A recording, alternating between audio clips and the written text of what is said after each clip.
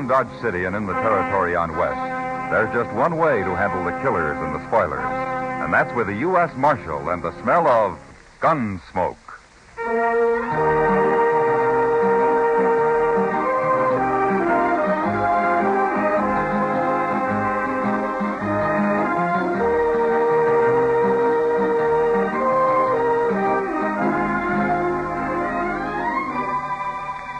Gunsmoke, starring William Conrad. The story of the violence that moved west with young America. The story of a man who moved with it. Matt Dillon, United States Marshal. Ladies and gentlemen, later on tonight's program, you'll hear a special message from the Honorable Edward F. Arnn, Governor of the state of Kansas. But now we bring you the first act of Gunsmoke.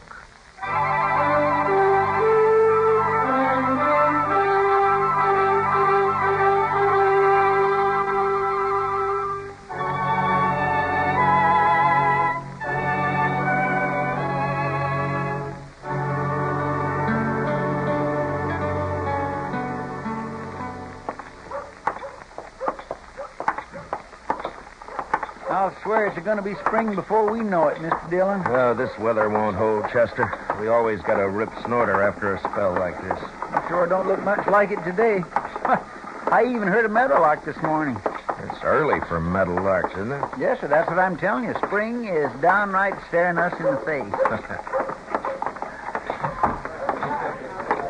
Well, the Texas Trail's kind of lively for this time of the afternoon. Well, it'll be livelier if you're right about spring and those trail herds start rolling in. Well, look who's here. And in the daytime, too. Well, howdy, Miss Kitty. Miss Kitty. Isn't it wonderful out? And guess what, Matt? I heard a meadowlark this morning. You and Chester. Huh? I've been telling him, Miss Kitty, spring is just around the corner. Kitty, Yeah. how come there's such a crowd in here? Oh, you mean the boys at the bar? Yeah. Well, it's some of the riders from the Cyclone ranch. They're celebrating. Well, it seems to me they were celebrating Saturday night. They're making kind of a long weekend out of it, aren't they? Oh, Jim Paulson said they all went back to the ranch Monday morning, but they got paid off. What? Yeah, the ranch was sold. Sold? You mean old man Bartlett sold out? Well, I hadn't heard anything about it. Well, that's what they said. The new owner had already taken over, some stranger. He's the one who paid him off. He brought his own riders with him. Well, what's this stranger's name, Kitty? Well, I don't know, Matt. Ed Revere over there was Bartlett's foreman. Ask him. Yeah, I think I will. Excuse me. I figured old man Bartlett would stay on. Howdy, Marshal. Figure on throwing us in the hoosegow? No, Ed, I wasn't planning on it. Do you happen to know where I can find old man Bartlett? Well, afraid you're out of luck. Him and his wife's left the country. At least that's what the fellow that bought the ranch told us. You mean he didn't even stay around to pay you all? Nope.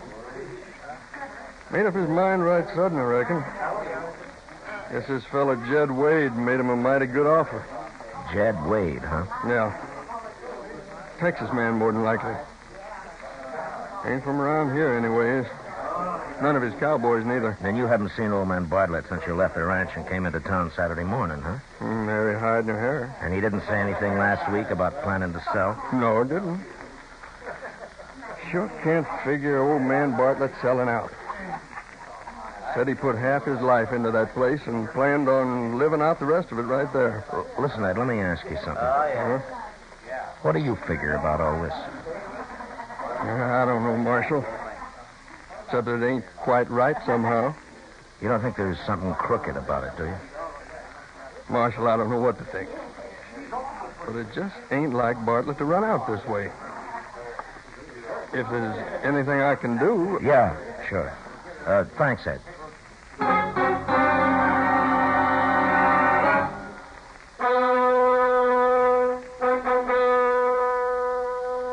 Marshal, I don't even have to look it up in the records. There's been no deed of sale on the Cyclone Ranch filed in this office. If there had, I'd know about it. Yeah, well, all right, thanks. That's all I wanted to know. Furthermore, there won't be one filed. Old man Bartlett will live out his life and die right there. You take it from me. Yeah, well, that's what I figured. Mr. Dillon? Oh, come on in, Chester.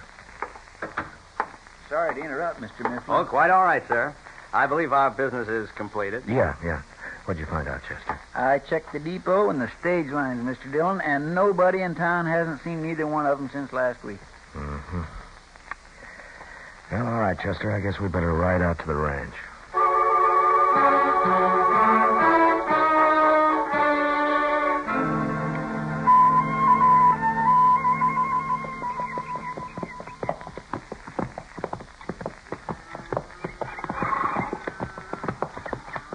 Looks like that new outfit brought some of their own cattle up from Texas, Mr. Dillon. Yeah. And they're wasting no time slapping a brand on them, either. Want to take a look at them? No. Let's ride on up to the house. I sure can't figure it, Mr. Dillon, working night and day to build up a good feeder ranch like this and then up and selling out without even thinking it over. Well, I can't figure it either, Chester. All right. Oh. My golly, it sure is a fine ranch. We ain't hiring anybody. Better mount up and ride. Are you Jed Wade? Name's Dallas. I'm the range boss. Matt Dillon, U.S. Marshal. Mr. Wade here? He's out in the barn. What do you want to see him about? Oh, suppose I take that up with him, huh? And suppose you turn around and hightail it out of here. Whenever Jed's got business with the law, he'll come to you. Now, look, mister. You hadn't ought to talk to visitors that way. Jed don't want strangers hanging around, Miss Wade. And he don't want you talking to strangers either. You better go on back in the house. I guess I know better than you what my own son wants. I'm the only one that understands him. You come right on inside, gentlemen.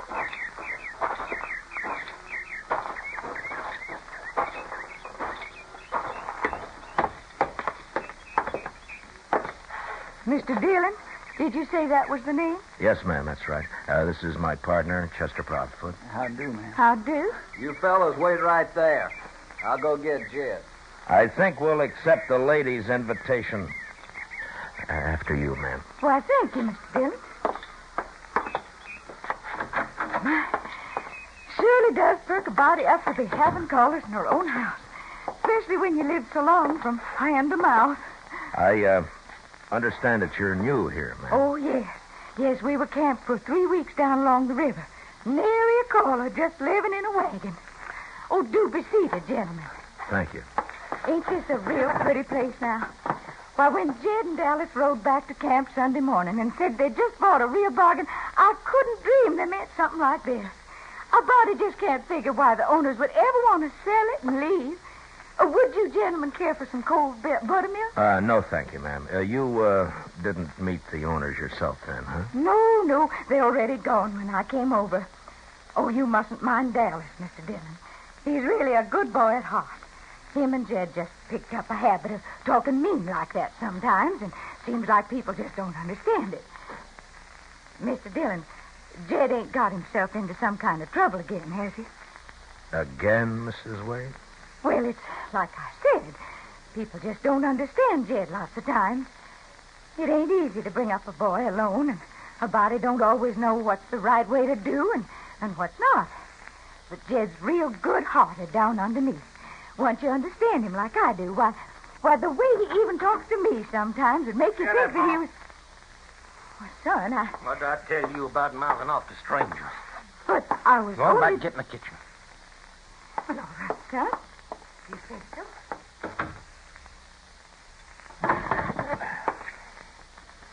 She's getting old, and it's been a hard trip up here.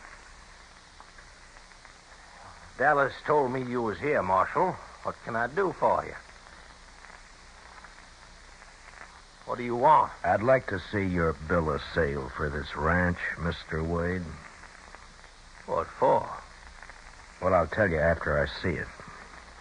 Now, you trying to accuse me of something? Not if you got a bill of sale signed by old man Bartlett. Well? All right, Marshal.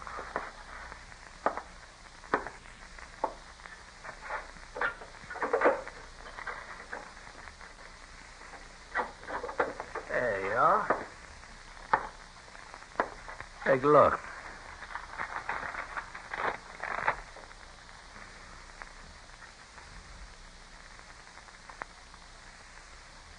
Uh-huh. Satisfied now? Where did the Bartletts go, Mr. Wade? They said they was leaving the country, and that's all I know about it. Yeah, you want to give me back my bill of sale now? Well, I'd like to take it into town and check the signature, if you don't mind. Go ahead. It'll check. Now, then you got nothing to worry about, have you? Nary thing, Marshal. Now, I don't know what's on your mind, but you're barking up the wrong tree.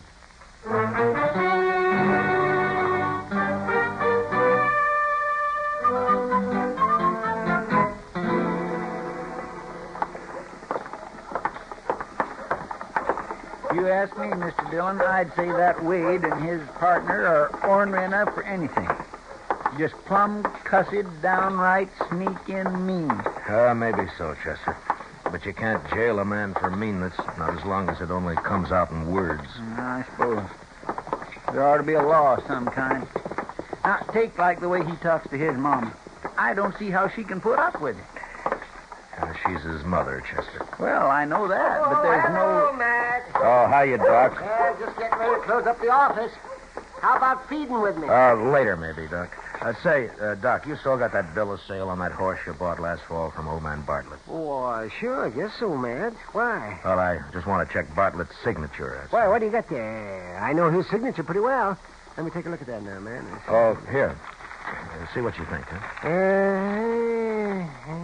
Sure. Oh, yes. That's old man Bartlett's scrawl, all right, of course it is. Well, maybe I was wrong. Yes, sir. It looks that way, Mr. Dillon. Yeah, but only about the bill of sale, Chester. We still don't know what happened to the Bartletts.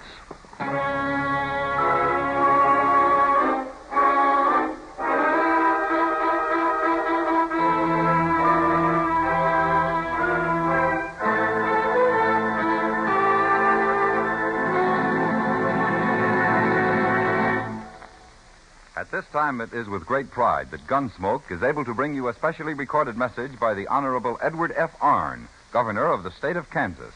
Ladies and gentlemen, Governor Arnn.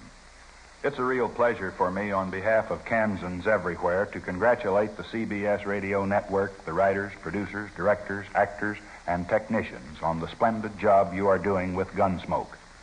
Here is real adult Western drama, without the usual horse opera cliches portraying an era and community of Kansas that graphically marked the formative years of our great state.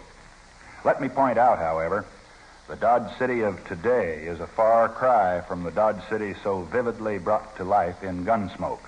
From those early pioneer and frontier days, Dodge City has developed into one of the fine cities of our state, industrially, agriculturally, and historically. The folks of Dodge City, and indeed all the people of this great sunflower state, thank you for a good job well done. Thank you, Governor Arnn. And now the second act of Gunsmoke.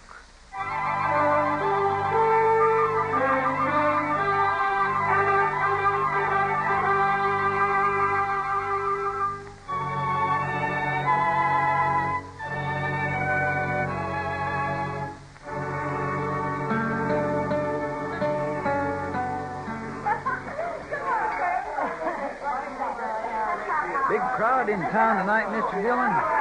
In here, too. Must be the feel of spring in the air. You get the man on the prod, makes him feel good. Not me, Chester. Yes, sir, I've been noticing that. You haven't said 1 dozen words in the last hour. It don't do a man any good to stay down in the dumps that way. Oh, drink your beer. Well, now, we just made a mistake, that's all. Got the wind up over nothing. Now we know it's old man Bartlett's signature, but I just can't help feeling that we haven't made a mistake. Well, maybe you ought to make one, Matt. Oh, hi, Kitty. Everybody ought to make a mistake once in a while. Keeps them from getting old. Or else helps him along. What's your trouble, Matt? Oh, feeling that somebody's guilty. Not being able to prove it? It's that Cyclone Ranch business, Miss Kitty. Now, I know Bartlett didn't sell out. His signature is on that bill of sale, Mr. Dillon. Yeah, but a man can be made to sign something, Chester. Well, why don't you find Mr. Bartlett and ask him? Well, I'd settle for just finding him. I don't think I'd need to do any more asking. Do you mean that the way it sounds, Matt? Yeah. I know I'm jumping at conclusions, but the way things add up, it's the only answer that makes any sense. Well, I hope you're wrong, Matt. Well, so do I, but I don't think I am. Anyway, there's not much you can do about it right now. Why don't you forget it for a while? How about a round of drinks, Matt, in honor of spring? Spring, huh? You and Chester. Well, it is, Mr. Dillon. Yeah, even the coyotes feel it. Did you hear him just after dark tonight yapping down along the river bottom? Yeah, I heard him. Kitty, would you mind if we had that drink later? Well, all right. But where are you going? Well, I just thought that Chester and I might take a little ride, that's all.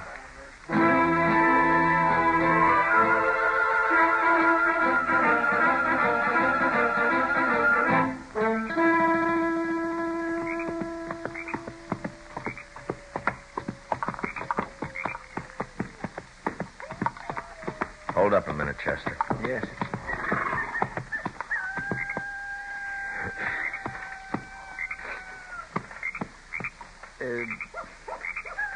Be all right to roll a cigarette, Mr. Dillon? No, you better not. We're too close to the Bartlett place. Miss Kitty sure was right about those coyotes. Every one of them and his brothers out tonight, all yapping their fool heads off. Yeah. You suppose those coyotes really know it's spring coming, Mr. Dillon? That could be. They're sure scattered all over the countryside. There seems to be more of them off there toward the river bottom, though. Yes, sir. I believe you're right, Mr. Dillon. Wonder why. I don't know. Might be worthwhile taking a look. Yes, sir.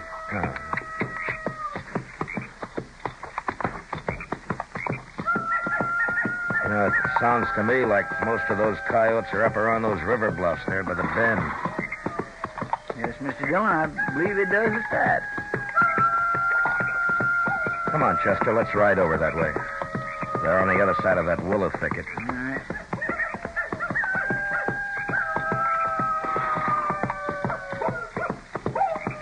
Now, let's cut through the thicket here. Yeah.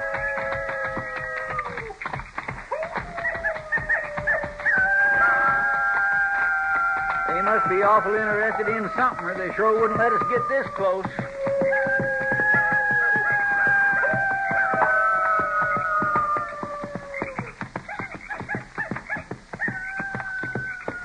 Well, I guess they heard you, Chester. I think most of them are over there at the foot of the bank. Let's take a look.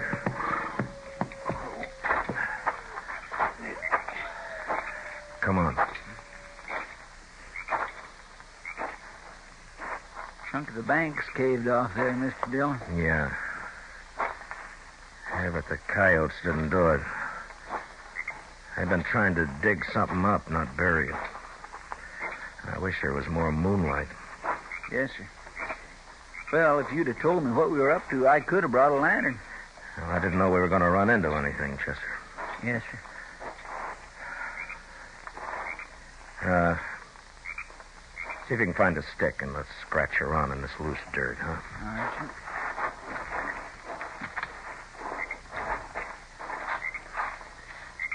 Anybody tried to tell me this morning that I'd be out here in the middle of the night digging in that dirt like a groundhog, not even knowing what the Sam Hill I was... What is it, Chester? Did you find something? Yes, sir. I sure have. Here, let me see.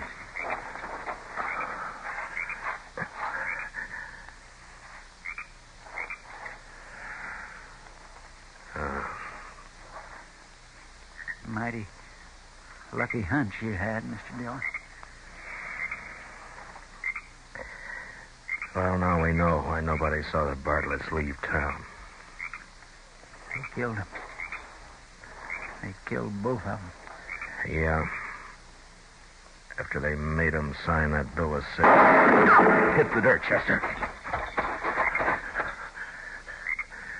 They came from the edge of the bank up there. Watch for the next flash. Is that you, Wade? Just to the left of that sumac, Mr. Dillon. Yeah, I saw it. You're under arrest for murder, Wade. Now throw down that gun and come out of there with your hands up. All right, Chester, let's open up on him.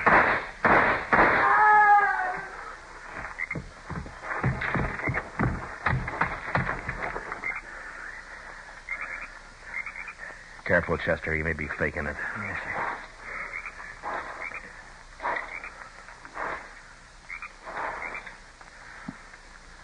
Only one thing, Mr. Dillon.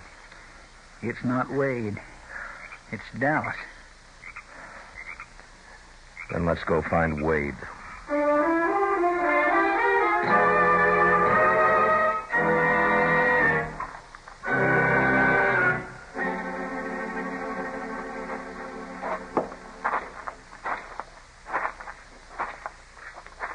Ranch is dark. Looks like they're all in bed. It may be easier that way. Yes, sir. I wish there was some way of keeping his mother out of it. I don't see how it can be. Dallas? Is that you? Did you scare the coyotes away? I heard the shooting and It's not Dallas, ma'am. Why, it's the marshal and Mr. Proudfoot. At this time of night. Well, this is quite a surprise. Yes, ma'am, I reckon so. Is Jed here? Well, I guess so. Maybe he's out in the barn or somewhere. What's wrong, Mr. Dillon? I sure do hope Jed ain't in some kind of trouble. I just want to talk to him, Miss Wayne. Why don't you go on back in the house, huh? And we'll see if we can find him. Well, all right, if you think best. You just go straight on back through the barn. I reckon you'll find him all right. Thank you, ma'am. It's not going to be easy. Yeah, I know. Keep yourself covered. I will. Sounds like he's working back there. Yeah. Bartlett put up enough prairie hay here to last for 3 years. Right on back, Dallas. Just about. Got these here running irons finished. Dallas won't be needing any running irons, Wade, or anything else. He's dead. We found where you buried the Bartletts. That's where that shooting was. You and Dallas. You're under arrest for murder, Wade. And if you make a move, you're going to end up the same way Dallas did.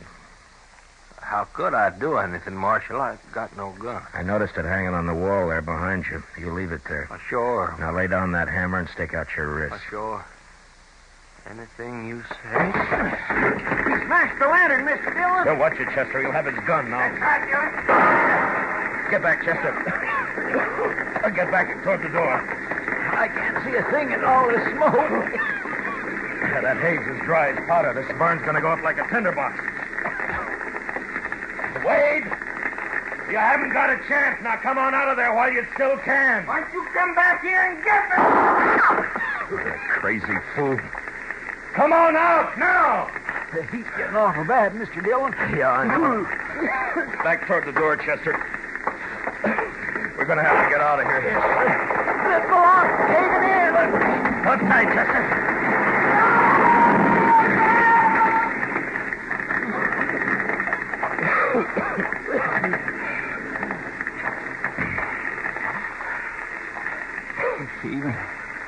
Even for a man like Wade, that's not a good way to die, Mr. Dillon.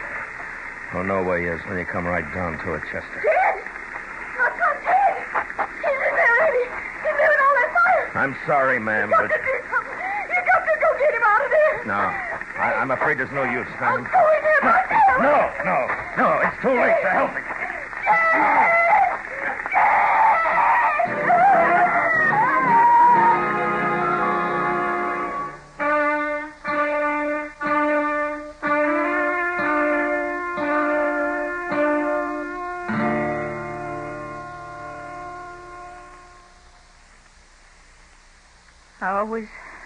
knowed it was going to end like this sometime. I always knowed it. I'm sorry, Miss Wade. Jed done something real bad, didn't he, Mr. Dillon? Him and Dallas. That's why you come back here. Yes, ma'am, I'm afraid so.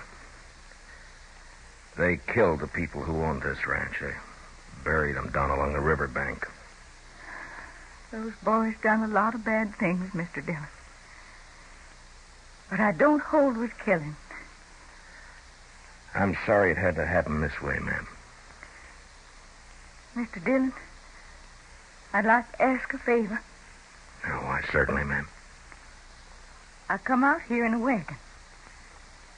It's out back of the house. Now that it's getting light, if you'd hitch up my team to it, I'd like to go back to town with you. Chester? Yes, Mr. Dillon, I'll do it. I'll just take what I brought, Mr. Dillon. Nothing else. Well, just as you like, ma'am. It's all in the trunk. Funny thing. I never did unpack it.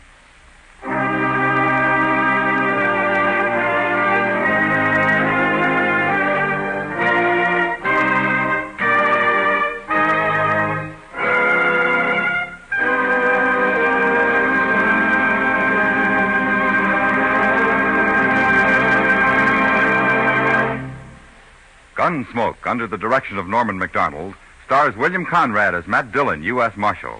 Tonight's story was specially written for Gunsmoke by Les Crutchfield, with music composed and conducted by Rex Corey. Featured in the cast were Vivi Janis, Harry Bartell, Lawrence Dobkin, Joe Cranston, and Jerry Hausner. Parley Bear is Chester, Howard McNear is Doc, and Georgia Ellis is Kitty. Gunsmoke is heard by our troops overseas through the facilities of the Armed Forces Radio Service. Join us again next week as Matt Dillon, U.S. Marshal, fights to bring law and order out of the wild violence of the West in Gunsmoke.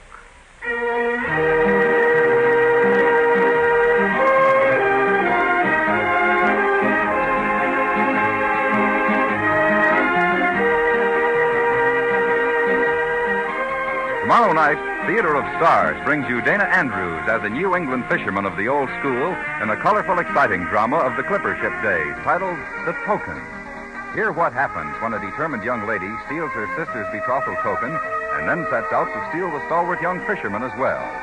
It's on Theater of Stars tomorrow night on most of these same stations. A feature presentation of CBS Radio at the Stars address. And you've heard of people stopping the show. Well, there's a show on CBS Radio every Sunday evening that stops the people. It's the Jack Benny Show, of course. And when it comes on the air, practically everybody stops doing practically everything except laughing. So tomorrow night, just stop everything and listen to Jack Benny. He'll be on your favorite CBS radio station. George Walsh speaking.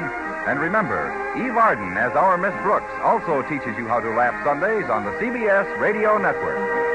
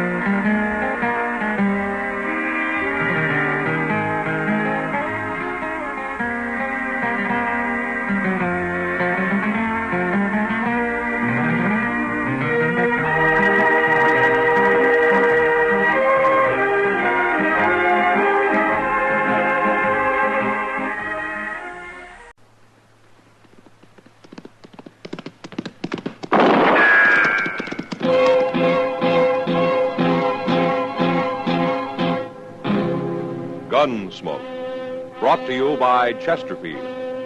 Chesterfield packs more pleasure because it's more perfectly packed, thanks to Accuray. They satisfy the most. Around Dodge City and in the territory on West, there's just one way to handle the killers and the spoilers. And that's with a U.S. Marshal and the smell of Gunsmoke.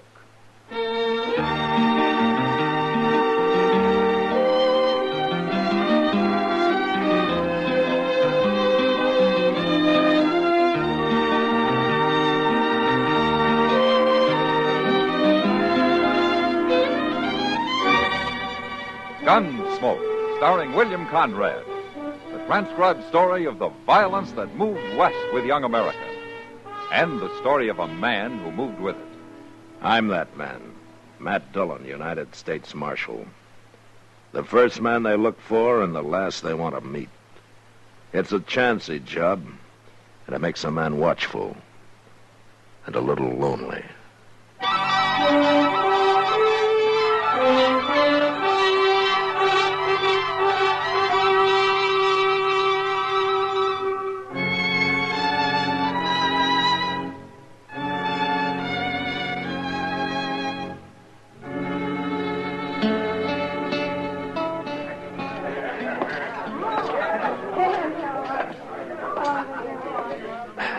Evening, Matt. Hello, Kitty. You look a little blue. Oh, it's cold outside. Well, you sit down. Yeah. I'll have Sam fix you up a coffee grub. That'll warm you. Why do you think I came in? Well, you sure know the way to compliment a lady. Maybe I ought to just... What do you think you're doing? Matt, look. He's been spoiling for trouble ever since he came in here. I asked It's you a Murdoch, question, huh? mister. Do you know him? Yeah. Well, answer. Nothing. You don't need the whole bar. What'd you say? I got as much right here as you. Is that so? Matt, he's got a knife. Wait a minute. Murdoch!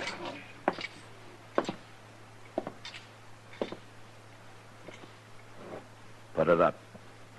You again, Dillon. Just like the last time. You want more of the same? It's a little different now, Murdoch. So I see. You got a badge to hide behind now. Put up the knife. That's better. This man's crazy, Marshal. I didn't do a thing to him. I didn't mean to jostle him. It's all right, son. It's over now. Go on about your business. Yes, sir, Marshal. Yes, sir. Yeah. What kind of a bone picker is that for the high plains? Times have changed, Murdoch. Nothing but settlers and dudes, bone pickers and trackmen, cow wranglers and bluecoats, and lawmen. There's something you better understand, Murdoch. Hmm? When Dodge was full of you buffalo hunters, you could throw your weight around. Well, not anymore. I ain't changed, Dillon. Just stay out of trouble. I'll do as I want. He always did. What are you doing in Dodge anyway? There haven't been any buffalo around here for years. Well, maybe I came to see you, Dillon. And I thought you probably figured me for dead. Oh, no. I heard about you and your badge. Maybe it's just as well for both of us I'm wearing it. I don't fear no man. And least of all, you. All right. Just let me give you a little warning. If you're thinking of going south for buffalo into Indian territory, I wouldn't. I do a lot of things you wouldn't. This is orders from Washington. They don't want any more trouble with the Indians. The territory is closed to hunters. They got cavalry patrols along the line. I go where I aim to go. And I don't fear no cavalry. And I got orders to stop anyone. Have you now? You just remember what I said.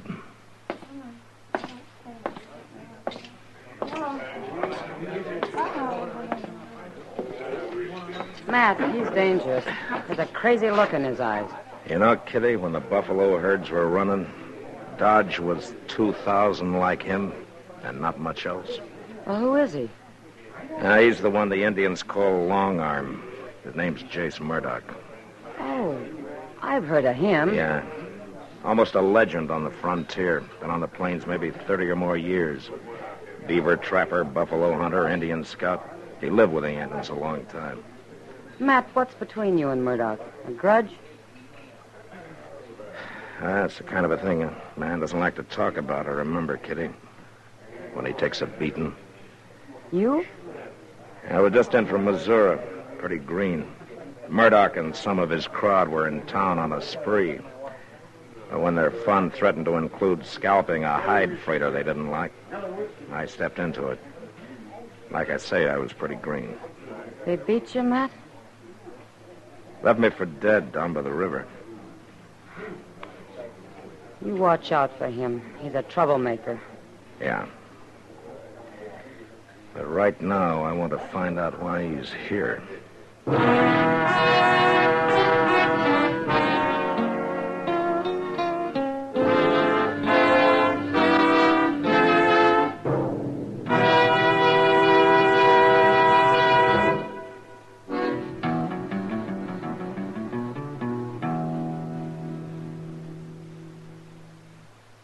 Introducing one of the country's best-known jazz musicians and arrangers, Mr. Bobby Haggart. How about whistling along with him?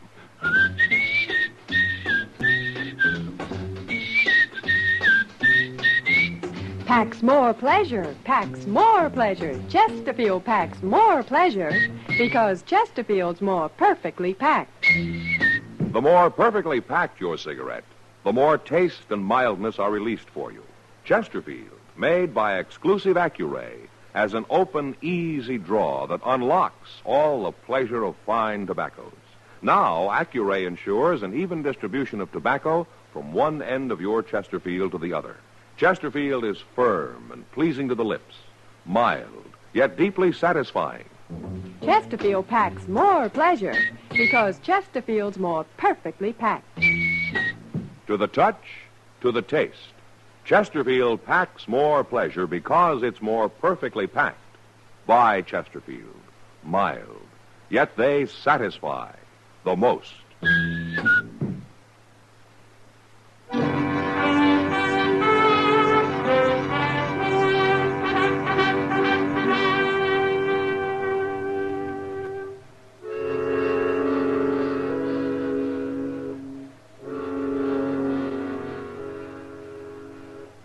I figured Murdoch was in Dodge outfitting a hunt, so I found the merchant who sold him supplies.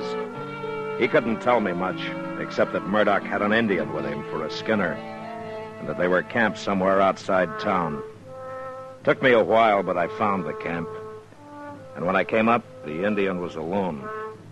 He was a young brave, and he was hunched over the fire, sharpening a long, curved skinning knife.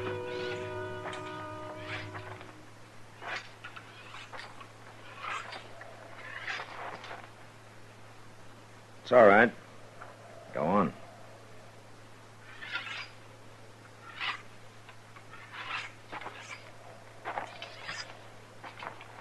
You're a long way from home, aren't you? What are you, Blackfoot? How do you know that? The scars on your wrists, the cut arms. Your people do that in mourning some close relative's death, don't they? No. Who are those for? Father, brother, mother? All right. My name's Matt Dillon. I'm a U.S. Marshal. How are you called?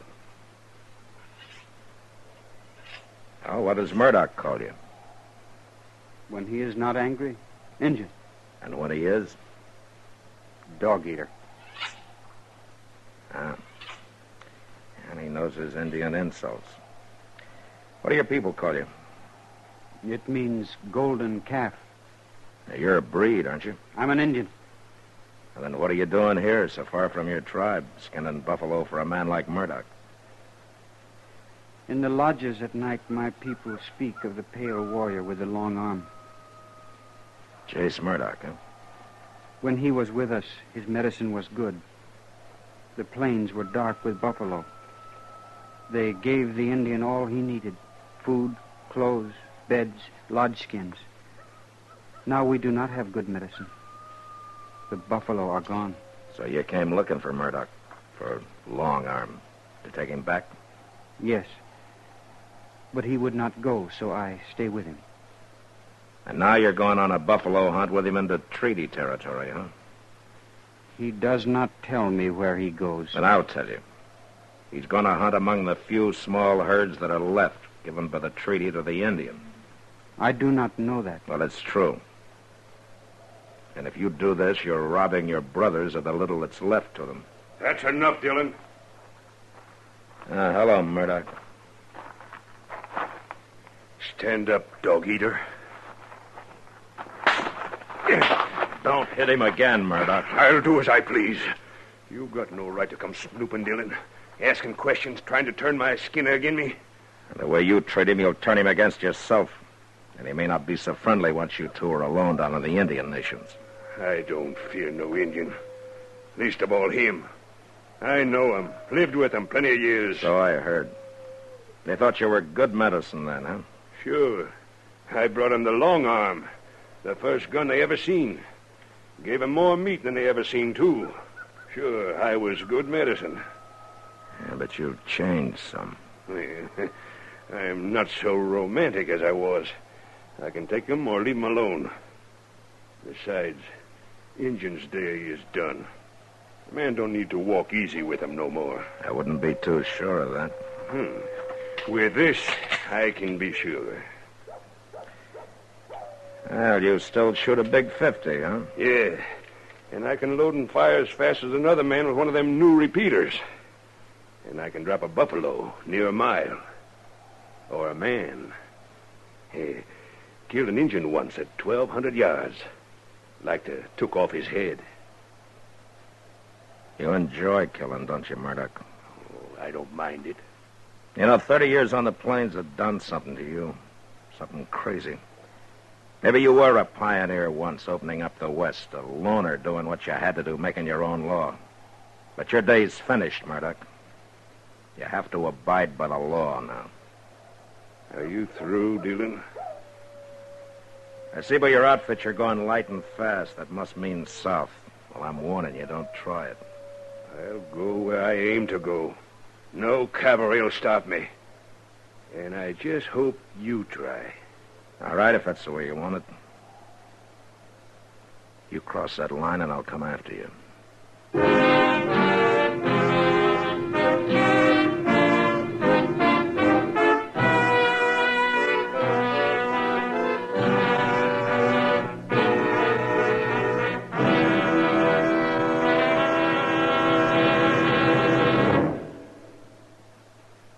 Say, where are you listening to Gunsmoke? In your car? Getting ready for dinner? Oh, I see. Just relaxing in your favorite easy chair. I'd say you're in a good spot right now to really enjoy Chesterfield's better taste and mildness. You see, Chesterfield packs more pleasure because it's more perfectly packed. A more perfectly packed cigarette gives you an open, easy draw that unlocks all the better taste and mildness of fine tobaccos. And Chesterfield, made by exclusive Accuray, is more perfectly packed, with an even distribution of tobacco from one end of your Chesterfield to the other.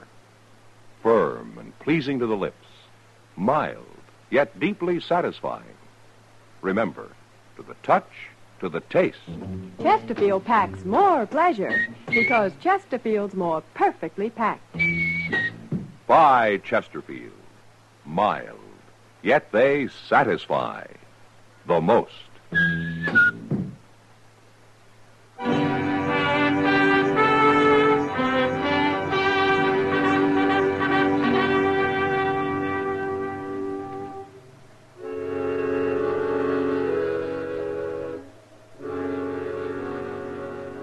I could have sent word to the colonel out at Fort Dodge and let the cavalry handle Murdoch.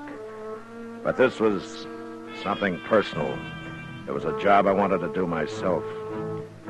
I couldn't touch Murdoch until he crossed the line into the Indian nations, so the next morning I just watched him drive out of town. I gave him a couple of hours, and then Chester and I started on his trail. Went straight south, across the Arkansas, into the nations.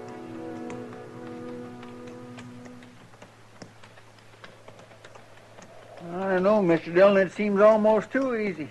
His wagon tracks in the snow, going straight as a board as far as you can see over the next rise. Yeah, I know, Chester. But we better keep our eyes open. We should be getting close to him now. Well, I guess ain't nothing to worry about, as long as we can see his tracks up ahead. Now, maybe not. But we'll come up on that rise easy. Just might be waiting for us on the other side. Well, I don't know. The way he ain't bothering to cover his trail, it seems like he ain't expecting us to follow him. Maybe he didn't believe you. Don't count on it. Why, I swear this ain't the time of year for traveling, is it? Good time for buffalo hunting, though. Coats will be prime. And if I was... Mr. Dillon!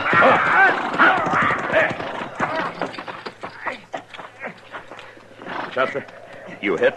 No, sir, he didn't get me. He got my horse, but I'm pinned down. All right, I'll get you out. Mr. Dillon, look out. He's still shooting. All right, just stay flat behind the horse. Now, you pull your leg out when I lift up on the saddle, huh? Yes, sir, I will. Oh. There. Now, stay low. Mr. Dillon, where'd that shot come from? Well, I'm not sure, but Yeah. From over in that rim of rock there. He must have circled around. Yeah, we rode right into a trap. How's your leg? Well, it ain't broke, I don't think. But it hurts some, all right. Oh, I'm afraid I ain't going to be much use to you, Mr. Dillon. Now, don't worry about it, Chester. But what are we going to do? We can't just lay here in the snow. We'll freeze. That's probably what Murdoch's thinking. He sure planned it and got us pinned out here in the open. No cover anywhere near. Mr. Dillon, my rifle's under the horse. Maybe we can... No, it wouldn't do any good anyway, Chester. It's too far. Only his buffalo gun has this range. Yes, sir. I got it. Where is it? No, he shot your horse, Mr. Dillon. There was no need for that. Yeah. He's showing us how great a hunter he is, Chester. What are we going to do without horses? Now, we'll worry about that later. Right now, there's one thing we can do. Get up to those rocks and rush him. But how? Well, his Big 50's a single shot. He's got to reload between shots. He's doing it mighty fast. Yeah, but while he is, I could be moving. Oh, Mr. Dillon, you wouldn't never make it. Why, that's 500 yards or more. Now, you got any other ideas, Chester? No, sir, I ain't. Oh, darn this leg. It's all right, Chester. This isn't your fight anyway. Well, I think I'll draw a shot and see just how fast he can reload. No, Mr. Dillon. 1, 2. You're taking awful 3, chance standing up like that, 4, Mr. Dillon. 5. No. Gracious, All right. Now we know. 5 seconds. That ain't very long. Now, that'll have to be long enough. Oh, Chester. Yes, sir. Good luck, Mr. Dillon. Yeah. Same to you, Chester. Hey, Murdoch! 1, 2, 3, 4, 5.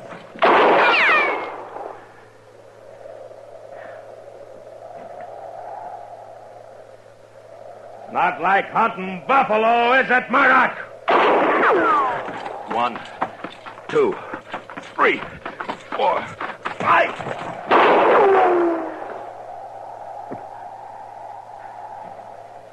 Well, you're getting closer, Murdoch. 1, 2, 3, 4, 5.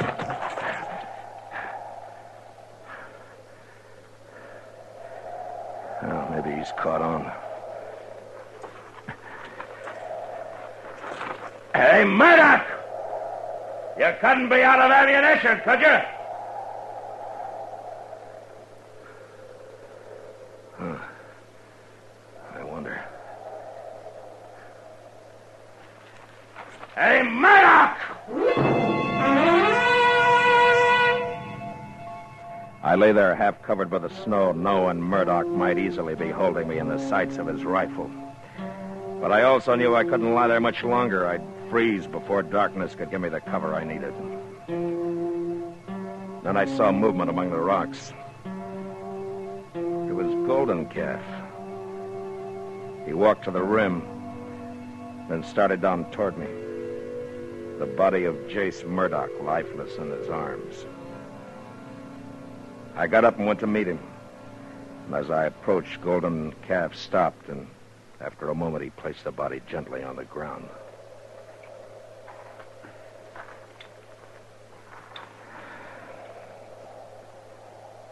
Why did you do it, Golden Calf? I know now you spoke the truth. His medicine was not good. Not anymore. Is that the only reason you killed him? Here? Now? All right, thanks, anyway. I'm going to have to take you back.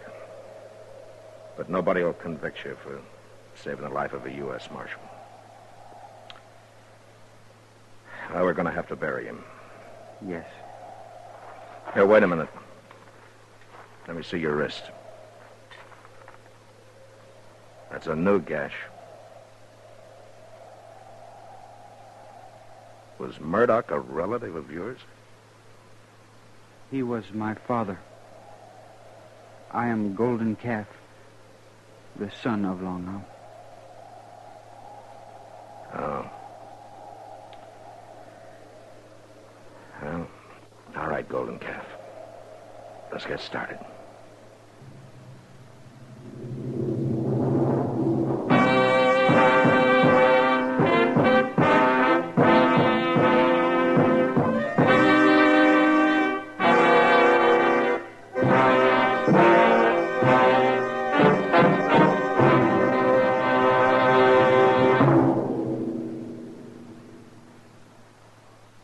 In a moment, our star, William Conrad.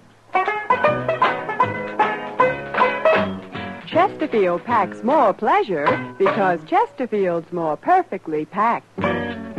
Chesterfield, made by exclusive Accuray, packs more pleasure because it's more perfectly packed. Unlocks all the pleasure of fine tobaccos. Chesterfield packs more pleasure because Chesterfield's more perfectly packed. Firm and pleasing to the lips. Chesterfield. Mild. Yet they satisfy the most. You know, the arrival of a Texas herd in Dodge usually meant celebrating and the general hurrahing of the town. But next week, a herd arrives with a murdered man. And that was the West. Good night. Gunsmoke. Produced and directed by Norman McDonald, stars William Conrad as Matt Dillon, U.S. Marshal. The special music for Gunsmoke was composed and conducted by Rex Corey. Sound patterns by Tom Hanley and Bill James. Featured in the cast were Nestor Paiva, Sam Edwards, and Harry Bartell. Harley Bear is Chester, and Georgia Ellis is Kitty.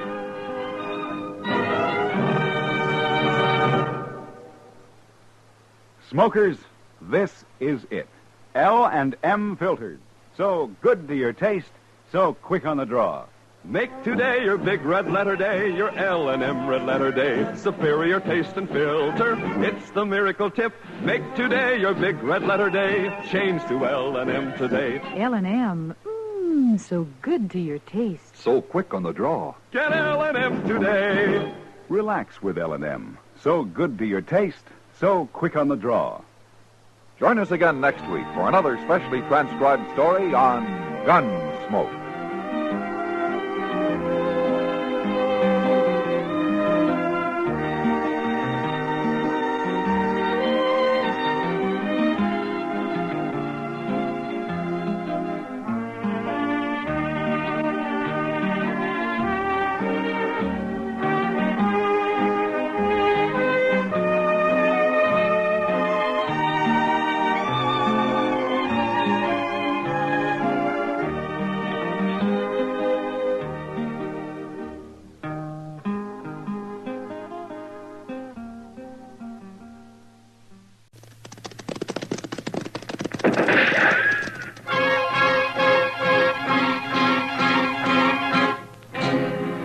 Around Dodge City and in the territory on West, there's just one way to handle the killers and the spoilers, and that's with the U.S. Marshal and the smell of Gunsmoke.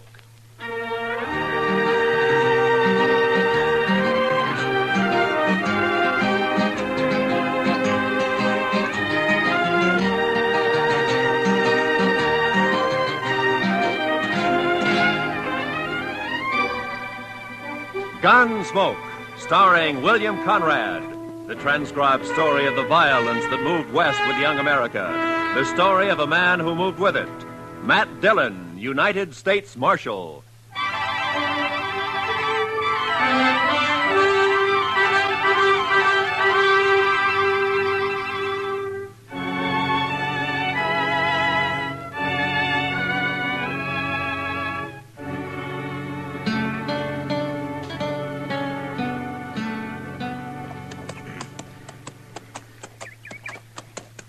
Well, we're inside of Dodge anyway, Chester.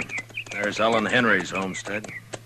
Wonder how she'd take to serving up a breakfast, Mr. Dillon. I'm plumb hungry. Well, I'll settle for watering the horses. I don't imagine Ellen has any extra food. No, sir. It's gone pretty hard for her since Ethan died, hasn't it? That's the talk. Look at her place. 3 lean-tos and not a green thing growing. I don't know how she makes out. Well, maybe Luther helps more than the folks give him credit for.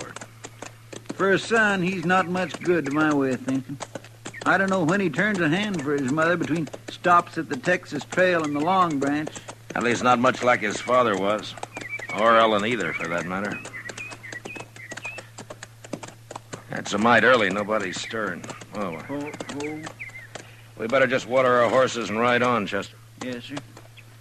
Quiet like, isn't it?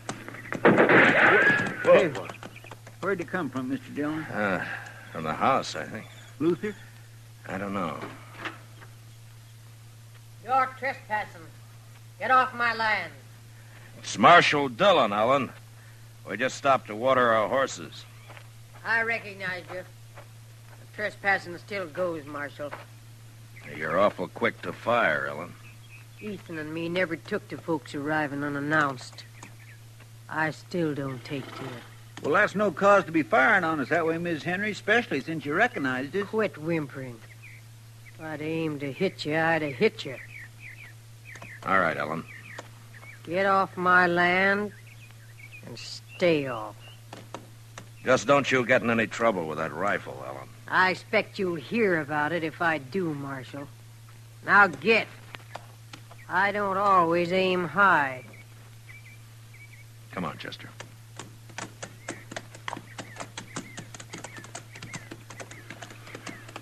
How old did you say she is, Mr. Dillon? She can't be over 40, I guess. If that. She looks like an old woman. 60 or more. She's dried up. Dead inside. Remember when Ethan and her and the boy came out here, Mr. Dillon, right after the war? She's an awful pretty little thing. Mm-hmm. Luther was a little more than a baby then. No, Mr. Dillon, I was just thinking. Ethan was so proud of his homestead and his boy and Ellen. Now he's 5 years dead, the boy's gone bad. His wife and his homestead, they've just dried up. It's kind of sad, ain't it? Yeah, it is. Well, come on, Chester, let's get on into Dodge.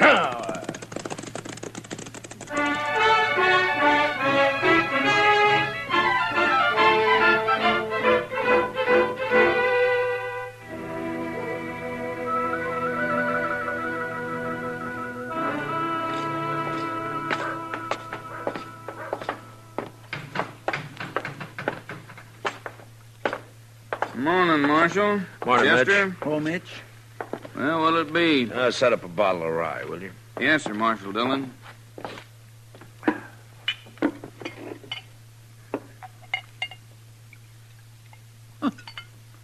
Look, there's Luther over there at the table, alone.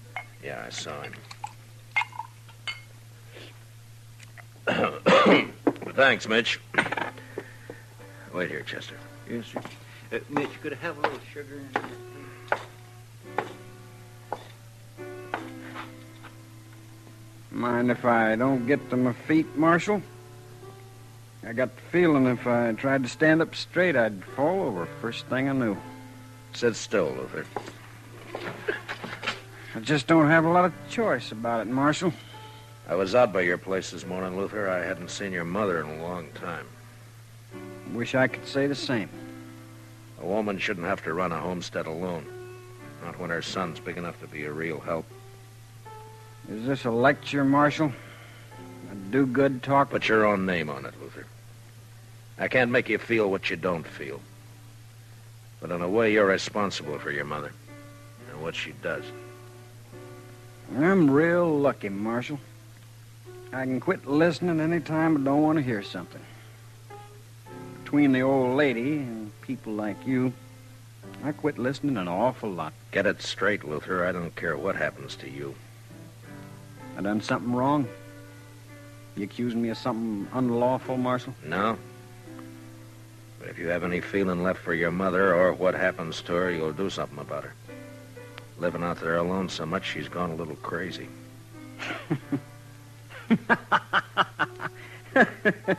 She shot at you. Is that all's concerning you, Marshal? Half the time I do go home, she levels off at me. I got a ride in under fire. Or crawling on my belly. She's crazy, like you said. I swear, she's crazy. Then you ought to bring her into town. Get a keeper for her. Maybe I would. If I cared what happened to her. I don't care. I don't care at all. Well, that's up to you, Luther. Now, that's just another one of them things I didn't hear you say, Marshal.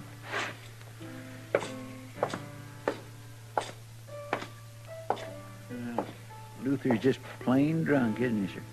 That and just plain no good.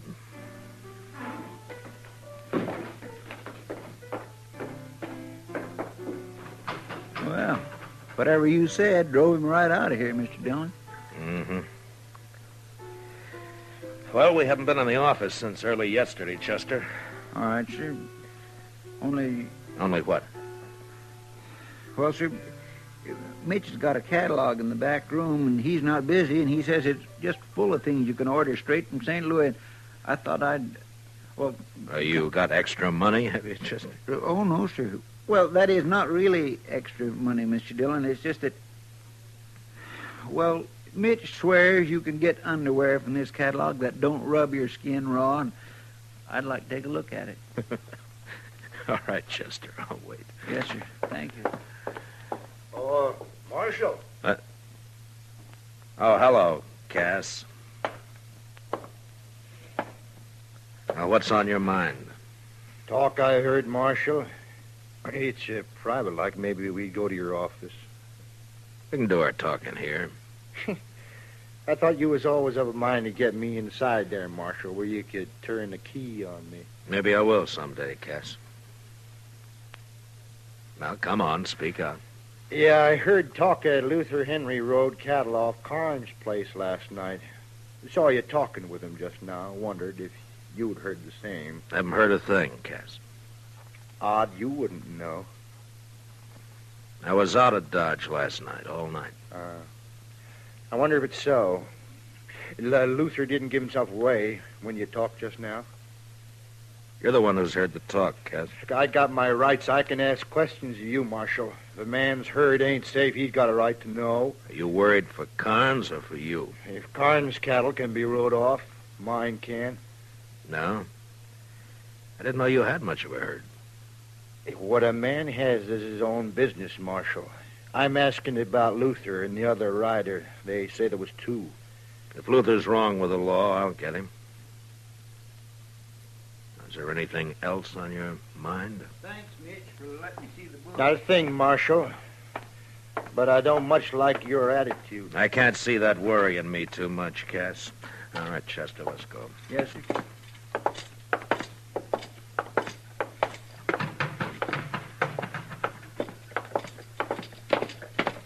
Mr. Dillon, I was watching him from the back there. He's a sniveling sort, that Cass. Mm-hmm. Come to think of it, though, I don't know a single bad thing he's done. Know any good he's done? No, sir. Can't say that I do, Mr. Dillon. How about you? Did you find out about your fancy underwear? Yes, sir. All right, now we can tend to business, huh? Come on.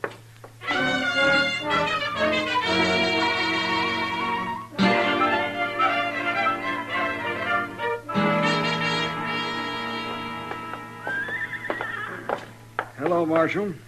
I was waiting for you. Oh, good morning, Mr. Carnes. Howdy, Chester. Well, how do, Mr. Carnes? You got the key, Chester. Yes, sir. Well, I don't see you in town much, Mr. Carnes. Only when I got business, Marshal. No. Well, come on in, won't you?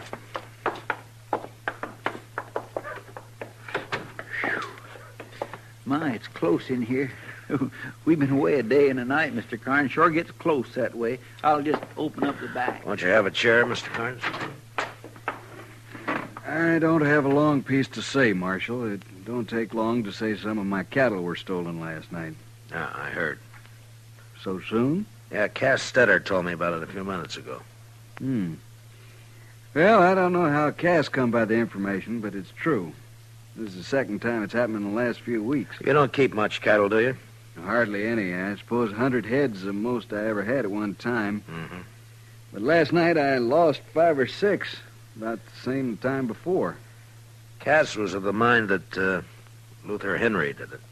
I don't know, Marshal. One of my hands said Luther was out at my place the other day just looking around. I got no real reason to suspect him. Only thing I know is that whoever it was rides a horse that's shot all the way around. You don't see a lot of that on the prairie. No, you don't. You think there was just one rider, Mr. Carnes? There was 2 from the tracks, but the boys and me lost them in the rain. I thought I'd tell you about it, Marshal. I can't afford to lose the little I got. No, I'll do what I can, Mr. Carnes. I kind of hope it isn't Luther. Not for him so much as Ellen. She's had enough trouble. Yeah. Well, Chester and I'll ride out to the Henry place and look around, Mr. Carnes. If Luther's guilty, maybe some of Ellen's troubles will be over. Or maybe they'll just be beginning.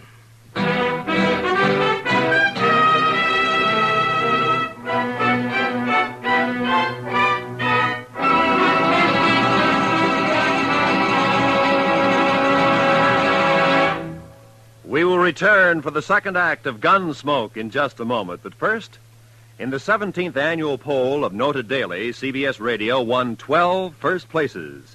The top poll award, Champion of Champions, went to The Jack Benny Show. Best comedian was Eve Arden on Our Miss Brooks. Best comedian, Jack Benny. Best Master of Ceremonies, Bing Crosby. Bing also won the nod as Best Popular Male Vocalist. Doris Day was rated Best Feminine Pop Vocalist. And so it went in all 12 first places. Now for the second act of Gunsmoke.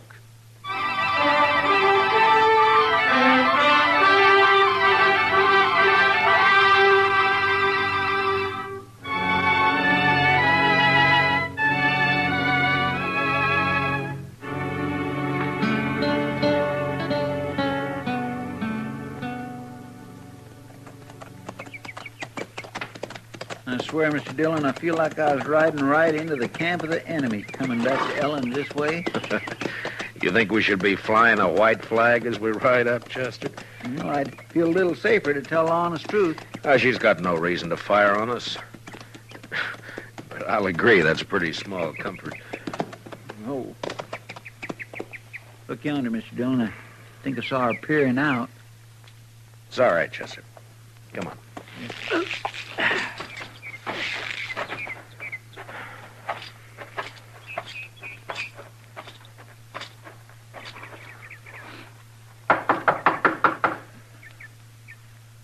I don't see Luther's horse around. Maybe he isn't here. Well? Afternoon, Ellen. I want to talk a bit about Luther. I got work to do in the shed. I'm going there. You want to talk?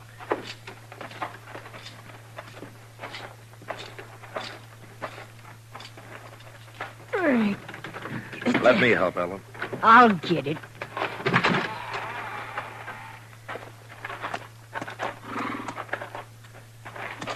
He's got a loose shoe.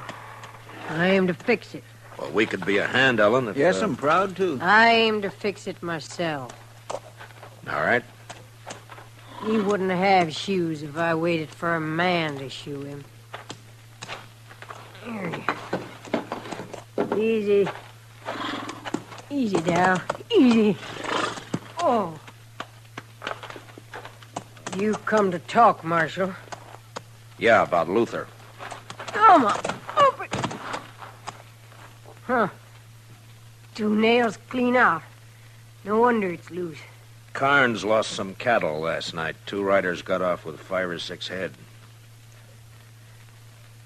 One of Carnes' hands thinks Luther was one of them. Is he around, Ellen? I told you before. He comes and goes, Luther does.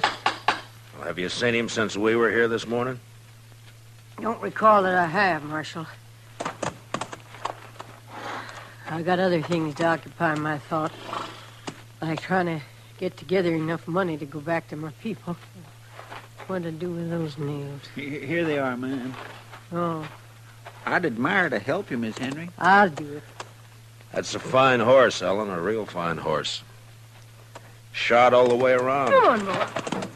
That was Ethan's way. This your horse or Luther's? Mine. What? That was Luther, Mr. Dillon, and he took your horse. Yeah. Will I make a run after him, sir? Not when he's wild, Chester. I don't want you shot or him either. I just want to talk to him. Well, he just comes and goes, huh, Ellen? Believe what you want, Marshal. I didn't know he was around. Like I said, I never know. Quit caring. Don't worry, Marshal. Luther will get his. He's had it coming to him for a long time. Well, I guess we ride back double, Chester. Yes, sir, we sure do.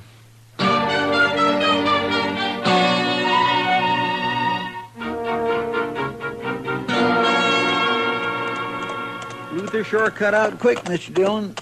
Maybe he did run those cattle off Carnes' place last night. Maybe. He's running away from something. Wonder where he'll hide. Everybody around here knows your horse. Oh, he's made a lot of mistakes. He'll make more. Nothing says he's going to turn bright all of a sudden. You're not worried about your horse then, Mr. Dillon? I don't think so, Chester. What kind of a woman is that, Mr. Dillon? Ellen? Yes, sir. I don't know. I'm not much of a hand to understand women, Chester, any woman. I don't know. You think she knew Luther was home all along? Maybe. I just don't understand it, Mr. Dillon. It's not right, somehow, a woman not caring about her own son. You hear her? She said right out, I quit caring. It just don't seem right.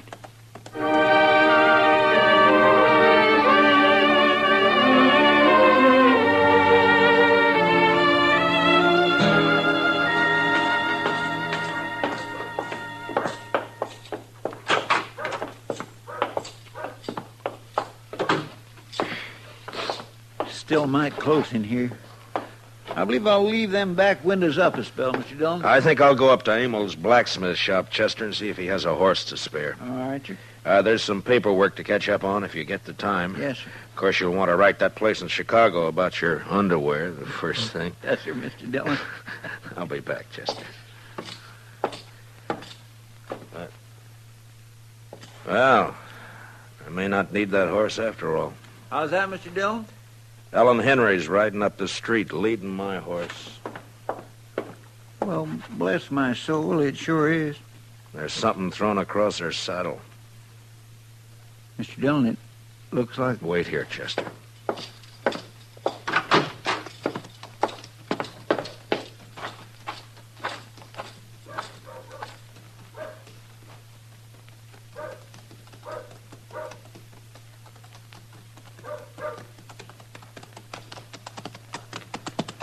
Hello, Ellen. I brought your horse back, Marshal. He's been run hard. He looks all right. You found Luther, did you? He's dead. You found him dead? He had it coming a long time. Here, I'll lift him down.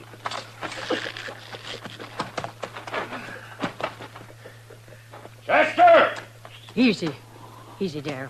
Easy.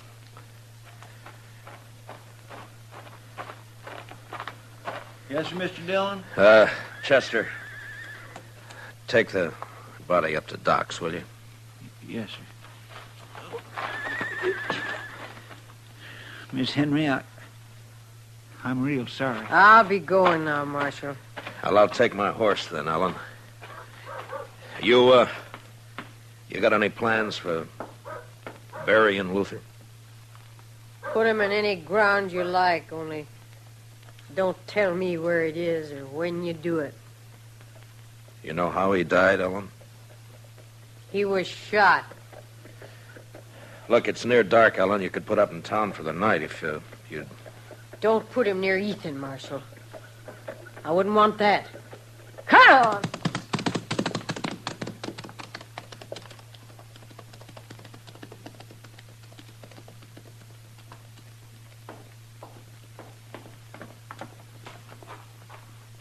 Doc's working on Luther now, Mr. Dillon.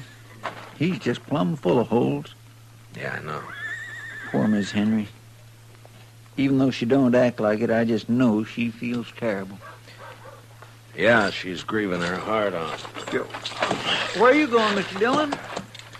I don't think I expressed my sympathy to poor Miss Henry proper.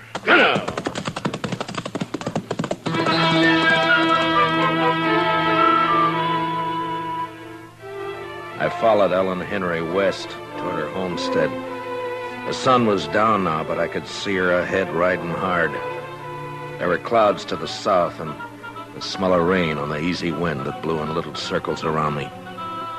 Ellen bore west, and I lost her past a clump of cottonwoods near Carnes' place, so I rode harder. And when I came even with the trees, there was just enough sun ray left to see her head south toward the dark clouds.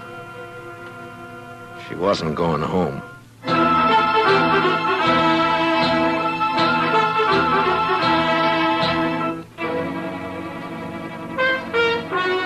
was dark now. I couldn't see anything. The storm clouds stretched black from the south and fastened over half the sky. And I rode hard against them till I saw the flicker of lantern shine ahead. It was Cass Stetter's place. I left my horse out away from the house and walked in as softly as I could. Cass and Ellen were having their talk in a cattle shed near the house. You've trusted me before about the money, Ellen. What's the rush this time? My work's done, Cass. It was done last night when Luther and me drove them last few from Carnes' place over here. I want my share and Luther's. Him not cold dead yet, and you want a share. Ain't a mother entitled to whatever her son leaves? Mother?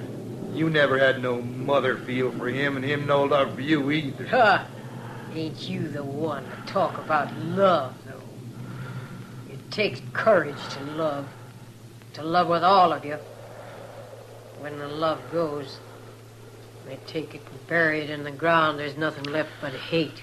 I wouldn't kill my own kin. You wouldn't be that honest.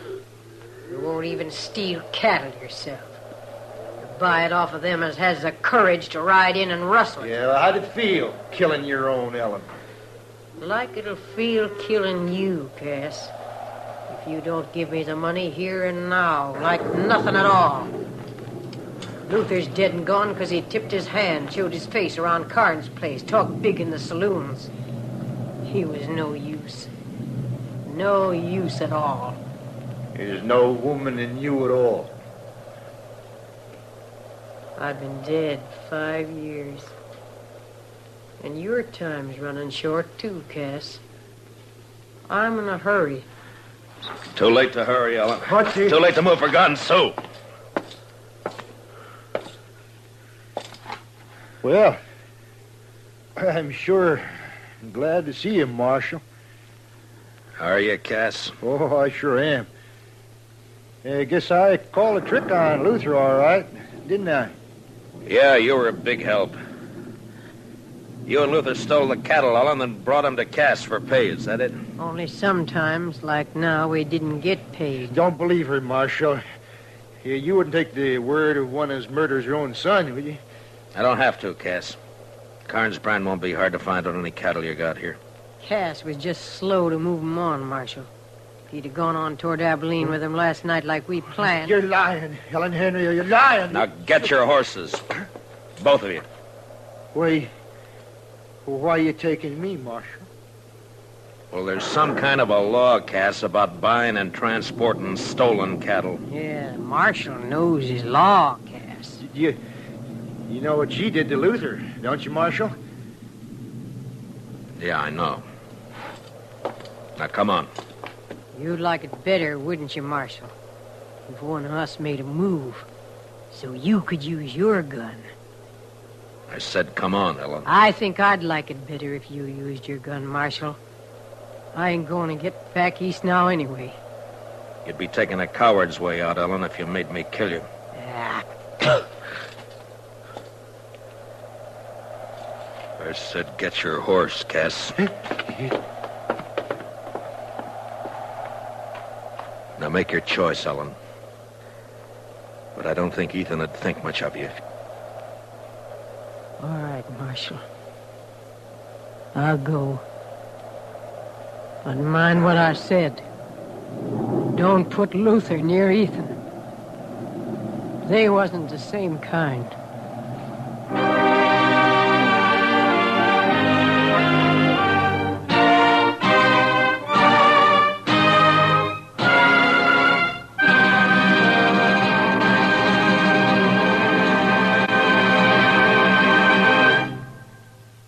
Gunsmoke, transcribed under the direction of Norman MacDonald, stars William Conrad as Matt Dillon, U.S. Marshal.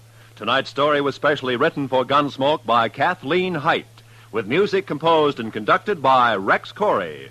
Featured in the cast were Jeanette Nolan, Sam Edwards, John Daner, Harry Bartell, and Herb Vigran. Parley Bear is Chester.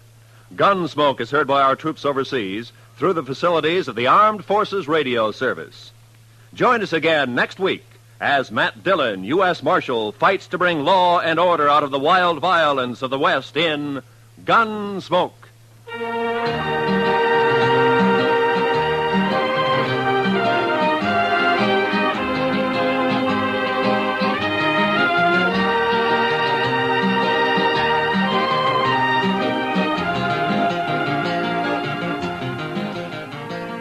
This coming Monday evening, hear Richard Widmark as one of the desperate Spencer brothers riding against time and death in a suspense drama well calculated to keep your interest high.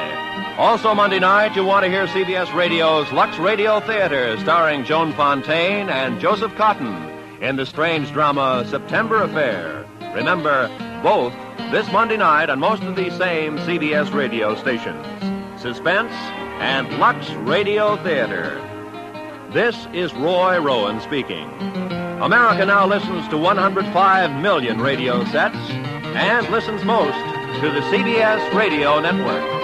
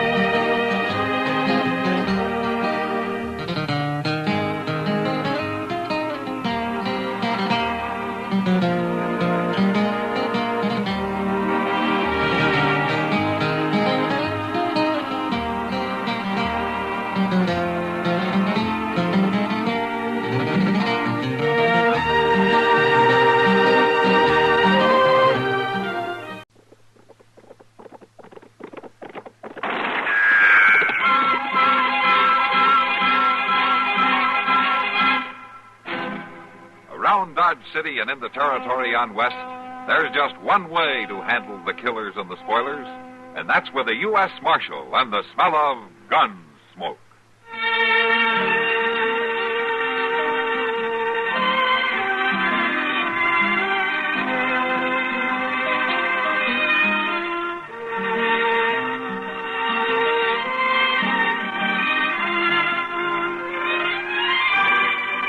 Gunsmoke, starring William Conrad, the story of the violence that moved west with young America, and the story of a man who moved with it. I'm that man, Matt Dillon, United States Marshal. The first man they look for and the last they want to meet. It's a chancy job, and it makes a man watchful and a little lonely.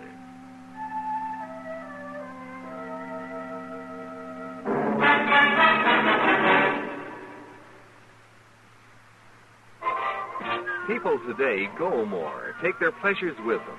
This is the lively life, the life for Pepsi-Cola. Light, bracing, clean-tasting Pepsi. So think young. Say, Pepsi, please. Take Pepsi wherever you go. So go ahead and fix a drink that lets you drink young as you think. Yes, get the right one, the modern light one. Now it's Pepsi for those who think young.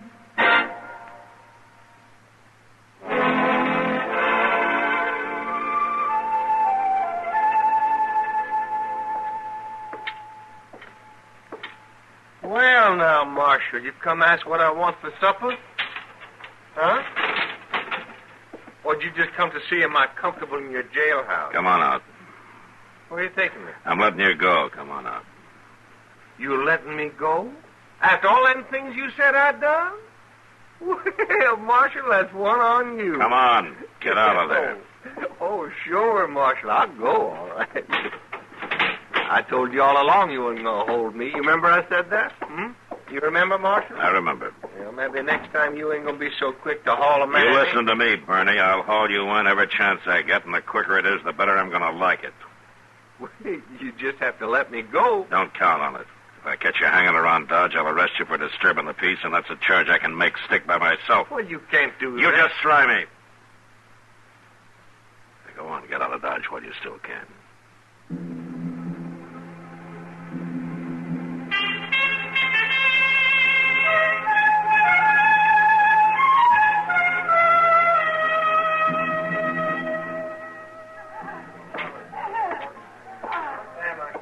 There, what'll it be, Marshal? I have a beer, Sam. Okay, Marshal.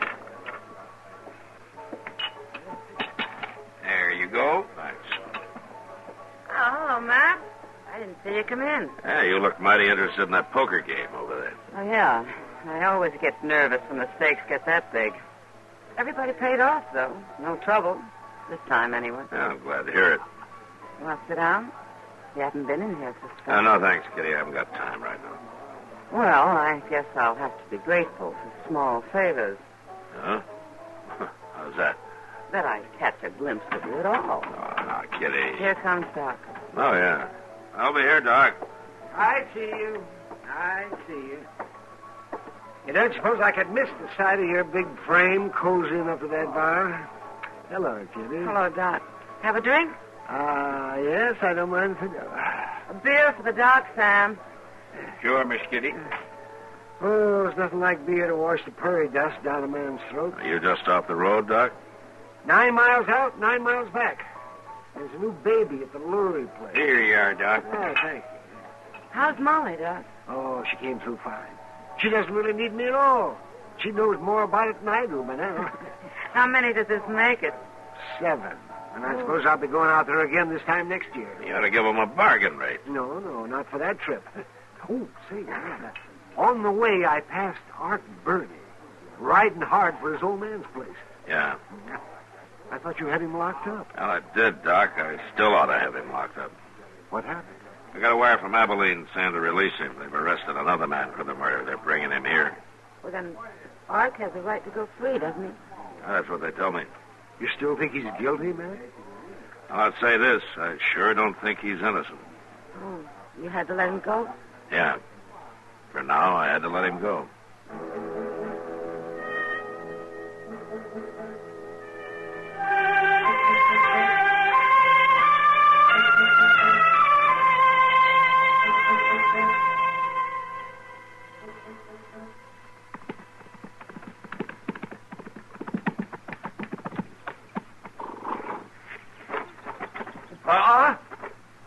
Pa?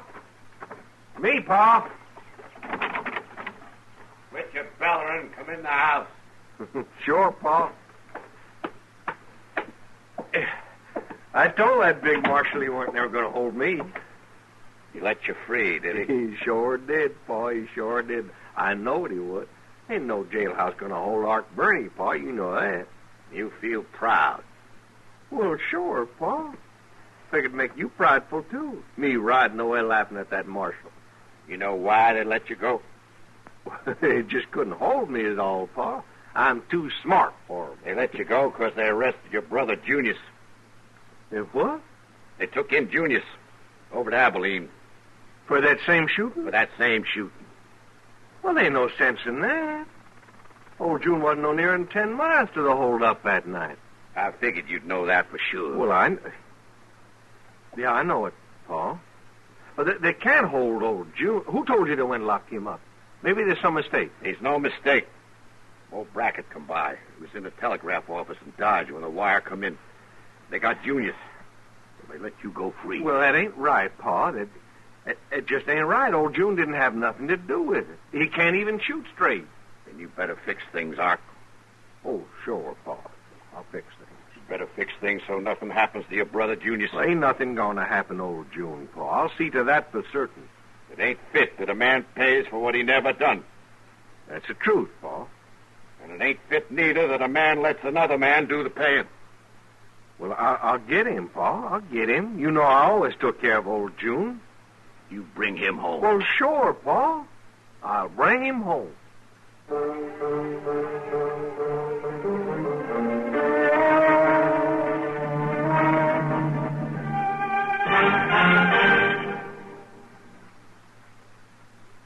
You can't explain away the unique qualities of the CBS Radio Network's in-person program with the word entertainment.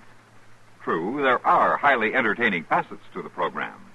But calling in-person entertainment is like describing the Empire State Building as an office building.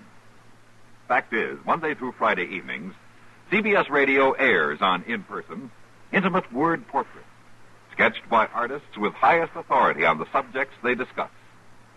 These artists have ranged from chorus girls to former delinquents, outraged citizens to winners of windfalls, people brushed by comedy or tragedy. In Person brings you real stories that have overtaken real people in all walks of life, told by the people involved. It's more than entertainment, more than news. It's In Person, a program far easier to hear and enjoy than describe. Each weekday evening, In Person offers novelty and high human interest, sometimes tears. Listen for it here.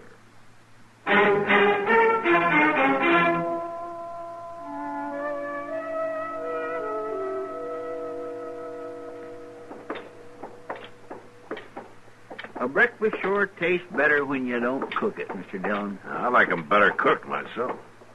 Oh, well, now, of course, they ought to be cooked. But I claim it's better when somebody else cooks it but me. Yeah.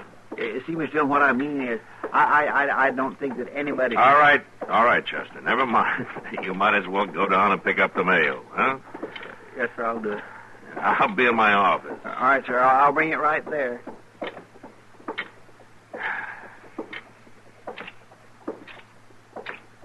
Marshal? What? Who's there? Me, Marshal. Art Burney. I told you to stay out of Dodge, didn't I? Well, I come to see about my brother, Junius. What about him? You know what about him right enough. He's been took in for that shooting. You got him in that jailhouse. Not yet, I haven't. He's due in a couple of days. Well, now, you listen to here, Marshal. Ain't no sense to holding old June. Ain't no sense at all. How do you figure that? Well, you're holding him for that killing, ain't you? That's right. Well, old June never killed nobody in his life. He wouldn't even know how. The sheriff in Abilene thinks he did. Well, I know different. Old June, he went within 10 miles of that holdup that night. You pretty sure of that, are you? I know that for a fact. You tell it to the judge. How's that? Your brother will be standing trial in Hayes City next week. All you have to do is tell the court what you know. No, I ain't fool enough to walk into no court. And it's up to you. You listen, Marshal. It just ain't right. You just can't hold old June. We'll hold him, all right. Unless we got somebody else for the killing. You remember that. And if you have anything more to say, I'll be in my office. Well, I'll be back, Marshal. I'll be back.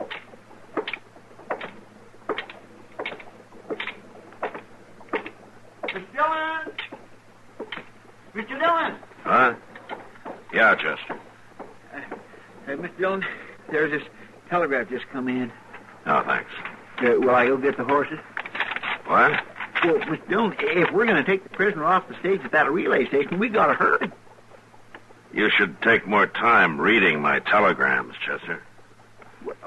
Well, I just happened to see it, Mr. Well, you didn't see it right. It's tomorrow we meet the stage. We'll leave in the morning.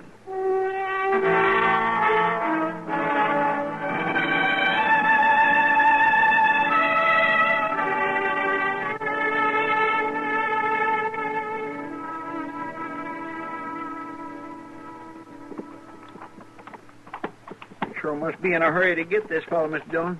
Having us take him off the stage way out here. That's because of the judge. He has to get to Larned. They're pushing the trial up. That's all right with me.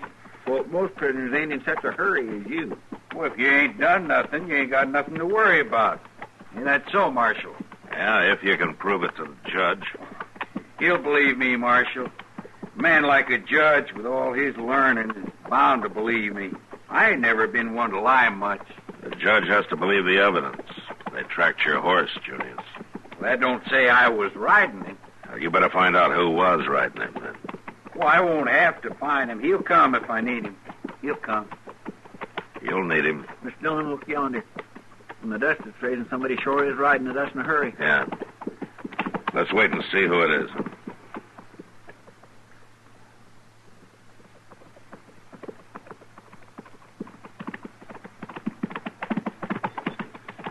You ain't supposed to be taking him yet.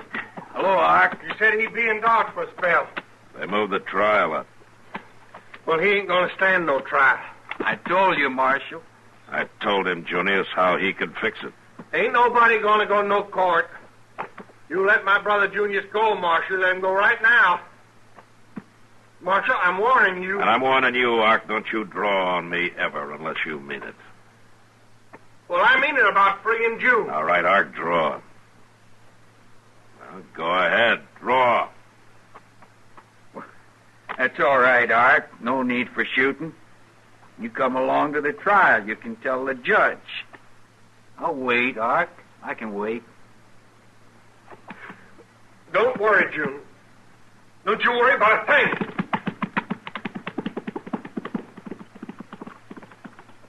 I guess Ark wants to tell Pa about it first. Yeah. Yeah, I guess he does.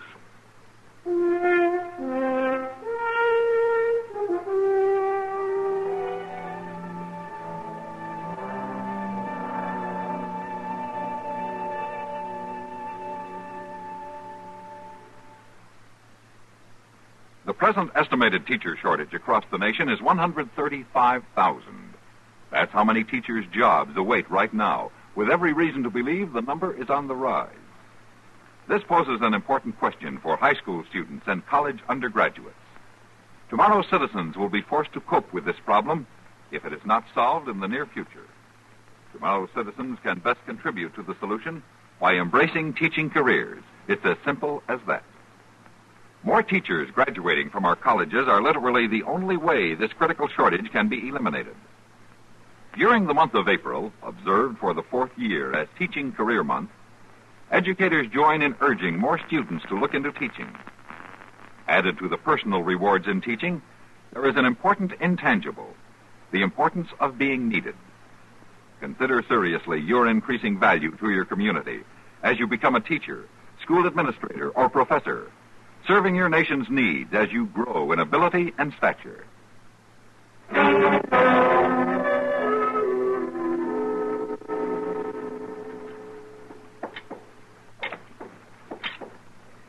Well, that sure didn't take long, did it, Mr. Dillon? No, Chester didn't. Ain't much time at all for a man to have his life ruled away from him. Yeah. Just don't seem right, even with all that about the horse and the money bag being found near him and all such as that. I kept thinking somebody'd come up with the real story. Yeah, Junius thought so, too. Mr. Dillon, if he knows who done it, why don't he speak up? I don't know, Chester. Maybe he doesn't know for sure. Maybe he won't speak up against his brother. I don't know. You think Art did it all right, don't you? Yeah. But I can't prove anything. Any more than Junius. Marshal? Come on out, Art. Is it over? Yeah, it's over. He was found guilty. They can't do nothing like that to old June, Marshal. They've done it, Ark, and they're going to hang him. Unless he talks. Or you do. June won't never talk. You sure? Oh, sure, I'm sure. My brother ain't. Yeah. I wondered about something. What? Are you his brother? Come on, Chester, let's get away from here.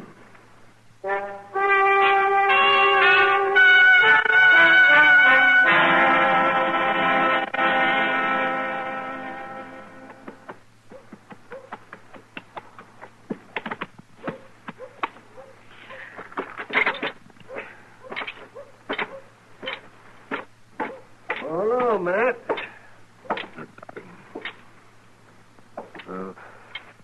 Is it all over? Yeah, it's all over. Ugly business. Well, a hanging isn't supposed to be pleasant. I couldn't do a thing, Doc. I'm sure he was innocent, and I couldn't do a thing. He never talked? No, not once. It was as though he was proving how he could be brave. And he was. He's probably trying to prove he could be as brave as that bombastic brother of his. He'd probably been waiting for this chance all his life. Well, he got it. And, of course, if you're right about things, his brother's really a coward. Yeah, Doc, if I'm right, he's a coward.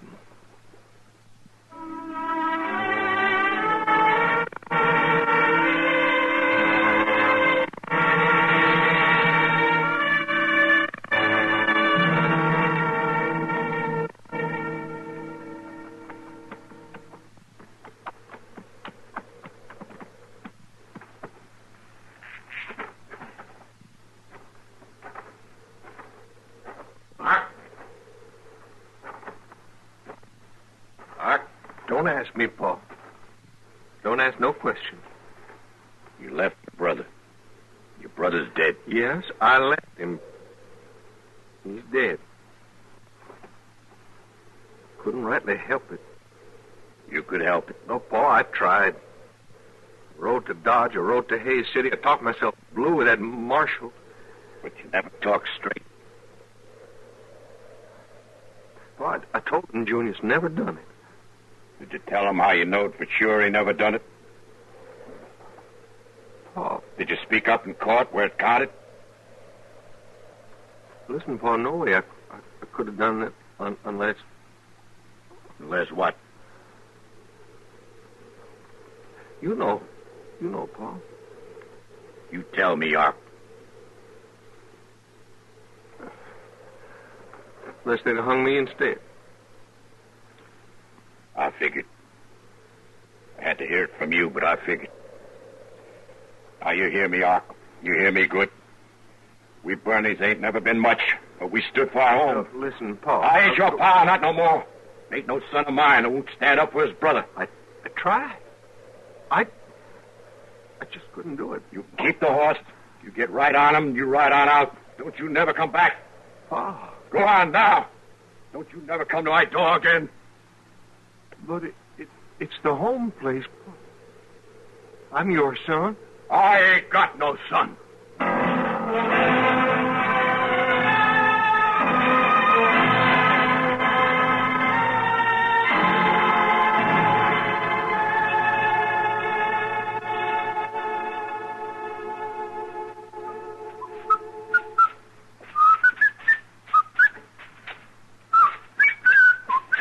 Chester, if you insist on whistling, would you mind doing it outside? Yes, sir, Mr. Dillon. I just thought it might kindly cheer you up, son. Mm-hmm. My land, you've been cross as a bear lately. Even Miss Kitty says so. I figured this might help. Well, it doesn't, Chester. Yes, sir. Marshal? Oh, I'm tired of seeing you, Ark. Bernie, I told you I'd lock you up if you hung around Dodge. You won't have to, Marshal. No? Well, you just watch me. Now, wait a minute. Wait. Marshal, I've been wrong a lot, ain't I? Enough. I was wrong about my brother, wasn't I? They hung him. Yeah. But you know he never done that, Marshal. You were the only one who could prove it. Yeah, I was. I'm the one should have paid for it, too. Is this a confession? You won't need no confession. You remember when I wouldn't draw on you that time on the road, Marshal? I remember. When you faced me right down, I turned tail and I run? That's right, I remember. I ain't never running no more, Marshal. I'm paying up. I'm drawing on you. Now! His gun!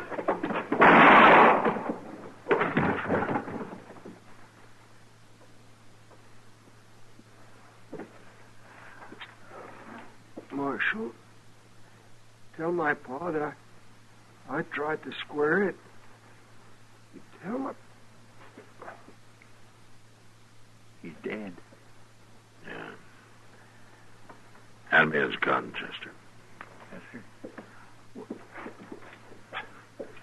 Miss Dillon, I could have swore he had you outbrew. Yeah, Chester, he did. The gun's empty. Well, it ain't like her to make a mistake like that. He didn't make a mistake, Chester. He was trying to make up for one.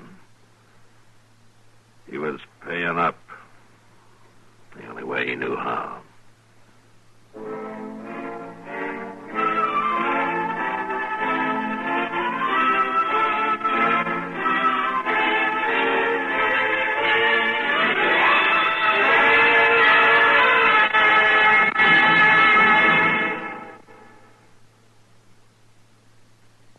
Everybody likes good news. Since this is true, wouldn't expanded CBS News broadcasts find greater favor with the vast CBS radio listening audience if they simply omitted bad news? There's a pretty obvious answer to that one, and it goes like this. Of course not. Expanded CBS News has only one object, to present all the important global news swiftly and without bias. This takes more than just good intentions. It takes thousands upon thousands of miles of complex communications links, hundreds of skilled newsmen. There's that matter of experience, too, the kind of experience only years can create. For longer, stronger coverage of world happenings, it's expanded CBS News on CBS Radio. You can depend on it.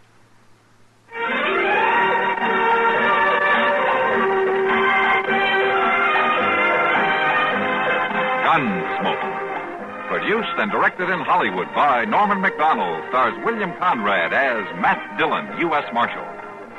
The story was specially written for Gunsmoke by Marion Clark, with editorial supervision by John Meston. Featured in the cast were Lawrence Dobkin, Ken Lynch, and Vic Perrin. Farley Bear is Chester, Howard McNear is Doc, and Georgia Ellis is Kitty.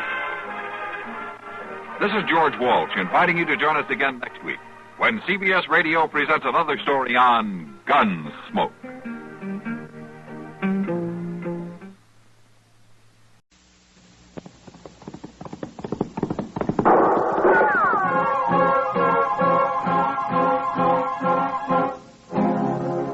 Around Dodge City and in the territory on West, there's just one way to handle the killers and the spoilers, and that's with a U.S. Marshal and the smell of Gunsmoke.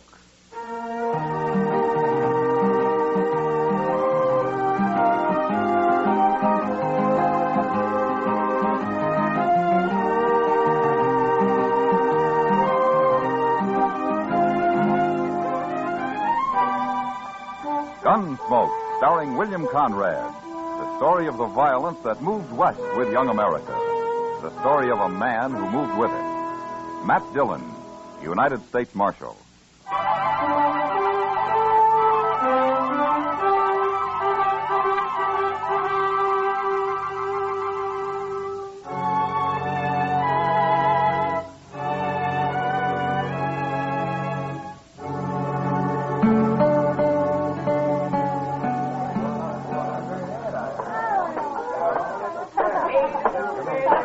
Good evening, Mr. Syberts.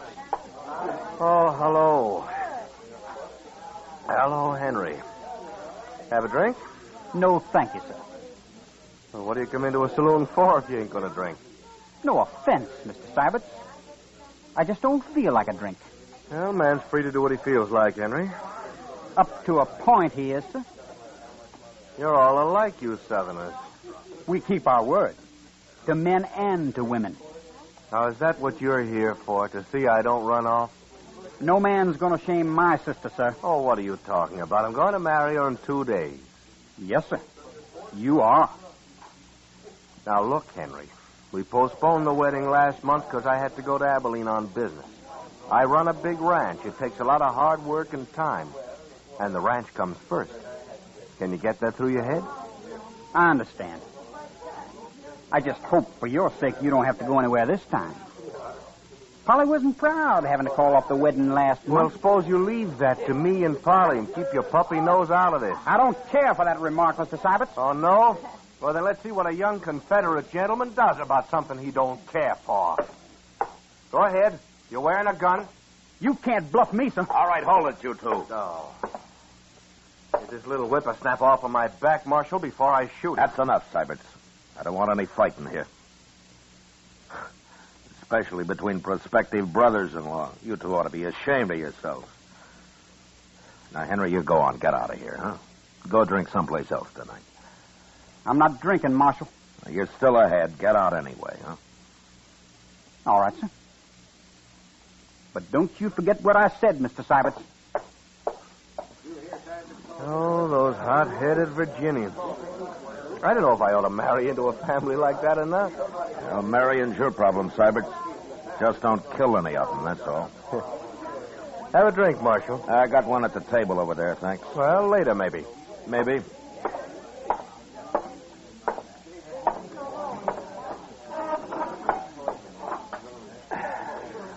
You sure stopped that just in time, Matt.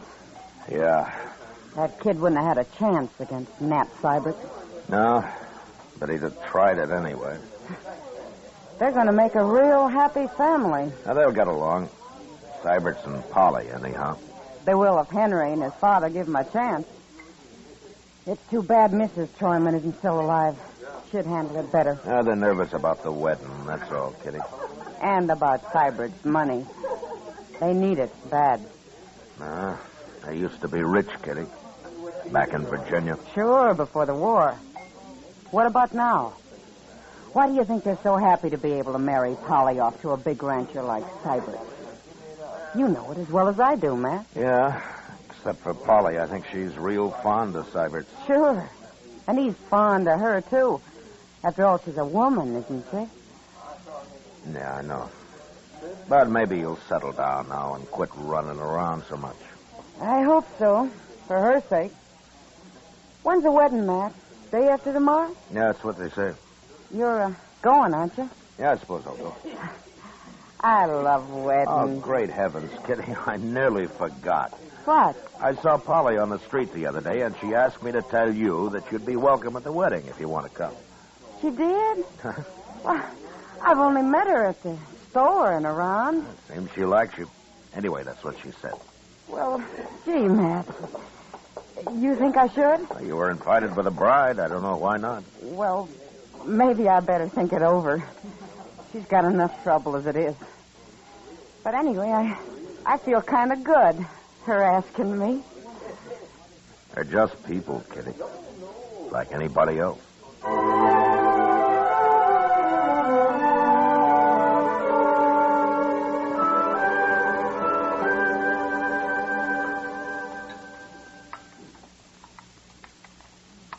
Oh, if there's anything I hate, it's a liar, Matt. What's the trouble now, Doc? These eggs. The cook swore they were fresh, and I know darn well they've been put down in water glass. Why don't you raise some chickens, Doc? I would. But it just create a whole new class of thieves. Chicken thieves.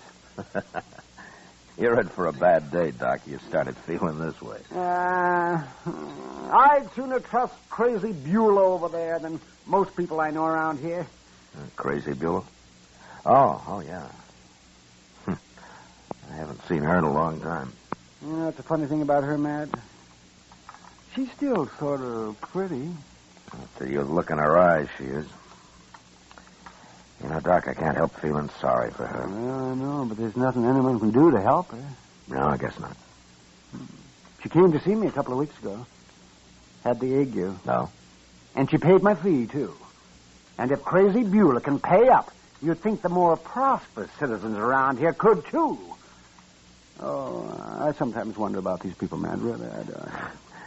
Maybe you charge too much, Doc. If I charged nothing, they'd still cheat me somehow. Good morning, Mr. Dillon. Chester. Hi, Doc. Chester. Hey, looky here at this. Read it. No? If Nat Syberts marries that Tryman girl, there'll be a killing. I'm warning the law to stop it before it's too late. Now, there's no signature. Where'd you get this, Chester? It was under the office drawer when I opened up this morning. What do you make of it? Let me see it, Matt. Here, Doc. Oh, it's printed. Thought I might recognize the writing. Well, that's why you printed it, I guess. I see. I wouldn't want to be in Nat Sybert's boots. Young Henry is going to shoot him if he doesn't marry Polly. And here's somebody who's going to shoot him if he does. Well, all in all, it'll make for a lively tomorrow. Chester, I think we better talk to Syberts about this. Yes, sir. He's staying at the Dodge house till after the wedding. Yeah, I know. Well, so long, Doc, and be sure and have a pleasant day, huh? Oh, surely, Matt. So long.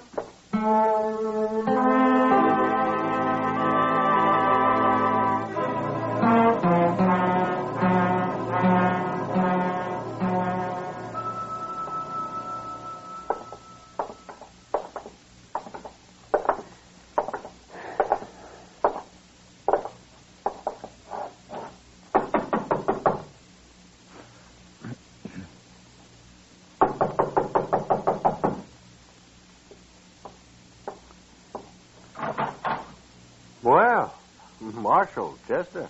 Oh, Mr. Syberts? I'd like to talk to you, Syberts. Why, sure, Marshal. Come in. Thank you. Chester found this note at the jail this morning, Syberts. What in the... Who wrote this? And I thought maybe you could tell me. No, I've got no idea, Marshal. Oh, can you think of anybody who doesn't want you to get married, Syberts? You was there last night, Marshal. Sure don't look like it. Yeah, I know, but I was thinking of somebody else, some enemy of yours who maybe wants to cause trouble. No. I've got enemies, sure. What man hasn't? But they don't have nothing to do with me and Polly. What'd they care if I get married? Well, say, maybe it's just a joke somebody's playing on you. Mighty poor joke under the circumstances. Yeah, I suppose it would be. Old man told me to stay away from women a long time ago. I should have listened to him. It's a little late now, isn't it, Syberts? Yeah. If you got any ideas, let me know, huh? Anyway, we'll be at the wedding. We'll do what we can. And I'll be wearing a gun, too, Marshal. You can count on that.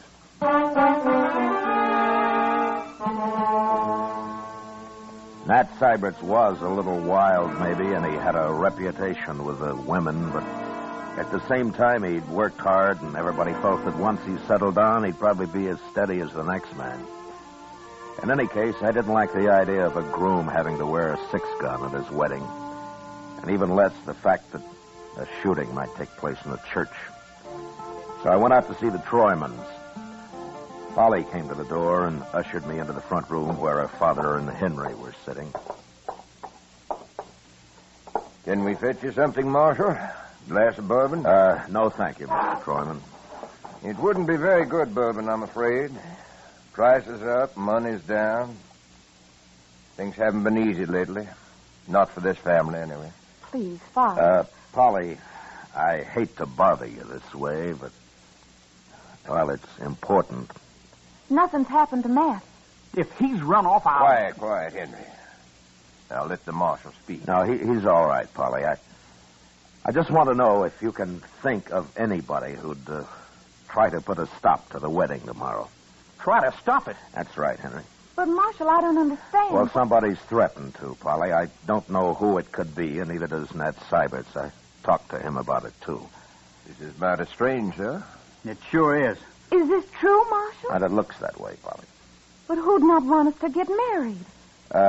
Polly, when you took up with Nat Syberts, was there anyone else who might have been jealous about it? Uncommonly jealous, I mean. Enough to start trouble tomorrow? No, Marshal, there wasn't. Say, what about Red Withers? Oh, Red Withers and I broke off 2 months before that, Henry. Besides, he's gone to Los Animas. And there wasn't anyone else? No. Not unless she was sneaking out at night, like. Father, another word like that out of you and Leave a bit, Dad. Marshal, have you thought that maybe Nat Seibert himself might have started this? He didn't. How do you know he didn't? He ran out once before. Henry, He's not that kind of a man, Henry, that's why. Now, let's not get all upset about this. Polly, I promise you that Chester and I will be there tomorrow, and we'll see that nothing goes wrong. Thank you, Marshal. I'll be there, too. Don't forget that. Sure, Henry. But don't come wearing a gun. Why not? Because I'll take it off you if you do. You're too ready to use it. Is there anything I can do, Marshal? Well, I'll let you know if there is, Mr. Troyman. I'm sorry I had to trouble you with this, Polly. I understand, Marshal, and I thank you kindly. I'll see you to the door. Thanks.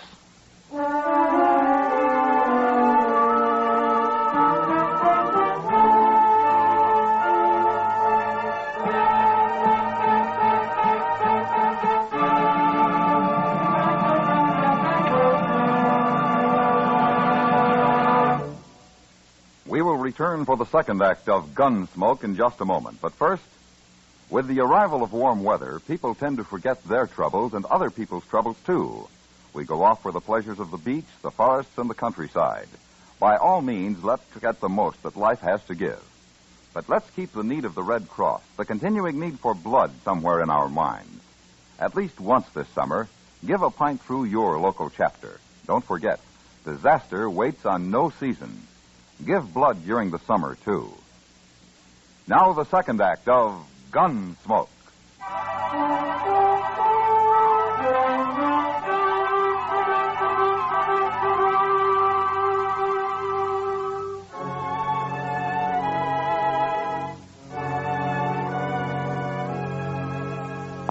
The next day was the wedding day, and Chester and I waited outside the church till Polly and Nat Seiberts had arrived. Then we went inside and took up our positions on the far right and the left of the altar, facing the congregation. We were wearing our guns under our coats, and nobody seemed to take much notice of us. As soon as the ceremony began, I had a feeling that nothing would happen. And as it neared the end, I signaled to Chester, and we slipped quietly out to the church entrance. Their two had given and pledged their troth either to other, and have declared the same by giving in the seed gold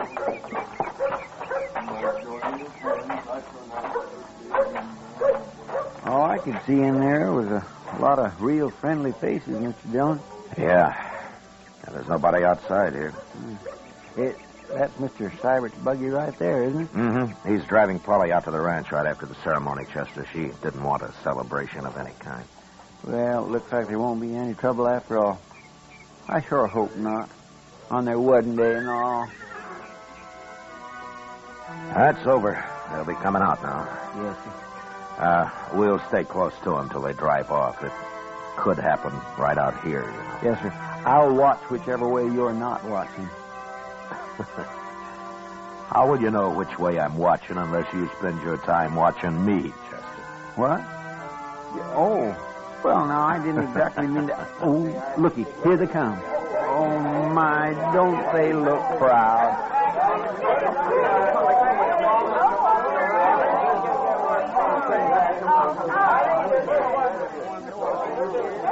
Oh, Marshal. Congratulations, Seibert. Oh, thank you, Marshal. Let's get over here for a minute, huh? Sure.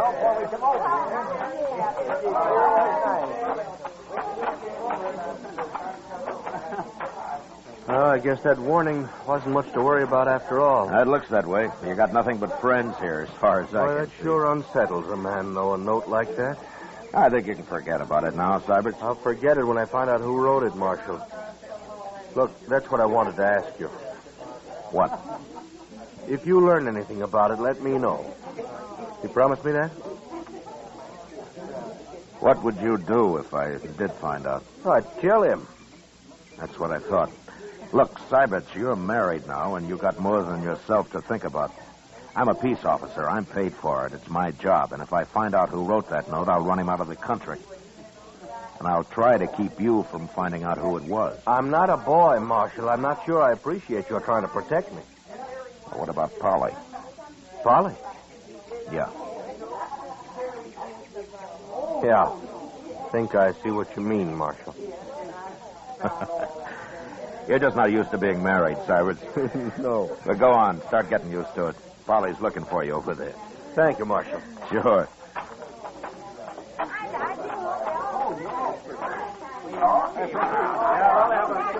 Well, are we all set to go? Anything wrong, Mr. Dillon? Not a thing, Chester. Come on, let's see him off. Thank you. All right, Polly. Up you go, honey. That's the way. Bye, Father. Bye, So long, honey. Bye, everybody. You come see us up the ranch. Goodbye. Goodbye.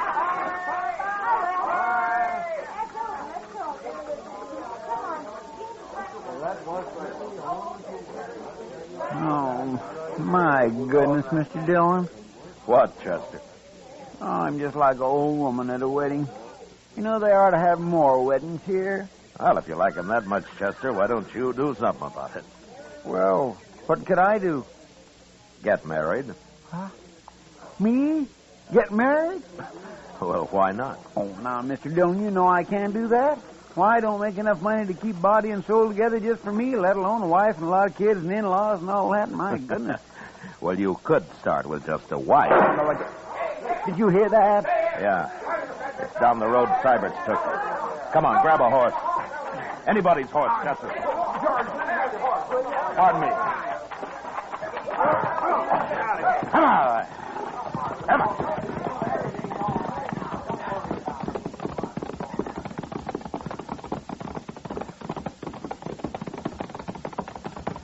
There's the buggy. Just past the bridge.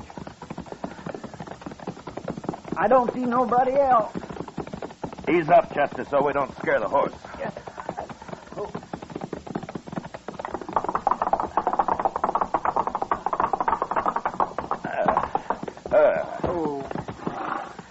All right, take a look under the bridge, Chester. All right.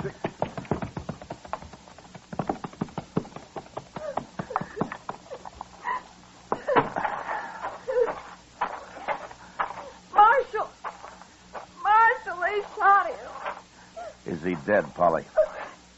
He's breathing. But I couldn't drive the horse back and hold him, too. Oh, Marshal, why did they do it? Who did it, Polly? How many were there? I don't know. I didn't see anybody. We were just driving across the bridge and they shot him. Nobody around, Mr. Dillon. How is he? Oh, please, Marshal, do something. He'll die. Chester, get in the buggy and drive back to docks, quick. Yes, sir. All right, just give me them lines, Polly. And tell everybody to stay in town. I don't want them messing up the tracks out here. Now, hurry. We'll be there before you know it, Polly. Hold him tight now.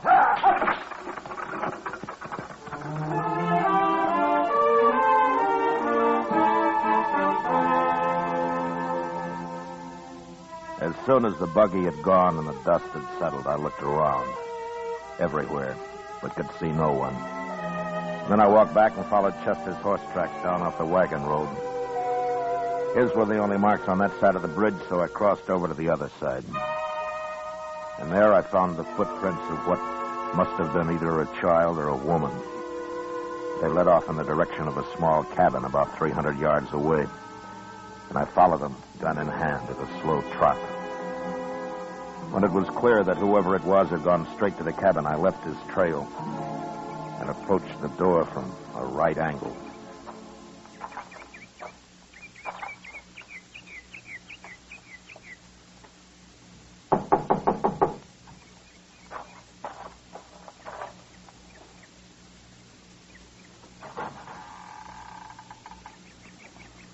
Why, there's nobody here. Hold it. Oh, you, Marshal. Beulah, come on outside, Beulah, quick. Now, who's in there? Tell me. Nobody, Marshal. Nobody now that I'm out here. You're trapped. Come out with your hands up. What are you yelling for, Marshal? There, I got my hands up. See? Get out of the way, Beulah. Get out of the way. Everybody that tells Crazy Beulah to get out of the way. That's what Nat said. Get out of the way, Crazy Beulah. Nat? But they won't say it no more. I fixed him. Beulah, what are you talking about? He wouldn't even look at me on the street after. Then he up and married that Troyman girl. You mean you shot him? I warned you, Marshal. I told you to stop it. I told you what would happen. I told you. Why did you stop it? Why did you stop it? You'll, take it easy now. You believe me, Marshal? What? Take a look in the cabin. By heaven, I will.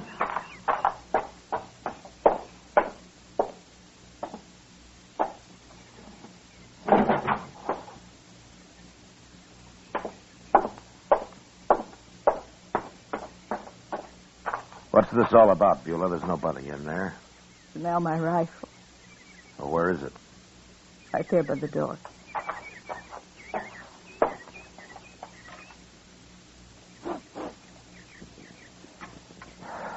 Yeah, it's been fired, all right. Did you really shoot Nat Syberts, Beulah? I want the truth now. Said I would, didn't I? I hate him. But why? Why did you do it? Tell me. No. I won't tell you. I don't have to. Well, it's clear enough that you did it. All right, Beulah, get your things and let's go into town. I don't need nothing, Marshal. I got all dressed up and everything. See? See? Yeah. Yeah, you look fine.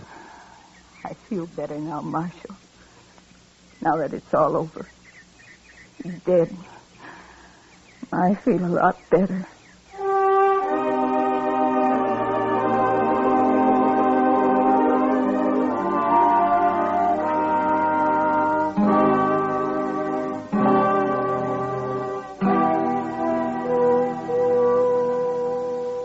Give her anything she wants, Chester. See that she's comfortable. Yes, sir, I will.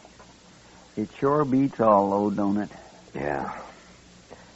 Well, I'm going up to Doc's. Maybe Syberts can talk now. Well, you better hurry. Polly'll be back there in a minute. All right.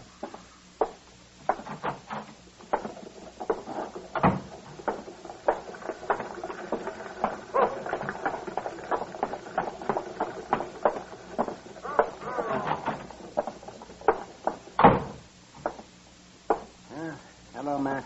How is he, Doc? I can't tell yet. But don't wear him out. No. Hello, Syberts. Marshal? I guess we should have stayed with you a little longer, huh? I don't even know where it came from, Marshal. He was under the bridge there, I guess. Got me right in the back. It wasn't a he, Syberts. It was a she. A woman?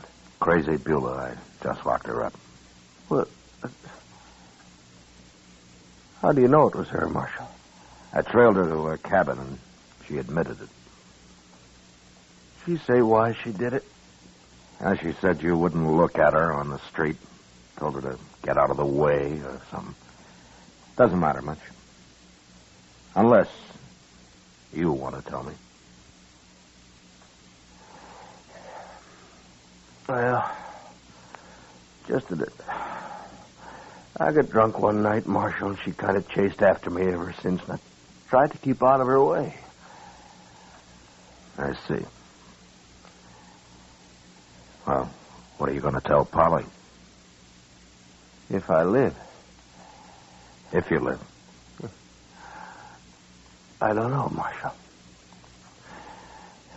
Might even tell her the truth.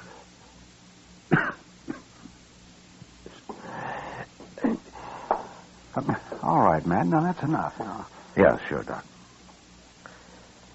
So long, Syberts. Bye, Marshal.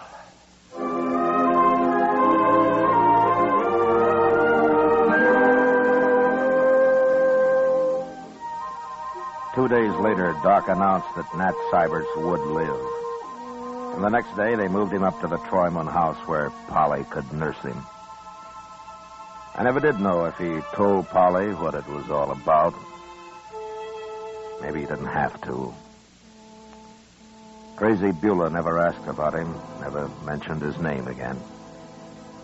For her, it was all over and done with. And then finally, somebody remembered that she had people in St. Louis. And once I located them, I put her on a train and sent her off. She seemed quite happy about the trip. And more normal than I'd ever seen her.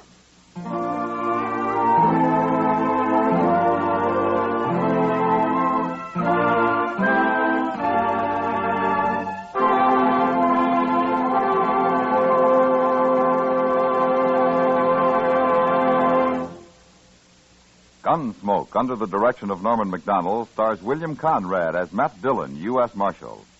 Tonight's story was specially written for Gunsmoke by John Meston, with music composed and conducted by Rex Corey. Featured in the cast were Lawrence Dobkin, Sam Edwards, Joyce McCluskey, Joe Cranston, Elaine Williams, and Pat McGeehan. Parley Bear is Chester, Georgia Ellis is Kitty, and Howard McNear is Doc. Gunsmoke has been selected by the Armed Forces Radio Service to be heard by our troops overseas. Join us again next week as Matt Dillon, U.S. Marshal, fights to bring law and order out of the wild violence of the West in Gunsmoke.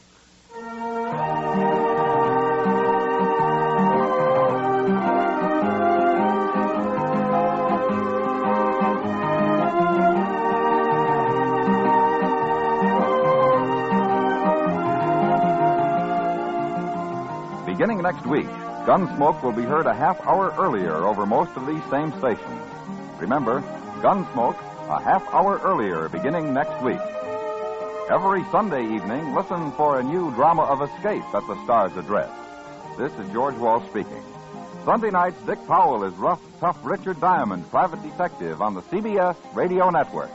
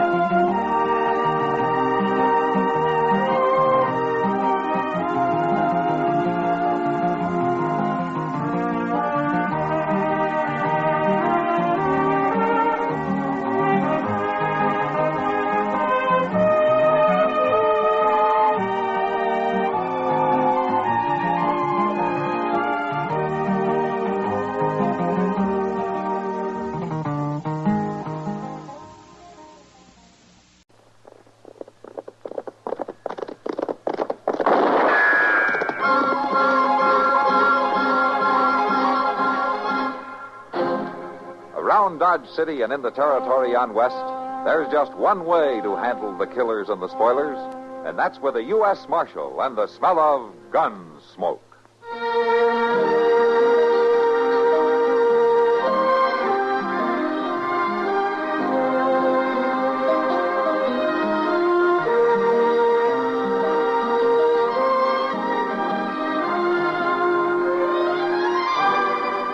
Gunsmoke, starring William Conrad, the story of the violence that moved west with young America, and the story of a man who moved with it.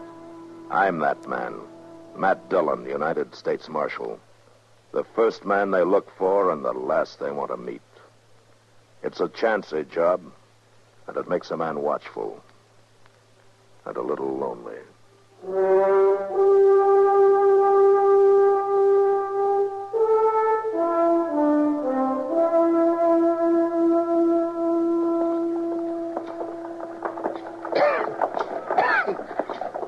Well, Mr. Dillon, there ought to be some way to lay the dust along the plaza here. Well, old man Briscoe waters it down once a week, Chester. Sure, and there's mud up to your knees for 2 days and dust all the rest of the time. Well, I guess that's the price of civilization. What is? Dust. What's civilization got to do with Dodge? Well, Dodge is growing, Chester. More people coming west all the time. Yeah. Maybe we ought to move on west ourselves. Oh, where to? Oh, I don't know. Colorado Territory, maybe? Hey, looky there. What? Oh, that sign there on that store there. Laughing gas show tonight. Phenomenon. Huh? That's phenomenon, Chester. Oh, well, Stafford's Laughing Gas Show. Amazing, hilarious admission, 25 cents. It looks like Dodge is getting some entertainment. You see, I told you it was getting civilized. My, if I could get me the loan of 25 cents, I sure would be there tonight. Yeah, and you'd probably enjoy it, too. Well, there ain't nothing wrong with them shows. No. 25 cents, well, that ain't a whole lot of money. No, you're right. It isn't. And I could pay back whoever loaned it come Saturday. Sure. Sure seems a pity to miss that show. Oh, all right, Chester. Here's your money. 25 cents, no, a quarter. I wasn't hinting or nothing like that. Well, thank you, Mr. Dillon. Thank you.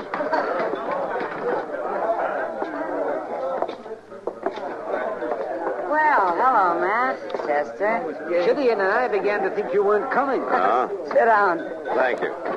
Sam, bring over another pitcher of beer, will you? Right away, Miss Kitty. It's nice to know the law's on its appointed rounds, even if it means friends are kept waiting. Now, is Doc mad because he had to buy the first pitcher of beer? He's told Sam to put it on your bill. You know I believe it. Here you are, Miss Kitty. Thanks, Sam. Say, Doc, you know what we just seen down the street? Yeah. A circus? No. A sign saying there's going to be a laughing gas show here tonight. It's the same thing. Now, Doc, there's nothing wrong with a laughing gas show. A bunch of darn fools getting up and showing off in front of a bunch of darn fools. I ain't never been to one. I met Mr. and Mrs. Stafford earlier today. They're the people that put the show on. Yeah, they seem real nice. There's no reason why they shouldn't be. Mrs. Stafford's a pretty little thing. Hey, see, Doc? Oh, pretty or not. I don't want to talk about it. What is it that bothers you, Doc? Have you ever been to a laughing gas show? No. Did you ever take gas yourself? Why, did you? Yes, in medical school. It's nitrous oxide, an anesthetic, and it's also an intoxicant. Well, Miss Kitty, you going to be at the show? I don't think so, Chester. How about you, Mr. Dillon? I guess I might as well, Chester. You'll make life miserable for me if I don't. Good. I just can't hardly wait.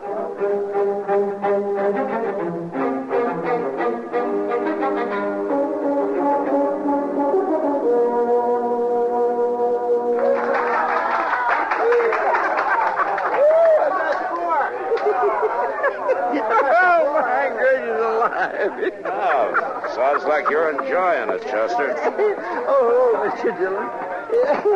My man, I never laughed so much in all my born days. They had Lorne Teeters up there on the stage, and they give him this gas to sniff, you know, out of that contraption with all them bottles and burners and things. He got drunk as a lord. Lorne Teeters? Yeah, he sang and he danced and he laughed and cried all at one time. He's kind of old to be carrying on like that, isn't he? Well, I'm just as glad he ain't going to be shaving me tomorrow. And now, the next volunteer is Mr. Cloud Marsh. Don't be scared. Here, sir, is your $1 for volunteering. Now, sit down right there. Good. Now, just put this nozzle in your mouth and breathe deep. That's it. Keep breathing. In. Out. In. Out. That's right. It's all right, folks. It won't hurt him. Cloud Marsh ain't so bad when he's asleep. He'll come to in a minute. See, Mr. Dillon, when they come out of that gas, there's just no telling what they'll do. Yeah, but if Cloud Marsh comes out his real self, it might be quite a ruckus. Do us a favor, mister. Keep that bully under forever. Where is it? I'm gonna smash you for this. Take it easy, mister. It's all in fun. Who wants a pipe? A pipe? hit anybody in the face. Oh, poor Cloud. Poor Cloud. I know you don't like me. You don't like any of us. But me and my brothers will fight you any time. And we'll get you. We'll get you good.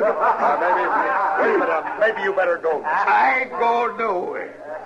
I'll show you. Stop it. Why, man, he busted all the laughing gas equipment. A couple of you men better help me here. The gas has made him a little argumentative. Come on, Chester, let's get out of here. What a thing to do. I've got some more apparatus in the back room.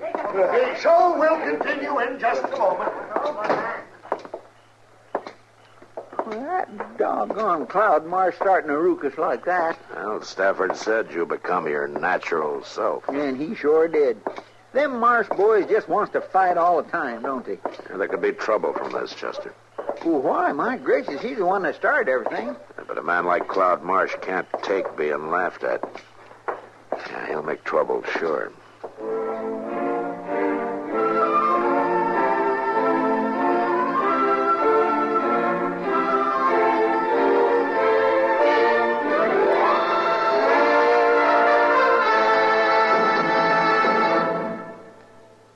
One. See what comes after one. Two. 1, 2, 1, 2, 1, 2. Hi. You know who this is? This is old Fulpert. And I got a simple exercise for them what simply cannot keep in shape, you know. It is called the toe toucher. Here's what you do. You stand with your feet at shoulder width.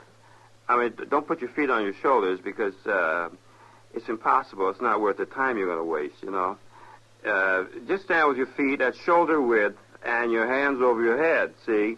Like it was a stick-up. Now, keep your knees straight and bend down and touch your left toe with your right hand.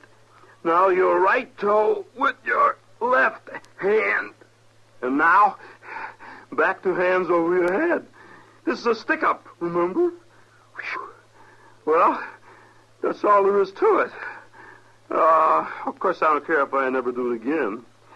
Some of you guys may have a little trouble with this exercise, especially you individuals who cannot see your toes when you look down. But a few weeks of exercises like this, and one called pushing yourself away from the groaning board, or the table, as the plebeian folks say. And you'll not only see your toes, you may even see your knees. And they're kind of pretty, ain't they? All it takes is, 15 minutes a day. So don't wait, unwait. Get the slogan? I want to tell you something, boy. Madison Avenue lost a great mind when I went in the Army.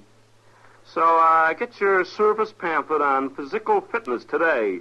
Move it. 1, 2, 1, 2, 1, 2, 1, 2.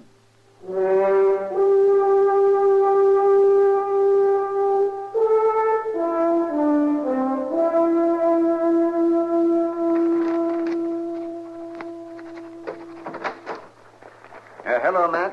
Yeah? Oh, morning, Doc. There's some coffee on the stove. Help yourself. Yeah, thank you.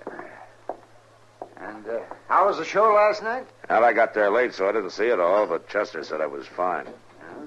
I suppose Chester got up on the stage and made a fool of himself. Well, he probably would have, but he didn't get the chance. Cloud Marsh took some of the gas and wanted to fight everybody in the place. Then he started crying and busted up all the equipment. It's a good thing those ornery brothers of his were down at the Long Branch instead of at the show. They'd have busted up the whole store. Yeah. You know, Matt, nitrous oxide's a dangerous thing to mess with. Too much can be fatal. I remember this boy at medical school who took this... Hey, Doc. Doc, I've been looking all over for you. Yeah? What's the matter, Chester? It's Mr. Stafford. He's been hurt bad. What? How? Well, Miss Stafford didn't say. Just that he got beat up and she needs Doc down at the store right quick. Take me a minute to run up and get my bag, and I'll meet you out in front. All right, Doc. Where'd it happen, Chester? When? Oh, I don't know, but it couldn't have been too long ago. Miss Stafford said her husband was out back of the store with a wagon, and she heard a ruckus and run out, and she seen all three of them running off. All three who? Yeah, Cloud Marsh and them two brothers of his. He just ought to be tarred and feathered, Mr. Dillon. All of them should. Yeah. What in the world was they after beating Mr. Stafford near to death? Well, I told you last night that some men can't stand being laughed at. Come on, Matt. Let's go. Chester, you better come along, too.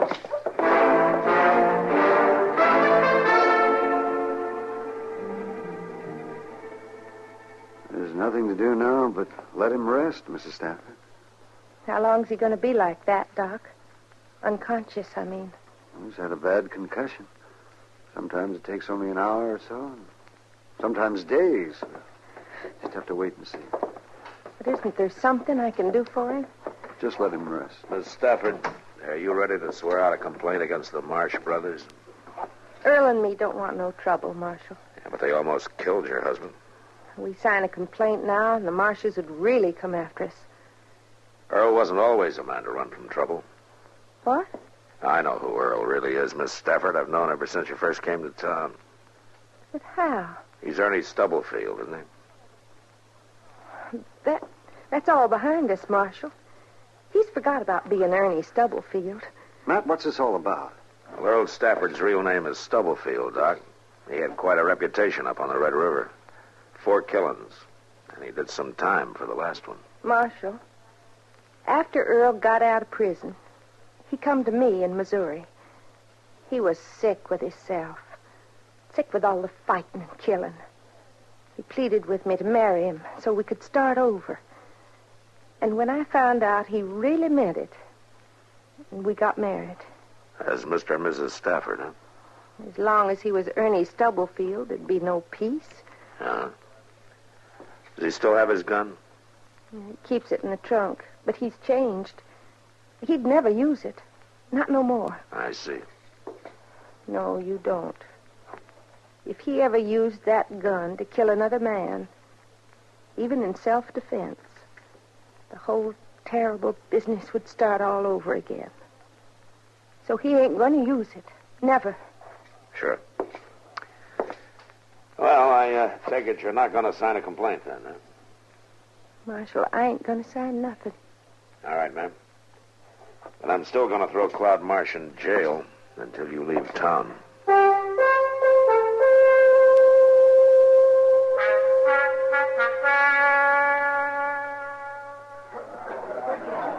But I tell you, I was right there in Pottawatomie County, and I seen it. Look, Andrew, them Marsh boys, they don't like that kind of talk. Well, John Brown come down the creek and murdered all 5 settlers. Now, you ask Watt over there. He ought to know. Andrew. That's what he was named for, Pottawatomie County. Hey, come to think of it, old man Marsh named the other 2 boys for the counties they was born in, too. You know, Old Sage and Cloud. You talk too free. You're going to get in trouble, We've been Andrew. sitting listening to you, old man. You sure feel your liquor, don't you? Well, I didn't mean nothing against you and your brothers, Cloud. No, you didn't mean nothing, but you do like to drink, don't you? Well, just 1 or 2 to get started in the morning. I don't figure 1 or 2's enough for old man. So I'll just give you this whole bottle. Hold him, Watt. Oh, no. Get his arm. Stop it now, Cloud. I'll pour enough Let liquor go of down me. his Let- gullet that he'll... All right, hold it. We ain't doing nothing, Marshal. Just giving old Andrew his morning bottle. Let go of him. Okay. You're coming with me, Cloud. Where? Jail. Well, what for? Disturbing the peace, breaking up the show last night. Now, do you want to walk or you want to be carried? Okay, I'll go with you, Marshal, but I'll tell you something. You ain't gonna keep me in jail long.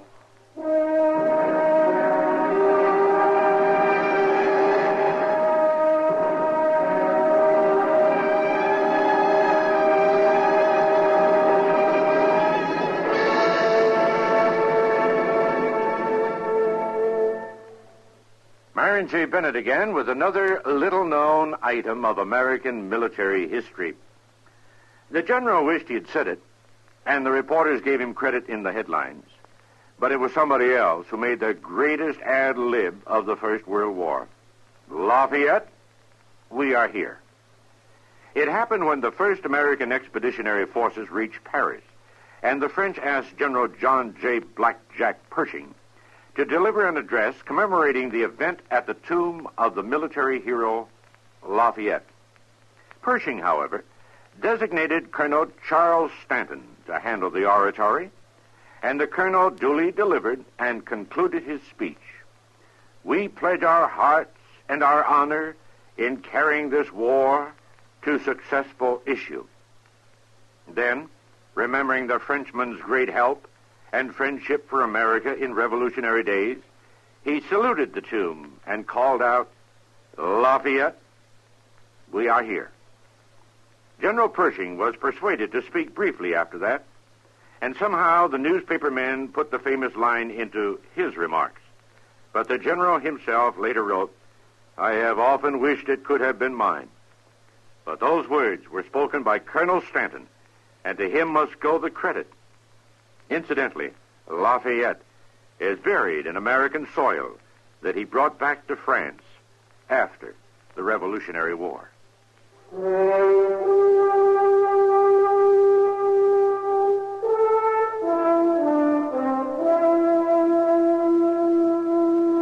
Claude Marsh was right. He didn't stay in jail long.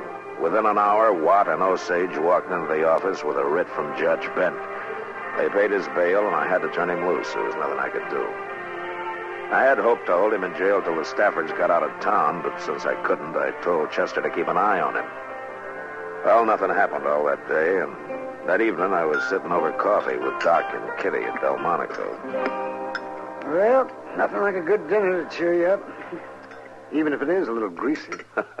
You always see the bright side, don't you, Doc? Of course. How's Mr. Stafford tonight, Doc? Well, I guess he's coming along all right. He opened his eyes for a couple of minutes late this afternoon, and then he dropped off again. His wife hopes they can leave town tomorrow. Huh? Mr. Dillon? Yeah, what is it, Chester? I've been looking all over for you. I thought maybe you'd be over at the Long Branch, but you wasn't. Well, you don't mind if Matt buys me a dinner now and then, do you? Oh, my goodness, no, but I sure did waste a lot of time trying to find him, and they already left the Texas Trail 10-15 minutes ago. Who left? Them Marsh boys, all three of them. Were they drunk? Oh, my, yes, and they was talking about giving somebody some of that gas, a dose of his own medicine, they said. Stafford. Matt, that could kill him in his condition. Oh, Matt. Yeah, come on, Doc. Chester, let's go.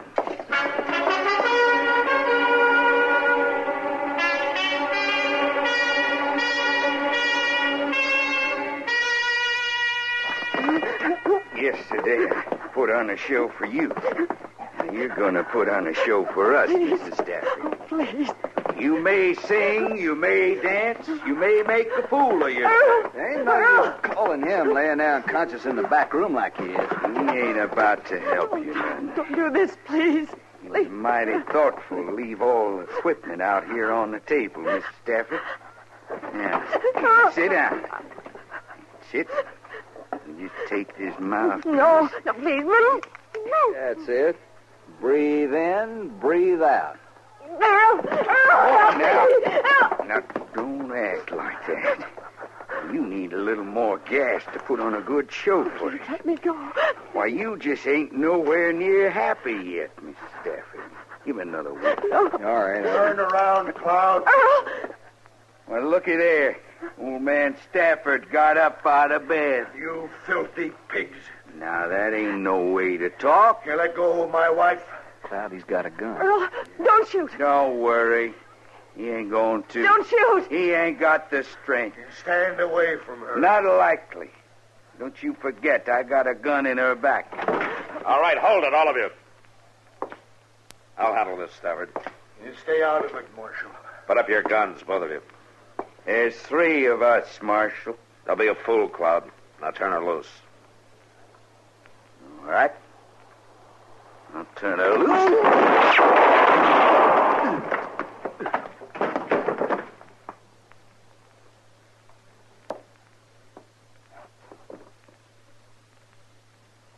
He's dead, man. Cloud's dead. Earl, you killed him. No, he didn't, Miss Stafford. It was my bullet that got him. Is that true? You shot him? Yeah, that's true. Your aim was off, Stafford. Afraid of hitting your wife, I guess. Thank heaven. All right, you two. Watt, Osage. You find your horses and you get out of town. Now, you keep on riding. Yeah.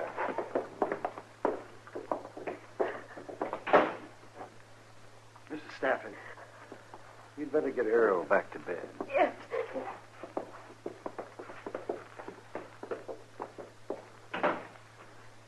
My, Mr. Dillon, did you see the look on Miss Stafford's face when she found out Earl Miss Cloud that he didn't kill him? I'd admire to have a picture of that. Yeah. That was a nice thing you did, Matt. What thing? What do you mean, Doc? Chester, Matt's bullet hit Cloud Marsh in the hand. The shot that killed him came from the other direction. You were aiming for his gun hand, Matt, and you knew it. It was Earl Stafford that killed Cloud Marsh. Well, I'll be doggone. Yes, sir. It's a mighty nice thing you did. For both of them.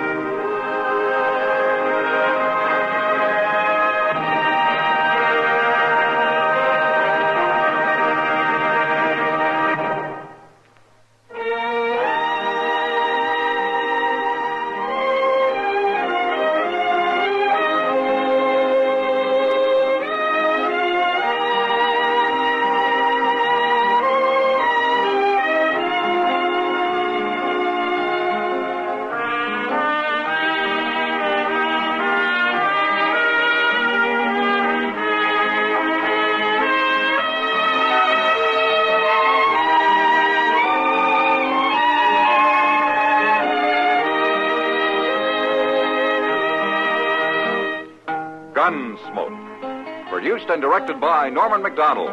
Stars William Conrad as Matt Dillon, U.S. Marshal. Featured in the cast were Parley Bear as Chester, Howard McNear as Doc, and Georgia Ellis as Kitty. George Walsh speaking. Join us again next week for another specially transcribed story on Gunsmoke. This is the United States Armed Forces Radio and Television Service.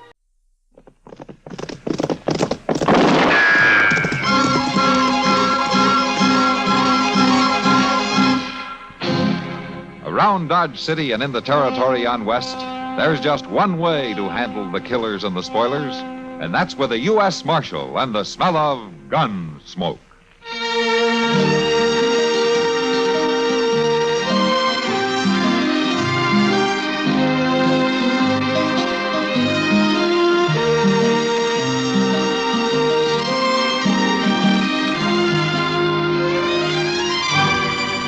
Gunsmoke, starring William Conrad. The story of the violence that moved west with young America. And the story of a man who moved with it. I'm that man. Matt Dillon, United States Marshal. The first man they look for and the last they want to meet. It's a chancy job, and it makes a man watchful. And a little lonely.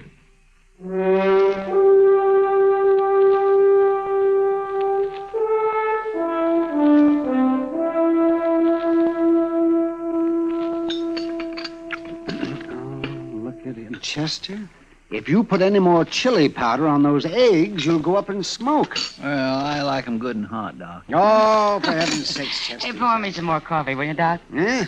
Oh, yes, of course, my dear. Here you are. Thank you. By the way, did Matt say when he'd be back? Well, they told me the end of the week. After all, Doc, it's a 2-day ride to Tascosa, and he didn't leave here till 2 days ago. I only asked a simple question, Chester. And anyway, how was I supposed to know? Nobody ever tells me anything. No, they don't have to. Or you snoop around. Snoop around? What's Matt doing in Tascosa, Kitty? Talking to the man that sent for him. What? What man, Kitty? The Tascosa Citizens Committee. Something to do with hiring a new sheriff for the town. I guess I figured Matt would know where to find one. Hire a sheriff? What in the world for? Well, the man they got as sheriff now is no good. The decent citizens can't get rid of him. Well, if he's no good, why'd they hire him in the first place? Oh, my, I do not understand it. The whole frontier's an armed camp. Shooting and killing everywhere you look. Nothing left but the quick and the dead. Doc, would you pass the chili powder? Oh, for goodness sake. Here. Thank you. Kitty, I'm going to tell you one thing. I don't know how bad the trouble is down in Tascosa, but Matt better get back here quick. Why, Doc? What's wrong? What's wrong? You ask that when the only vestige of the law we've got in this town is a chili-eating cherry rocker like the fool I'm sitting next to. What's wrong, indeed? Now, you look here. You just let me tell you something. Now, Doc you wait a Adams. minute. Wait a minute. You two are worse than children. You settle back now, both of you. Have some more coffee. Well, maybe just a little dab, but that's all. It's a caution what happens to some people when they get out in polite society. Oh. Drink your coffee, both of you.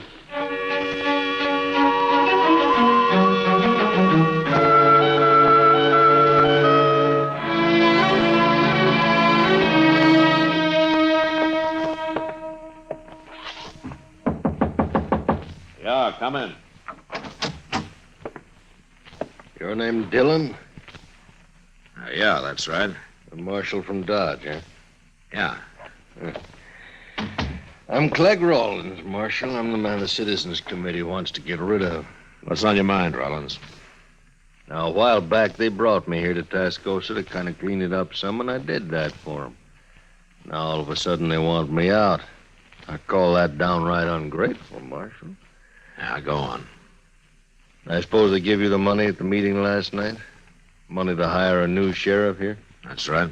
Yeah. Kind of forces me into talking business. What I had in mind was, Marshal don't make all the money in the world, does he? I wondered how long it'd take to get around to it. Now, wait just a minute. You might be missing a good thing. The only thing I'm interested in is hiring a peace officer to come down here. You're through in Tascosa, Rollins. Now make up your mind. A man don't always give up that easy. You better, Rollins. You got as much time left as it takes for the man I hire to get back here from Dodge. As short as that, huh? As short as that. Dillon, you know there's an awful lot of prairie between here and Dodge. I sure hate to see anything happen to you on your way back. Get out. Oh, sure. It always seems kind of too bad when a man dies for something that ain't even his concern.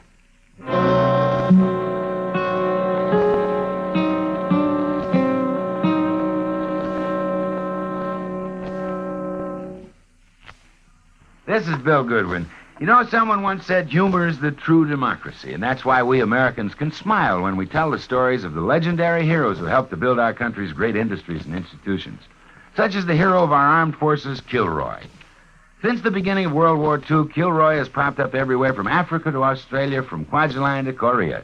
Every serviceman claims to have met him. Some say he's tall and thin, some say he's short and fat. He's an Air Force pilot, Army infantryman, a Navy Seabee. He was on Guadalcanal and climbed Mount Casino. He walked through Berchtesgaden Garden and stormed Heartbreak Ridge. But more than that, he's the spirit of the courage and the valor of the American men in uniform who accomplish the impossible and reach objectives which are unobtainable. The men who proudly say, Kilroy was here. Yes, it is a democracy which lets us tell the stories of such legendary heroes with a twinkle in our eyes and a chuckle in our throats. So long as we continue to laugh together as a people, ladies and gentlemen, we'll live together as a nation.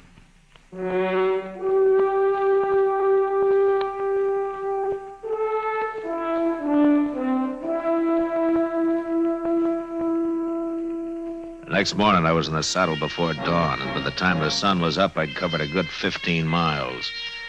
A slight breeze blew apart the dust puffs my horse raised, and I knew it'd be hard for anybody to follow me. And for the same reason, I knew that somebody could track me without being seen. About noon, I stopped in the shade of a grove of cottonwood to rest my horse. I was easing a cinch a little when I saw a rider coming up fast. I pulled my rifle from the saddle boot and I waited. And I put the rifle back. I've got to talk to you. Please. Well, all right, ride on in. This is a long way out on the prairie for a lone woman. Can I have some water? Water? Sure. There you are. Thanks. Thanks a lot. You haven't said what you're doing out here. I followed you from Tascosa. You followed me? If you'd seen me sooner, you'd have sent me back, and I can't go back. Just who are you, miss? Stella Harkney. I'm one of the girls at the Overland Saloon. You're lucky. I might have shot you riding up on me that way. It was the only thing I could do, follow you this way. Besides, I didn't think you'd ride out so early. That's just why I did. I know all about you, Marshal. And I know why they sent for you to come to Tascosa. That's so? How? I'm Clegg Rollins' girl. You're Rollins' girl? That's right. Look, you better turn around and head back right now. I can't. Clegg would kill me if he found out I'd tried to run away. How do I know you're not still his girl, setting a trap of some kind? All right. Look. Look at my shoulder. He put those marks there. You think I'd stay with a man like that? All I'm asking is to ride on to Dodge with you, Marshal. I've got a rifle, and 2 rifles are better than 1. Clegg will come after you. You can be sure of that. Seems to me you're awful anxious to help kill the man you belong to. Oh, I belong to him right enough. He brought me down here from Hayes City. Gonna marry me, he said, but I found out different. He just wanted me to work in his saloon. He already has a wife down by Willow Springs. Didn't exactly like that, and I told him so. That's when he beat me. Look, let me ride with you, please. I don't know, Stella. I'm not going back, Marshal. Well, all right. I guess it doesn't matter now that you come this far. Thanks. You may be telling the truth, but you better ride a little ahead of me anyhow. What for? It's just easier to keep an eye on you. Like you said, you got a rifle. Okay, let's get started.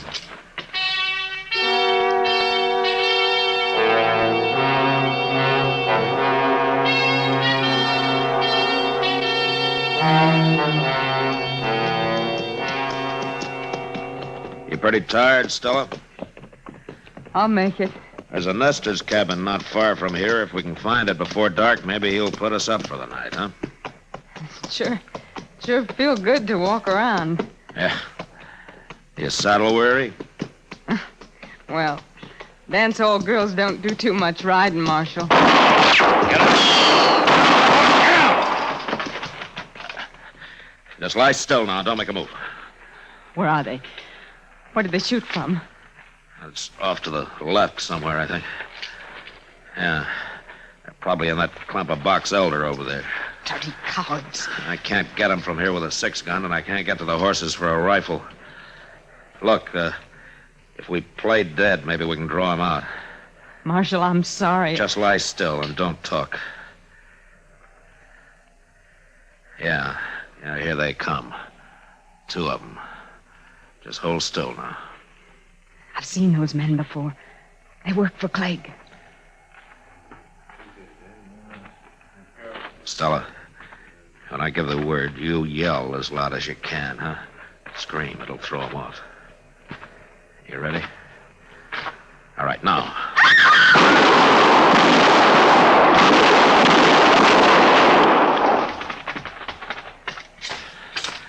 Are they dead? I don't know, but the fight's sure out of him. And if Clegg's with him, he's still in that grove. Come on, let's get out of here fast. I can't get up. I'm hit. My leg. Yeah. Here, I'll put you on my horse. We'll ride double. We better get out of here before whoever's in those trees gets a little braver. Come on now. I'll get you to that cabin.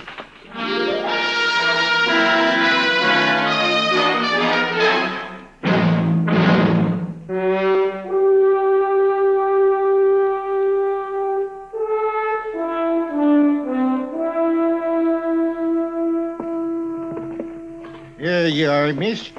You just lie back now. By morning, you'll be fit as a fiddle. Thanks, mister, but that coal oil you poured on my leg like to set me on fire. Well, that's the best way to clean a wound there is, Stella.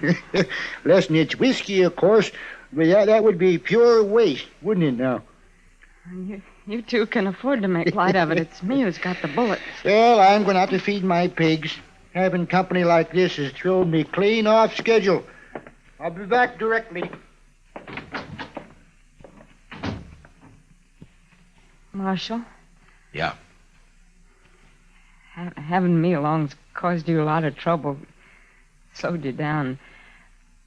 Clegg is probably going to ride into Dodge ahead of you. He'll be waiting there. Oh, why there? Because he's no good with a rifle. He needs a 6-gun on a town street.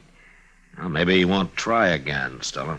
After all, there are other towns for him to take over. It's more than that, Marshal. It's a lot more, now that he knows I'm with you. He's a jealous man. He's crazy jealous, and now he'll think there's something between us. Between you and me, I mean. Well, let's not worry about that now. You just better get some rest. Foolish to think you might have any feelings about me, isn't it?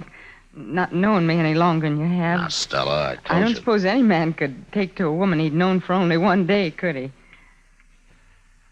Look, Stella, you get some sleep. We've still got a long ride to Dodge, huh? Yeah. I'm sorry, Marshal. Good night. Good night.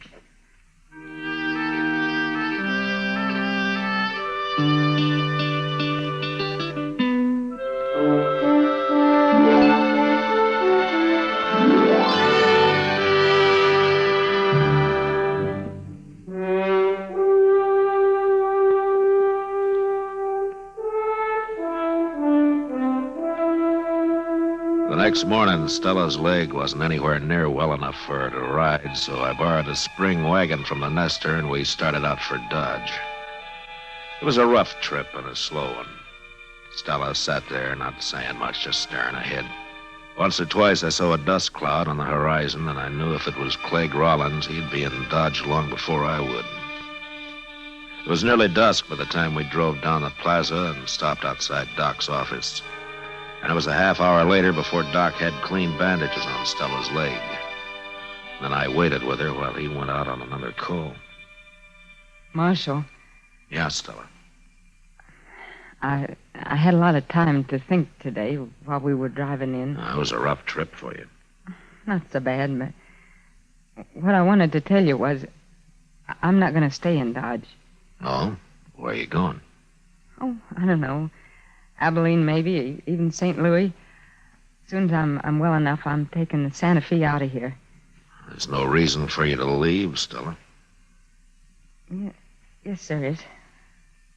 Clegg Rollins? No. What is it, then? Well, it's not important. It's just easier if I go. Easier for me, I mean. Oh. You can't forget somebody when you're living in the same town, Marshal. You better go now. Doc will be back directly, and there's no reason for you to wait. Not any longer. Yeah. Well, goodbye, Stella. Goodbye, Matt.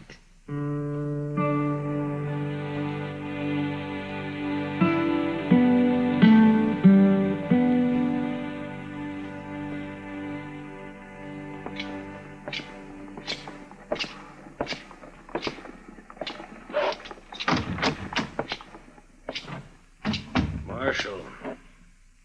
Hello, Rollins. Been waiting for you. Oh, the last time you sent a couple of your men to do the talking. I don't know what you're saying. Oh, you're two riders who tried to dry gulch me. I hope you buried them, Rollins, because I didn't have time. I come here to tell you, you and me can still work things out. You didn't get me killed, so you still want to buy me off. Any man can use money. The government pays me. Not as much as I could. Listen, Rollins. So far, I got nothing personal on you. Nothing I can prove, anyway. Now, if you're smart, you'll saddle up and ride out of here and keep away from Tascosa, too. We'll see. Meantime, Marshal, how is Stella? No. I'm telling you, Rollins, you get out while you can. Sure. Sure.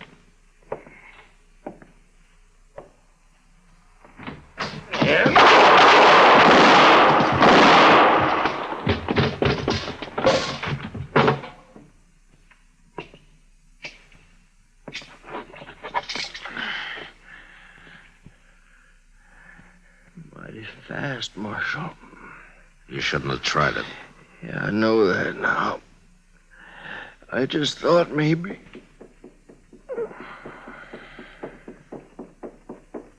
Mr. Dillon? I seen it. I seen him back out the door. What happened? Who was he? Oh, it was a man named Rollins. What'd he do? He didn't want me to send a new peace officer to Tascosa. Well, that ain't much of a reason to die, is it? He figured it was. Look, Chester, you go tell Doc about this, huh? I got some business over at Delmonico's. What you gonna do? Well, Doc told me there's a man I want to talk to down there. Who? An ex-buffalo hunter I'm going to ask to take the job of peace officer in Tascosa. Who is it, Mr. Dillon? Slim Trent? No, it's somebody who just got into town a little while back. He's a kind of a hot-headed fellow, but he can get the job done. Well, who in the world is it, Mr. Dillon? You don't know him, Chester. It's a fellow named Hickok, Bill Hickok. If you want, you can come over and meet him after you get Doc. No, I don't care about meeting no Bill Hickok. I was hoping Slim Trent would get the job. I'll see you later, Mr. Dillon. Yeah, sure.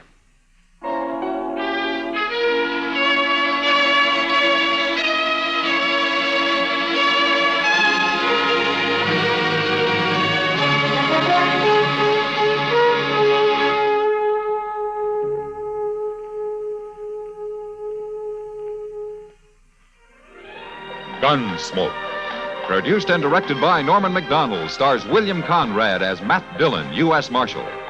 The story was specially written for Gunsmoke by Mr. McDonald, with editorial supervision by John Meston.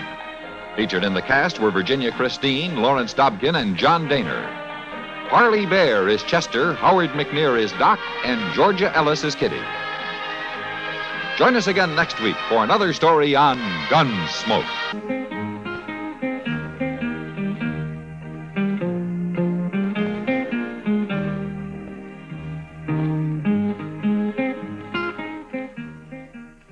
We pause now for station identification.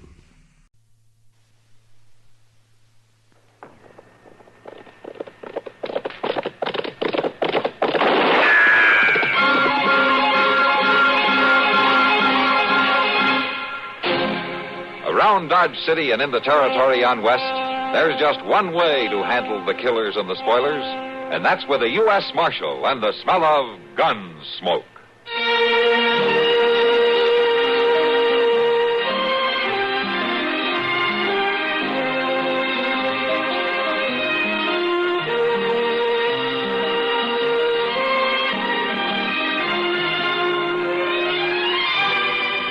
Gunsmoke, starring William Conrad, the story of the violence that moved west with young America, and the story of a man who moved with it.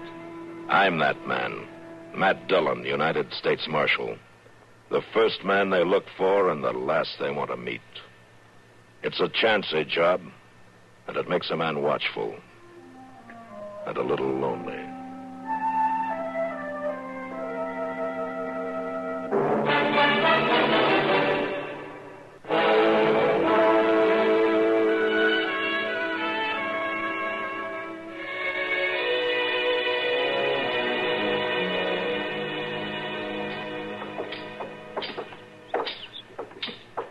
You don't have to come with me, Chester.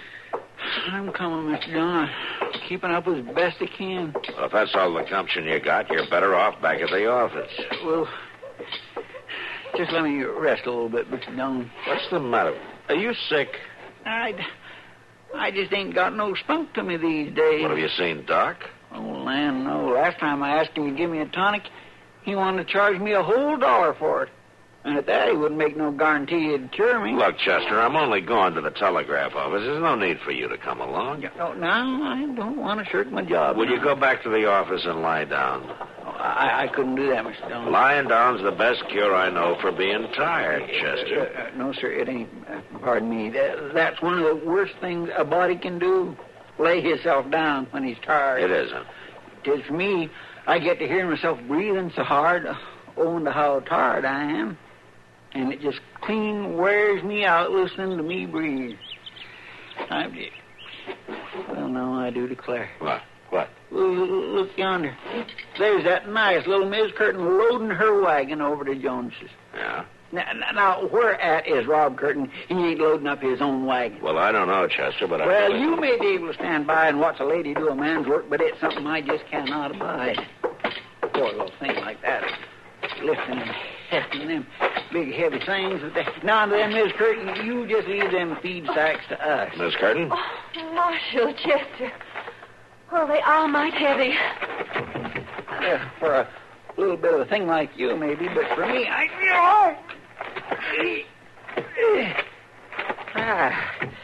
There, you'll want to grab the other end of that potato sack, Mr. Dillon. Well, you can make it, can't you? If you don't mind. You try it. No, Mr.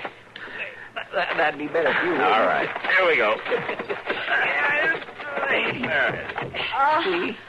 Well, I do thank you. And just wait till I tell Rob who gave me a hand.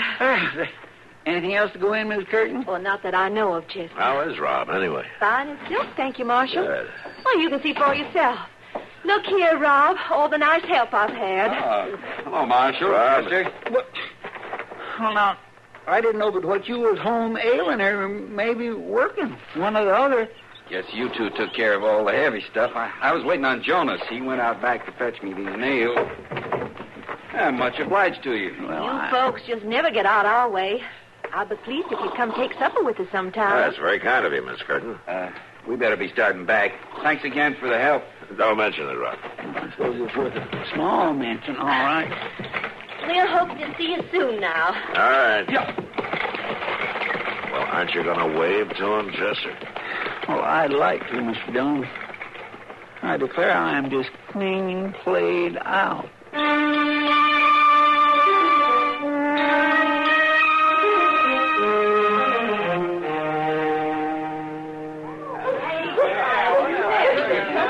Matt, do you know the sheriff, what's his name, Matt? Stringer? No, Doc, I don't know him by name. Might know him by sight. Miami, Texas. Now, that's a new name on me. That's a town in the Panhandle. Last time I rode through it was too small to have a sheriff. Guess the cattle drives have fattened it up some. Yeah, let me see that telegram again, will you? Oh, yeah, sure. Yeah, let me see here. It says, bringing prisoner in, need your help, meet afternoon stage. And it's signed Ab Stringer, Sheriff. And it's Miami, Texas. Yeah, that's what I thought, yeah. Something wrong? Well, it doesn't say anyone's wounded, or it doesn't say anyone needs a doctor. No, but it says he needs help. If he's had trouble, somebody's likely to be hurt. Well, that fellow there is the last passenger they had. I sure didn't see two men get off together. No, I didn't either, but that one's wearing a star.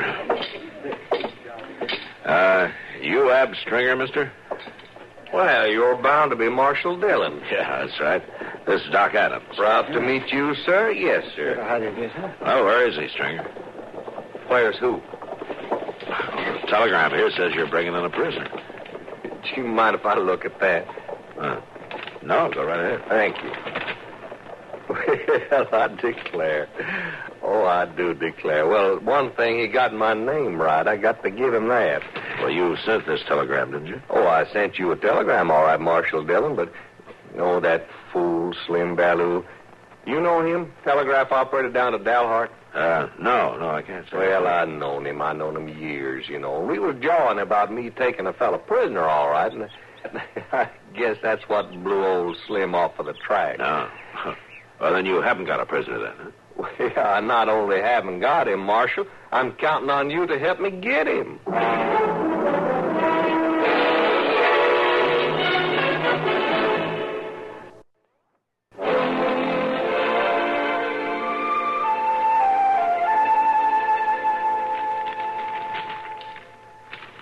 Well, now, they sure are a fierce-looking crew, ain't they, Marshal? Yeah, some of them look mighty rough, all right, Stringer. Of course, I say these wanted pictures, they serve their purpose. No? Looking through them keep a man in out of the heat, or the rain, or the cold. Ain't worth dried beans to help a man find the North County he's looking for. Well, they start a pretty good fire on a cold morning. Don't they, though? You haven't come across your man on these? No. Wouldn't be the first time I went fishing into a mess of these and didn't get my catch. Of course, might be he ain't stayed one place long enough to get his picture took.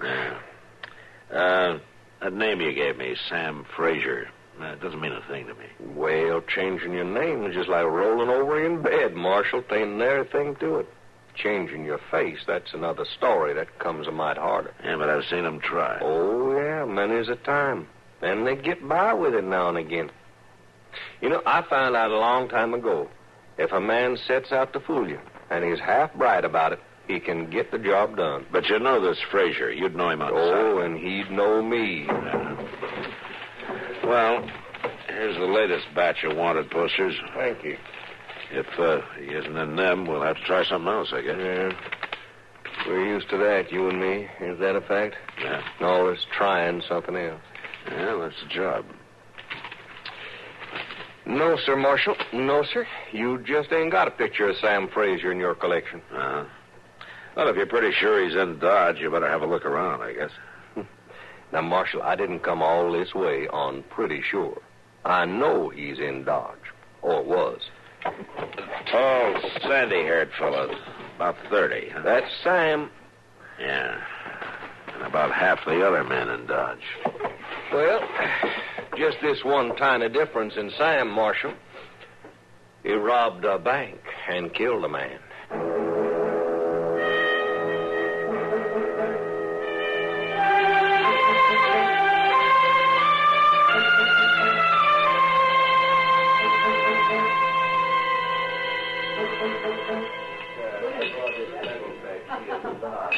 I tell you, Matt, wouldn't hurt to study Ab a while. He's the best-natured lawman I've ever seen. Oh? You got some kind of idea I'm not jovial, Kitty? You got some kind of idea you are? No, I haven't. I'm about half serious, though, Matt.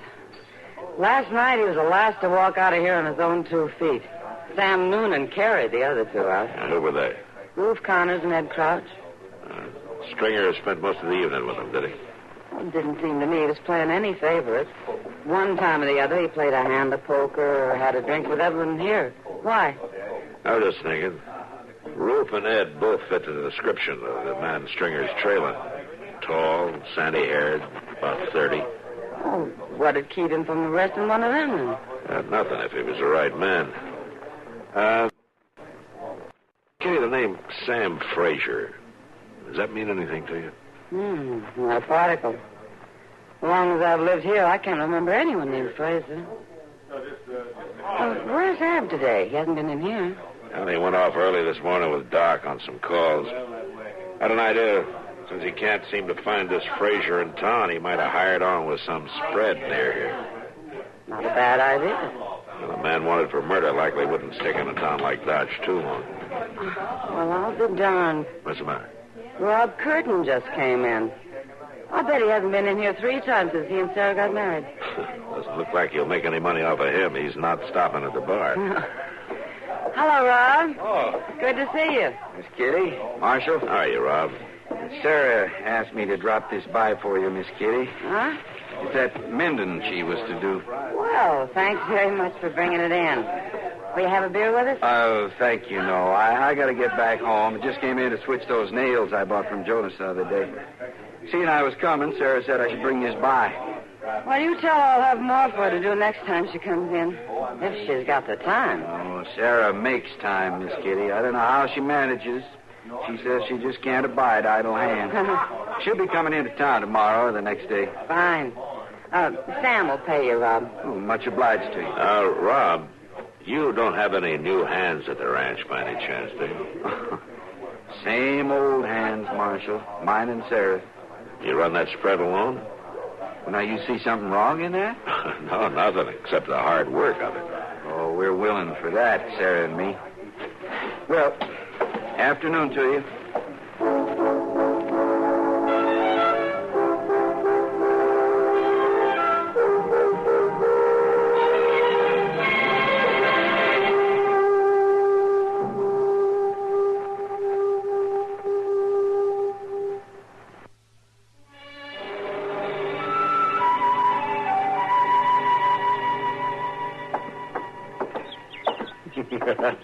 Oh, now, you're funning me again, Abstract. Oh, that'd be a fool thing for me to try.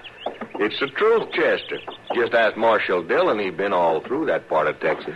You mean to tell me the whole of that town is dugouts, storm cellars? There are 2 buildings in that town that stand above the ground.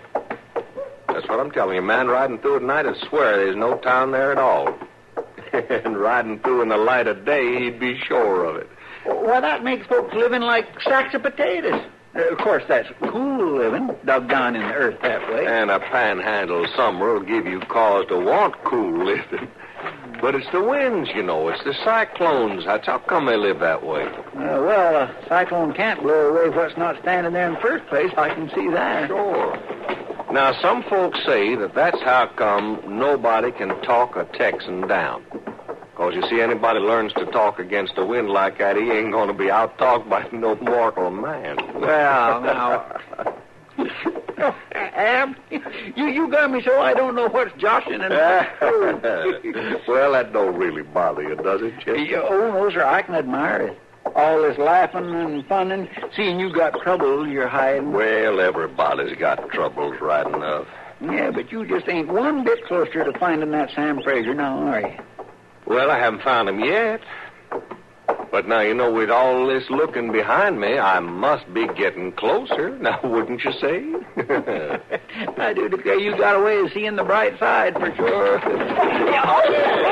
Oh, I'm sorry. Oh, well, Miss Curtin, I am sorry, It's ma'am. my fault, Chester. Rob says if I don't quit backing out of doors, I'll get trampled one day. Let me gather up your goods for you. Thank you. Chester.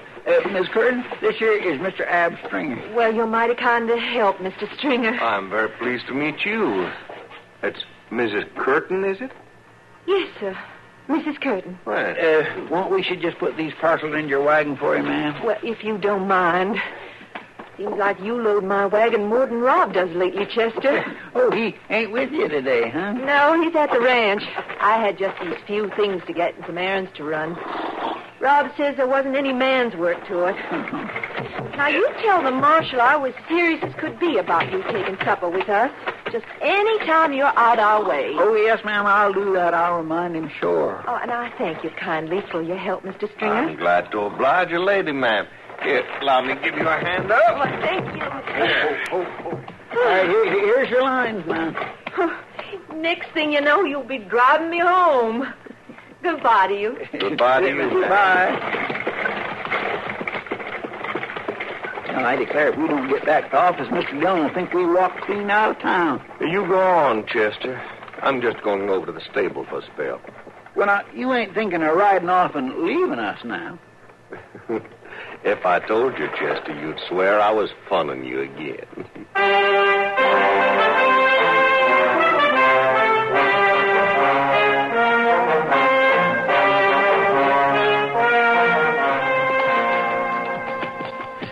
Well, I'd have told you sooner, but you and Clay was talking for so long, Mr. Dillon. That's not your fault, Chester, and we don't know if he followed Sarah Curtin. We just think he did. I swear I just can't get it through my head that he ain't Ab Stringer the way he's been saying.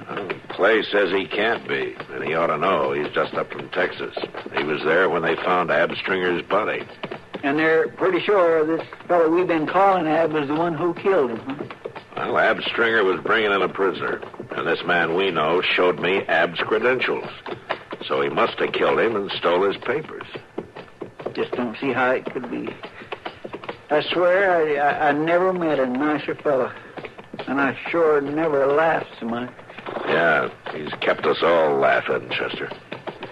Maybe a little too much.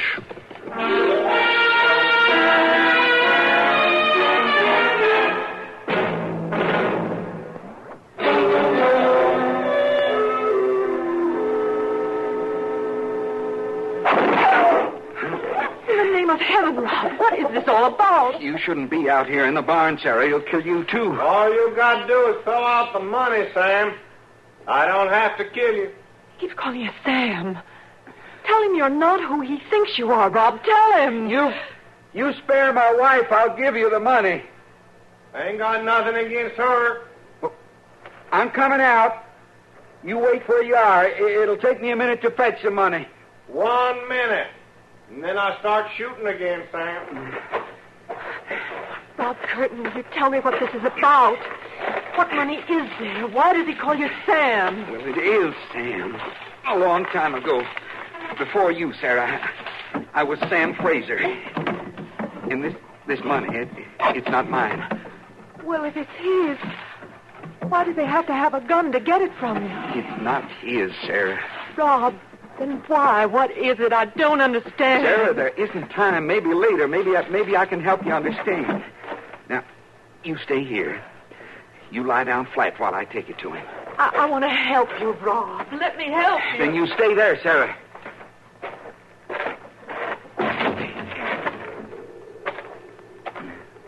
Sure sliced that minute kind of thin, Sam boy. I thought you were dead. But now, what kind of greeting is that between old friends? Of course, I can see you'd a lot rather I was dead. You could have kept all that money. You got your share years ago. Well, you was always more frugal than me, Sam. When I got to running again, I knew I could count on you for help. How come you still got it? Most of it's there, but not all. I've been working. My wife's been working. I was going to send it all back. To the bank we robbed? I got a life. I wanted to live it clean. Well, and taking your ma's name, hiding behind it, that's your idea of living clean? It helped.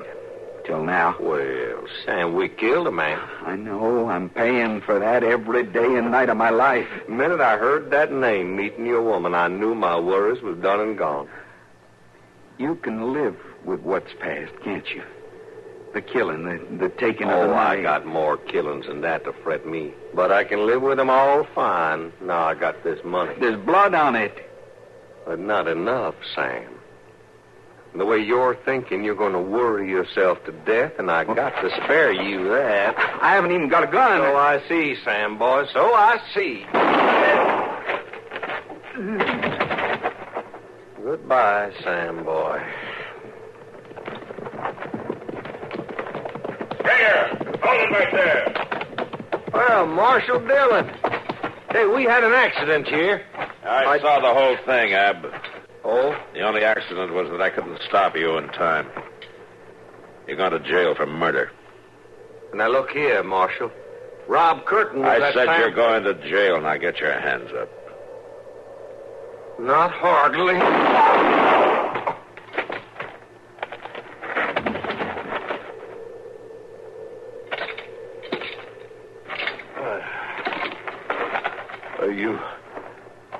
You got bright in a hurry, Marshal. Not hurry enough. No. You dying? Well, I ain't lingering long. Marshal, you was helpful. You and Chester.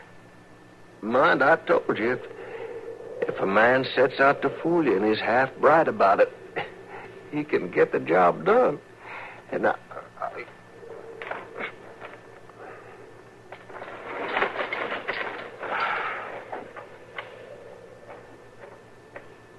Mr. Dillon, look yonder. What?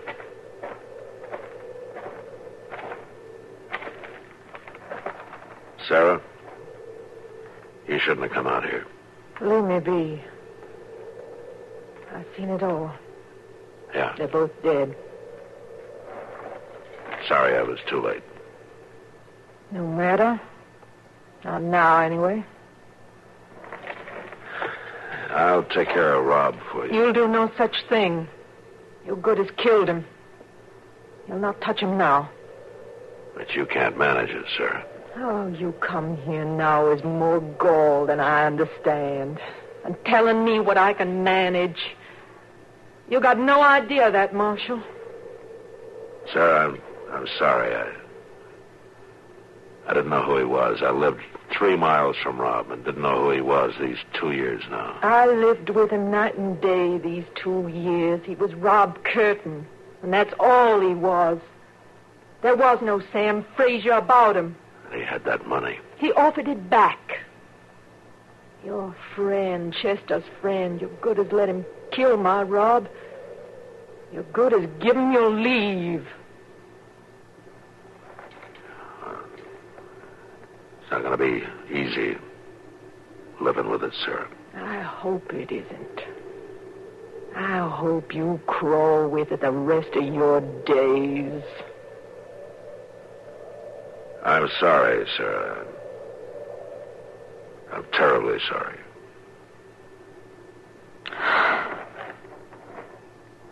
Sure, Marshal. I know. The question is, sorrow don't quite fix things, does it?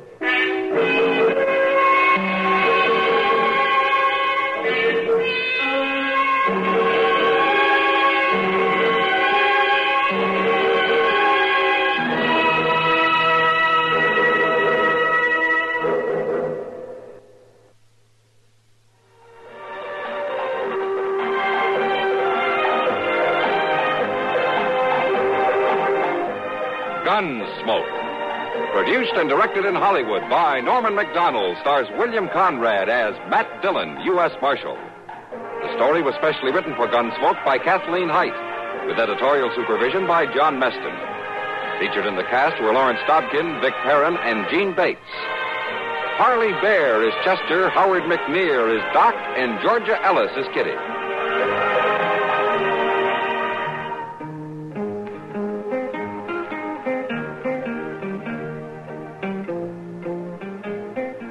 This is George Walsh inviting you to join us again next week when CBS Radio presents another story on Gunsmoke.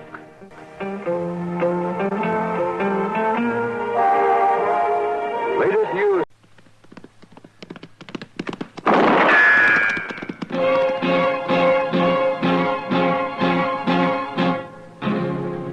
Gunsmoke. Brought to you by L&M. The modern cigarette that lets you get full, exciting flavor through the modern miracle of the pure white miracle tip. Live modern. Smoke L&M.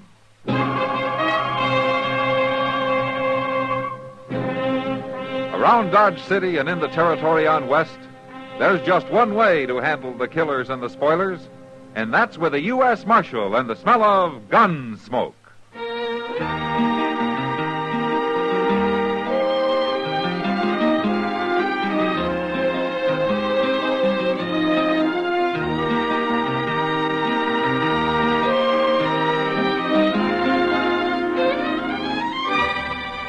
Gunsmoke, starring William Conrad.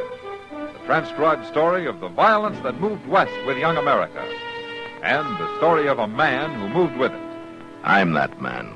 Matt Dillon, United States Marshal. The first man they look for and the last they want to meet. It's a chancy job, and it makes a man watchful. And a little lonely.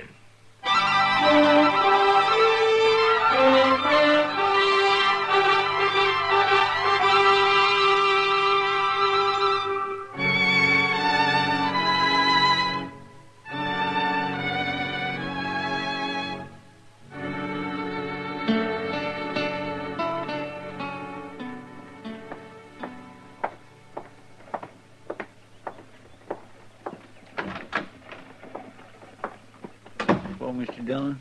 Are you eating already, Chester? No, sir. Oh, why not? Well, I didn't like to ask Alfred for no more credit. Oh. Yeah, I heard that you were at Chuck Beeson's faro table again last night. All right. Read me a sermon. I deserve it. I guess an empty belly will do you more good than a sermon. I tell you what, you can think about that while I'm eating, huh? And that's where I'm heading right now. All right, sir. But I think a sermon would do me good, too. You know, all about the evils of gambling. Mm-hmm. It kindly would lift me up, Mr. Dillon. The best one I ever heard was back in Prairie Falls. Yeah, well, that's very interesting. This here circuit rider was a real hellfire and brimstoner. Come right into the gambling hall, he did, and stood up on the table. He like got shot before he finished the first sentence. Look, but Chester, he could you tell me... out-shouted him and went right on. Took up a collection afterwards, must have got $40, $50. But there was only one trouble. Yeah, what was it, Chester? Well, nothing much, really. Only the money was in chips. See, he could cash 'em or play 'em. He played 'em, and he won. That kindly soured everybody on the sermon. Yeah. Well, I'm going to go eat now, Chester. I'll be back. There's more to the story than... Hello. Are you the marshal here? Yeah, that's right. Do you want to see me? If you're not too busy. No, come in. This is Chester Proudfoot. Hello. How do you do? My name is Ascom, Marshal. Clint Ascom. I'm a gambler. Well, I kind of figured that. But you're not from around here. I'd say maybe you work the Mississippi riverboats, huh? That's pretty close. The Ohio. Ah. Well, you're a long way from water here. Thanks to the Santa Fe Railroad.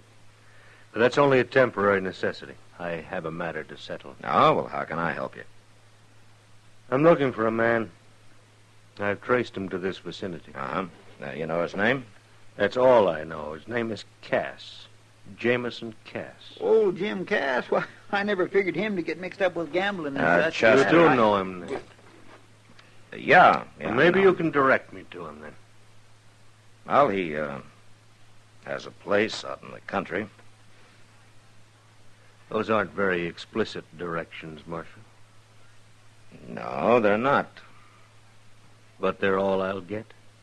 Well, I'd like to know what your business with him is. It's a personal matter. Oh, sure, but what? You told me what I wanted to know, Marshal. He's here. I'll find him without your help. Ask him. Why do you want to kill Jim Cass? What makes you think I'd do? A man eaten up by hate gets a look in his eyes. I've seen it too often.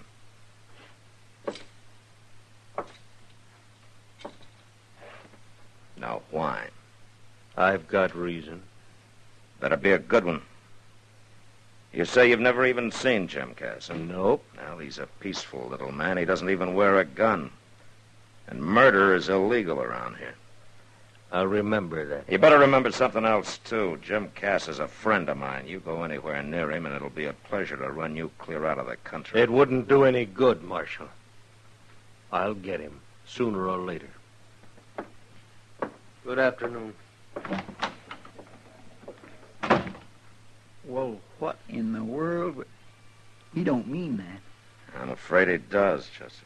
But why? There ain't a nicer, harmlesser little fellow anywhere than old Jim Cass. Now, what do you suppose could bring a man to hate him so? I don't know, but I better find out. Chester, you watch things here. I'm going to ride out to Jim's. Huh? All right, sure, but ain't you going to eat? Oh, I can do that later. You keep an eye on Ascom, and if he should head that way, you follow and warn me, All huh? right, sure, I will. Well, Matt, how I just came down to eat with you. What's you going out? I'm just riding out to Jim Cass's, Doc. You are? Now, that's a long, hot ride to make for nothing. Now, what do you mean, for nothing? You won't find anybody there. I saw Jim Cass over at the Long Branch now 15 minutes ago.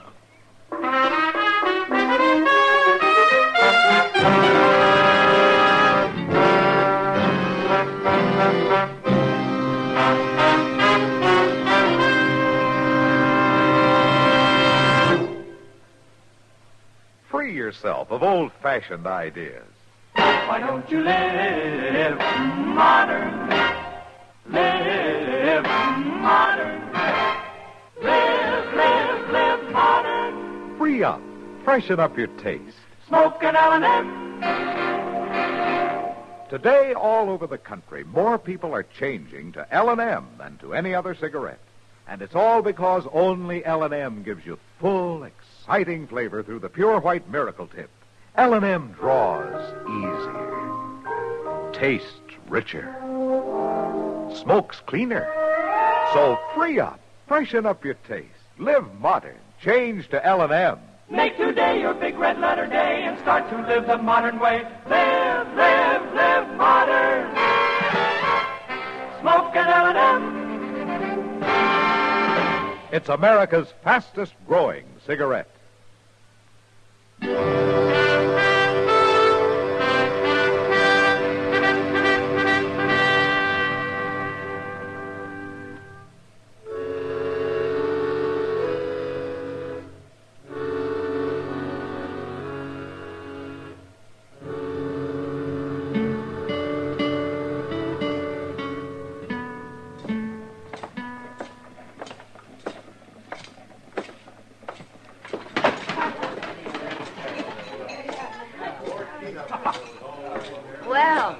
Hello, Matt. Hello, Kitty.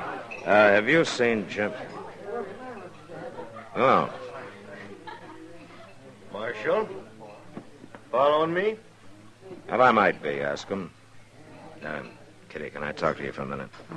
Sure, Matt. Is Jim Cass still around, Kitty? Oh, no. You know where he went? Home, I suppose. His wagon was hitched right outside. He got in and drove off about 10 minutes ago. Yeah. All right, thanks. Well, what's the matter, Matt? And I just want to see him alive. Alive? Jim Cass? Kitty, do me a favor, will you? Yeah. When I leave, you see that Ohio River gambler's entertained for a while, will you? Sure, as long as he's got money. Okay, thanks, Kitty. Marshal, have a drink. No thanks, ask him.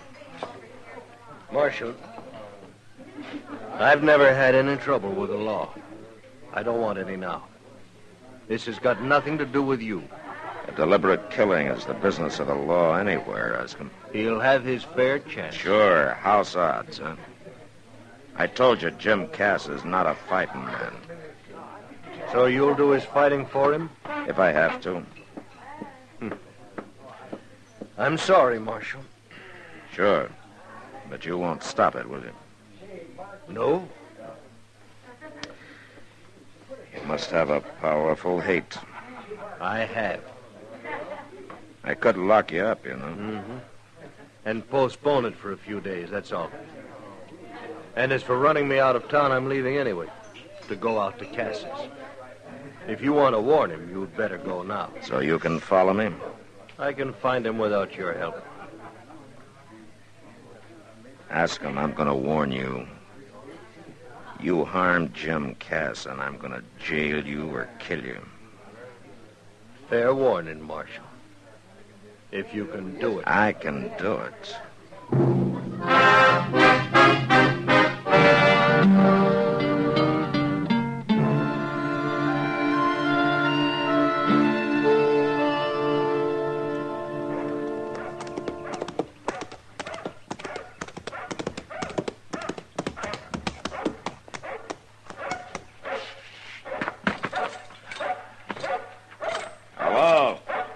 Anybody home? Hey, Tom! Hush up out there now. Hush up. Stop it. Who is it? It's me, Jim. Matt Dillon. Oh, Matt. Good to see you. What brings you out here? Can I come in? Well, sure. I'll set the coffee to boil. It won't take a minute. Hey, I'm scorching, ain't it? Yeah, it sure is. Yes, sir. Gonna be a late winter. Must be something important to bring you way out here on a day like this. It is, Jim. Something about me, Matt? Yeah. Well, say it. You know a man named Ascom? Clint Ascom? Ascom? Nope.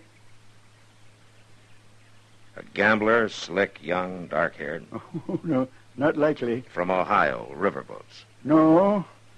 I was back east, Pennsylvania, a couple of years ago. You remember that? Yeah, I remember. I met some people, but I don't remember no gamblers. Not no Ascom. Jim, is there any reason why a man you've never even seen before would want to kill you? Kill me? Yeah, that's right. This fella, Ascom, he's here gunning for me? He probably followed me out here. Says he's got good reason. Well, it seemed to me like you ought to know about it if there was a reason like that. I don't know why any man I ever met wanted to kill me. Okay. That's good enough for me, Jim. What are you going to do? Wait for him to come, then take him. Well, seems like I ought to help. No, you just sit tight. Well, at least I'd like to ask him why. Gee, reckon that could be him? Yeah, maybe. I'll take a look. No, it's Chester. Hey, Tom! Shut up out there now. Stop it. Tom! Yeah. Oh, howdy, Chester. Hi there, Jim. Nice dog. Say, Mr. Dillon, Yeah, Chester. ask him followed you out like you thought. But as soon as he spotted the place he turned off, I come in to tell you like you said. Yeah. That's my mistake. Now we've lost him. He's out there somewhere waiting for us to leave. Well, what'll we do? Jim, maybe you better ride into town with us, huh? And let a gunman scare me off my place? Something no Kiowa or Comanche was ever able to do? All right, Jim. Come on, Chester. We'll head back toward town. Yes, sir, but ain't we... And then circle and come back. Oh, well, he'll likely use that drawback by the barn. That's the way the Kiowa come in. All right, Jim, but you stay in the house now. Well, don't worry none about me. I got my old scatter gun. Don't use it unless you have to, Jim. Come on, Chester.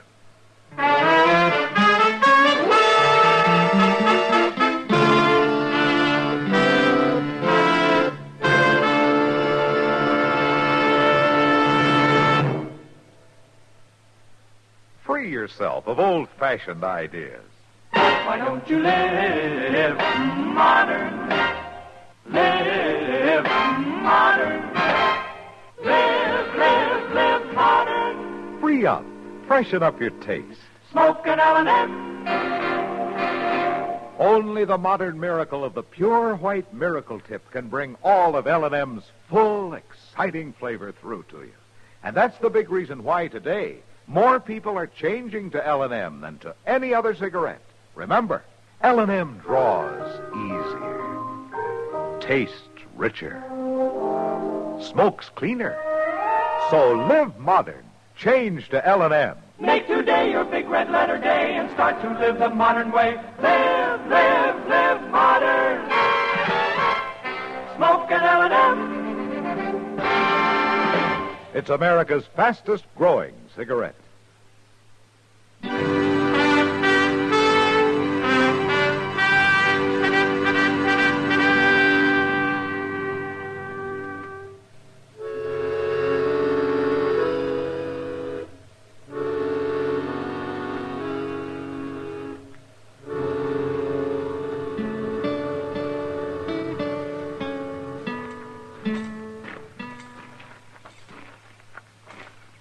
You see anybody, Mr. Dillon? No, not yet. Now, wait a minute. There he is. Yeah. All right, you stay here. I'm going on up. All right, sir. All right, hold it, Askham. What? You're covered. Don't make a move. Where'd you come from? Now, just take that gun. Chester. Yes, sir. My mistake, Marshal.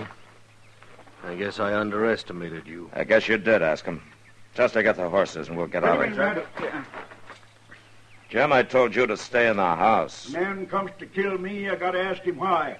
Just holster your pistol, Matt. This scatter gun will keep him quiet. Now, wait a minute, Do Jim. like I say, Matt. You too, Chester. Mr. Dillon? All right, Chester. Maybe I'd like to hear this, too. Yeah, but I don't like the look in his face. All right, now, mister. My name's Jim Cass. You tell me yours. Askham. Clint Askham. I'm supposed to know you? No. We ever met? No. But you got the notion to kill me? And I'll do it. Not while you're looking down this gun. Now you're going to tell me why. Talk, mister. You killed my best friend. Without reason or sense. In cold blood. Well, that's a lie. I never killed no man. Jameson Cass of Kansas Territory. On the night of June 12th, 2 years ago, in a barroom on the Cincinnati waterfront. You pleaded self-defense, and they let you go. Only it wasn't self-defense. It's taken me 2 long years to track you down. But that was an Indian. That was a Delaware Indian. He was my servant, and he was my friend. The best friend I ever had. He was as good a man as you are, or any other white man. Jim, is this true? Well, Matt, ain't nothing to kill an Indian, you know that. You had no reason. Well, he jostled me and bothered me. Had no right being there at all with white men. Oh, I'll kill you with my bare hands. Stand back Ask now. him. You're still taking his part, Marshal. You hate Indians, too. No, Askham, I hate killing of any kind. But Indians don't count. Is that it? If it'd been my friend, I'd probably feel like you do. Not this murder. Ask him, did you ever think maybe Jim's got a reason for the way he feels, too? A reason? What reason? Well, out here there are plenty who feel his way. The situation's different. Indians aren't all like your Delaware. You take a look up there behind the house. That little grass plot with the flowers and the 3 headstones. Now, those are Cass's reasons. His wife and his 2 kids. And Kiowas put him there. Now, I don't hold with what Cass did, but what you're doing's no better. I don't care what his reason is. I come here to kill him. I'm going to do it. Ask him. All right, Mr. Indian Lover, you will get your chance. Give him back his gun. Now, Jim. Stand back, Matt. This is between him and me. You stay out of it. Give him the gun, Chester. No, Chester. Jim, can't you see that you're making... I see he ain't going to be satisfied short of blood. Well, now I ain't either. Now, wait a minute, Stand Jim. back, Matt. I'd hate to have to blast you. Use your head, Jim. Man comes to kill me.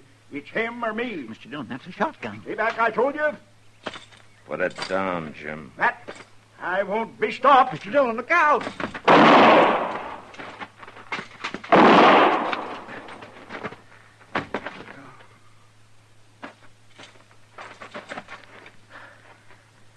Jim? Matt, I should have known you was faster than me. I'm sorry, Jim. Oh, you had to. But I figured I had to, too. Chester, give me your kerchief. Here, Marshal. Take mine. No. Ask him. Maybe I had this coming. I never thought much about that Indian. Maybe I should have. You be quiet, Jim, and lie still. Marshal, I'm sorry I caused this. It's a little late to be sorry, isn't it, ask him? Now, why don't you get out of here? All right, I'm going. Matt. Is he dead? No, he just fainted. Chester, ride into town and get Doc out here as fast as you can. Will you let me get him, Marshal? Least I can do. All right, ask him. Go ahead, but hurry. Mr. Dillon, you think he'll really bring Doc back? Yeah, Chester, he'll bring him back. My, you took an awful chance with that cussed shotgun. Well, it was a gamble, Chester. Yeah, but one you could have lost. Well, maybe you better read me a sermon on the evils of gambling.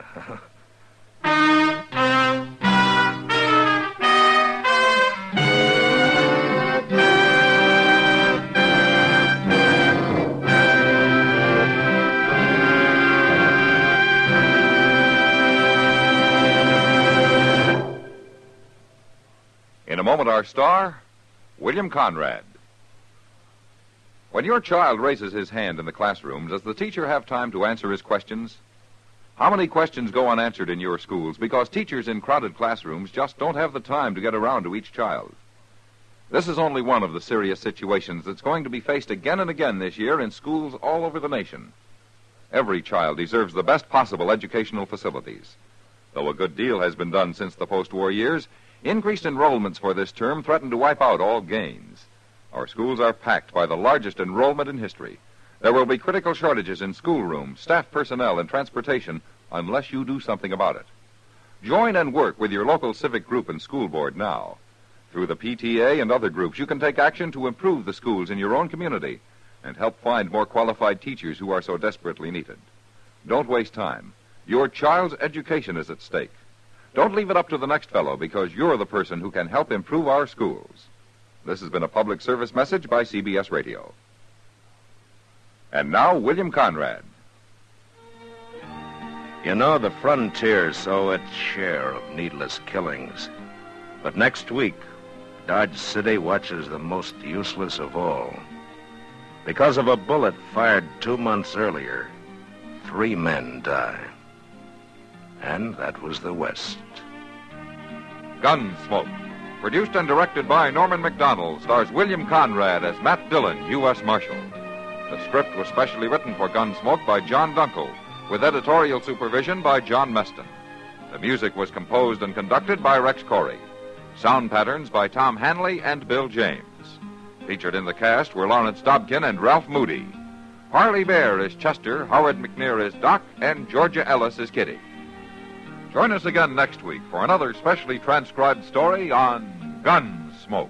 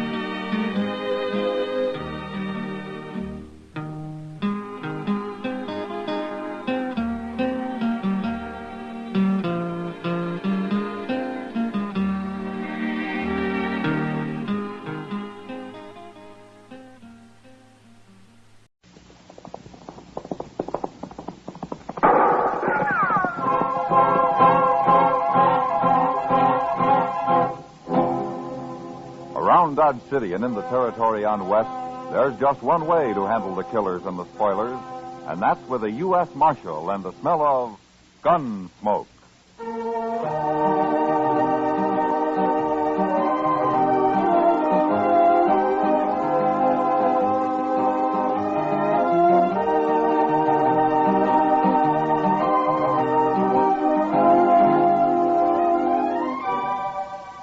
Gunsmoke, starring William Conrad, the transcribed story of the violence that moved west with young America.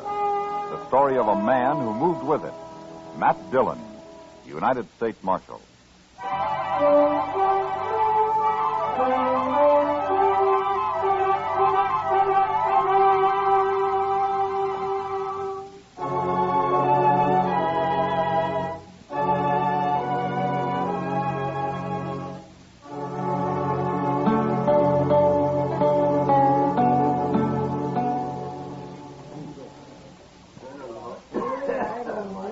Mind if I sit here a while, Marshal? Of course not. Sit down, Billy. Hey, you look worried, Billy. A boy like you shouldn't look worried. I'm 21. That's a man's age, isn't it, Chester? Oh, sure. 21's pretty old, Billy. Old enough for Frog-Mouth Kate, anyway. Every time I come to town, that woman won't give me a minute's peace. Well, maybe she's sweet on you, Billy. Sweet on me. Look at her at the bar over there. She'll come to and miss me pretty soon. Old enough to be my mother. Well, then why do you stay here? Why don't you go over to the Longhorn or someplace? Oh, Kate's all right when she's sober. Just when she gets drunk, she's such a nuisance. Well, she sure looks drunk now. She is. And when she's like this, there's no worse woman in the whole world. I could kill her when she gets like this. Somebody's always going to kill somebody around here. Oh, that's just a way of talking, Marshal. Yeah. I hate to tell you, Billy, but I think Frog-Mouth Kate has spotted you. Yeah, I knew she would. She gets lonesome awful fast, that woman. So that's where you went, Billy. Leaving me all alone? Shame on you, honey. I gotta catch my breath once in a while, Kate. You can catch your breath with me, honey. Not with Marshal Dillon and Chester and all the rest of them. Now, Kate, take it easy. I'll take it easy. You and me'll take it easy in St. Louis, Billy boy. And quit talking about St. Louis all the time. I ain't about to go to St. Louis. I'm broke right here in Dodge. I got the money, Billy. Almost I got it. Almost enough. You and me, huh, baby? Oh, Kate. Why don't you pick on somebody who can at least buy you a few drinks? Well, they've been buying me drinks. I don't care about them anyway. Let's get married, Billy boy. What do you say, huh? You and me. See what I mean, Marshal? Ain't she awful? Well, she likes you, Billy. Sure. We're a couple of real lovebirds. Yeah. Now stop that. Let go of me, Pete. I'll break your head open. You're cute, Billy. Lover boy. Joe, cut it out. Well, if you'll excuse us, we better be moving on.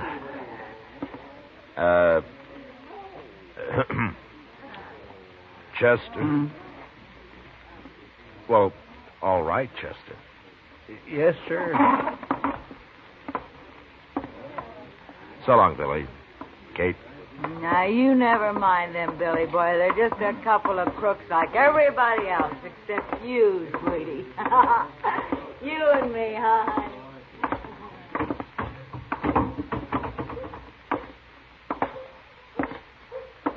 My. Poor Billy. Well, he's got to learn somehow. I suppose. The town seems pretty quiet, Chester. I think I'll go to bed. Good idea, Mr. Dillon. I'll sleep in the office tonight. All right, I'll see you in the morning. Good night, sir.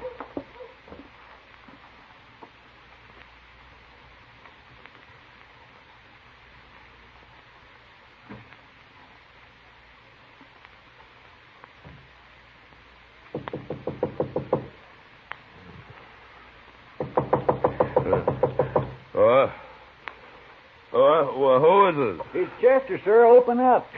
Well, just a minute, Chester.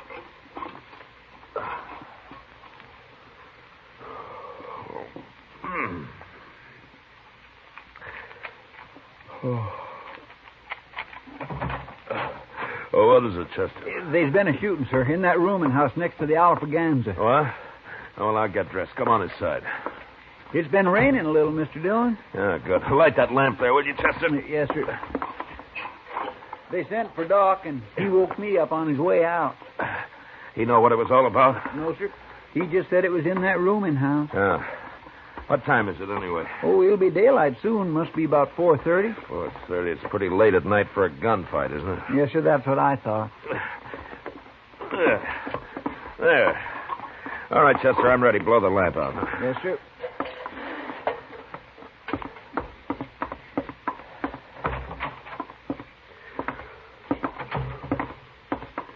That rain sure helped. Wouldn't it be fine if it stayed this cool all day, Mr. Dillon? You'd be lost if you couldn't complain about the heat, Chester. Well, I'd be willing to think of something else. Yeah, I suppose.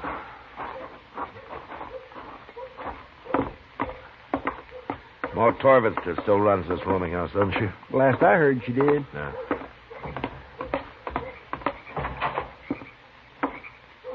Marshal. Down here, Marshal Dillon. It's Ma Torvitzer, all right. Hello, Ma. Right in here, Marshal. Who was it, Ma? Frogmouth Kate. She got shot. Kate.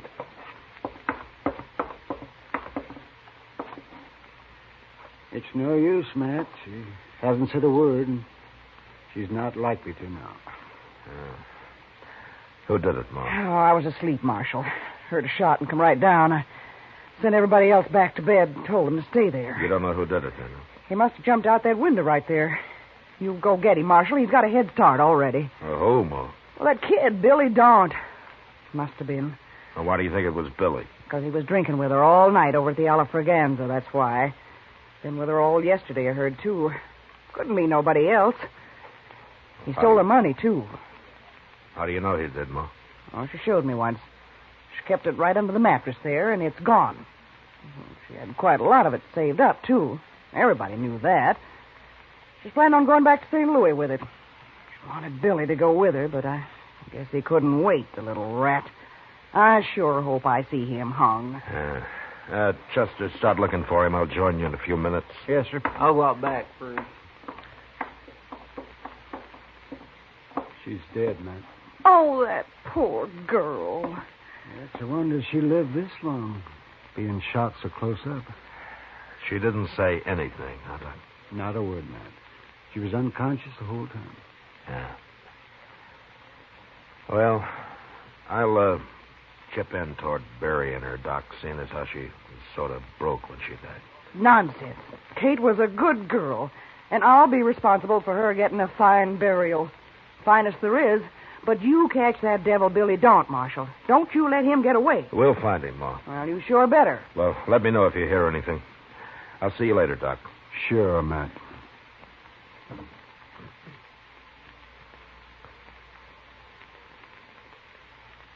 Chester and I spent the next couple of hours looking for Billy Daunt, but nobody had seen him since he and Kate had left the AFRTS together the night before. We did learn, however, that he'd been riding for Luke Atkins, and since it was our only lead, we decided to go out to the ranch and have a talk with Luke. It was mid-morning when we rode up to the main house, and at first the place looked deserted. Anyway, it's cool here under the cottonwood.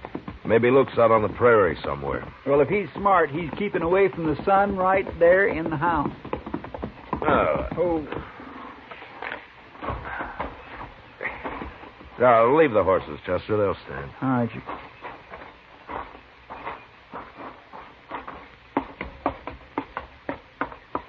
Who's that? It's Matt Dillon, Luke. Oh, just resting a little, Marshal. Hello, Chester. Hello, Luke. It's cooler out here. Sit down. My gracious, what happened to you? Does it look bad? Bad enough to skip church this Sunday, Luke. Black eye, huh? I ain't got a mirror. Your jaw's swollen, too. Fool kid, I never saw him like that before. He must have been drunk. Billy Daunt? He's been spending his pay in Dodge the last couple of days, and... Say, is that why you're here, Marshal? Billy get in trouble there? Maybe. What'd he beat you up for, Luke? Why, he just rode in here this morning early and said he needed a better horse than his and wanted my buckskin gelding. He was all excited, and I started to argue with him. He jumped me before I knew what was happening. Knocked me out for a minute, I guess. He's gone then, huh? Sure, he's gone. I came up to the house here and got my rifle and watched him go. Funny thing, though, he didn't leave right away. What do you mean? He fooled around down there in the barn for most an hour. I don't know what he was up to, but I just sat here on the porch with my rifle in case he got any more crazy ideas. He finally rode off, though, headed west. Well, we're after him, Luke. Billy in bad trouble, Marshal? Yeah, it looks like it. I'm sorry to hear that. He's always been a pretty good boy. Where are the rest of your men, Luke? Still in Dodge, Marshal, spending their pay. Well, you take care of that eye. So long. Goodbye, Marshal. Chester? Bye, Luke.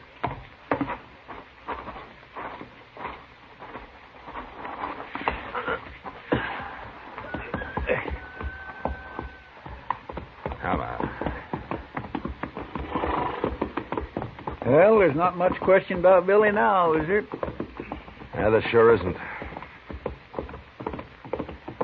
Start looking for tracks, Chester. Yes, sir, I have been. The ground's still damp from the rain last night. We ought to cut this trail easy. I don't see anything. Now, look there, over there. Those are fresh tracks. Yeah, they're fresh, all right, but they lead toward the ranch, not away from it. Yeah. Well, let's follow them anyway, Chester. What? Come on, let's ride.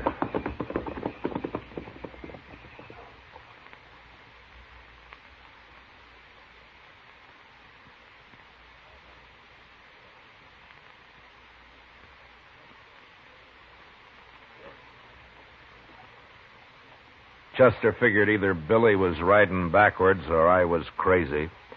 But he stopped arguing after a couple of hours, and we rode in silence the rest of the day. Long about dusk, I figured we were catching up with him, but we couldn't afford to lose the trail. And when night came, we made camp.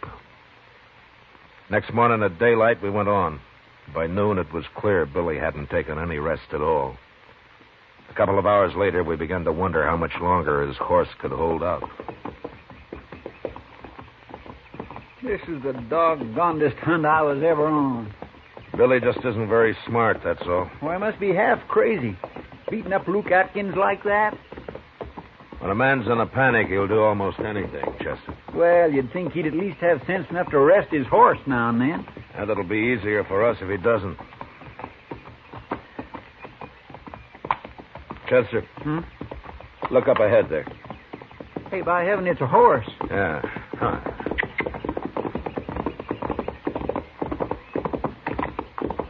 That's a buckskin. It's not saddled. There isn't a thing around, sir. This side of that bluff, anyway. The bluff's too far away for an ambush. The horse doesn't look very good, does he? He's not even eating. Yeah. Oh. He may never be any good again. That fool kid.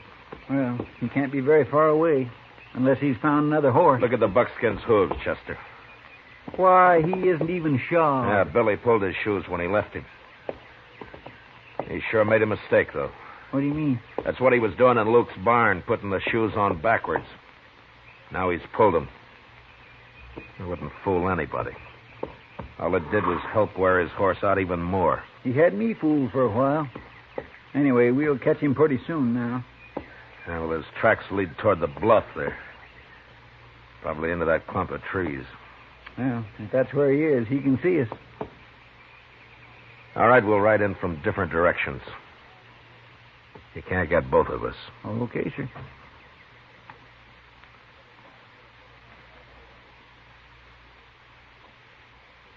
A half hour later, Chester and I had reached the trees about the same time, and without being shot at.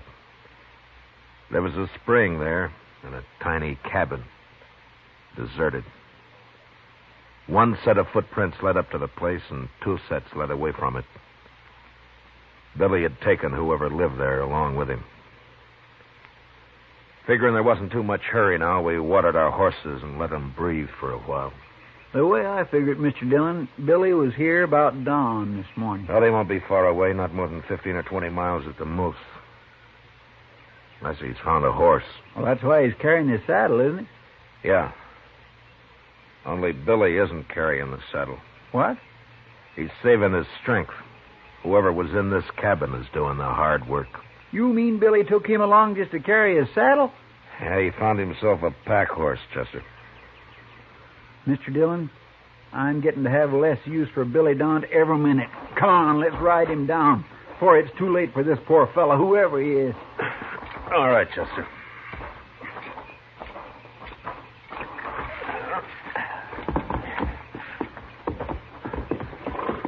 Well, our horses are in good shape. We ought to catch him in a few hours. I sure hope so. You take the side of the trail, Chester. Track about 10 yards behind me, huh? All right, sir. All right, let's go.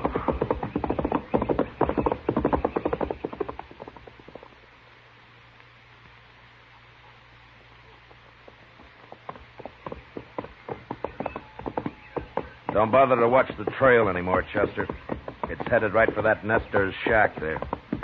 So keep your eyes open. You think Billy might still be there? Yeah, he might be. Oh.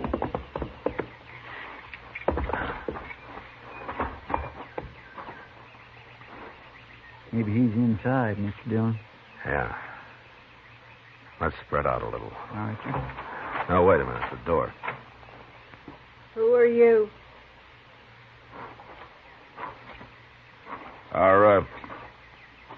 Are you alone, ma'am? You the law? I'm Marshal Dillon from Dodge. You're too late, Marshal. You mean he's gone? He's gone. Take a look around at the side, Marshal. Right around there. Go on, look. Both of you.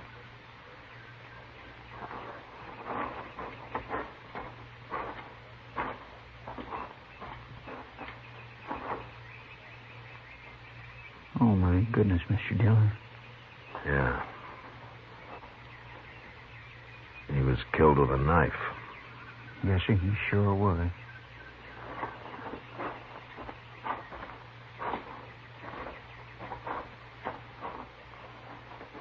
That your husband, ma'am? Yes. I'm sorry it happened, but if it's any comfort to you, we'll catch that boy. I promise you that. Don't matter now. He had another man with him. Where's he? Inside. I've been trying to fix him up. He was near dead when they got here. Poor old Clabe. Clabe? He's 75 years old, Marshal, and that's too old to be used like an animal. Rotten kid. I'd like to talk to him, ma'am. Come on inside.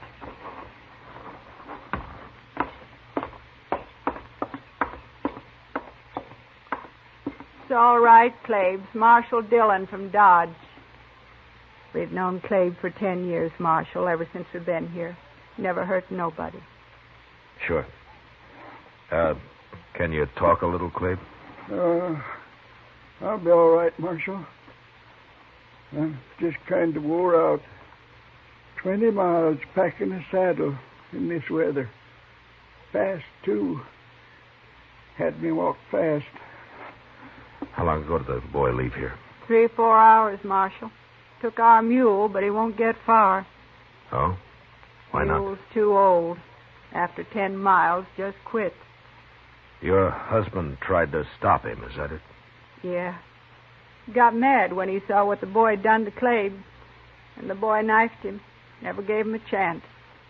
He's wild crazy. He sure is, Marshal. Scared, too. I never saw anybody so scared. He's in a real panic, Clave. But how come he used a knife? That doesn't sound right. Yeah, it's all he's got, that's why. What?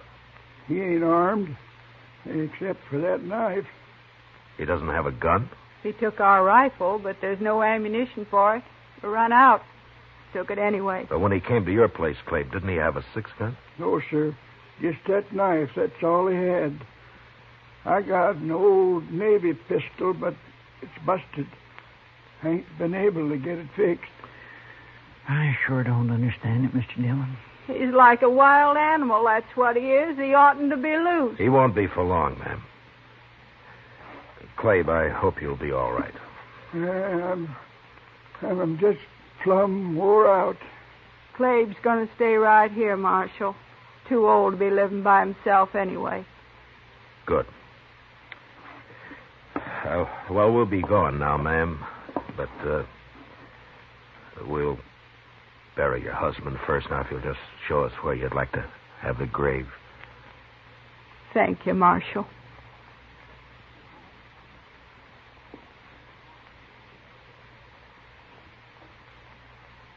The woman wanted her husband buried right where he'd fallen. So we dug the grave there and laid him into it. She watched, straight-faced, without a tear. Then she said goodbye and went back into the house. It was just after sunset when we caught up with Billy. Just as the woman had said, the mule had gone 10 miles and quit. Billy saw us coming, started running across the prairie on foot. His panic had made him as nearly brainless as a man could get. Look at him, Mr. Dillon. Did you ever see anything like it? He's still got a knife, Chester.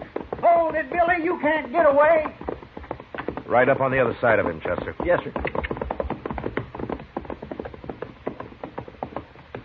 You've run far enough, Billy. You have to shoot me, Marshal. No, we won't. Take your rope down, Chester. Good idea, sir. All right, Chester, let's rope him.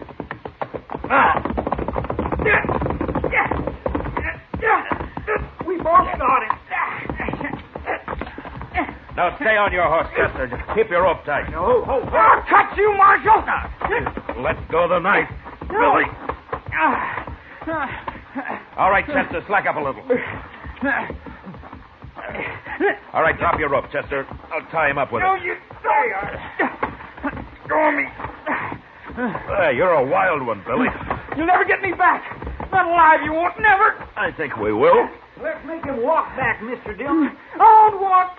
You can drag me, but I won't walk. No, we'll throw him across your horse, Chester. You and I can ride double till we make camp. Maybe that'll calm him down.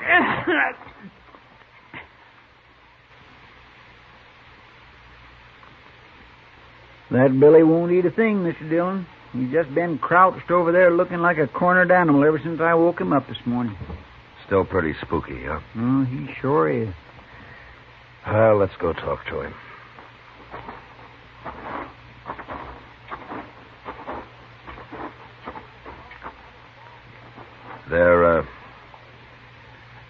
There's some bacon over there, Billy, if you want it.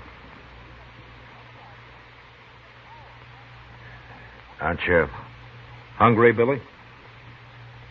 I didn't kill her, Marshal. Oh? You've been running awful hard for an innocent man. I didn't kill her, I tell you. We'll let the judge decide that, Billy. I was waiting for her outside, and I heard the shot. And I went around, and her window was open, and she was lying there. I didn't kill her. Then why did you run, Billy? I knew you'd be after me. I had to get away. I ain't going back to Dodge. I ain't going. Yeah. All right, let's get packed up, Chester.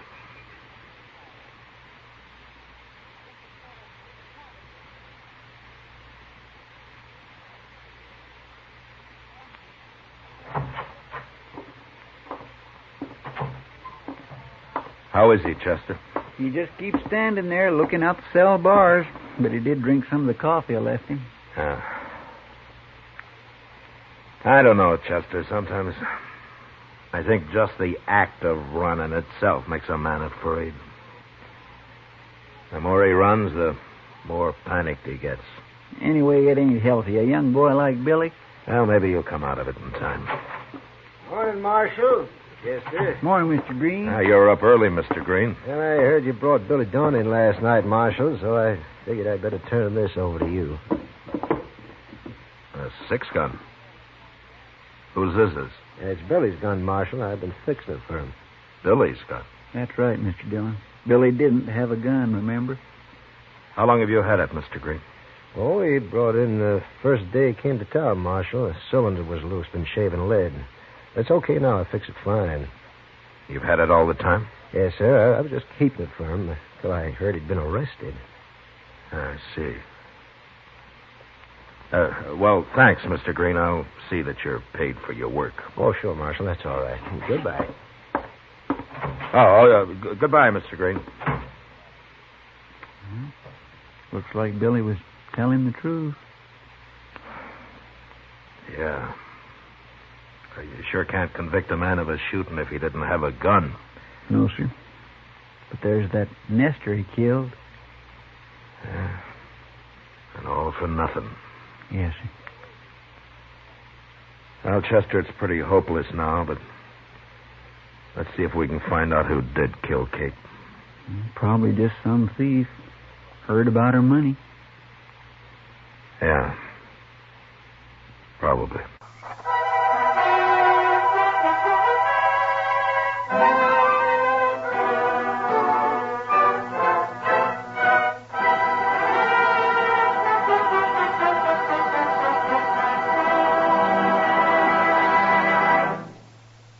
Gunsmoke, under the direction of Norman Macdonald, stars William Conrad as Matt Dillon, U.S. Marshal. Tonight's story was specially written for Gunsmoke by John Meston, with music composed and conducted by Rex Corey. Harley Bear is Chester, Georgia Ellis is Kitty, and Howard McNear is Doc. Gunsmoke has been selected by the Armed Forces Radio Service to be heard by our troops overseas. Join us again next week as Matt Dillon, U.S. Marshal, fights to bring law and order out of the wild violence of the West in Gunsmoke.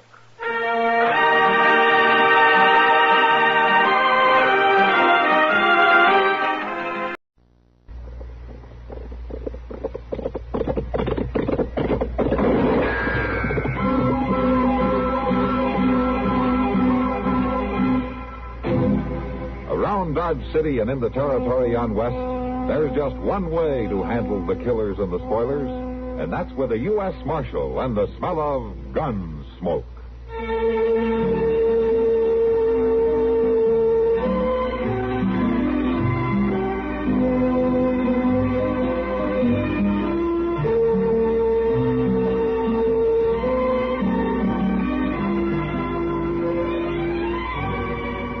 Gunsmoke, starring William Conrad.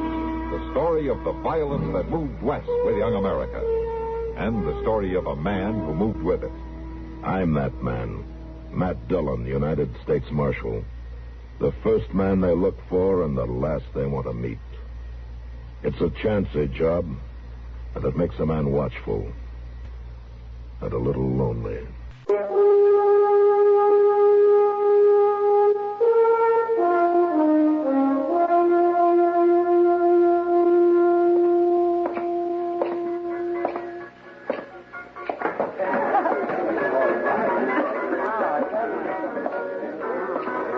Well, hello, stranger. Evening, Kitty. Where you been? You usually poke your face in here more often than this to scare my customers. Oh, you complaining? No. It usually coaxes him into buying another drink. Well, speaking of drinks, Kitty, Sam? Yeah? One for the marshal. Sure, Kitty. Something the matter, Matt? Oh, no, nothing the matter, Kitty. It's just one of those nights, you know.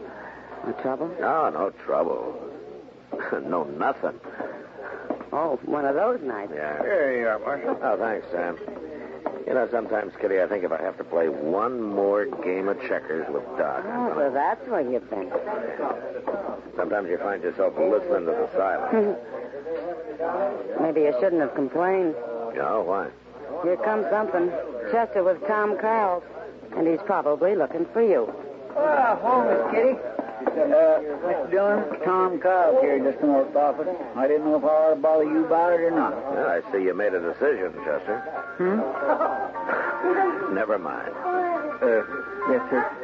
Well, anyways, why don't you just tell him what you've seen, Tom? Well, Marshal, I don't really know what it was, but, well, it was down there in the willows, thrashing around like maybe it was some kind of an animal or something. Well, I got to thinking maybe it was an engine or a road agent or something. Now, wait a minute, Tom. Where was this? Well, down by the river, right under the bank. And what exactly did you see? Now, it was too dark to see, really, but I could hear it thrashing around, making a kind of a moaning sound. The way them willows was bending and waving around, I knew it must be pretty big. Well, why didn't you go in and look?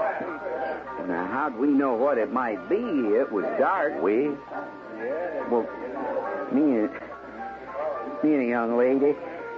We just left there quick, Mark. Oh, I see. Now, just where was this, Tom? Well, out by the point, just west of town, Mark. Yeah, I've heard about the buggies being parked out there. Tom, you sure that this wasn't your imagination? Oh, no. No, sir. There was something there. I know that. An animal, maybe, or engine.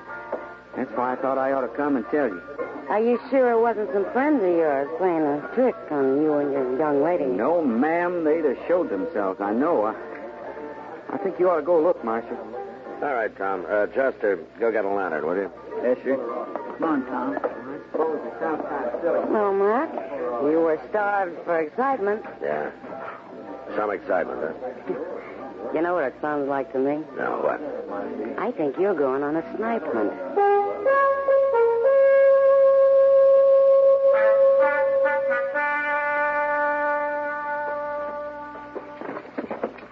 Over this way, Marshal. Come on, Doc. It's a fine thing to get a man out of bed for. And he said there was a moaning sound. You might be needed. Yeah, probably some blame drunken cowboy.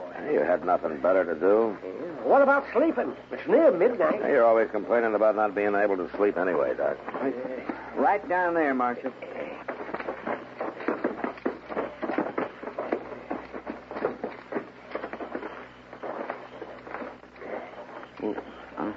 I don't see anything now, but it was right down here. All right.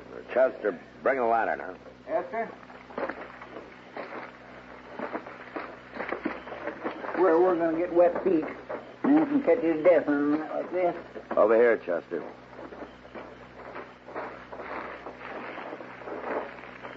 My gracious. You find something, Matt? Yeah, something for you, Doc. Come over here. My golly, Mr. Dillon. You recognize him? Yeah. It's old Tug Marsh, that trapper who went through here with his partner last fall. Does it hold that lantern a little bit higher there, will it, Chester? Sure now. That's better. I declare I never would have recognized him. What could have done that to him, Mr. Dillon? Some big animal of some kind, a bear maybe, or a wolf. This close to town? That's possible. Oh, Doc, what about him? Well, he's alive. That's about all I can say. There's one thing, though, Matt. These wounds are crusted. Oh, what do you mean? I mean he didn't get them tonight. Or even today. This happened 3-4 days ago. Maybe more. But then I don't see how... He's come a long way since then. Look at his knees there. And his hands. You see that? He's crawled for miles. With wounds like that? Half naked and half dead? He was half dead when he started, Matt. He's a lot more than that now. He's hanging on by a thread. We better get him to my office.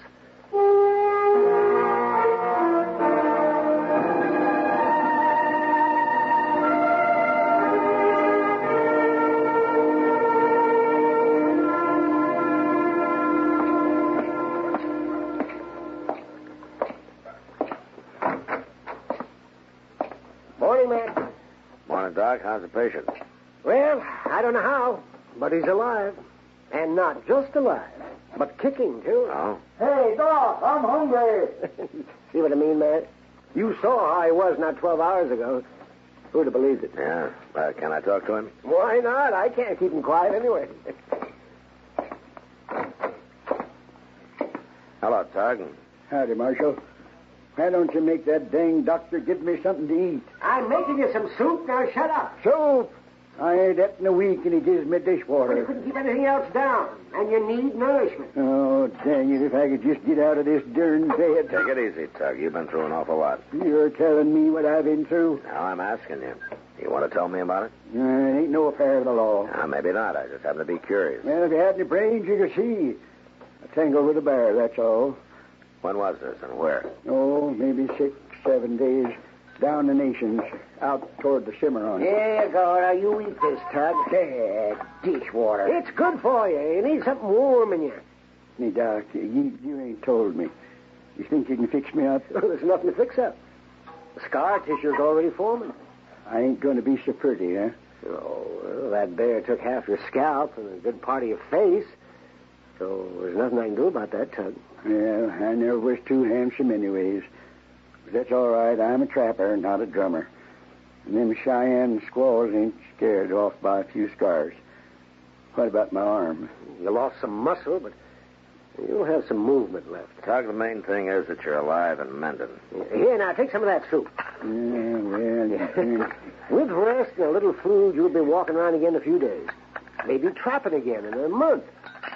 I got something to do first. Tug, tell me what happened, huh? I told you I tangled with a grizzly. Walked into him in this thicket, and the critter attacked me before I get my gun up. Finally killed him with my knife, but not before he chawed me. What about your partner, Billy Adams? Yeah, he couldn't wait. Couldn't wait? Yeah, found me near dead. Done what he could, but wasn't much. We both figured I was a goner. And there's hostiles around, Comanches. He's nervous, I guess, sitting beaver alone with a dying man on his hands. Only I wouldn't die for him so as he could bury me and have done with. You mean he left you? Yeah, next morning. He took everything. Didn't even leave me a knife to slip between my ribs. Now, you wouldn't do that to an animal, now would you, Marshal? Just leave him to die alone in the wilderness? You'd slit his throat for him at least. But Billy wouldn't do that for me. And that's when I decided. What? That I wouldn't die. That I'd come after him. I'd live to find him. So I started crawling. 5 days on my hands and knees without food or water. And when I find him, I'm going to kill him. But not fast. No. Slow. Real slow. Well, I can't say I blame you much, Tug. But there is one thing I'm thankful for. What's that? Billy Adams isn't in Dodge. I'd hate to have to arrest you for murder. Well, then as long as I'm here, you better see he stays away.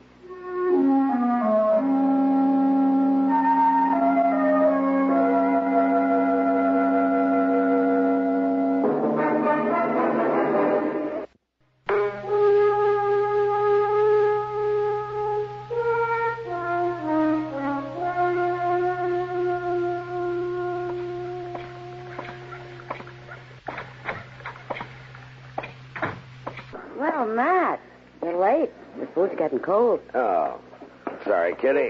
No, Doc. Yeah, Matt. Sit down. Yeah. The hash is actually edible today. That's good. How's your patient these days, Doc? You mean a star boarder, don't you? Yeah, well, I guess he's been around here long enough to be called, huh? Oh, 3 weeks. He isn't even about to leave. Is he still complaining of his aches and pains, Doc? No, it doesn't even bother now. He's just enjoying himself. At Doc's expense. Matt, he even bought him clothes. Well, he didn't have anything left, Kitty. I've seen him walking around town a couple of times, Doc. He seems almost back to normal. Well, yes. Well, considering everything, though, it has been a miraculous recovery. You know, I'm kind of surprised he doesn't want to be getting on about his business. Well, the truth is, he does. He's staying here on my orders. Oh, medical reasons, or are you trying to slow him down? Well, if I can help to keep him out of trouble, why not? You've kind of taken a liking to the old coot yourself. Haven't you, Matt? Yeah, I'm afraid I have, Doc. What kind of trouble are you talking about, Doc? The kind a man gets into when he's bitter about something. You mean Billy Adams? Yeah. Maybe we could keep Tugg here long enough. He could cool down, Kitty, but I don't know how long Doc can afford the expense. Dillon? Mr. Dillon? Yeah, what is it, Chester? You know who just rode into town? He's down at Moss Grimmich's right now. Oh, who? Billy Adams. Good, eh? Just goes to show you I'm not as smart as I thought. I should have sent Tugg packing. It's Billy Adams who's going to be sent packing, Doc. And right now.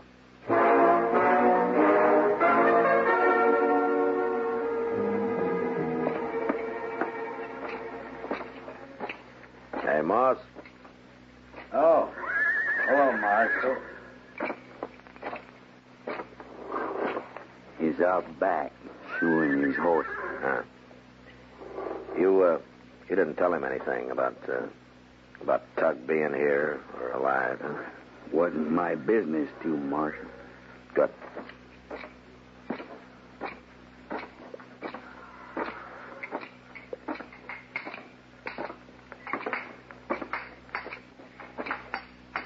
Billy?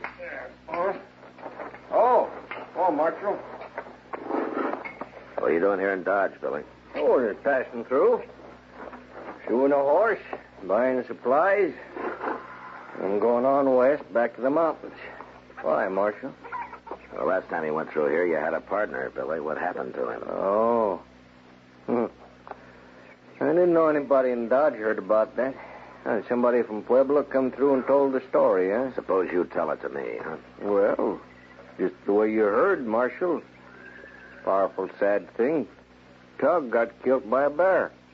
He got caught in a thicket with a big grizzly. Killed Tugg outright, did it? No, he lasted till next day. Oh, nothing I could do for him, no. He was clawed so bad. Oh.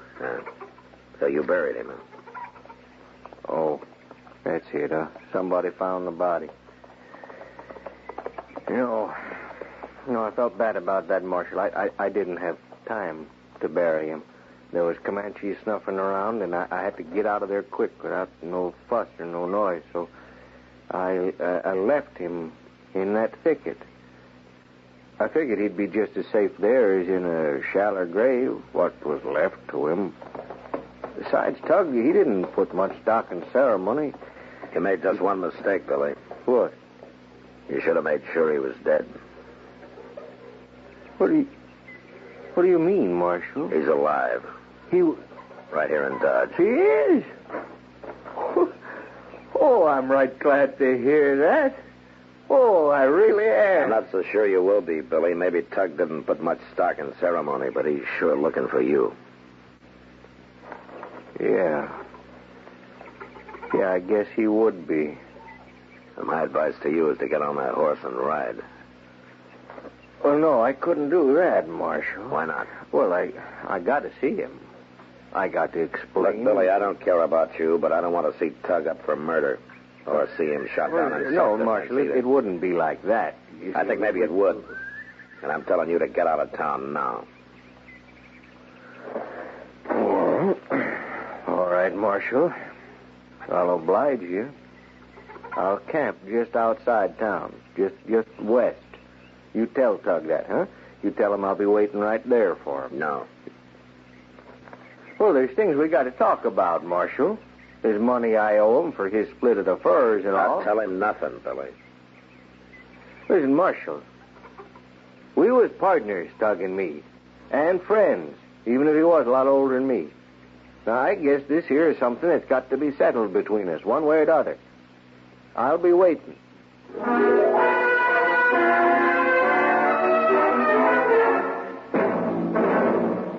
Dillon! Yeah, Chester. Did you see Billy? Did you tell him? Yeah, I told him. Well, the whole town's all excited, Mr. Dillon, holding their breath to see what's going to happen.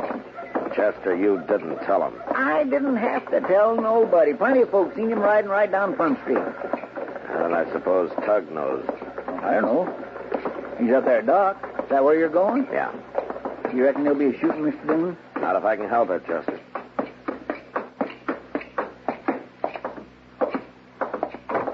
Now, wait a minute. You let go of me. Now, run away. No. Oh, Matt. Oh, I'm glad you're here. Now, don't try to stop me, Marshal. Get out of my way. I see you've heard the news, Tug. Yeah, I heard all right. Ain't nobody going to stop me. You don't even have a gun.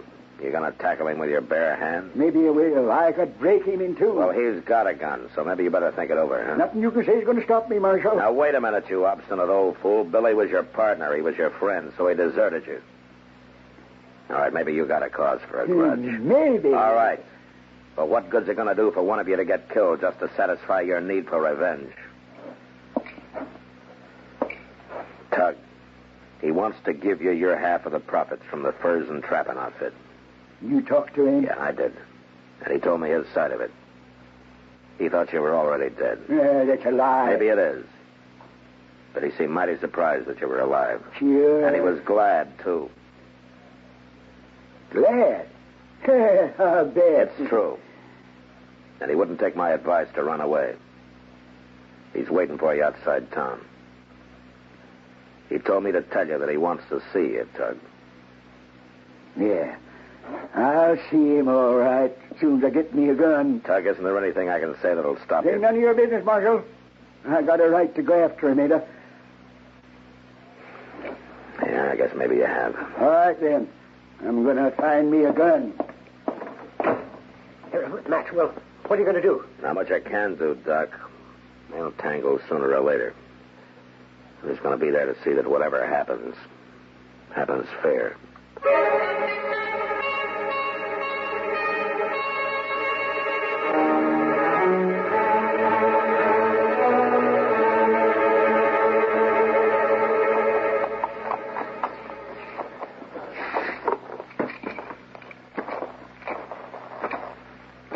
Well, Marsh, what are you doing out here? I came to warn you, Billy. Tug's on his way. Yeah. Well, sit down, have some coffee. Are you cooking? Oh, I might as well. I take it you're going to stay for the show. What are you planning on doing, Billy? Well, you'll see, Marshal. I don't think it's none of your business. Look, Billy, there's still time. Why don't you get on that horse and go? It's going to save an awful lot of trouble for everybody. You don't know Tug real good, do you, Marshal? He'd only get madder if I run. He'd just keep hunting until he found me again. Besides that... Well, I guess he's got a right to... He's got a right to hold a hate for me. I done a wrong thing. Leave him like that. Billy. You really didn't think he was dead, did you? No, but I thought it was just a matter of minutes, and there was minutes might have meant I'd be dead, too. I guess it was wrong of me to think of saving my own life. Well, at least that was a human mistake to make. I'm just glad now I didn't go ahead and do what I almost did, what I thought I should have done. What do you mean? Well, you know what you do for any dying animal. Took out my knife. I held it up to his throat. I couldn't bring myself to it, and I'm glad now. Yeah. In a way, me being a coward that way, that saved his life, and I'm glad of that. He done a lot for me, Marshal. He was like a father, Tug. He taught me all I know. How could you go up and leave him, Billy? maybe I just couldn't stay and see him die. I don't know it. Well, he's out there. What? Where? You sure? Oh. Marshal, him and me living the way we do, we hear things, we see things that town folks miss there. Don't you worry now. It'll come out the way you want. What do you mean? Well, I can't fight him, Marshal. But I'll make it look all right so you won't have to arrest him. Now, wait a minute, Billy. Chugg? Come on in. Coffee's hot. Hello, Billy. Biscuits be ready directly, Tug. Now, listen, Tug. Don't worry, Marshal. I didn't even get a gun. I guess I couldn't have used it if I had. Billy, a trapper needs a partner. Good ones is hard to find. You can't expect them to be perfect, not make a mistake or two. Tug. Now just pour the coffee, Billy. Plenty of time for talk later. Oh, sure, Tug, sure. Won't you have some coffee, Marshal? I don't mind if I do.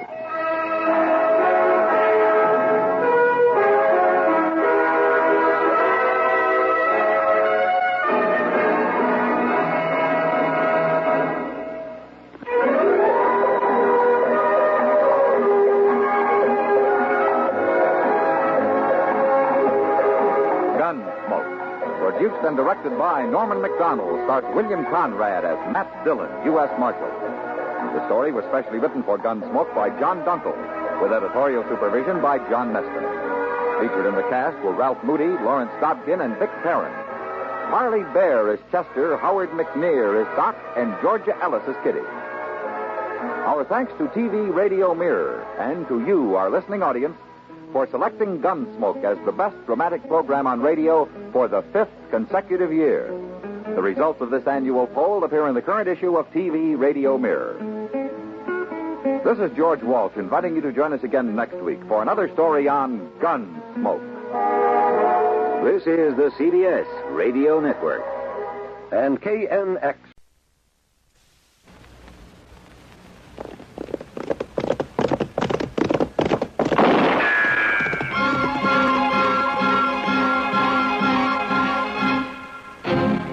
Around Dodge City and in the territory on West, there's just one way to handle the killers and the spoilers, and that's with a U.S. Marshal and the smell of gun smoke.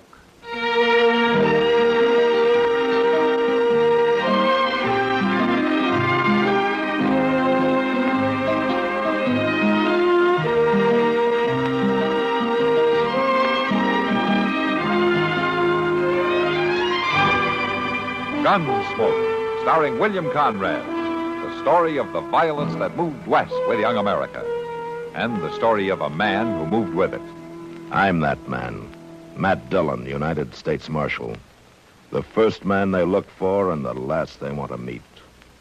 It's a chancy job, and it makes a man watchful. And a little lonely.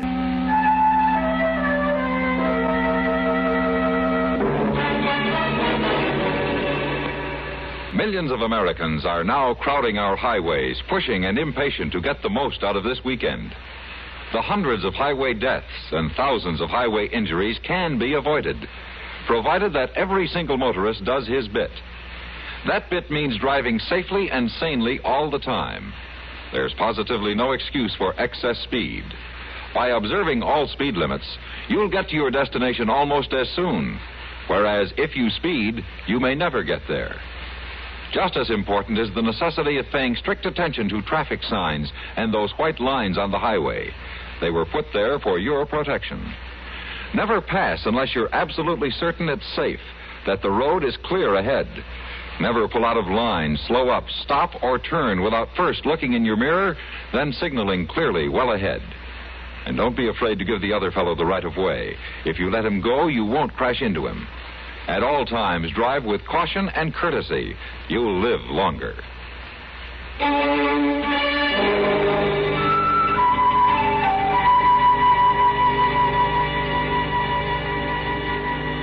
It had been a long, hard ride to Fort Larned, and as it turned out, a useless one. The prisoner Colonel Matthews had been holding for me died before I could get there, so I spent the night at the fort and then started back for Dodge the next morning. The trip back was more pleasant. A breeze from the Rockies swept across the high plains, and it was cool for the first time in weeks. And now, camped for the night just a day's ride out of Dodge, I was looking forward to a bath and a shave at Mr. Teeter's. I must have been asleep for some time when a sound awakened me. Somebody was standing just outside the circle of light cast from the dying fire. All right, hold it. Now, you raise your hands and you walk in here slow.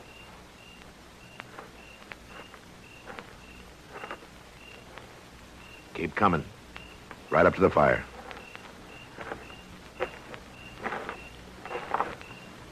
Now, just stand it. Is there anybody with you? No, I'm alone. Please, mister, I didn't mean any harm. What are you doing here? I was hungry. Thought maybe I could get some food. Well, I might have shot you. I'm awful hungry, mister. I've been sitting out there watching your fire. I thought you were asleep. Well, there's some side meat in that fry pan. It's cold, but you can have it if you want. Thank you, mister. You really were hungry, weren't you? Yes, sir. What did you eat last? This morning, just before I ran away. Ran away? That's right. I ran away from home. I see. What's your name? Trudy. Trudy Trent. Well, where is it, Trudy? Your home. About 40 miles from here. What's your name? Dillon, Matt Dillon. I'm the U.S. Marshal in Dodge. Dodge. That's right where I'm headed. Now, look, Trudy, Dodge is a long way from here, a whole day's ride. Don't you think you better ride back home tomorrow and think about this a little? Your parents are going to be a little worried. That's just me and Pa, Marshal. And I sure ain't going back to him. He's probably out looking for you right now. Pa? He gets drunk almost every night. Ain't likely he's out riding around on the prairie. I see. He's about the most terrible man ever lived, Marshal. I could tell you things he done to me you wouldn't believe. You want to hear? Look, Trudy, a lot of kids don't always get along with their pa. I'm not a kid, Marshal. I'm old enough. I've been old enough a long time. Look, you're going back home in the morning, and I'm going to ride with you to make sure you get there. Don't you like me, Marshal? Sure I like you, Trudy, but you're still going home. Don't make me go back there. Please. I'll do anything you want. But please don't make me go back. I got a blanket for you. You can sleep with the fire. Marshal, please. Look, Trudy, whether you think so or not, you're still just a kid, and I'm taking you home in the morning.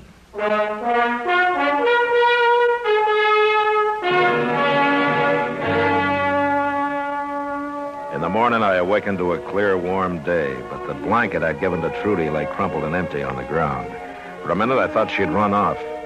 Then I heard splashing from the other side of the willows. She was taking a swim. A few minutes later, she was out, dressed, and we were breaking camp. It was wonderful, Marshal. You should have tried it. You ready to ride? You're mad at me. Trudy, you had something to eat, you got some sleep, you had your swim, and now you're going home. I changed my mind. What? I changed my mind. I'm not going home. I'm going to Dodge with you. Now, look, Trudy. Can you think of one good reason for not taking me to Dodge? Now, Dodge is no place for a girl like you. You still think I'm too young? Well, you just wait till you see me all dressed up. You won't think I'm too young then. You belong at home, Trudy. Now, let's get mounted. Marshal. What? If you want, you can marry me.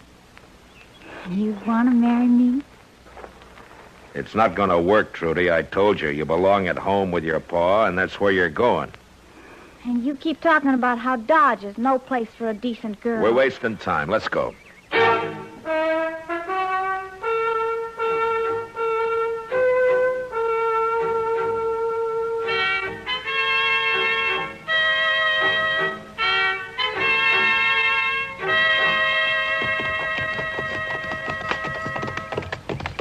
Well, there it is, Marshal.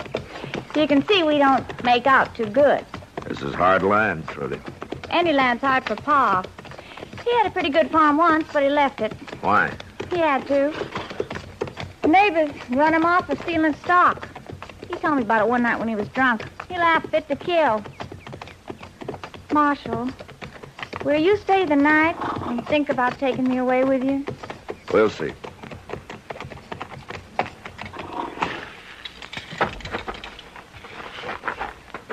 Come on. Let's go in and get this over with.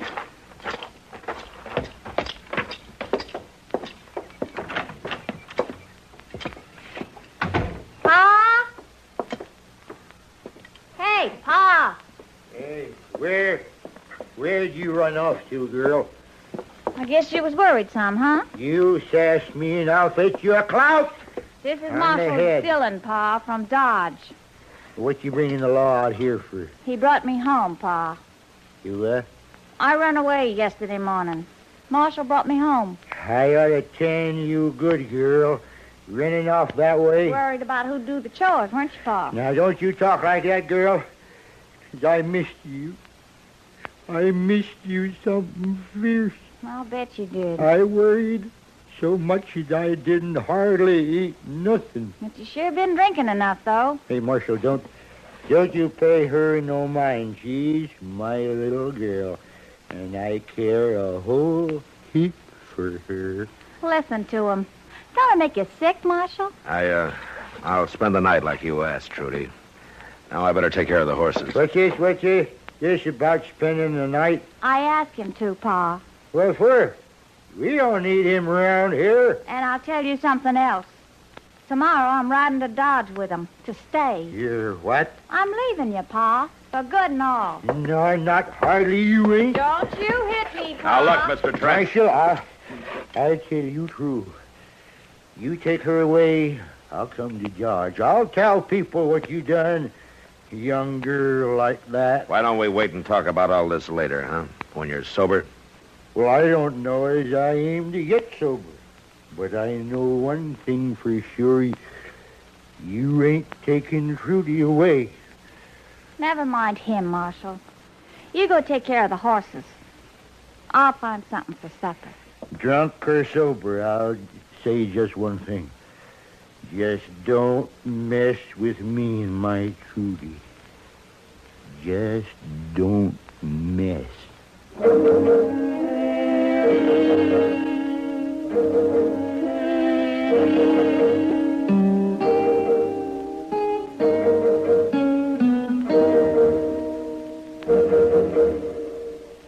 Don't be a forest firebug.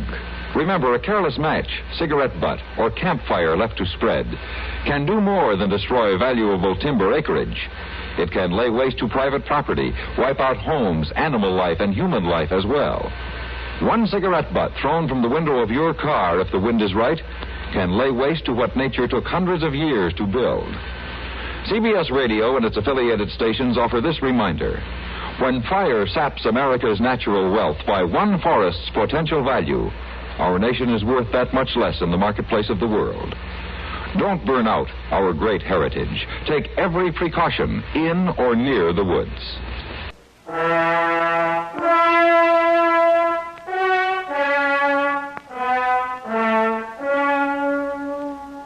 The Trent farm wasn't much of a place, inside or out. The front room where we ate was just a broken stove, a couple of bunks, and burlap hung over the two unglass windows. Supper was some boiled greens and sheep herder's bread, which Asa used to sop up his plate. You eat like a hog, Pa. She's got a real sharp tongue, ain't she, Marshal? Yeah, she can talk all right. Yeah, she can do everything. Sure. Cook, clean, fetch, Yeah. carry, feed the stock, Yeah. anything. Yeah, I taught her them things. Yeah, and a lot more. I'll bet, and it's cheaper than hiring somebody, huh? Even cheaper than getting married, ain't it, Pa? Because if you married, you'd have another mouth to feed, huh? Ah, don't talk like that. No, you're my little girl. Hey, we have good times together, don't we? It's a palace of joy, Pa. Now, Trudy, girl. You know how we celebrated Christmas, Marshal? Pa got drunk and set me on fire. I had to run out and roll in the snow or I'd have burned up. Then he wouldn't let me back in. I near froze to death. Well, I'm going to go out to the barn. Get me another jug of whiskey. The one under the bed's empty. I'll get myself a... Well, Marshal, What do you think now? Still think I shouldn't go into Dodge with you? Is he always like that? Not always. Right now, he's kind of on good behavior on account of you being here. I see. Dodge couldn't be worse than this, could it? No, I guess not. Then will you take me, please? Yeah, I'll take you. Honest? Yeah, but your pa's going to make a fuss. There's going to be trouble. You afraid of him? No, it's not that. I just don't want anybody hurt. Well, ain't I worth fighting for? Just a little? Now, Trudy, I want you to get something straight. I'd do the same for anybody. Now, look, the first thing in the morning... Pa, how long you been standing there? Marshal, you can sleep in the barn. Fine. Yeah, you'll find a good spot right at the edge of the loft. You'll like it fine there. You'll sleep good, too. The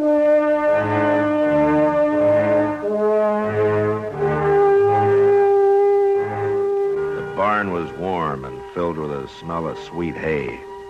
As I drifted off to sleep, the figures of Trudy and her father turned and twisted in my mind. Then suddenly I was awake again, wide awake, because somebody was moving toward me across the barn floor. For a moment I thought it was Trudy, and then I saw the rifle in his hand. Hold it, Trent. Die, blast you.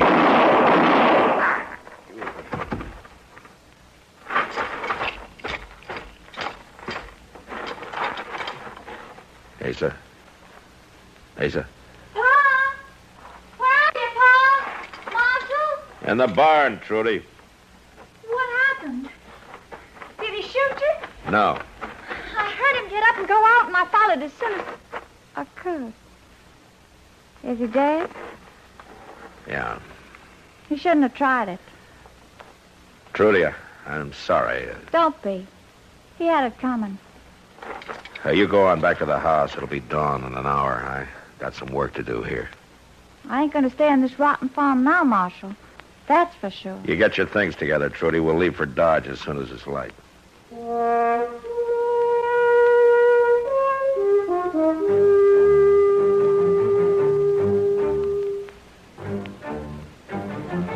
Just as the sun was breaking over the horizon, Trudy and I rode away from her father's ranch for the last time.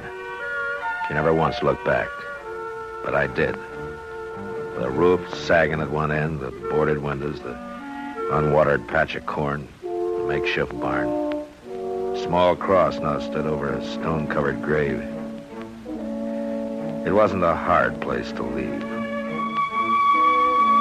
In Dodge, I told Kitty about the whole affair, and she promised to give the girl a hand. So she put Trudy to work in the Long Branch so that she could keep an eye on her that way.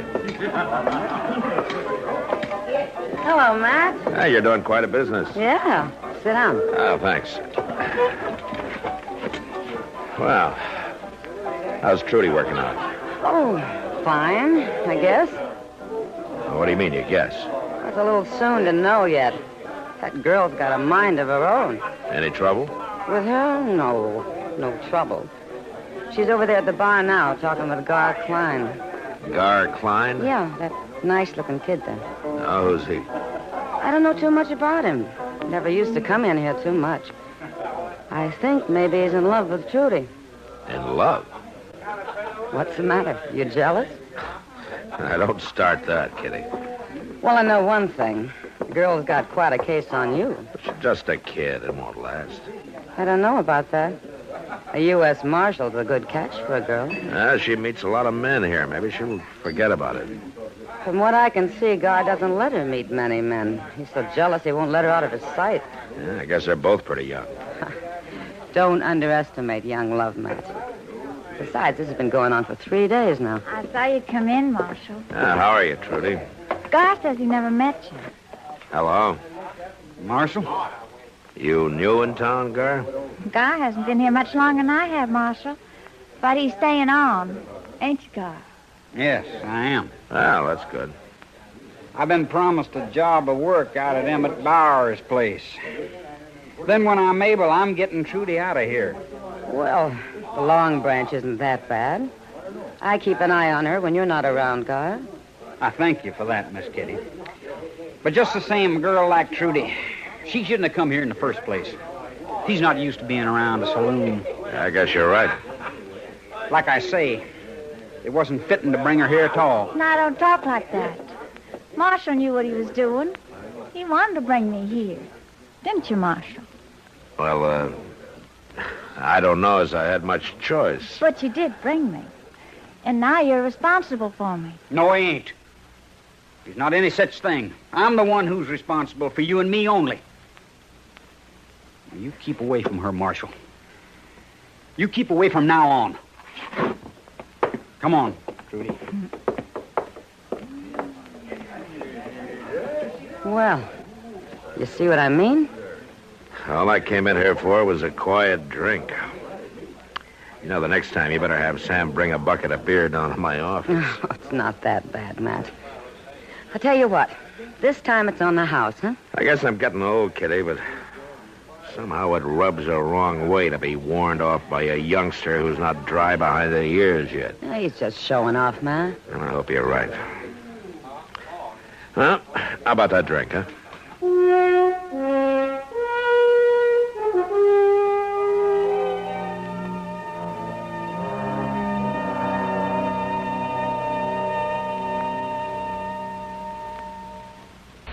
Hi, this is Dennis James with a longtime favorite.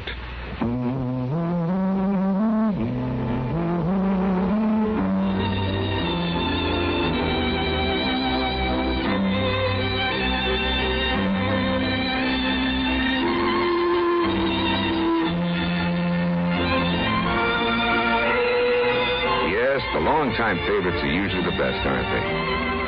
And one favorite folks have relied on over the years is Kellogg's All Brand. Since 1919, America's favorite natural laxative cereal. Kellogg's All Brand is the safe, gentle way to overcome irregularity caused by lack of bulk in your diet. It tastes good, too, and it never gets mushy in milk. There's only one All Brand, Kellogg's All Brand. So relieve constipation the way millions do with Kellogg's All Brand. ALL-BRAN. Yes, you're so right to stay regular with Kellogg's All Brand. Try it, okay? Okay.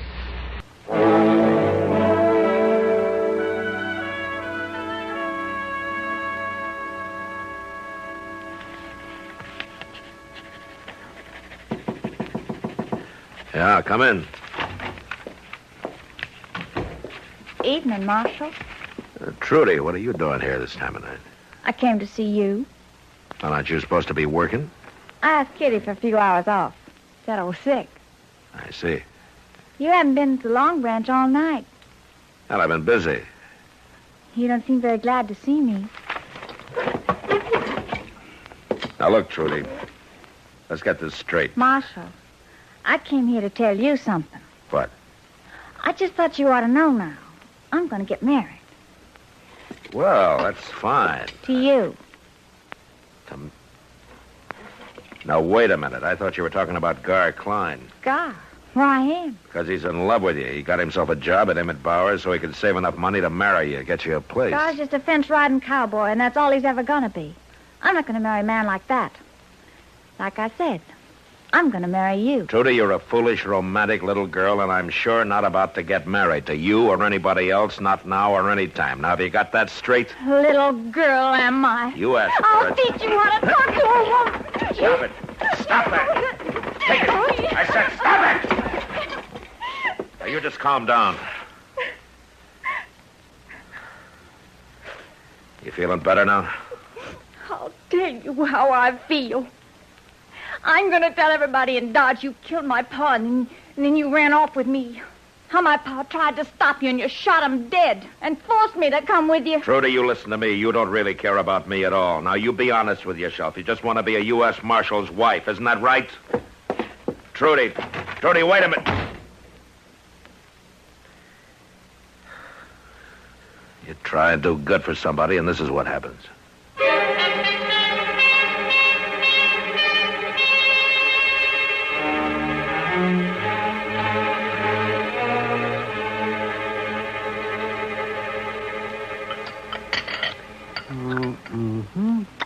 Matt, you look kind of tired. What? I say you look tired. Oh. Well, just like I've always told you, Chester, you can't burn the candle at both ends and not have it show. Oh, she must be a handful, all right, huh, Doc? Well, she's got Matt going all right. It's a sure sign something's in the wind when they won't even talk about it. Yeah. Well, it even happened to me one time, Doc. Yeah? Back in Texas it was. Oh. And this little old gal, bless her heart, just wouldn't give me a minute's peace. She must have been a ridge-running beauty. Well, now, she wasn't too bad, Mr. Dillon. Say, you better get married, Matt. It's a whole lot easier on a man than all this courting. I just hate to do this to you, gentlemen, but I'm going to have to leave. Don't forget my check when you leave, huh? Steak, eggs, and coffee. Thank you. Matt, Dillon, Matt. Marshal. Huh? Oh, Gar. I've been looking for you. Oh, what's the trouble? I heard all about it. All about what? Trudy told me last night. She told me everything. You been drinking? Last night I was, but not now. I see. Last night, Trudy told me how you shot her paw so she could run off with her. Now, wait a minute, Gar. Now you got her here in Dodge, and you don't want her no more. Gar, will you listen to me? Trudy's lying to you. You're a fool to believe all that talk. I love her, Marshal, and she loves me. And I ain't going to have you make sport of her. I'm not trying to hurt her. I haven't said anything against her. Can't you see this is what she wants? She's trying to make you jealous, trying to get back at me for turning her down. I'm going to kill you, Marshal. You better just go along, son. We can talk about this later. Not hardly, Marshal. Gar, don't be a fool. This is for Trudy and what you done to her.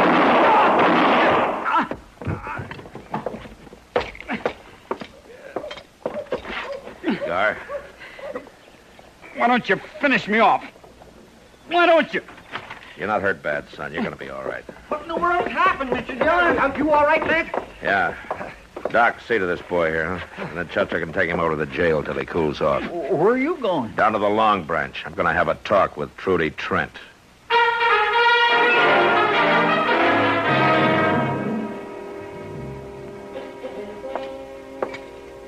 I heard the shooting, Matt. What was it? Gar Klein, but I'll tell you later. Right now, where can I find Trudy? Well, it won't be too easy, I'm afraid. Well, easy or not, I'm going to find her, and I'm going to run her out of town. Trudy's caused all the trouble she's going to around here. She's already gone, Matt. What? What happened to Gar? Did you shoot him? Yeah, but he'll be all right. What's this about Trudy? Well, last night Gar was in here with Trudy, and she got him pretty drunk. From what I could tell, they were talking about you. Later, Gar passed out, and I had Sam put him in the back room to sleep it off. And that's when Trudy met the gambler. Gambler? Yeah, from St. Louis. He came in last night late, real late, on his way to San Francisco.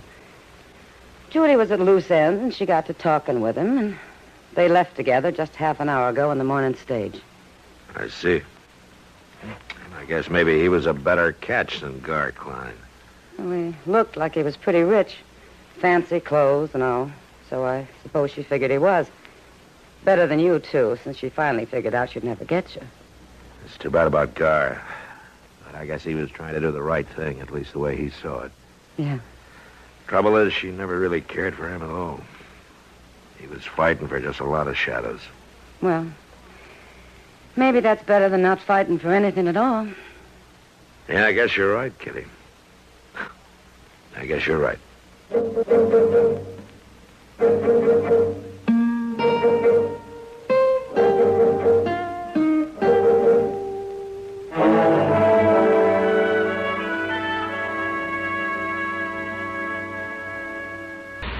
Next time you refresh, enjoy a frosty, ice-cold Pepsi-Cola. Sociability, Charlie. All right, Kay, how's this? Pepsi is light, refreshes without filling. You like to refresh? Have a Pepsi right now. We'll offer it to everybody, Charlie. I will. Enjoy Pepsi at the fountain. It's delicious at home, too. Have one at lunch or with a snack. Charlie. At the beach or at dinner. Wherever you go, wherever you're thirsty, Pepsi is there. It's here, too, in our Be Sociable song. Be sociable, not smart. Keep up to date with Pepsi. Drink light, refreshing Pepsi. Stay young and debonair. Be sociable, have a Pepsi. For the weekend, have plenty of Pepsi around. Pick up an extra carton today. CK, I'm sociable. With Pepsi, everyone is.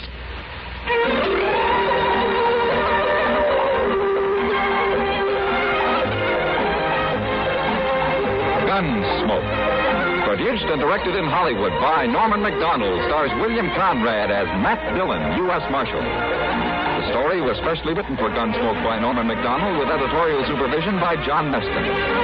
Featured in the cast were Eve McVeigh and Sam Edwards. Harley Bear is Chester, Howard McNear is Doc, and Georgia Ellis.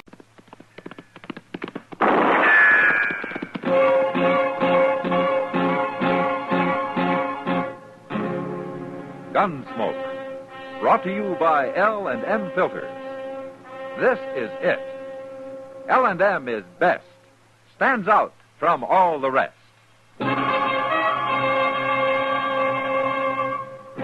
Around Dodge City and in the territory on West, there's just one way to handle the killers and the spoilers, and that's with a U.S. Marshal and the smell of Gunsmoke.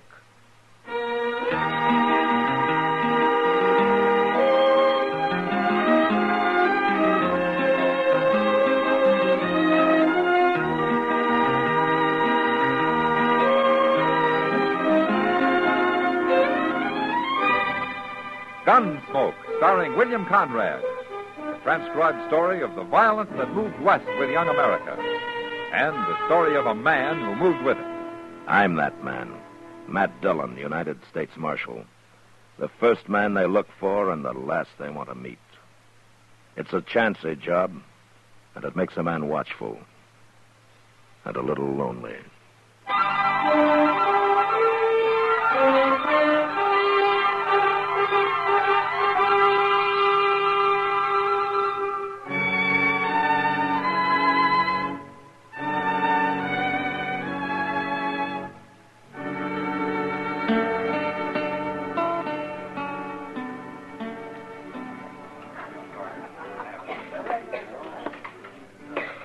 Barkeep, What'll it be, young fellow?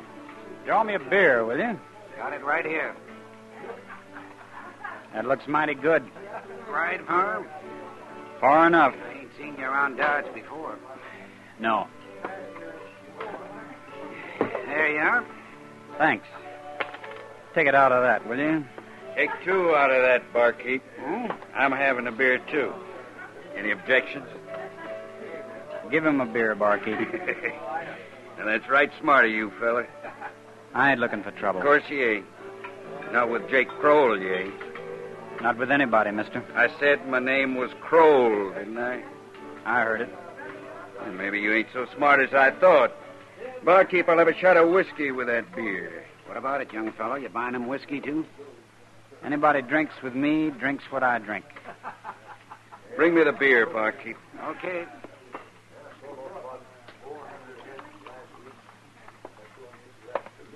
There you are.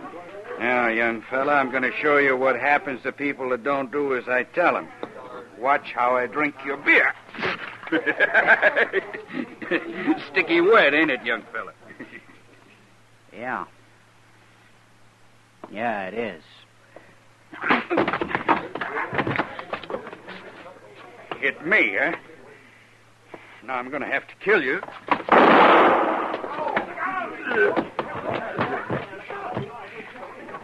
Killed him. Oh, Marshal Dillon. Oh? Did you see that, Marshal? Jake drew first, not the boy. Jake made him fight. He was bullying him right from the start, and then he drew first. I'll be witness to that. I saw it. I came through the door just as it happened. Good thing you saw it, Marshal. Give me your gun. What? That ain't right, Marshal. It was self-defense, pure and simple. I said give me your gun. Marshal, you ain't listening. It's okay, barkeep. It's okay. Here's my gun, Marshal. My office is across the street. Let's go. It ain't fair, I tell you.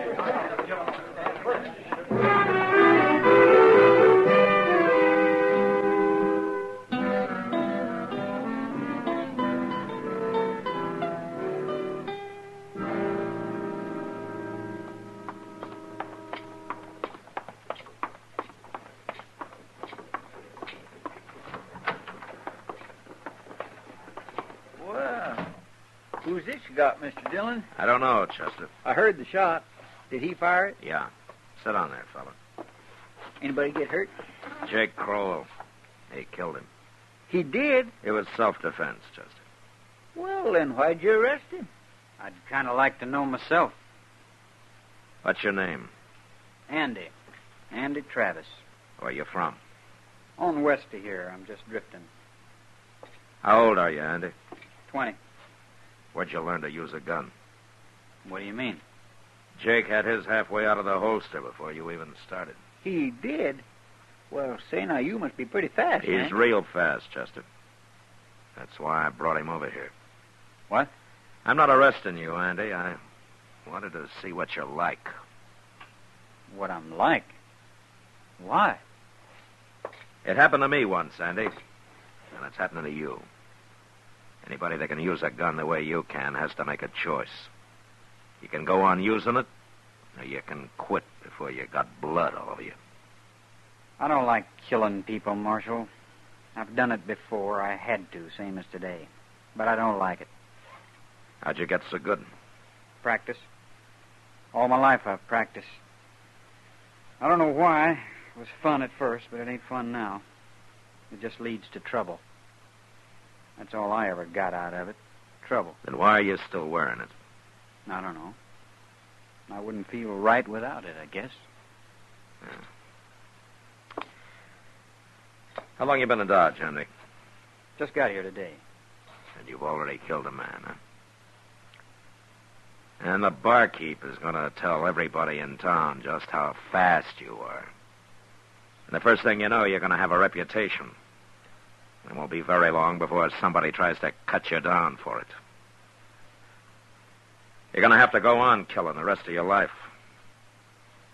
However long that is.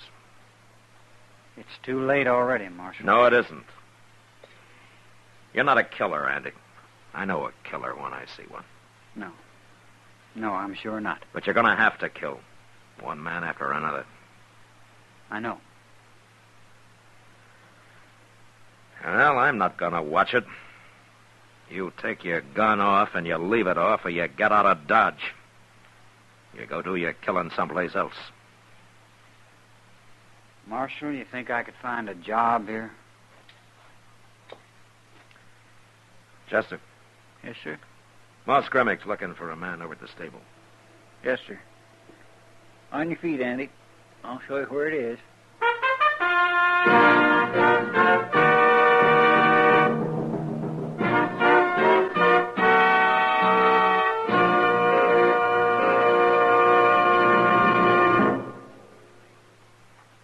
This is it, L&M filters. It stands out from all the rest. Miracle tip, much more flavor. L&M's got everything. It's the best. Yes, L&M is best. Stands out from all the rest. L&M stands out for flavor. Flavor. Flavor. Flavor. The Miracle Tip draws easy. You enjoy all the taste. And notice how mild it is. L&M stands out for effective filtration. Filtration. Filtration. Filtration. No filter compares with L&M's pure white Miracle Tip for quality or effectiveness. L&M's got everything. L&M, light and mild. America's best filter tip cigarette.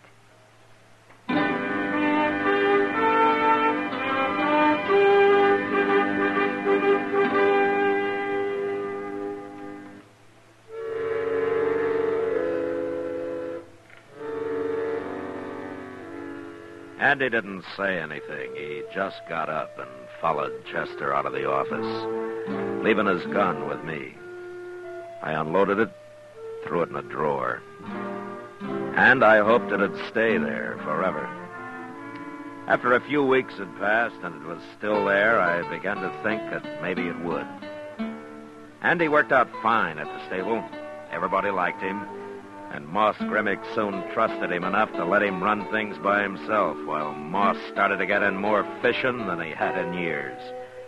Sometimes Chester went with Moss, and having Chester out of the office gave me a chance to catch up on some paperwork.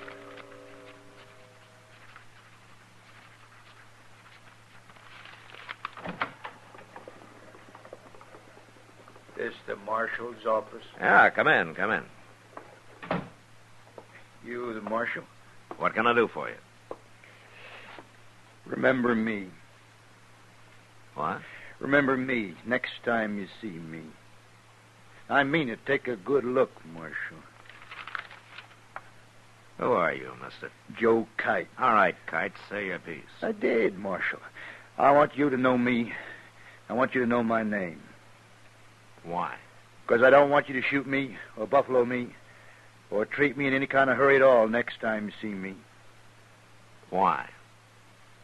Because I might have to shoot a man.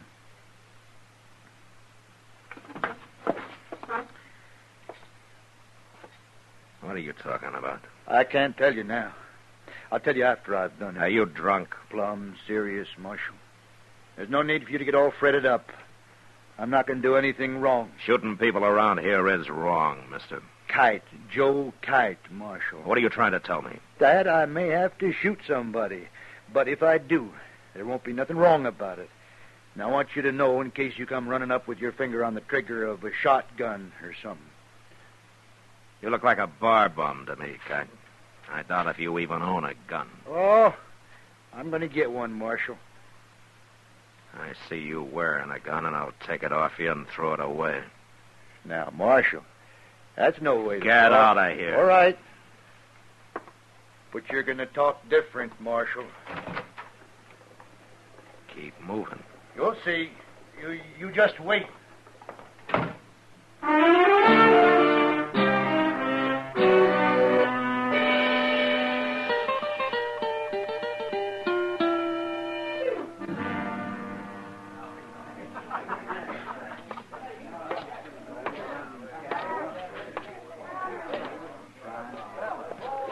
Chester. What are you...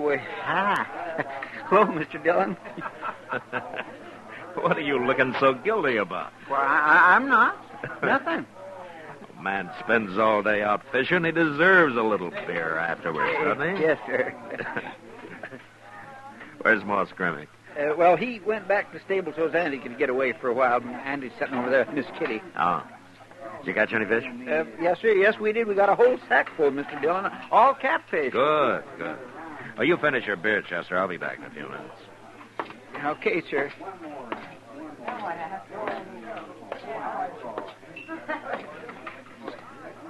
Hello, man. Hello, Kitty. Andy. Oh, Marshal. Take a chair. Thank you. I hear your boss is loaded with catfish, Andy. He's over at the stable now, trying to give them away to anybody who'll have them. Well, if he and Chester are going to keep on, we ought to fix up a fish muddle one of these days. A fish muddle? I never heard of that, Miss Kitty. Oh, then you've never been in Kentucky, Andy. I've seen them making in 20-gallon batches down there. It's, kind of a fish stew, I guess. But it's awful good. Say, I'd like to try that. Let's do it, huh? Next week sometime. First day Moss and Chester can guarantee the fish. I'll tell them about it. I better get back to the stable now. See you later, Miss Kitty. Okay, Andy. So long, Marshal. So long, Andy. He's an awful nice boy, Matt. Yeah, I think he's going to make out fine, Kitty. He already has. It sure bothered him at first, though, not wearing a gun. You know, he told me he'd been working with a gun since he was about 12 years old. Yeah. You know, he's a natural, Kitty. Some men can practice all their lives and never be any good. Well, it's sure nice to know one man that wants to live peaceful. Yeah. He's mighty lucky he ran into you. What's that? You better stay in here, Kitty. Don't worry. Everybody but Chester, stay right where you are. You want me to guard the door, Mr. Dillon? No, follow me.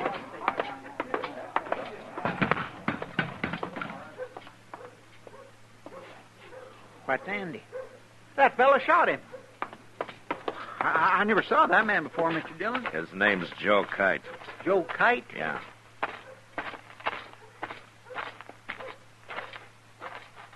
Hello, Marshal. You gonna use that gun again, Kite? No, of course I ain't.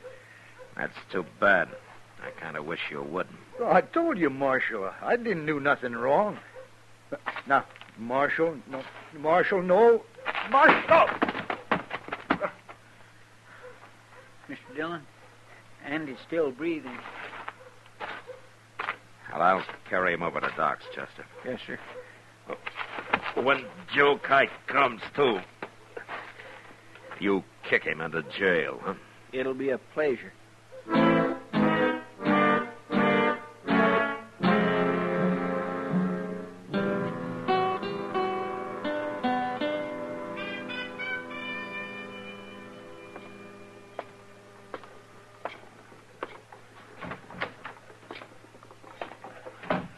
How's Andy feeling, Mr. Dillon? Doc doesn't think he has much chance, Chester. Won't even let me talk to him. Clean murder. That's what it was. Did Kite say anything? He started to, but I told him to shut his head or I'd buffalo him. Well, I'll talk to him now.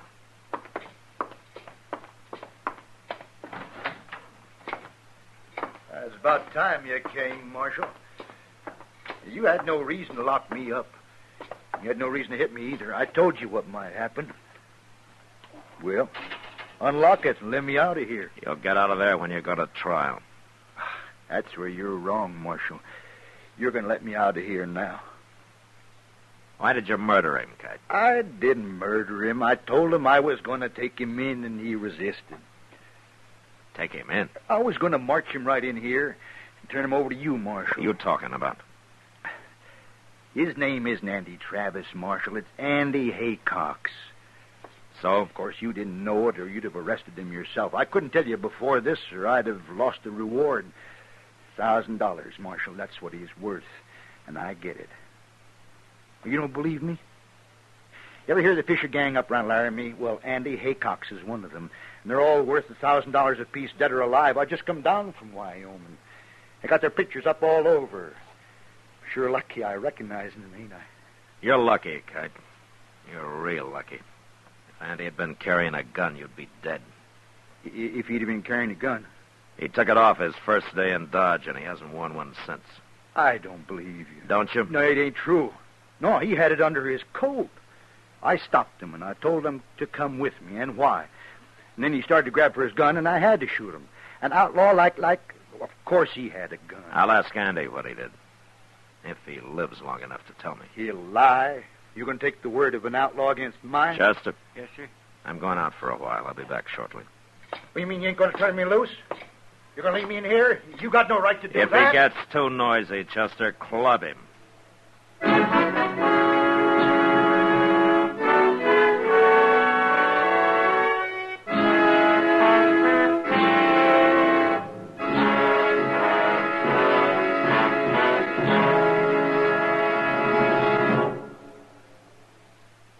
L&M is best. Stands out from all the rest. L&M's got everything. Everything? Everything. Best flavor? L&M stands out for flavor. The miracle tip draws easy. Lets you enjoy all the taste. Best filter? L&M stands out for effective filtration. No filter compares with L&M's pure white miracle tip for quality or effectiveness. Best tobaccos? Highest quality tobaccos. Low nicotine tobaccos. L&M tobaccos. Light and mild. Every way, L&M is best. Stands out from all the rest. How easy they draw. How mild they are. L&M's got everything. King size or regular, L&M is America's best filter tip cigarette.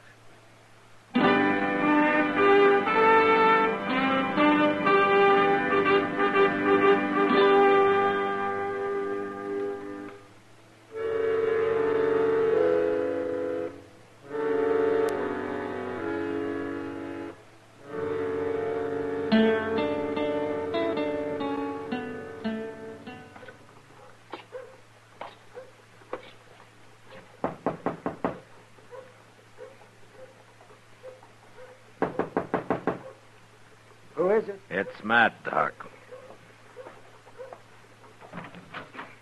Come in, Matt. Come in. How is he this morning, Doc? Oh, about the same, Matt. Will talking hurt him? And if you don't get him excited, talk too long, I guess it won't matter. It won't matter. Well, he thinks he's in fair shape, Matt, but one hemorrhage and he's gone. It can happen anytime. Now. You go see him. He's in the back room there. Okay, Doc.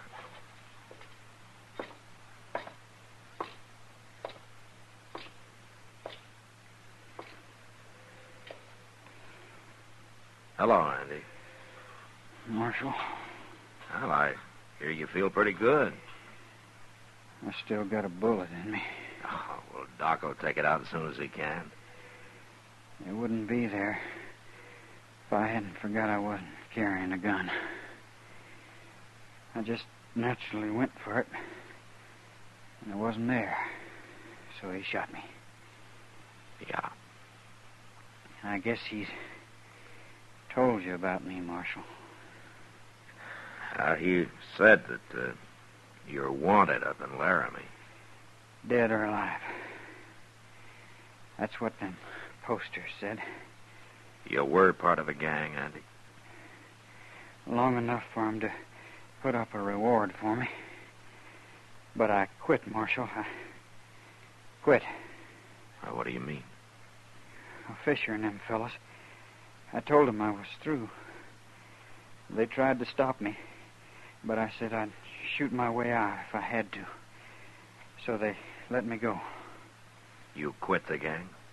That's what I'm telling you. Well, why did you quit? They killed a fellow one night after they robbed him. I don't like killing people like that, Marshal. I had to quit. You should have told me, Andy. Maybe I could have done something. It's going to make you look bad now, ain't it, Marshal? Being friends and helping me and all. No, it won't, Andy. And I wouldn't care if it did. First time in my life anybody ever done anything for me. I'm sorry it didn't work out, Marshal. Everything's going to be just fine, Andy. Don't you worry about it. No. No, it ain't, Marshal.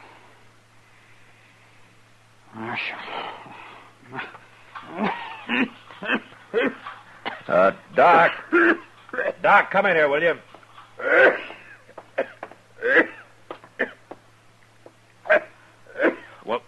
Well, do something for him. Doc. Well, I'm sorry, Matt. I just...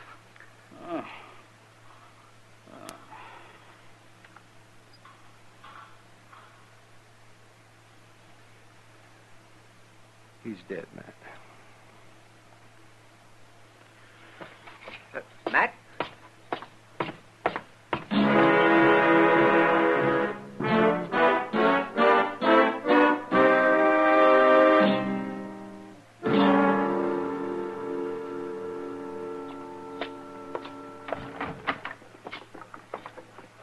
Chester?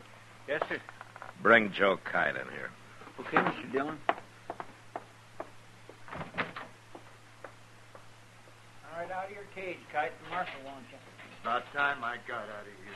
Oh, shut up and go on in the office. Change your mind. Huh, Marshal? Singing a different tune now, huh? Andy told me what happened, Kite. You're clear. I always knew I was. You should have believed me from the start, Marshal. That's all right. I don't hold no grudges. Hey, when do I get my reward money? I telegraphed Laramie a few minutes ago. You did? Good. How long do you think it'll take, Marshal? I wouldn't wait around for it, Kite. What do you mean? Andy's dead. Well, what difference does that make? I put it in the telegram. I told him Andy was dead. And that I killed him. You what? Of course, I won't collect the reward. As a U.S. Marshal, I don't get cut in on reward money. Oh, no. You're fooling me, Marshal. You didn't tell him that. I think they'll take my word against yours, Kite. And besides, Chester witnessed it. Didn't you, Chester? Yes, sir. I seen the whole thing. You can't do this to me. You're stealing my money. That's what you're doing. You're being a thief. Get out of Dodge, Kite. Get out of Dodge while you can. No. He ain't done nothing. Open the door. This ain't fair, Marshal. You can't do it. Get out before I kill you.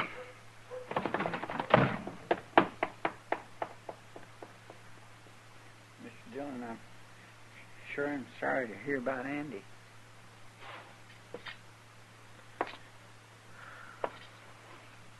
Yeah. Did you really telegraph all that stuff to Laramie? I did. And it's true enough. I feel like I had killed him. No, sir. And what's worse, Chester, because of me, he couldn't even die fighting. I hope I have better luck when my time comes.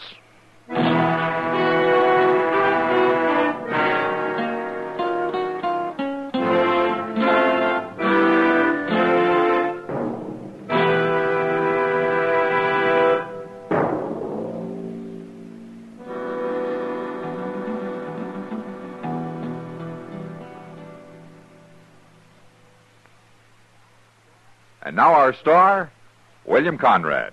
Thank you, George. You filter tip smokers.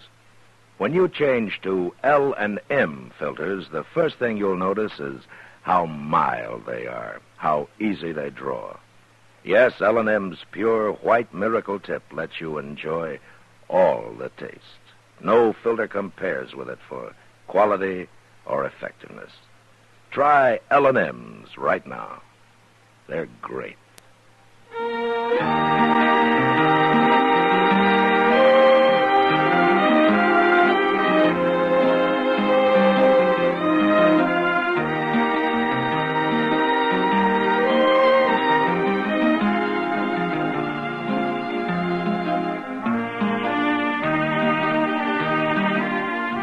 Gunsmoke, produced and directed by Norman Macdonald, stars William Conrad as Matt Dillon, U.S. Marshal. Our story was specially written for Gunsmoke by John Meston, with music composed and conducted by Rex Corey. Sound patterns by Tom Handley and Ray Kemper. Featured in the cast were Sam Edwards, Joe Duvall, John Daner, and Vic Perrin. Parley Bear is Chester, Howard McNear is Doc, and Georgia Ellis is Kitty.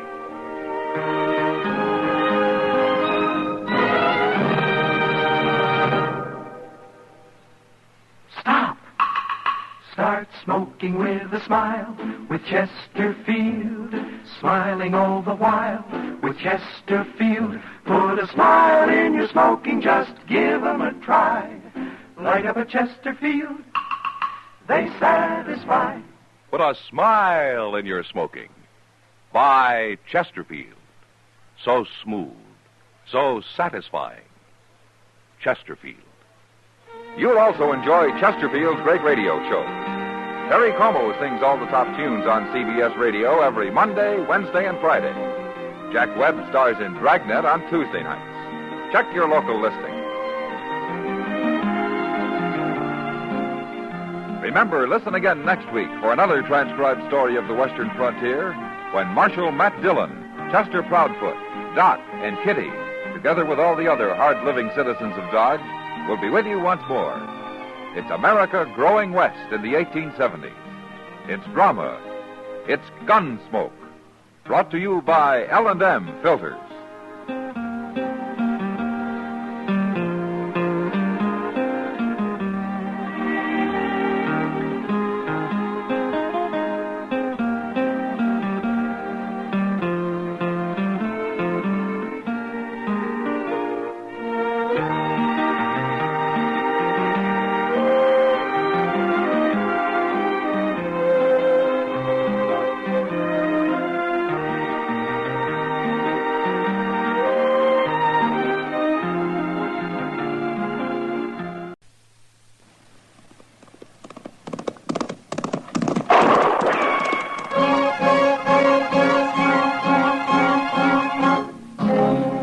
Dodge City and to the territory on west, there's just one way to handle the killers and the spoilers, and that's with the U.S. Marshal and the smell of Gunsmoke.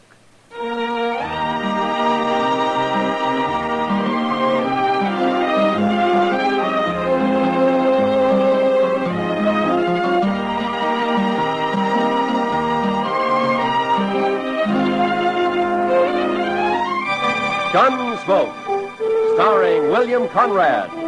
The transcribed story of the violence that moved west with young America. The story of a man who moved with it. Matt Dillon, United States Marshal.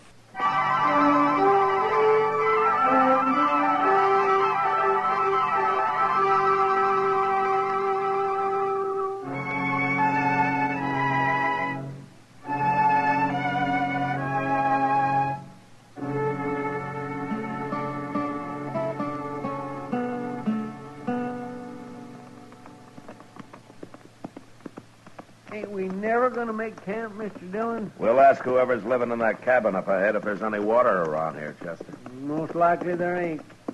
These settlers put up a cabin just anywhere and then start praying for rain. Oh, we could have camped back on Smoky Hill River. No, sir. I'd rather go dry. Just as long as we make Dodge by tomorrow night. We'll make it. I never seen such a place as that Fort Wallace, Mr. Dillon. Man could go plumb out of his mind living there. Well, they don't build army posts for pleasure-loving people like you, Chester. I've been in the Army. No? Like it? Well, sir, we didn't always see eye to eye, me and the Army, but at least I didn't get killed. Well, that helps. I'll bet you look pretty bold in a uniform, Chester.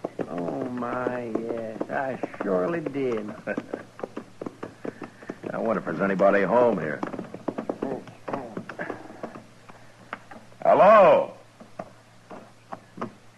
Place looks deserted, Mr. Dillon. Yeah. Here, hold my horse, Chester. I'll take a look. Yes.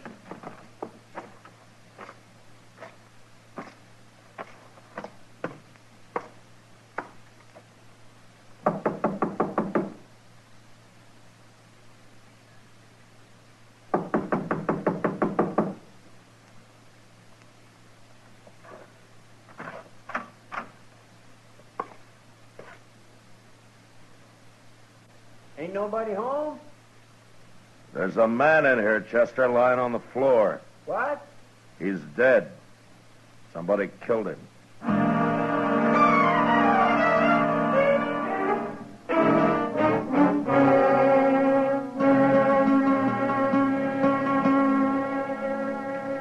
We'll put the fire out now, Mr. Dillon. Yeah, we better get started. Looks like rain this morning. Yeah, it's too early to tell for sure. Too bad we don't know that fellow's name, Mr. Dillon. Sure do hate to bury a man and not even put a marker on his grave. I'd rather know the name of the man that killed him. Yeah. It's awful easy to get by with killing a man way out here. Yeah, too easy. Say, look over there, Mr. Dillon. Yonder comes a couple of riders. Yeah, I see him. What do you suppose they're carrying rifles for? Stand over there, Chester, about 10 feet from me, huh? Yes, sir.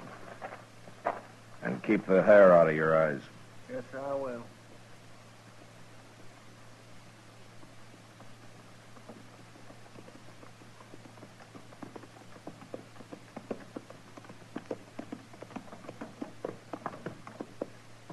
What are you men doing here? Do you own this place? I wouldn't live in a shack like that. We got a real house over on Turkey Bend.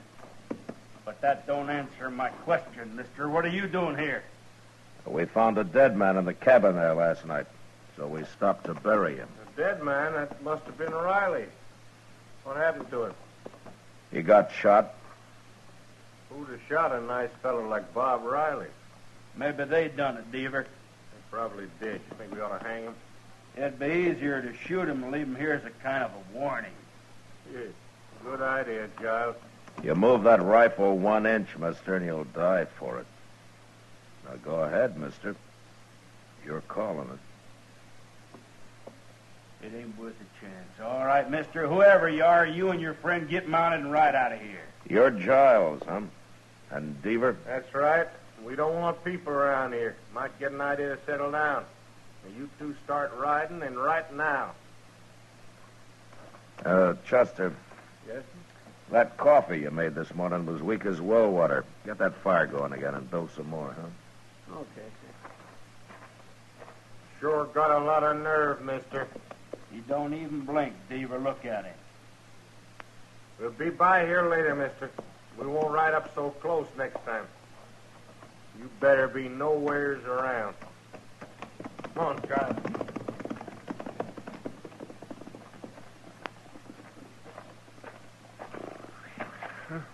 I almost stopped breathing, Mr. Dillon. It was 2 against 2, Chester. We'd have made out all right. Yes, I know, but it's the waiting that chills me.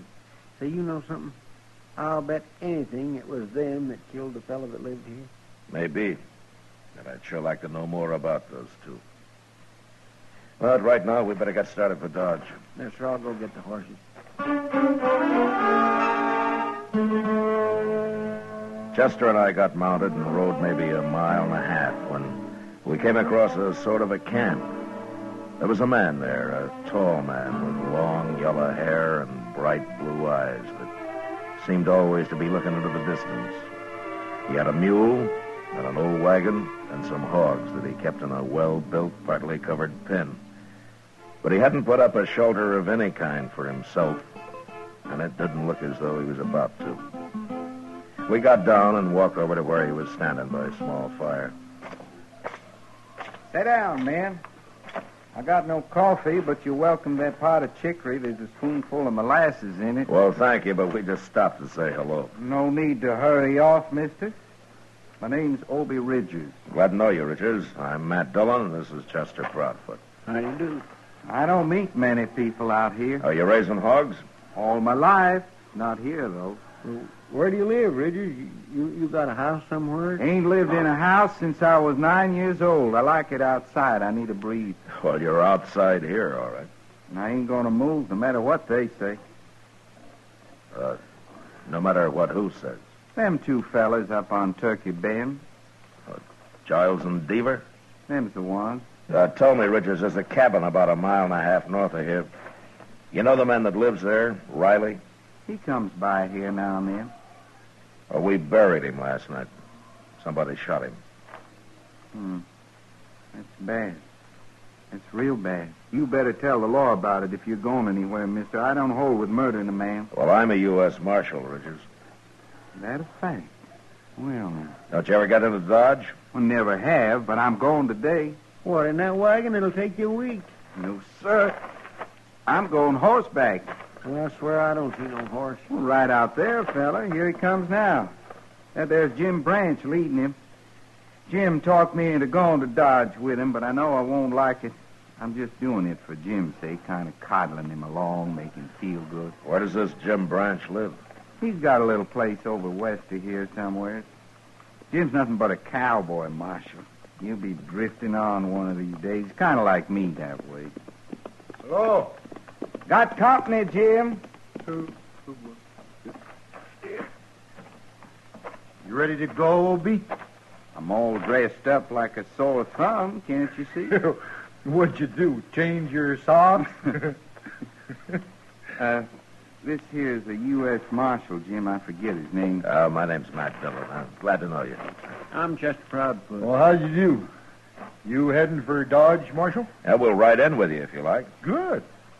It's a big day. I've been talking Obie into going to town for 3 months.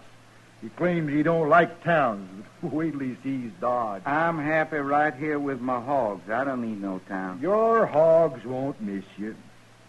Well, let's get started. I gotta be back in 3 days, Jim, like you promised. Them hogs will starve if I ain't. You'll be back.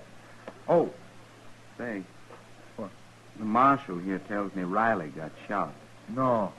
There's Giles and Deaver done it. Now, wait a minute, Richards. It looks like they did it, but if I could prove it, I'd be taking them in for trial right now. Well, it's too bad you can't, Marshal. They're no good, them fellas. Well, I can wait. They'll make a mistake sooner or later. But we better get going. It's 60 miles to Dodge.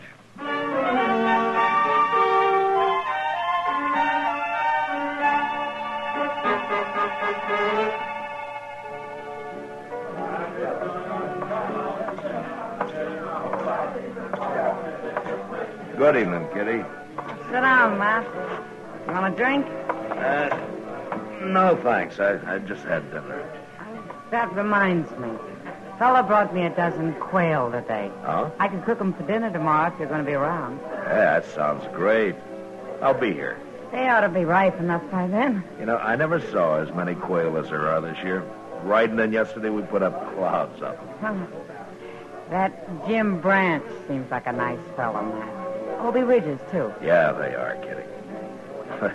They sure make a funny pair. Maybe. But still, they're kind of like brothers. Look at him over there at the bar. Opie's getting spookier every minute he's here. Obie likes it outdoors, right out on the ground. I doubt he'll ever come into town again. Jim told me he still hasn't been able to get him to take a meal in a restaurant. He has to bring it outside for him. Says he can drink inside, but that's all. Well, maybe we'd all be better off if we lived that way, Kitty. Not me. I don't want to live like an animal. Don't you? Hello, Miss Kitty. Hello, Jim. Marshal, something bad's happened. What, Jim? Well, this fella here just rode into town from up north. Well, he come by Obie's camp. Marshal, somebody shot Obie's mule and burnt up his wagon and killed all his hogs. That's right, Marshal. Oh, no. Giles and Deaver again, huh? Well, it's Obie I'm worried about. I never should have made him come to town, Marshal. He'll kill them fellas now. I know he will. I'll ride out with you, Jim. Right now.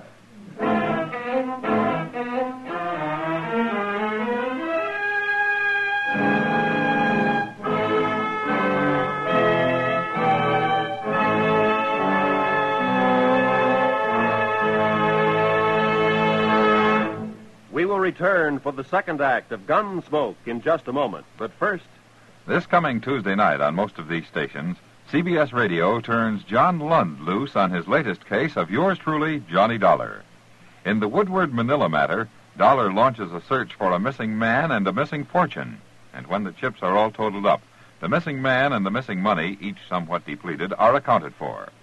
Don't forget, this Tuesday night at the Star's address, yours truly, Johnny Dollar. Now, the second act of Gunsmoke.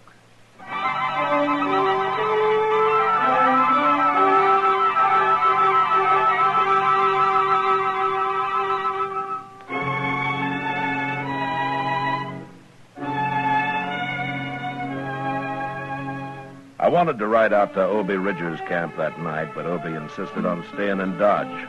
He even tried to have a good time for Jim's sake. Next day, however, on the ride up, he just sat his horse and stared straight ahead and never said a word. We reached his camp after dark, and we could see his mule and his hogs lying there in the moonlight, and the remains of his wagon, charred and ghost-like. There was nothing we could do then, so he lay down on the ground and went to sleep. But that was our worst mistake, as I discovered when Chester woke me next morning. Obie had disappeared, and he'd taken his rifle with him. We saddled up and rode for Turkey Bend. How much farther is it, Jim? Just beyond them trees, Chester. I told you Obie was going to kill these fellas, Marshal. Well, maybe they're not here. Well, if they're not, he'll find them. Well, let's pull up.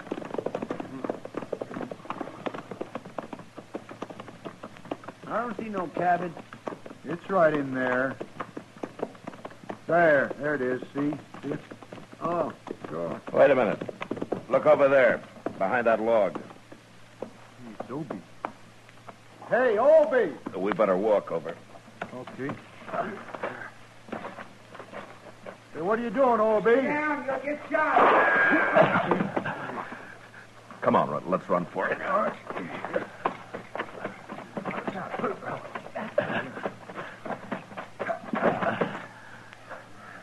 Beaver in there. I got him trapped. Look, Obie, I'll handle this. You can't kill these men. I done killed Giles already. That's him laying right by the door over there. Oh, Obie, you Blew the top of his head off. Obie, I gotta put you under arrest. Now, give me your rifle.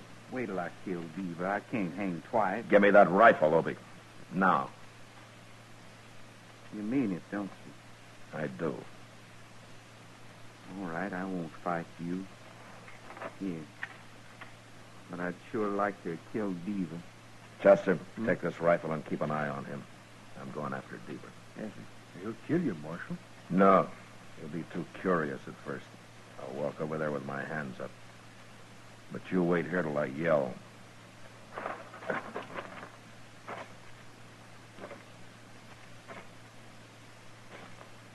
Deaver, don't shoot. I want to talk to you.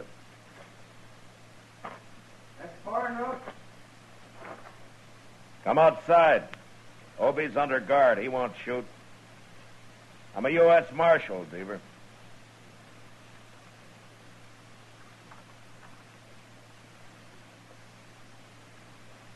You're the feller we run into the other day up at Riley's cabin? I am. Now come on out. Thought there was something about you. I got Obie under arrest, Deaver. He admits killing Giles here. You killed him.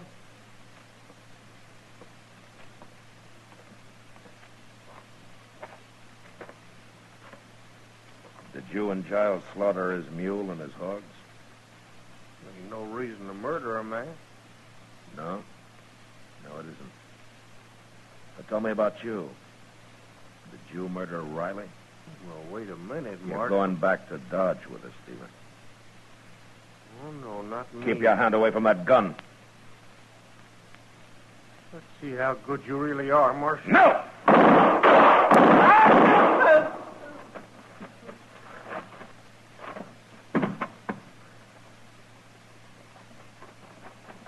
Dillon, good for you, Marshal. Good. You killed him. Now they're both dead. Yeah, they're both dead. But you murdered one of them, Obie. Jail. I can't go to jail, Marshal.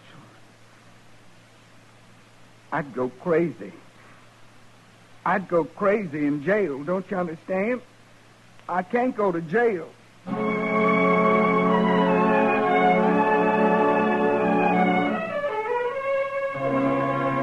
It was a hard thing to do, but I had no choice. And I took Obie back to Dodge and locked him up. A few weeks later, he went on trial. And after long deliberation, the judge sentenced him to life imprisonment. Obie stood up and said he'd rather be hung.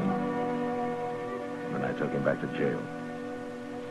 And I sat there with him for a while. I thank you for everything you said, Marshal. You didn't have to do that. Well, I just tried to get the judge to believe you went crazy and you didn't know what you were doing, Obie. I knew what I was doing. I told him I did. Yeah, I know. Why wouldn't he let him hang me, Marshal? And he did what he thought was just, Obie. He didn't think he deserved hanging. I don't know how I've stood it this long in jail. I'm sorry, Obie. I wish I could help you. They got windows in the penitentiary, Marshal? Sure they have. Well, I'll be around later, Obie.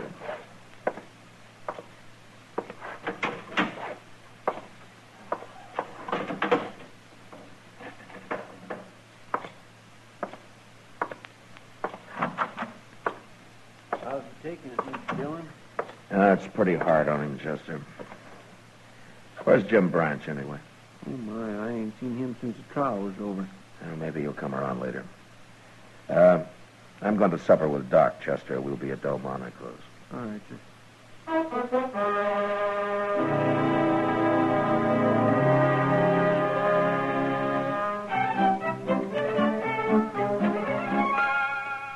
Well, a man like that could go crazy. Locked up, man? Oh, that's happened before. There's nothing I can do about it, Doc. Well, I know. I didn't mean it that way, Matt. Pass me the beans, will you? These are peas, Matt, but you're welcome to them. All right, peas. Peas, then. Thank you. Well, why don't you take a vacation, Matt? You know, go back east somewhere, kind of like St. Louis or Kansas City or someplace like that. Maybe I don't like towns either. Well, that's just what I mean. You need a vacation, all right. Oh. Yeah? Well, if I were a rich croaker, maybe I could take one. Rich Croaker. Croaker? Oh, man. Oh, Croaker, man, how could you say... All right, Matt, Doc. would you go... Take it easy, Well, Doc. You'll bust something. It's a fine thing when a mere policeman can insult the noblest profession known to man. I was insulting you, Doc, not the profession. Oh, Croaker. Oh, I might have known what it'd be like having supper with you tonight. I'll buy you a drink after, huh? How's that? Well, I don't know. Well, I'll think about it. Mr. Dillon, What's the matter, Chester? Obie Ridgers. He's dead. What? I heard a shot out back, and I run into his cell, and he was laying there dead. There's a gun on the floor. I don't know where he got hold of it. You better come look.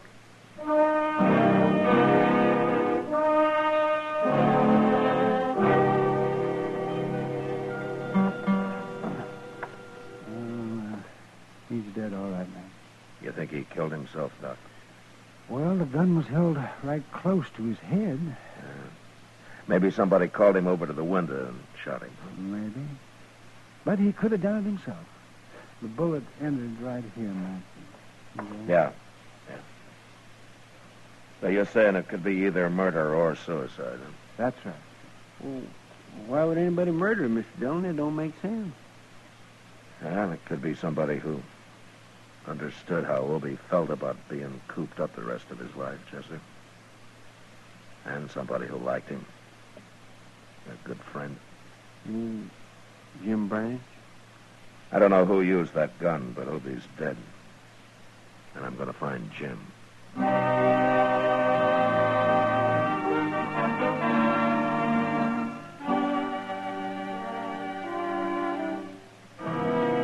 Jim Branch wouldn't talk one way or the other. So I charged him with both murder and abetting a suicide, and he was brought to trial. The trial didn't last long due to lack of evidence, and Jim was free. He left the country soon after, and I never heard of him again. And as Kitty had said, he and Obie were kind of like brothers.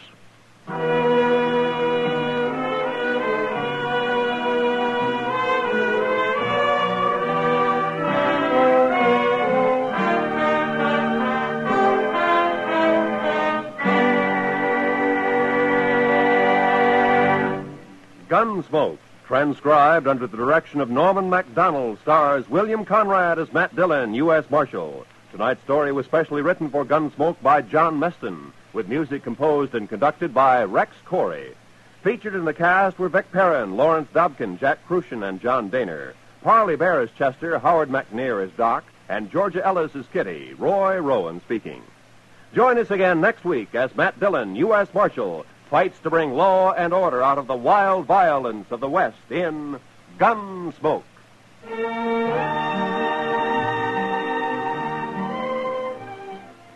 From all corners of the globe comes the news, edited and reported for your listening pleasure on CBS Newsroom Sunday Desk, every Sunday afternoon on most of these same CBS radio stations.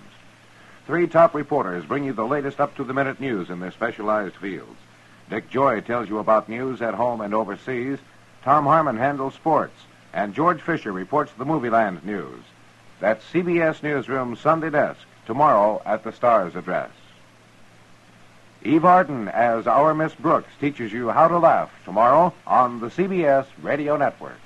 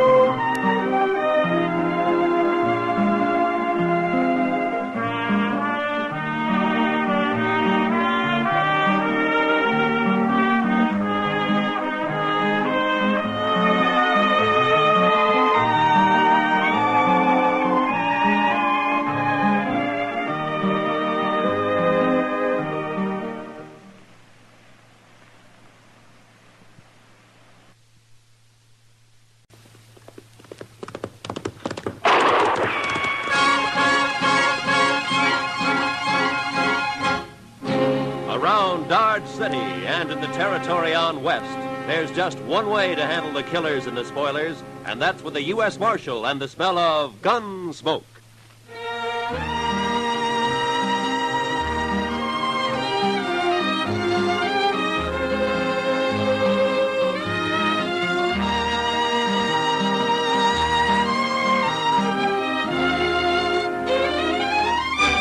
Gunsmoke, starring William Conrad. The transcribed story of the violence that moved west with young America. The story of a man who moved with it. Matt Dillon, United States Marshal.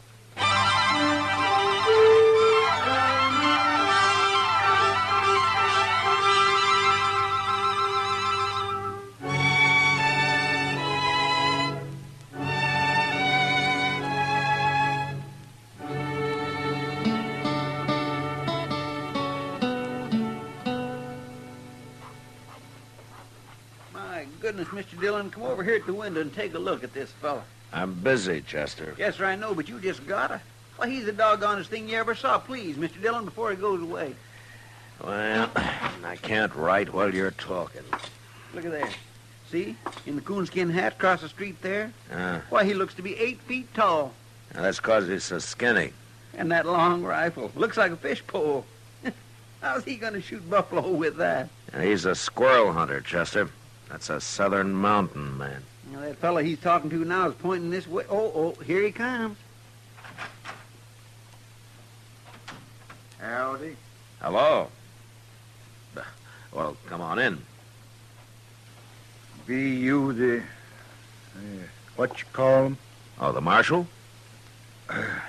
I'm again schools and education. Never heard nothing called a marshal. I'm a peace officer. I'm a country man. I'm again towns, too, and jailhouses. Well, so am I, but sometimes they're necessary. No, they ain't. No more than the law is. It ain't fitting for some folks to be meddling in other folks' business. Uh-huh. Well, where do they figure it like that, stranger? The Ozark Mountains? Better country than this. My name's Luke Humbird. Mine's Dillon. This is Chester Proudfoot. How do you do? I knowed a fella called Proudfoot once. That so? Yeah. Well, there ain't too many of us. It might be a relation of some kind. All I remember is how he crimped up every time I kicked him in the belly. He did? Marshal, man outside said you'd help me find where Hank Witherspoon's living. Witherspoon? Yeah. Oh, the one who came out here about a year ago? He's got an old mountain gal with him. They're married. Sure, I know them. They got a place up near Rock Springs, about 10 miles north of here. What kind of place? Oh, just a shack and a patch of corn, as I remember. I'll find it. Well, you come a long way to see your friends, Humbird. The Witherspoon ain't exactly a friend, Marshal. I gotta get going. It being Saturday and all. Wait a minute. Huh? What are you talking about? Nothing. Except I won't kill no man on a Sunday, Marshal. I never have, and I never will.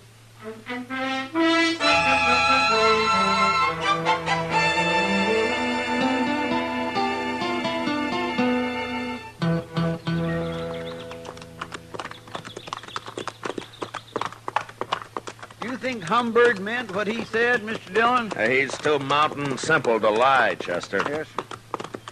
Hey, look, there's Miss Witherspoon now, out in the corn patch. Yeah, I guess it'd be polite to stop and say hello to her first. Come on.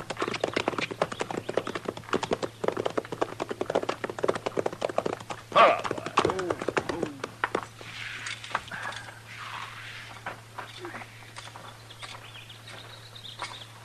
Hello, Miss Witherspoon. Howdy, Marshal. You too, Chester. Sorry, ma'am. Poorly. Hank's done heeled it into Dodge, Marshal. Don't you know today's Saturday? Oh, what's Saturday got to do with it? Every Saturday Hank's in Dodge. He don't come back till Sunday night. Well, that's funny. I don't recall seeing him in town much. He's got his ways, Hank has. He goes to town, but he ain't too sociable. I see. Miss Witherspoon, do you and Hank know a man called Luke Humbird? Humbird. Don't say his name around us, Marshal. There's trouble between you? Trouble. Marshal, Hank's the only Witherspoon left, and Luke's the only Humbird. Both families been whittled down to just them two. Oh, a feud, huh? Their grandpa started it. Now there's only one man left on each side. Well, don't you think it's gone far enough? Hank or Humbird.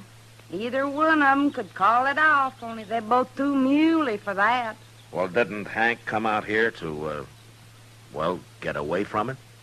Course not. He's always talking about going back long enough to kill Luke Humbird. How'd this feud start, ma'am? Well, they say Hank's grandpa stopped by the Humbirds one day, and they asked him to sit and eat. He did.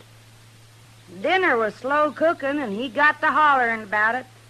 Sat there pounding on the table with his knife just a-faunching and a-slavering for his victuals until Luke Humbird's grandpa, he took offense and told women not to feed him at all. He went off mad. They've been feuding ever since. Well, forever. You mean they're still fighting over that? Course they are. Where'd you see Luke Humbird?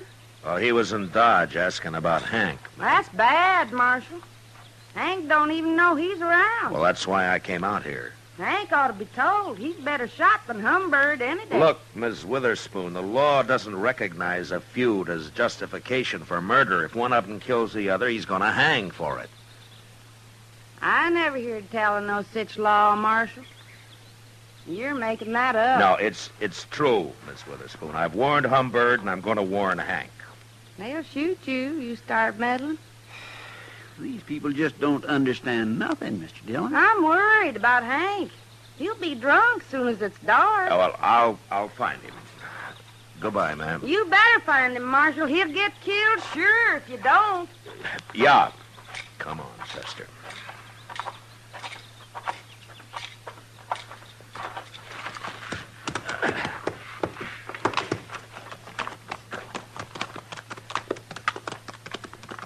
Are hill people all like that, Mr. Dillon? They're mighty independent, Chester. They're mighty crazy, if you ask me. Why, it's like they don't even hear what you're saying. Well, I guess anything to do with the law's a new experience for them. Now, look over there, Chester. Huh? Now, that little bluff over to your right there. Well, how'd he get out here? Well, let's go ask him.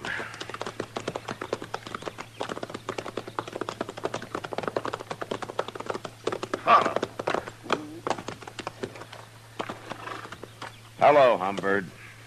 That Witherspoon's place, Marshal? You don't care whether you hang or not, do you? For shooting a Witherspoon? For shooting anybody. Marshal, you're getting downright contrary. Humbird, why don't you take that squirrel rifle and go on back home? 'Cause it ain't no squirrel rifle, that's why.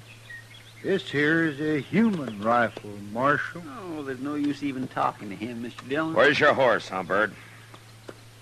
How did you get out here, anyway? I come afoot. I don't need no horse to travel by.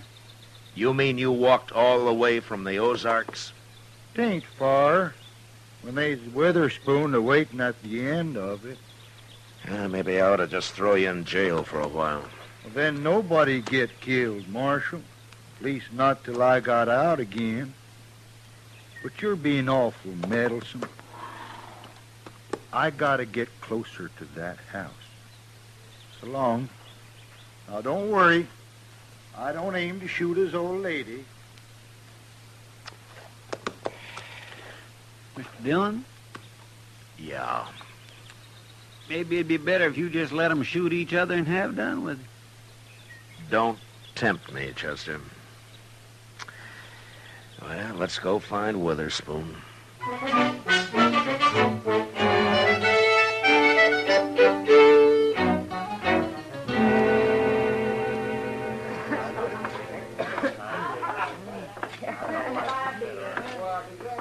Go ask Sam if he's seen Witherspoon, Chester. All right, sir.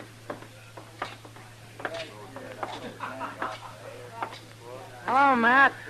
How are you, kitty? Well, things have been pretty quiet around here for Saturday night.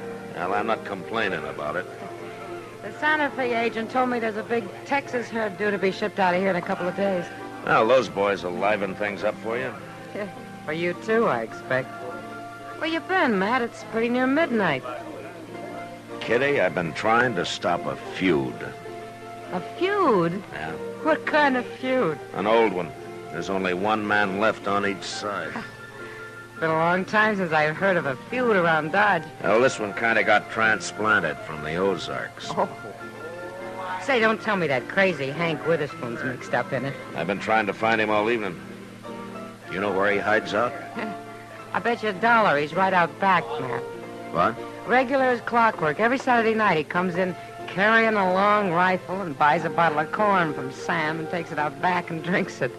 All alone, as far as I know. He just sits there, looking at the moon and drinking his whiskey.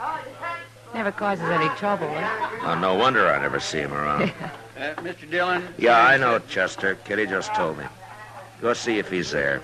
Bring him in, will you? Yes, sir. Who's he feuding with, Matt? A fellow by the name of Luke Humbird. I never heard of him. He just arrived today. On foot. On foot? Yeah, he's all legs, Kitty. A real traveling man. Well, if he's anything like as weird as Hank Witherspoon, you've got a problem on your hands. Yeah, I know. Well, here he is, Mr. Dillon. I made him leave his rifle outside. Hello, Hank. What do you want with me, Marshal? I don't like it all cooped up in here. Hank, Luke Humbird is looking for you. Birds and the Witherspoons been looking for each other nigh on to 40 years, Marshal. They most all got found. How drunk are you, Hank? Marshal, my old woman won't allow no drinking on the place, so I gotta come into town every Saturday. Hank Witherspoon? It's Humbird, Mr. Dillon. I got you caught like a bar up a tree, Hank. But...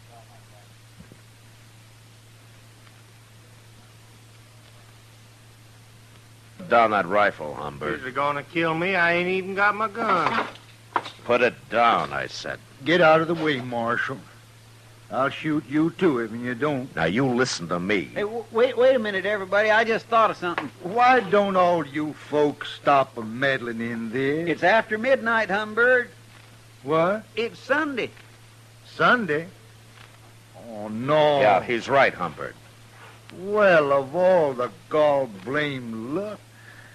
Now I'll have to put off killing you, Hank. I won't shoot a man on Sunday. Even a Witherspoon. Well, of course you won't. Hey, Luke, you sure travel a long ways. Well, I got tired waiting for you to come back home. I was figuring coming back this summer for a spell. Alone. I know.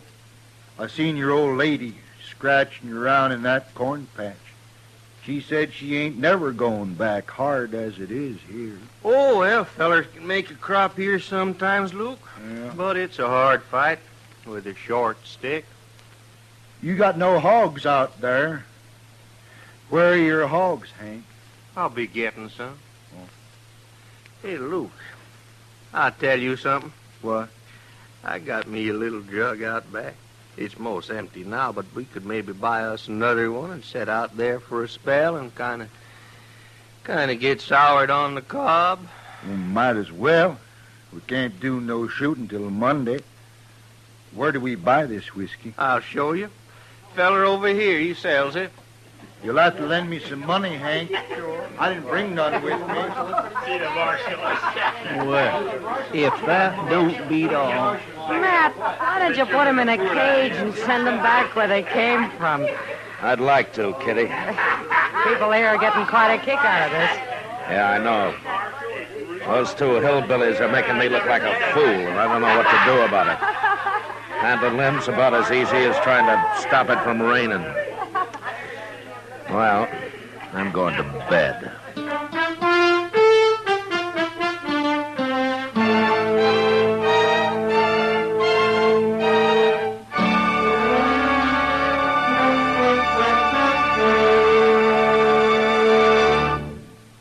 We will return for the second act of Gunsmoke in just a moment. But first, Listen, Young Lovers is the title of Monday night's drama on Suspense on CBS Radio, starring Robert Wagner and Mona Freeman.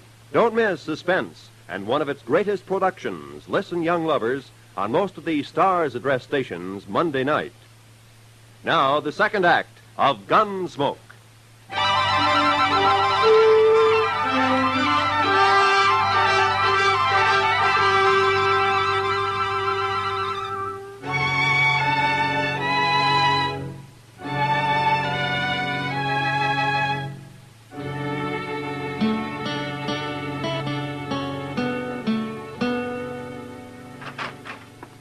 Well, Matt, Chester around? You went across the street for a beer, Doc. He ought to be back soon. Well, it can wait till morning. Well, Matt, I've been hearing all day about your feuding mountaineers. Yeah, they've been drunk all day, lying around out back of the Texas Trail.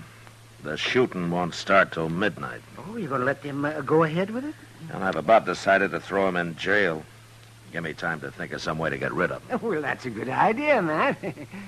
People are saying that this is the first time you've run into something that you can't handle. Yeah, they're kind of enjoying it, too. I'll bet they are. Yeah, and all over a couple of crazy... What's that? That was a rifle shot, Doc, a long-barreled human rifle. Now, you might as well come along. I thought they were against shooting each other on Sunday, Matt. I thought they were, too, Doc. Maybe they got so drunk they forgot. Yeah, well, sure looks that way. Now, watch your step, Doc. It's pretty dark back here. Over here, Mr. Dillon. His Humbird got shot. I was right inside when I heard it. Oh, that's old. Here. Let me take a look at it. What's the matter with Hank, Chester? He looks like he's been shot, too. Too much corn whiskey, I guess. I think he's... Scoop some water out of that rain barrel there and throw it on him, huh? All right, sir.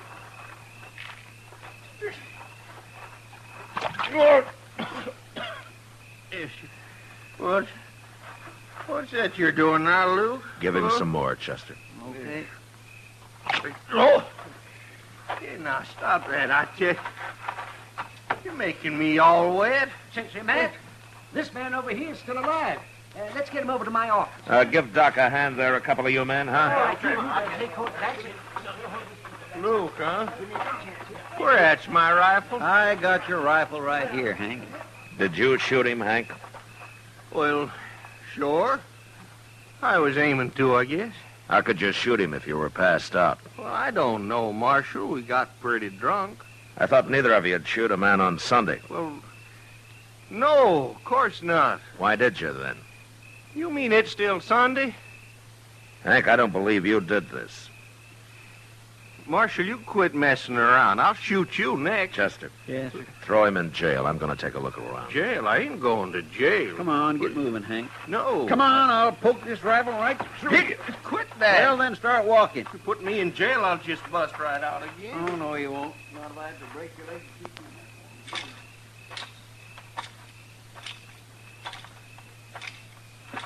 you. Who's that? All right, hold it right there. Hold it or I'll shoot. All right, that's better. Now get your hands up.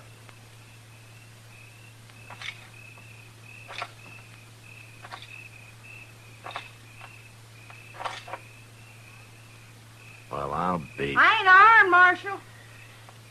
Put your hands down, Miss Witherspoon. What are you chasing me for?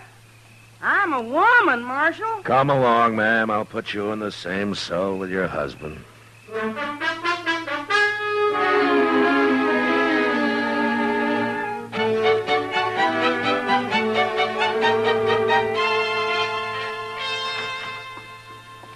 Well, I just give them their breakfast, Mr. Dillon. Hello, Doc. Morning, Chester. How's Luke Humbird doing? Well, I was just telling Matt.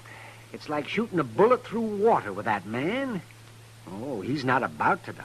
Yeah, that's good news, I guess. Well, I'm going to talk to the Witherspoons.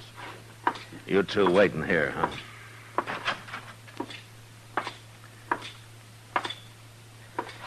Morning, Hank. Ma'am. Morning, Marshal. You come on out to our place someday, Marshal. I'll cook you a better breakfast than you give us here. Thanks, ma'am. But it might be a long time before you go home. I've been trying to explain things to Hank, Marshal. Oh? He's still arguing he shot Luke Humbird. But even he don't believe it. You're admitting that you did? Of course I did. You know it. Hank is too drunk. Humbird's all right. He's going to live. But you'll still have to stand trial for attempted murder, Miss Witherspoon. Judge ain't gonna do nothing to a woman. What'd you go do it for anyways? Feuding is a man's job. I got to thinking, that's why. I'm worrying. About what? About you being too drunk to fight come Monday. And when I seen you laying around out back there, I knowed I was right, so I took your rifle and shot him. Don't you know if you'd killed Humbird and I hadn't caught you, Hank would hang for this? You're still saying that, Marshal. Oh, don't pay him no mind, woman. Hey, Marshal, when you gonna let me out of here? So you can go shoot Luke Humbird? No, you're staying here, Hank. You can't keep him locked up, Marshal. Yes, I can. No. It's all a mistake. I didn't have to shoot Luke at all. What? Well, the reason they got so drunk was they were celebrating. Celebrating what? They decided to call the feud off, Marshal. Both of them at the same time. Luke Humbird's going to come out, go to work for Hank, and he's going to live on the place. They got it all figured out. They's too drunk to tell me.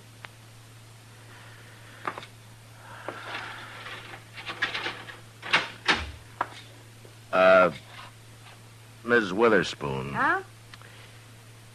I'll go talk to the judge, if you'll do me a favor, huh? Why, sure, Marshal. Go on home and take Hank with you, and I'll send Humbird out as soon as he's well enough to travel, and keep him out of Dodge. Will you? Please? Both of them? Sure, I will. Come on, Hank. Your drinking days is over.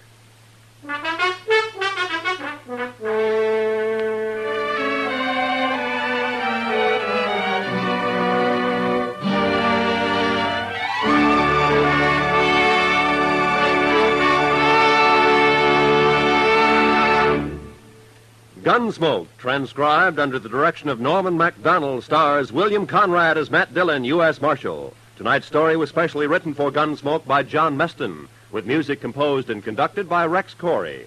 Featured in the cast were Virginia Gregg, John Daner, and Lawrence Dobkin. Parley Bear as Chester, Howard McNear as Doc, and Georgia Ellis as Kitty. Join us again next week as Matt Dillon, U.S. Marshal, fights to bring law and order out of the wild violence of the West in Gunsmoke.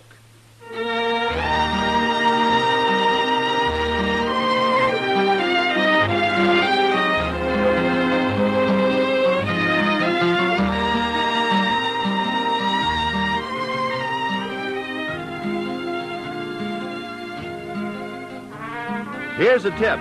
Make it a safe, sane holiday weekend all the way. Let the drivers in Indianapolis take the only chances anyone takes this entire holiday weekend. And say, don't forget CBS Radio will bring you Memorial Day night, an exclusive program of Indianapolis thrills. That's Monday night on most of these same stations. Roy Rowan speaking. Lionel Barrymore's Radio Hall of Fame is great Sunday night drama on the CBS Radio Network.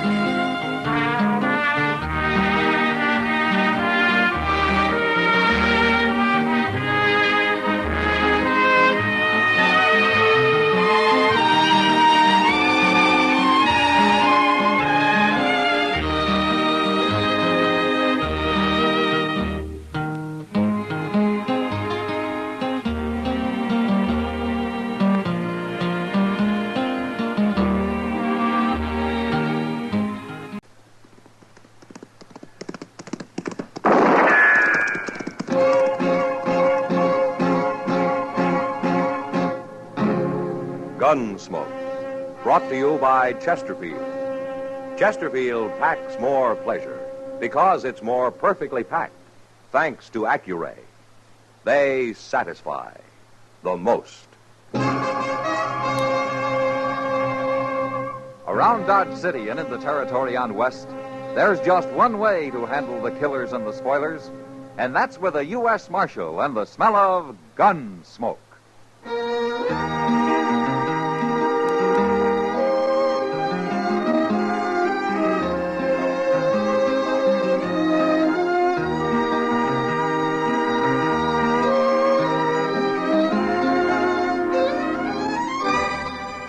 Gunsmoke, starring William Conrad.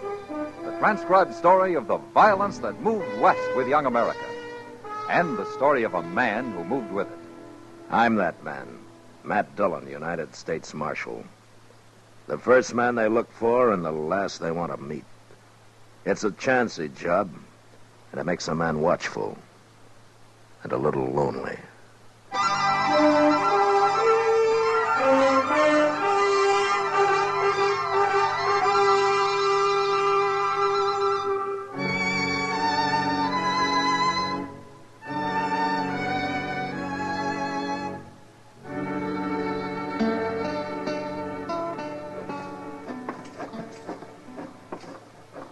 Oh, so that's Enoch Mills' new hotel. Yeah, it will be when they get it built, Chester.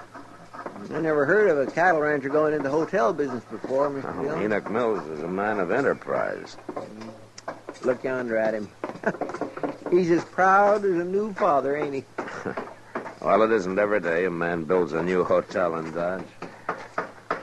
Hello, Marshal. Chester? Oh, Mr. Mills? That's gone up pretty fast, isn't it? Well, we got most a month before it's finished. Uh-huh. How many rooms you going to have? 15. Could have more, but this is going to be a class hotel.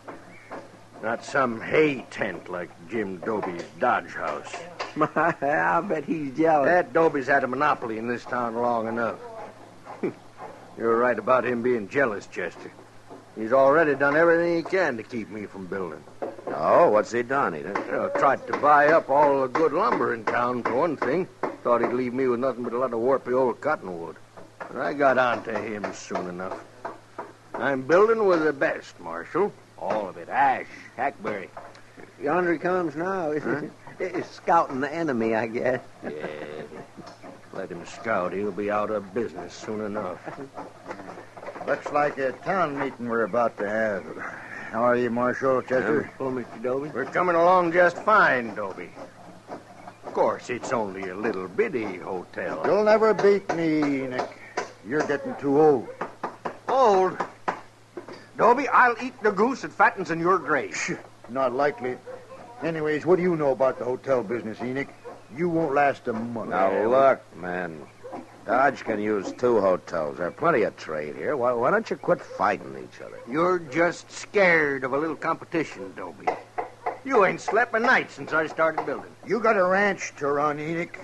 That's enough for one man. You shouldn't be pushing into other people's territory. You ain't gonna stop me, Dobie. I tried to stop you, and I'll go on trying. Marshal, he's threatening me. You heard him. I'm gonna fight you, Enoch. I'm gonna fight you all the way. So now you'd better start staying up nights. That man belongs in jail, Marshal. Dobie's a hard one, Enoch. He'll give you a fight. But I don't think he'll do anything illegal. Oh, you don't, eh? Well, you just wait and see. And it's going to be your fault for not stopping him now. The whole blame's going to be on your shoulders, Marshal. And I ain't going to let nobody forget it.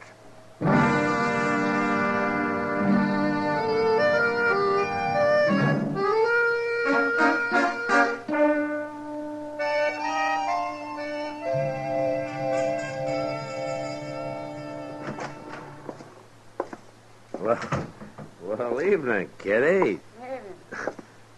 What are you doing here? I came by to tell you something, Matt. Oh? You ever hear of a man called Gil Shank? Don't tell me he's in town. I met him at the Long Branch this afternoon. He didn't say much, but a man like that stands out like a white buffalo. You can pick him, Kitty. Yeah, Gil Shank's a gunman and a crook. He isn't wanted that I know of, but he sure ought to be.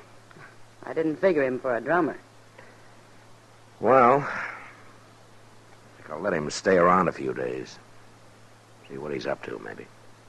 Well, there were a couple of men with him, but it's hard to say if they're friends or if they just met. Yeah, they're probably friends. Gil Shank never liked traveling alone. Oh, they didn't look like gunmen, Matt. They're just a couple of saddle bums. Oh, well, maybe I'm wrong.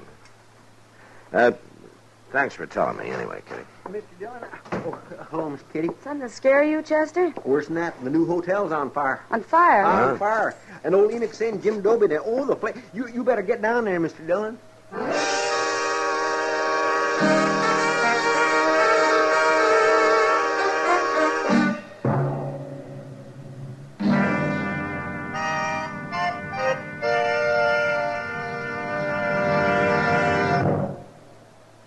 Introducing one of the country's best-known jazz musicians and arrangers, Mr. Bobby Haggart. How about whistling along with him?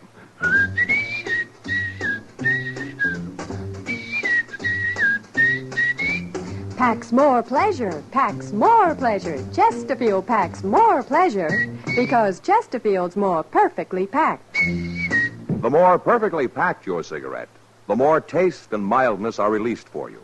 Chesterfield, made by exclusive Accuray, has an open, easy draw that unlocks all the pleasure of fine tobaccos. Now, Accuray ensures an even distribution of tobacco from one end of your Chesterfield to the other. Chesterfield is firm and pleasing to the lips, mild, yet deeply satisfying. Chesterfield packs more pleasure because Chesterfield's more perfectly packed. To the touch, to the taste, Chesterfield packs more pleasure because it's more perfectly packed. By Chesterfield, mild, yet they satisfy the most.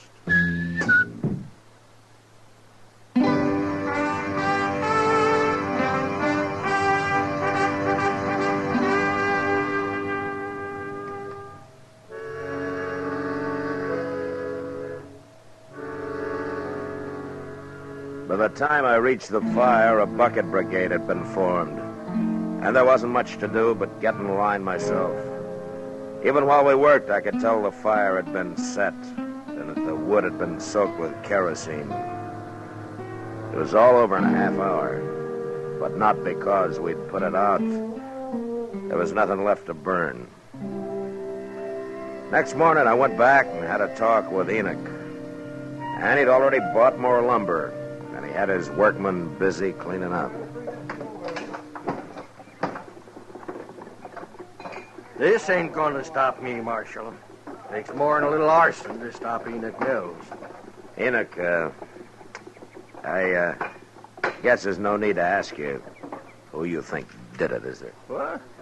Jim Dobie, of course. You know as well as I do. Yeah, but you don't have any proof of that, Enoch. I got what proof I need.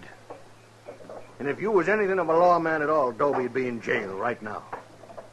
Enoch, you know I can't arrest a man because you and he are enemies. Well, it don't matter. I ain't counting on you no more. I got other ways. Yes, sir. Hey, come in right there, Marshal. What? There. You mean Gil Shank? That's right. He seen me after the fire last night, and he offered to go to work for me. What do you need a gunman for, Enoch? Yeah, that makes you sit up, don't it? Yeah. You and Dobie both. You bet it does. Marshal Dillon. Well, now, this is a pleasure. Yeah, he knows you're working for me, Shank. I told him. Just Shank, Enoch? What do you mean? Well, is he the only one you hired? I'm alone, Marshal, if that's what you're driving at. You're making a bad mistake, Enoch. You don't need a man like this. I could take offense at that, Marshal. No? Well, why don't you let me know when you decide, huh? I'll let you know. Yeah, that's telling him. All right, we'll take care of Jim Dobie next. You won't do a thing to Jim Dobie. Either one of you. Well, you're protecting a criminal, Marshal. But it ain't gonna work. Shank's got a plan. You said you was gonna figure something out, Shank. You done it? Well, Enoch, what with the law being so loose around here, we gotta protect your hotel day and night. How many riders you got out at the ranch? Well, about 20. I want 15 of them. You what? I want them here in Dodge. We're going to put a guard around this building 24 hours a day. Well, I can't spare 15 men, Shank. Who's going to watch the cattle? You ain't moving cattle this time of year, are you? Of course not. Then 5 riders is enough. You want this hotel to go up or don't you? All right. I'll send for him. Hey. You that Jim Doby over there? Yeah, that's him. Come to enjoy his dirty work, I guess. Shank, What, Marshal? the first sign of any of your dirty work, and I'm coming after you. Fast.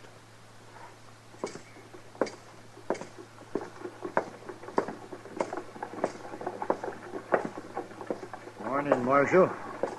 Doby, I suppose I'm getting the blame for this? you are. Yeah. Then why ain't you arresting me? I've known you for a long time, Doby. You're pig-headed and you can be downright mean, but you don't fight this way. You make it hard to thank you, Marshal. You can thank me by laying off Enoch Mills for a while. There's going to be enough trouble without your making any.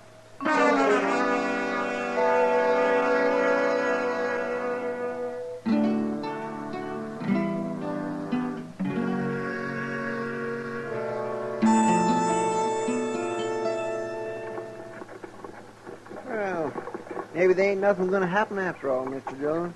What? I mean about old Enoch Mills' hotel. Been a week now, and everything is purely pond peaceful. Well, what with 15 armed guards spelling one another day and night, it ought to be. I didn't see that fellow Gil Shank running yesterday.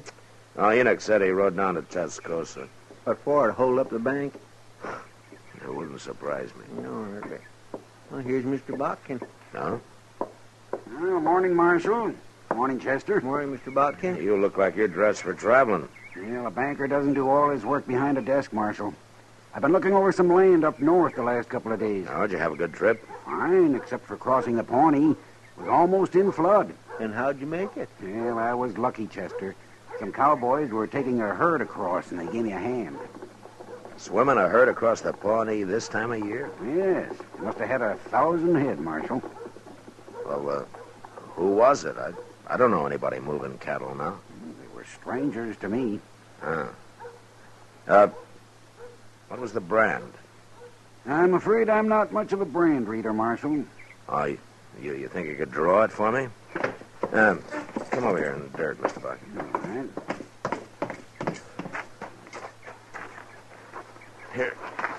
Here's a stick.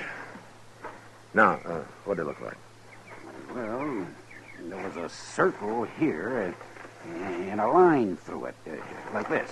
It stopped just about here. Well, everybody knows that brand, Mr. Botkin. Everybody but me, I guess. Where would they be taking those cattle, Marshal? Only one place. The Greystone Indian Agency is about 20 miles beyond there. No, they're going to sell them to the agency, eh? Well, they won't get top prices, but it's always a fast cash sale. Chester. Yes, sir? Go saddle 3 horses and tie them up behind the office, and then wait for me. I'll be back after dark.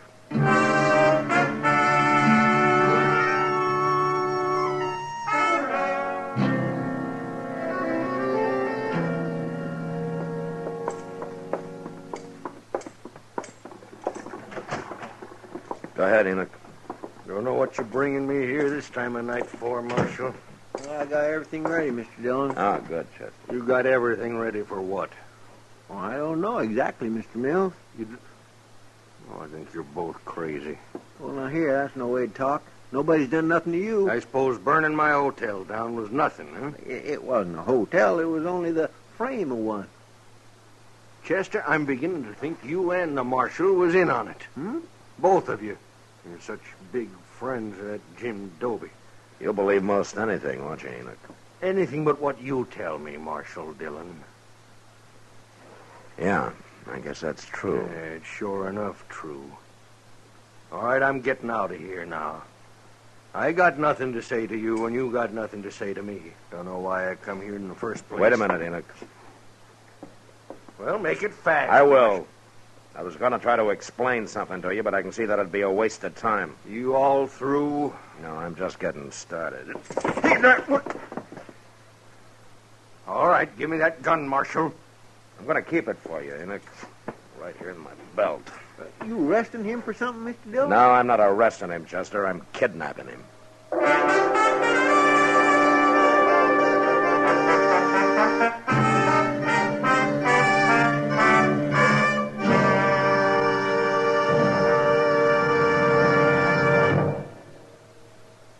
Where are you listening to Gunsmoke? In your kitchen? Getting ready for Sunday supper? Maybe in your living room, relaxing? Or out driving? Say, be sure and watch the road. But remember, there's pleasure ahead when you smoke Chesterfield. When you satisfy yourself with Chesterfield's better taste and mildness. You see, Chesterfield packs more pleasure because it's more perfectly packed. A more perfectly packed cigarette gives you an open, easy draw that unlocks all the better taste and mildness of fine tobaccos. And Chesterfield, made by exclusive Accuray, is more perfectly packed, with an even distribution of tobacco from one end of your Chesterfield to the other. Firm and pleasing to the lips, mild, yet deeply satisfying. Remember, to the touch, to the taste. Chesterfield packs more pleasure because Chesterfield's more perfectly packed. Buy Chesterfield. Mild, yet they satisfy the most.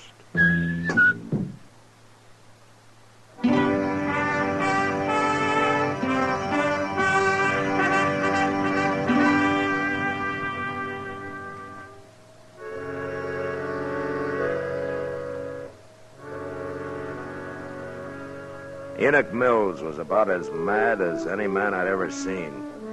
But I managed to get him on a horse, and then he and Chester and I rode quietly out of Dodge. By noon next day, we'd covered some 60 miles and were at the Greystone Indian Agency. It was run by a man called Albert Leach, who didn't seem too bright, but at least I could tell he wasn't a grafter like most. I had a talk with him, and I brought Enoch in to meet him.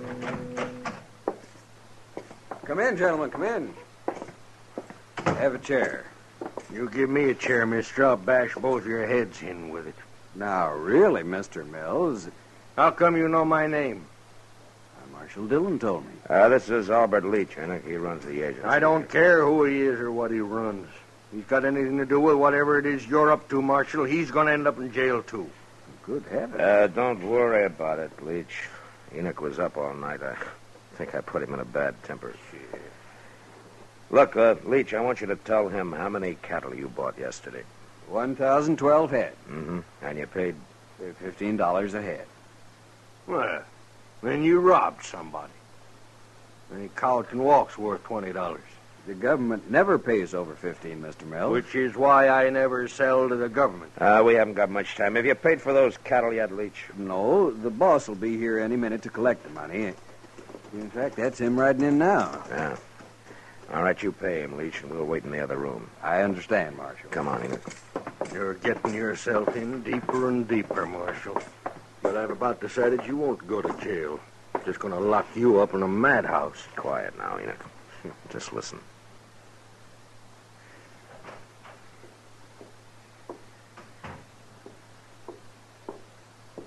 Well, you got the money, mister?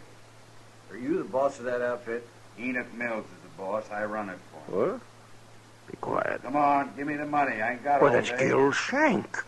Well, hurry it up, mister. Now, where's the money? Oh, I'll kill him. I'll kill him with my bare hands. No, wait a minute, Enoch. Dirty thief, Shank! What are you doing here? Dillon. Hold it, Shank.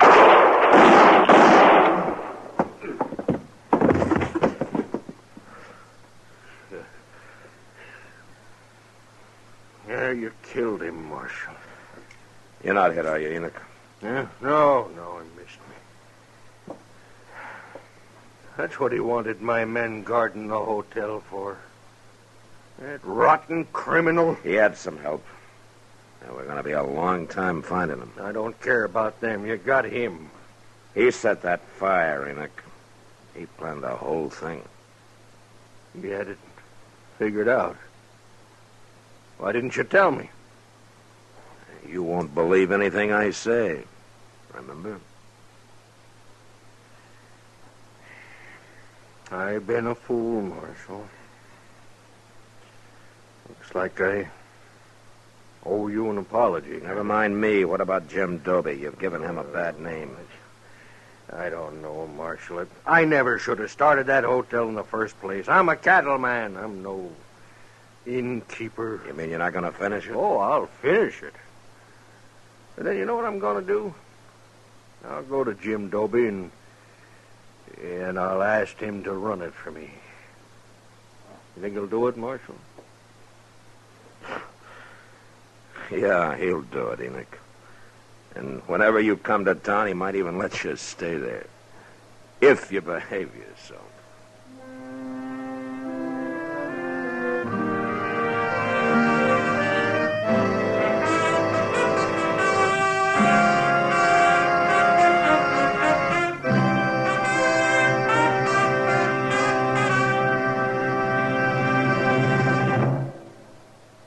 In a moment, our star, William Conrad.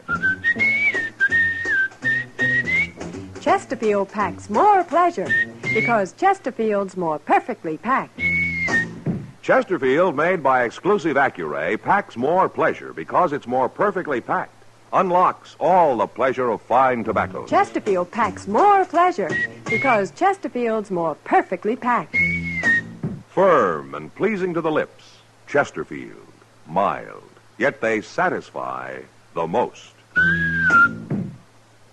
You know, on the frontier, an outlaw was called a gunman, while a peace officer was referred to as a gunfighter. But they both lived by their guns, and they usually died by them. And that was the West. Good night. Gunsmoke, produced and directed by Norman Macdonald, stars William Conrad as Matt Dillon, U.S. Marshal. Our story was specially written for Gunsmoke by John Meston, with music composed and conducted by Rex Corey. Sound patterns by Tom Hanley and Bill James. Featured in the cast were Lawrence Stobkin, Vic Perrin, John Daner, Harry Bartell, and Joe Duvall. Parley Bear as Chester, and Georgia Ellis as Kitty. If you're a young man of draft age or a veteran, the National Guard offers you many outstanding opportunities. Contact your local National Guard unit for details.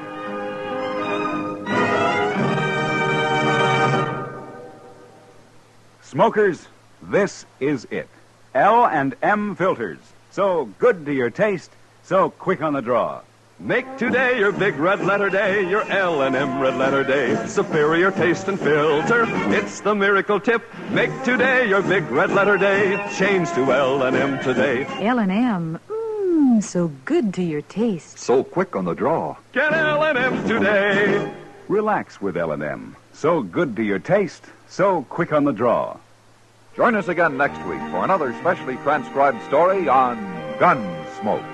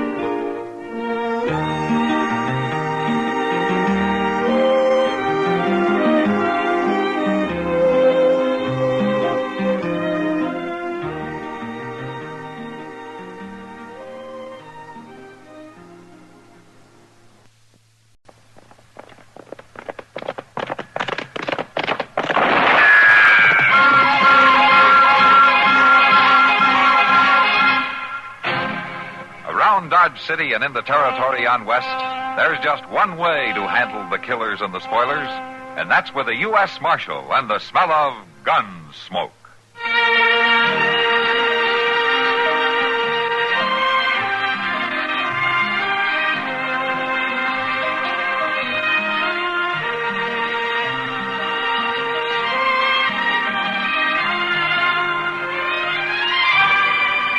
Gunsmoke, starring William Conrad.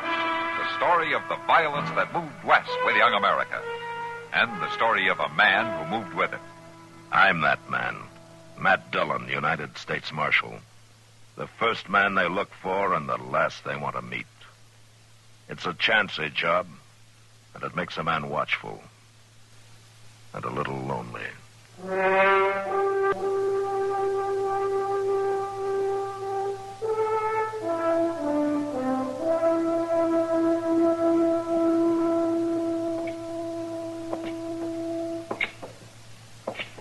Kindly nippy tonight, ain't it, Mr. Dillon? It's getting toward the season for it, Chester. I always hate to see winter come on. It's a lonesome time of year.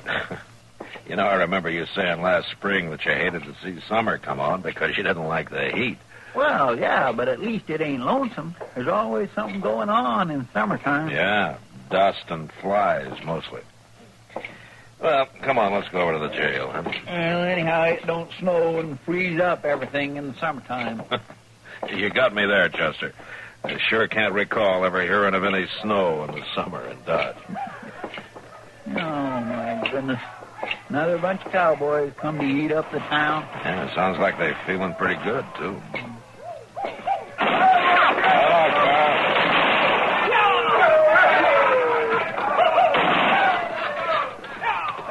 Looks like the Lazy T outfit, Mr. Dillon. Yeah, it is. That was Carl Willett, the trail boss. What they doing up in the Panhandle this late in the season?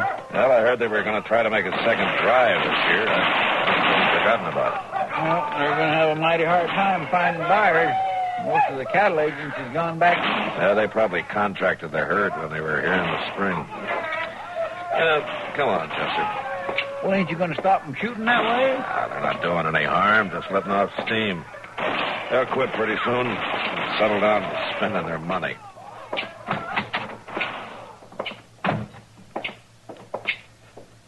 I swear I just can't understand the way a trail driver thinks, Mr. Dillon. No? Well, what do you mean? Well, they'll spend 2 months or more working a herd north. Then they hit town with a pocket full of pay. They go out and throw it away in one night, and they're flat broke again till they get back to Texas. Yeah, but they sure got a night to remember, Chester. Well, maybe so, but doggone it, you'd think they'd use some sand once in a while. Well, what is it, Kitty? Up the end of the street, Matt. You better come. It's Red Bastion's wife. Well, what about her? One of those cowboys shot her.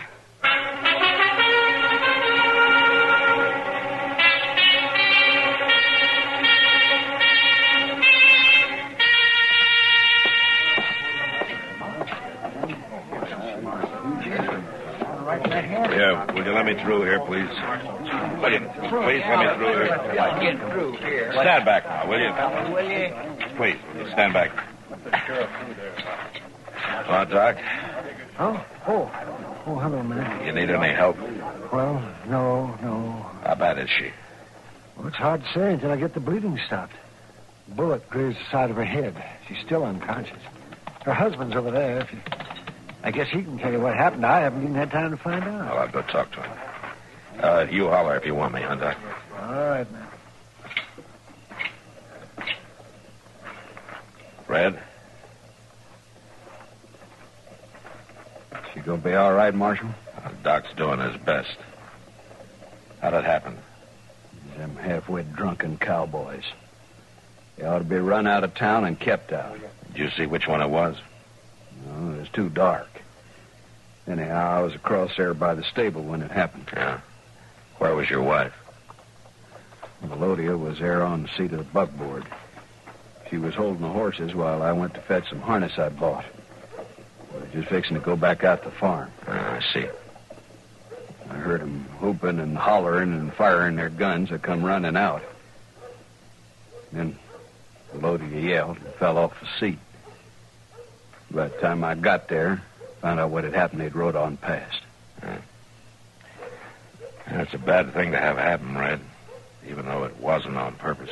That ain't no excuse, Marshal. I know that. And the law will deal with whoever did it. The law's sure better. Now, you just take it easy, Red. I've used gun law before, and I can use it again. Now, don't be a fool. There are 20 lazy T-riders in town. I never started nothing yet I couldn't finish. And whoever shot my wife's going to be a lot better off if you get him before I do. You can tell him that, Marshal. Red. You tell it to him just that way.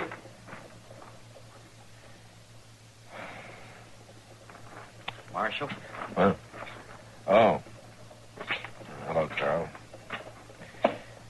I wish I could say welcome to Dodge. Yeah, I know. They're saying one of my boys done it. That's why I've been staying back here in the shadows. How is she? Doc doesn't know yet. Marshal, I ain't had a chance to talk to my men yet. But if one of them did it, I'll find out, and I'll turn him in. Now, you can count on it. I was hoping I could, Carl. You may be broke up a little when you get him, but you'll get him. Just one thing. What? You better make it fast. This thing could get out of hand.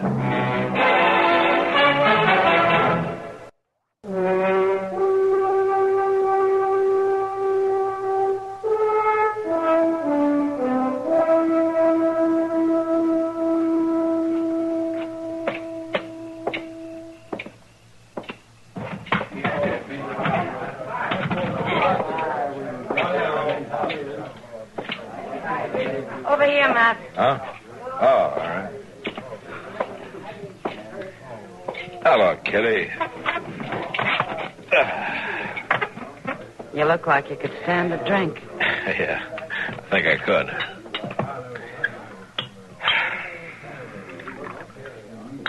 How is she, Matt? Doc's still working on her. He moved her up to his office. Any luck finding out who did it? No. Looks like it's up to Carl Willett. He's checking with his men. Oh, a lot of good that'll do. Those trail drivers stick together like leeches. No, Kitty, I think Carl will try to get to the bottom of it. I figured it was best to let him have first chance anyway. Well, didn't anybody see it happen? Not as far as I can find out. It was dark down there. They were all bunched together, riding fast, firing their guns. Well, it's a dirty shame, Matt. I always liked her. What little I've known of her. She seems real sweet and gentle. Yeah. Yeah, I've noticed her around town. Marshal. Oh, you want me to leave, Matt? No, you stay around. Carl, you know Kitty, don't you? Miss Kitty? Why don't you sit down?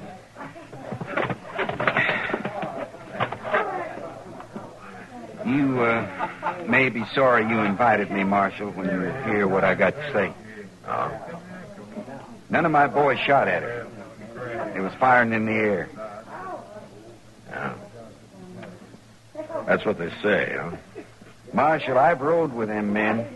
At least 2 drives with all of them. 10 or 12 with some. And you get to know a man on a cattle drive, and you know when they're telling the truth. I believe them. I see. Marshal? That's her husband. We met last spring. I bought water off him for a couple of weeks. You find out who shot my wife yet, Marshal? I'm working on it, Red. Why don't you make Carl Willett here tell you? It was him and his men riding down that street. None of my boys did it, Bastian. That's so. Yes, that's so. And what makes you think so, Willett? They don't lie to me. If one of them had done it, he'd tell me. Now, ain't that just fine? My wife's laying over there in Doc's office hurt bad, maybe dying, but it ain't nobody's fault. Nobody really done it because your man wouldn't tell a lie. Look, Bastian, nobody feels worse than I do about your wife. But you're barking up the wrong tree. I say you're a liar, Willett. Well, you'll only say All right, once. hold it, both of you. Now, you listen to me, Red. Carl's only saying what he believes. If he's wrong, we'll find out about it. Now, you both just settle down. Looks like I'll have to, Marshal. He's wearing a gun and I ain't. I'll be glad to take it off. No. Tomorrow I'll be wearing one myself. As long as you're going to cover up for the man that's guilty, I reckon it'll have to be you I come looking for. Red, you're talking like a fool. Maybe so, Marshal, but the way I see it, the law's had its chance and it ain't done much. Yes, Matt? Oh, Doc. How is she, Doc? It's a close call, but she's going to squeak through. She's resting easy now. That's good. That's real good. You can take her home if you want to, Red. I'll stop by tomorrow. She'll more than likely sleep for 12, 14 hours. Well, could have been a lot worse, Red. It don't change nothing far as I'm concerned. I'll be in town tomorrow, Willett. I hope you are, too.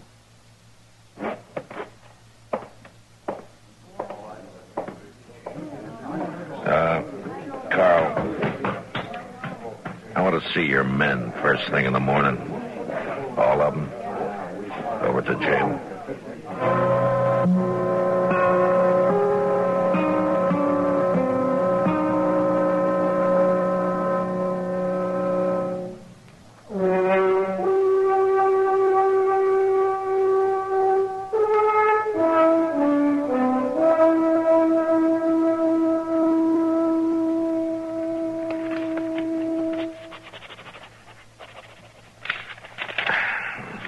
That's all. You can go. Thank you kindly, Marshal. Now you can call on the next one, Chester. Well, that's all of them, Mr. Dillon. Huh? That fellow Tex there was the last one. He was. And we don't know any more than we did when we started talking to him. Well, one of them did do it. He sure is a good liar. Yeah. There, they stuck together like pups from the same litter.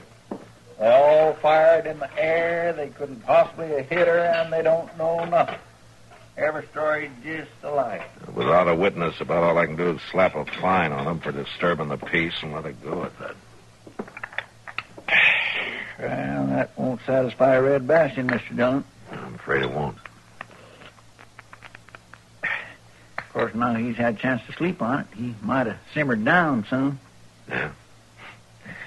Wish I could believe that, Chester. He's always treated his wife like a dog. I can't figure him getting so riled up about this.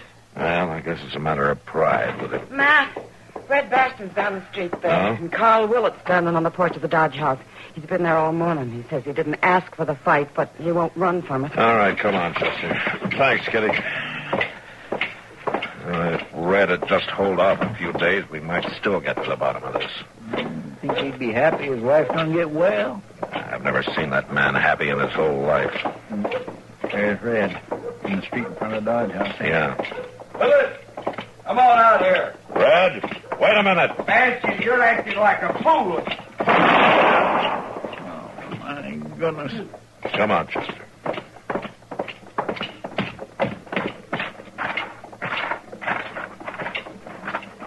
You drawed on me, Marshal. It was self-defense. They all seen it. Yeah, I saw it too, Red. He's dead, Mr. Dillon.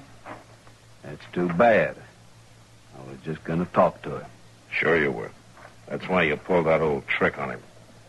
What do you mean? Slapping your thigh with your left hand the way you did. He thought you were drawing, and he had his gun half out before he saw his mistake. That's when you drew and killed him. It was self-defense. The fact remains he drawed on. And the fact remains it's a killer's trick. Matt? Matt? Yeah, Doc. I've got to get out to the Bastion place right away. What's the matter, Doc? Hey, it's your wife, Bastion. One of the neighbor's kids just rode in from the farm. What about her? What's wrong? Well, she's been bitten by a rattlesnake.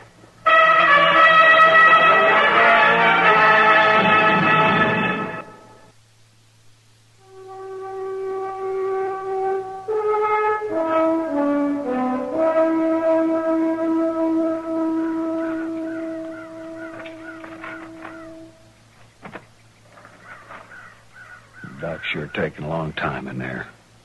Well, as long as he's in there, there's still hope. That poor woman, shot like she was last night, and now being bit by a rattler. I can't figure out how that snake got in the house.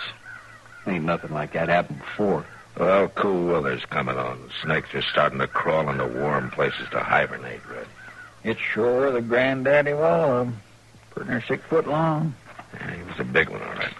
Look at these rattles I cut off it. 14 of them. 9 years I've been married to that woman. Won't go easy losing her. Well, now, there's still hope, Mr. Bastion. Last night that fellow Willett trying to kill her like he done, and now this. There's no reason to think Carl Willett fired that shot. There's plenty of reason. He wouldn't have stood up to no gunfight just to cover for somebody else. I say he fired that shot himself. I knew Carl a long time. Now, he wasn't the kind. Sure you knowed him, Marshal. Real good friends, the two of you. I seen that right off. That's why I figured I couldn't count on no help from the law. I think you've said about enough, Red. All I asked for was for you to do your job, Marshal. I sure don't see what... How is she, Doc? Well? I'm sorry, Red. It was just too long before I got to her. She was awful weak to start with. What kind of a doctor are you, anyhow? Well, the best I know how to be. I'm sorry. Sure, you're sorry. That makes it fine. Take it easy, Red. Looks like you got a visitor, Mr. Bastian. Huh? There's a wagon pulling into the yard. Why, that's the same... Same what? He's a peddler. Tinware and stuff. He come through here this morning heading west. What the devil's he doing back?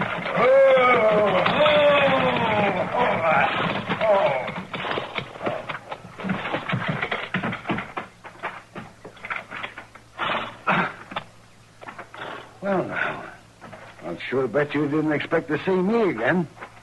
What do you want? My horse went lame on me other ways. I ain't got no horses to sell. Oh, that's too bad. Well, say, did you get rid of that big snake? What snake, mister? Well, the one he had when I come through this morning. Said he caught it out in the barn and was fixing to kill us.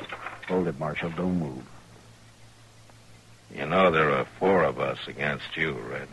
But you're the only one wearing a gun, Marshal. The others will be just like sitting ducks. So you're the one who shot at your wife. Now, wait a minute. Then you turned that snake on her this morning before you came into town. All right, so it's true. I wasn't going to let her go away with him. With who? Carl Willett. They got real friendly when he was here on that drive last spring. Yesterday, she told me she was going to leave with him when he come back. I ain't letting no man take a woman off me. So you murdered her, huh? You sure ain't going to leave with him now. Rattlesnake right behind you. Where? All right, drop the gun, Red. Not hardly.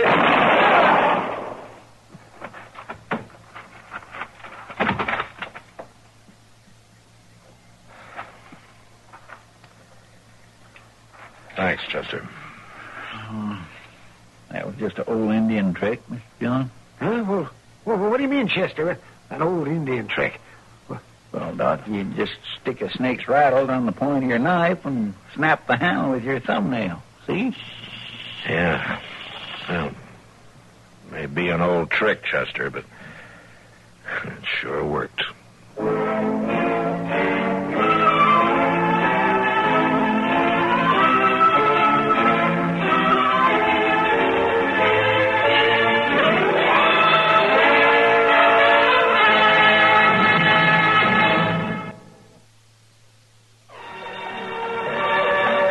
Gunsmoke. Produced and directed by Norman McDonald, stars William Conrad as Matt Dillon, U.S. Marshal. The story was specially written for Gunsmoke by Les Crutchfield, with editorial supervision by John Meston.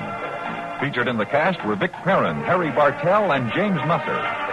Harley Bear is Chester, Howard McNear is Doc, and Georgia Ellis is Kitty. This is George Walsh, inviting you to join us again next week for another story on Guns.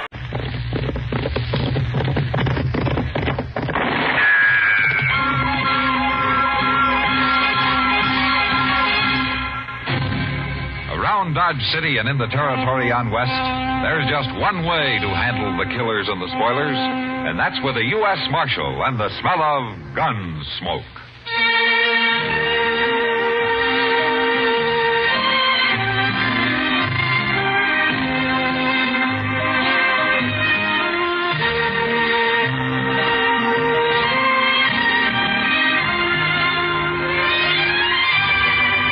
Gunsmoke, starring William Conrad. The story of the violence that moved west with young America. And the story of a man who moved with it. I'm that man. Matt Dillon, United States Marshal. The first man they look for and the last they want to meet. It's a chancy job, and it makes a man watchful. And a little lonely.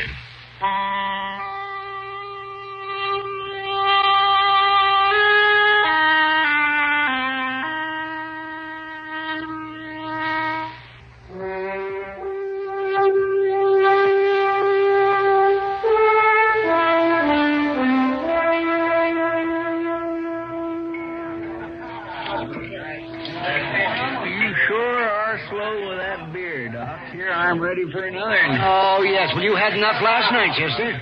Matt told me you was still asleep at 9 o'clock this morning. Yeah, I was, and it was mighty kind of him not to wake me up, too. Say, Doctor, you sure? He said he'd be back this afternoon. Well, that's what he told me. Now, what in the world is that fella? Who? Just came in the door, you see? With Tyler and Short there. Oh, him. Well, that's Weed Pennell. He rode in on a mule a couple days ago. Really? Well, which has the bigger ears? Him or his mule? He is funny looking all right, and he acts pretty peculiar, too. That is scrawny mule, Pendle. I seen you on him this morning. Well, Pendle here, he's kind of scrawny himself, Short. Maybe some beer fattened him up a little. I'd like some beer, all right, but I got no money. Well, why don't you just sell that guitar of yours? Sell my guitar? No, I'd never do that. Pendle, you must have a nickel at least. Last money I had got stole. Now, who dare steal money off a tiger like you, Pendle? I was asleep. I started to wake up, but they kicked me in the head. Oh, now, Pendle, you call that thing a head? Looked to me more like your neck just growed out and haired over. I ain't very handsome. You sure ain't. Hey, bartender, 3 beers. Yes, you sir. Buying, Tyler? Oh, I'm proud to buy. Fine old soldier like Weed Pendle. How'd you know I was a soldier? Well, now, I didn't. Where was you a soldier, Pendle? 3rd Illinois Cavalry. Illinois. You were the Yankees. Here's your beers. I never done much. We had hard luck and never got to see no real Confederates at all. Just a bunch of ragged-tailed bushwhackers in South Missouri. They was led by an old chicken thief named McCline. Yeah, so they was. Tell me something else, Pendle. Did you ever get to kill any of Klein's men? A few. Before I got shot myself. They caught some of them after and hung them, but I never did see a hanging. You never did see one? Nowheres. I never did. That's so. Well, Pendle, you know you're in luck. Now, since we was all kind of in the war together, so to speak, I'm going to show you a hanging. You're about ready, ain't you, Short? Yeah, my rope's on my saddle. I'll get it, meet you out back. You gonna be a hanging? A real hanging? Why, sure there is, and you're lucky, Pendle. You run into us just in time. Here, now, what you talking about, Tyler, and who you gonna hang? It's kindly a surprise, Chester. You can watch, though. Now, you know it's against the law to hang people around here. I seen Marshal Dillon right out of town this morning. Time he gets back, it'll be all over. Don't you try to buck me in Short, Chester. You die if you do. Come on, Pendle, come on. We don't want to miss it. Sure. Now, what do you suppose they're up to, Doc? I don't know, Chester, but I'd sure like to find out. Yeah, I reckon we better. I sure do wish Mr. Dillon was here. There they are. Why, they're putting a rope around Pendle's neck. You ain't going to get to see all of the hanging, Pendle.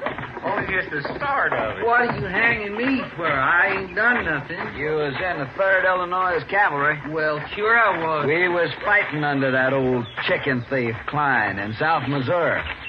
It's a real pleasure to hang a Yankee like you. But I only done what they told me to. I didn't kill nobody on purpose. Now, you just wait a minute, you two. You've gone far enough. Shoot him, Tyler. You go shooting anybody, and you'll be the ones to end up on a rope. Doc ain't armed. It never is. Go on, Tyler. All right, you try it, but you're sure going to have to kill me before you hang I'll anybody. kill you. You'll have to kill me, too, Tyler. Mr. Dillon. Where'd he come from?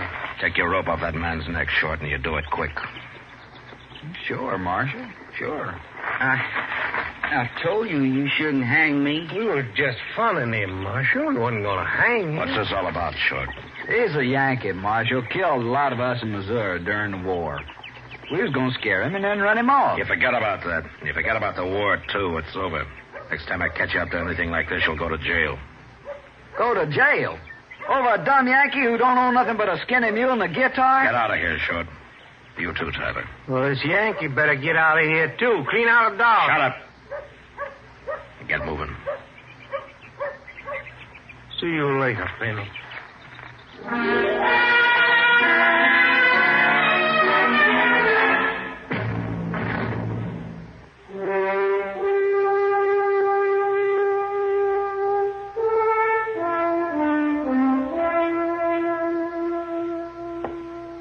I sure do thank you for letting me sleep in your jail last night, Marshal. Where you been sleeping before, Pendle? With my mule. I always do. Yeah. I hear you're broke. What do you do for a living? I never did nothing much, Marshal. Just ride around on my mule. Well, what about your guitar? Don't you ever play and take up a collection or something? No, Marshal, I wouldn't do that. Well, why not? Can't you play good enough? I don't know, Marshal. I never played it for nobody to hear except me. Yeah. Chester, take him over to the Long Branch, will you? Maybe Sam can give him a job of some kind. It wouldn't be steady, would it? Well, I don't know, but why shouldn't it be? 'Cause I'll be leaving in a day or two. Oh? Where are you headed?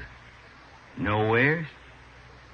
Nowhere? Just ride around on my mule. I always do.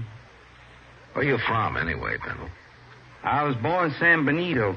Oh, on the Rio Grande, huh? Yes, but I left. Took my guitar with me. Never did go back. Well, if you're from Texas, how come you fought in the Union Army? I don't know. One army just like another, I guess. Yeah, maybe you're right at that. I only done what they told me, Marshal. Sure. Chester, take him over to Sam's, will you? All right, sir. I left my guitar out back. I'll go get it. He sure is a peculiar little fellow, Mr. Dillon. Yeah. Pretty helpless, too. You think Short and Tyler will bother him anymore? Well, knowing them, I believe they'd have hung him yesterday if they could. You tell Sam to let me know if they even start talking to him again, huh? Yes, sir, I will. They're about the meanest pair of men I ever knew. Yeah, they are. They'll think of something. Well, Pendle said he's leaving in a day or two. I just hope it's soon enough, Chester.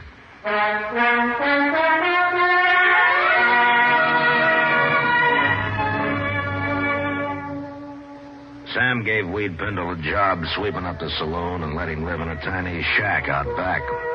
He tried to get him to play his guitar, but Pendle wouldn't do it. We all began to think that he probably didn't even know how. It's kind of hard to believe that anybody as simple as he was could learn to do anything. I looked up Short and Tyler, and I warned them again to leave him alone. And they did. Until one morning, a couple of days later, Chester and I just come out of Delmonico's. We were walking up Front Street. Look yonder, Mr. Dillon, across the plaza there. Yeah, I see him. Now, let's go over. Pendle and his mule. Yeah, and Tyler and Short, too. I told them to keep away from him. Hey, what they laughing at? They're laughing, and he isn't. What do you suppose they've done to him? Look at his mule, Chester. That's what they've done. Oh, my goodness. Well, he's lost the ear. Oh, my. Leastways, I always heard them. Well, I guess there's just no pleasing some men, Tom. You shouldn't have done that to my mule. Did you men do this? Now, Marshal, we ain't done nothing to Pendle. Did they do this, Pendle? I tried to stop him, but Tyler held me. And they gave me the ear, Marshal. It's right here, see? Yeah. All right, turn around, both of you. What? Turn around, I said.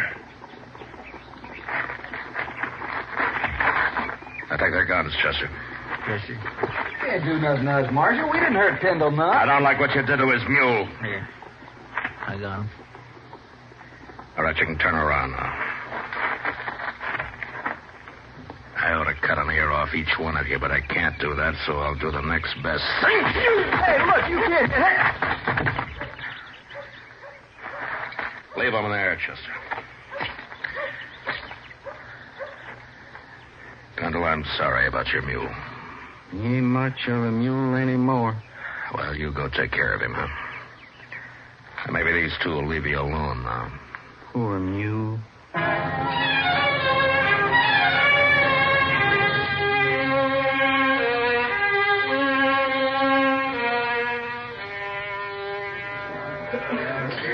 You know what Weed Pendle told me yesterday, Matt? Yeah, that could have been most anything, knowing him, Kitty. No, this kind of made sense.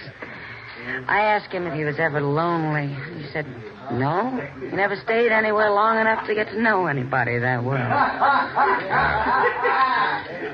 Maybe he's not so strange after all. Oh, now what are they up to? Who? Tyler and Short. They just came in with Pindle. Look, Matt, he's got his guitar with him. Yeah. Hey, listen, everybody. Now, wait a minute. The little Yankee's going to play his guitar for us. At least he's going to try. Ain't you, Yank? Don't shoot my mule. We're not shoot your mule. Not if you play good enough. Go on, get started. If you know how. All right. I'll play. Oh, they're threatening to kill his mule, Matt. You got to stop him. Now, wait a minute, Kitty. Just sit quiet. They haven't I seen heard you no yet. shit. Get out of here.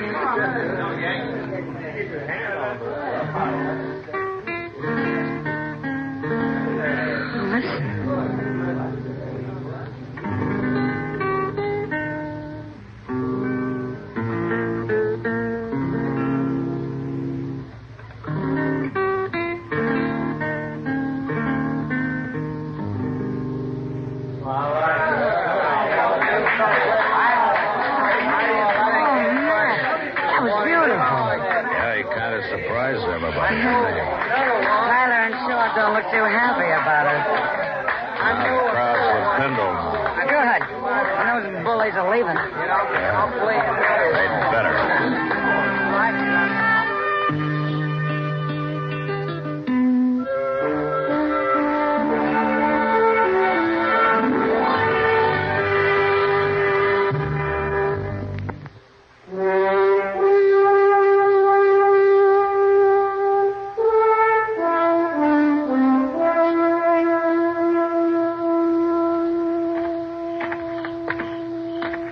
Hello, Yankee. Been playing that guitar a long time in that saloon there, ain't you, Pencil? They wanted me to. They liked it. Me and Short, we've been waiting to tell you how we like it, too. Yeah, let me see that guitar, Pendle. No. You hurt my mule. Give it to me. I got a gun in your belly, Pendle. Don't you move. I want my guitar. You can have it. I just want to sort of tune it for you first. Yeah. And, you know, there's another thing that's wrong with this guitar. It's a little bit too big for a man like you. But I can fix that, too. There you are, Yankee soldier. All right, that ought to alert it. Let's go now, Kent.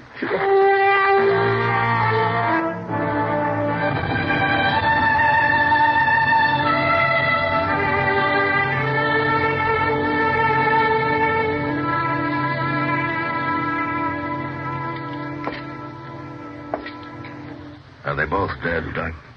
Oh, yes. Real dead. For several hours, at least. Well, they must have been asleep when it happened, Doc. Well, looks like Short there struggled a little way. Guess Tyler got his first, and it woke Short up for a minute. Well, he wasn't awake very long, Matt. Just long enough to see who was cutting his throat, probably. Well, he can't talk now. Yeah, I'm all through here. What do you want to do? We'll let the hotel worry about him. I guess it's Weed Pendle I want now. A man and him such a mild little fellow, too. Any man can take just so much, Chester. I sure hate to see poor Pendle hang for killing these two buzzards, Matt. Chester, wait for me at the jail. I'll bring him over there as soon as I find him.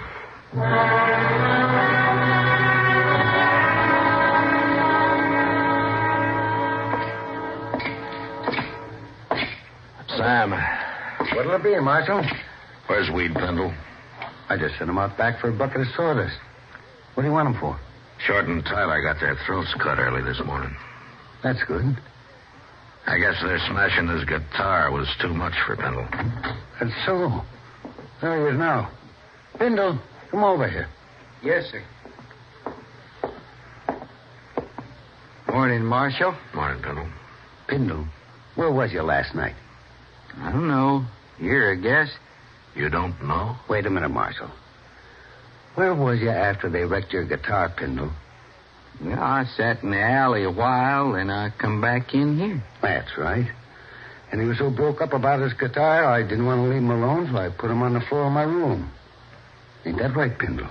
Go on, tell him now. Sure, that's right. Are you trying to alibi for him, Sam? Why, no, Marshal. What do I care about him? Some people care about me. Who? Oh, he's just talking, Marshal. Who cares about you, Pendle? Tell me. Those men. What men? He means some of the boys who was here when he came back with his busted guitar, Marshal.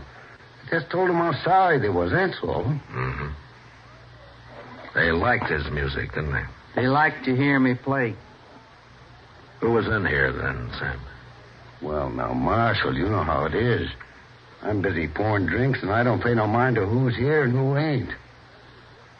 I couldn't rightly say it all. Okay, Sam, I guess I can't beat the truth out of you. Marshal, who cares about Tyler and Short? Dad is better off without There's a law against murder, Sam, and it's the same for everybody. And I'll be back later.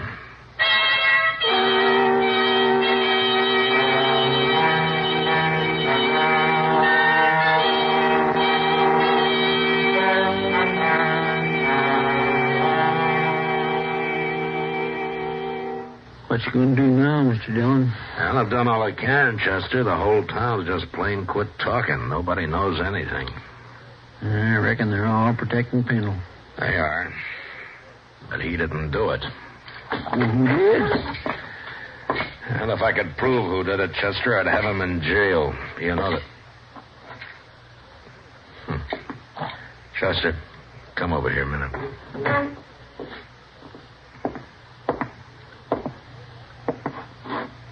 Oh, I declare. Looks to me like he's leaving town.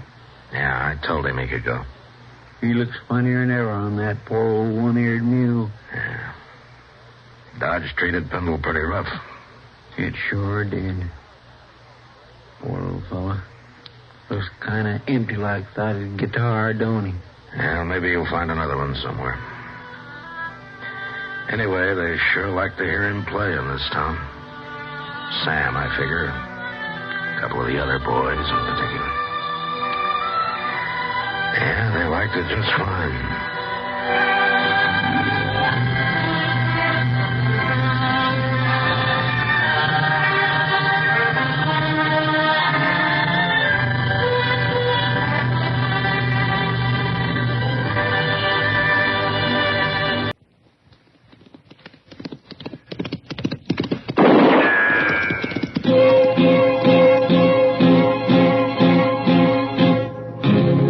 Gunsmoke, brought to you by Chesterfield. Chesterfield packs more pleasure because it's more perfectly packed, thanks to Accuray. They satisfy the most. Around Dodge City and in the territory on West, there's just one way to handle the killers and the spoilers, and that's with a U.S. Marshal and the smell of Gunsmoke.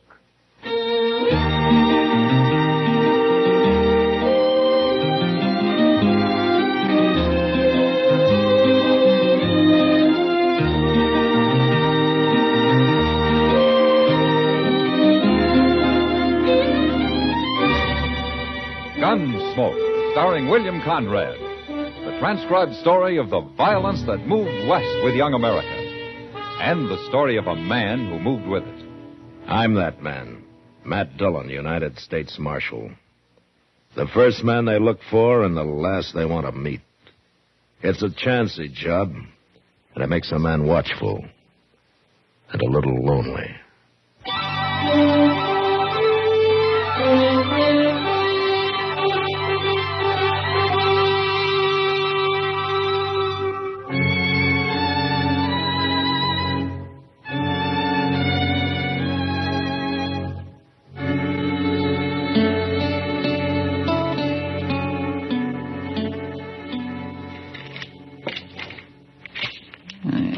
Doggone thing. There. That works. Hello, Chester. Mr. Dillon? Are you going hunting? No. I saw all kinds of wild turkey about a mile down the Arkansas yesterday. I ain't going hunting, Mr. Dillon. What's the gun and all the shells for, then? Well, shotguns was made for more than shooting birds with. Yeah, that's true. Mr. Dillon, you ever hear me talk about Live Oak County? South Texas? Sure I have. According to you, it's a hideout for bandits. Yes, it is.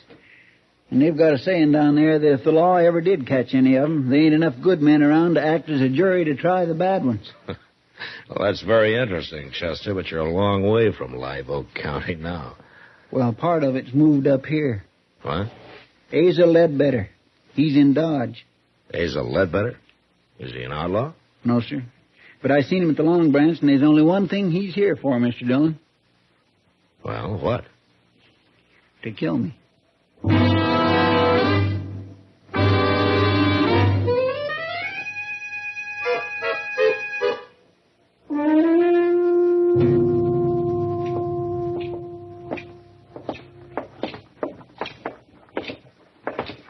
All right, Chester. Are you going to tell me why Asa Ledbetter is here to kill you? It don't matter why, Mr. Dillon.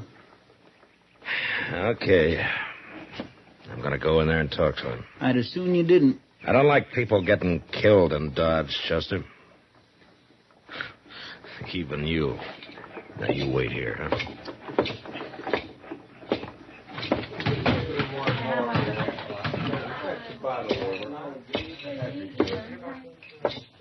Hello? Oh, say, you're the marshal. Your name Asa Ledbetter? How'd you know that? Chester told me. Chester? Yeah, Chester Proudfoot. Well, okay, Marshal, you got my name right, but I don't recall his. What? I never heard no Chester Proudfoot. Glad to meet you, though. Buy a drink. Oh, thank you. Say, there was a fella in here a while ago, I remember, because he was staring at me so hard. He heard me say my name, too. I was talking to a cowboy about finding work around here. Where you from, Ledbetter? Texas. What part? Amarillo. Ever been in South Texas? No, never have. Marshal, what's this all about? Now, Chester thinks that you came here to kill him. Now, just look here, Marshal. I don't know this Chester fella. Never even heard of him. I don't go around murdering people. I hope that's true, Ledbetter. Of course 'tis. And I don't like nobody dragging down my good name, Marshal. Nobody is. So long. You just asked anybody from Amarillo about me, Marshal. They can tell you.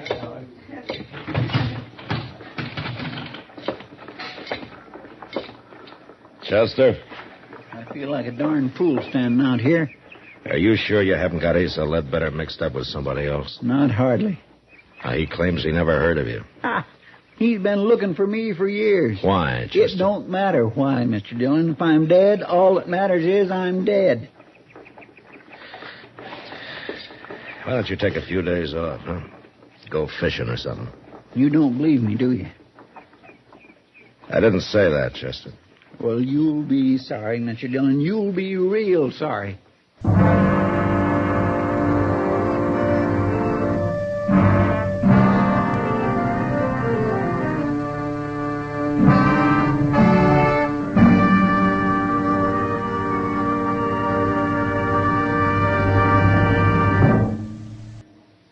That whistling man, Bobby Haggart, really started something. Tonight, the Calypso Boys join in. Ready, amigos?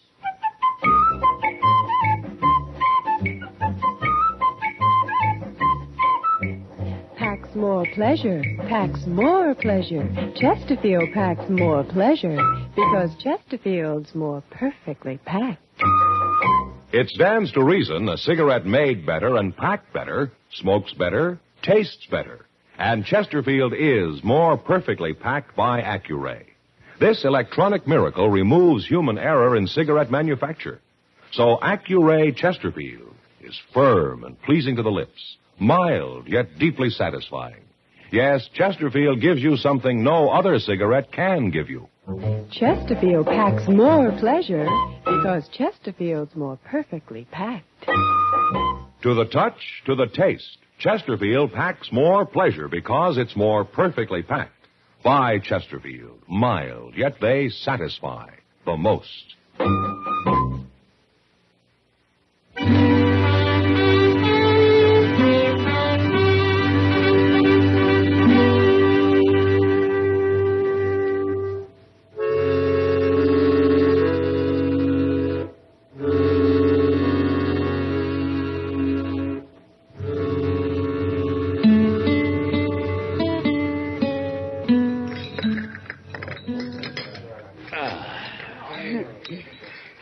Well, Kitty, that was a real good dinner. Mm-hmm. And thank you. Thank me. Well, I thought you were paying for it. You're the one who needs a vacation, not Chester. Oh, but you're a rich woman, Kitty. Let's talk about Chester. Does he really think Asa Ledbetter's after him? Well, that's what he says. It's not like Chester to make up a thing like that. No. Matt? You stay here. No, I'm going with you. It's a couple of drunken cowboys. You going after him? Mr. Dillon. It's Chester, Matt, down there by the alley. Come on.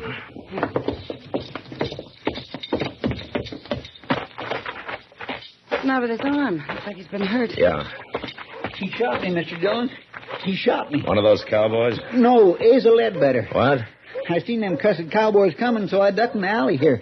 And Ledbetter was down at the end of it, just waiting for me. I think he just hired them fellas to set up a commotion so he could get a shot at Here, me. let me see that arm.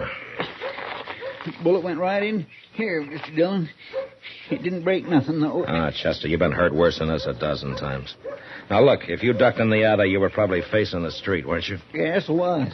All right, then Ledbetter wouldn't have been behind you. The bullet entered from in front. It was him, I tell you. Or the wild bullet from those cowboys. You think I'm lying?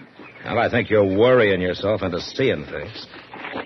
I'm going up to Doc's, if I can make Now, it. wait a minute, Chester.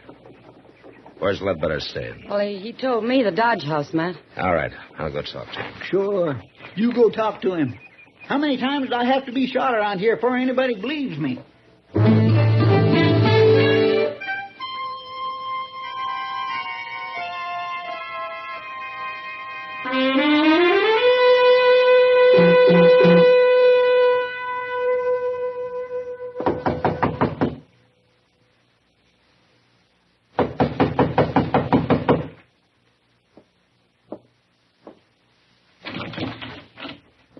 Oh, hello, Marshal. Ledbetter? Nothing wrong? How long you been in your room here? Oh, I've been taking a nap, Marshal. Up until them drunks out there woke me up. Chester says you tried to shoot him a few minutes ago. Now, Marshal, I'm getting sick and tired of this Chester. What's he trying to do, anyway? He's pretty certain about it. Bound and determined to get me into trouble? I'm doggone if I know why. There must be some reason. Well, sure, and if there is, I don't know it.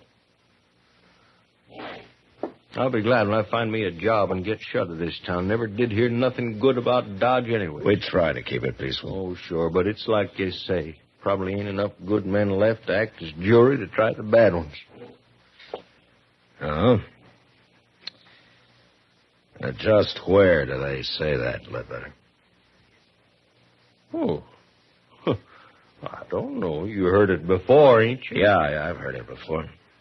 It's a saying down in South Texas in Live Oak County. Well, that may be, Marshal. And I heard it in Amarillo. Now, ain't that possible? Yeah, I guess it is. Marshal, listen here. If I come here to kill a man, what did I be waiting around for? A change of weather? It don't make sense, does it? No. No, it doesn't make sense. Any part of it.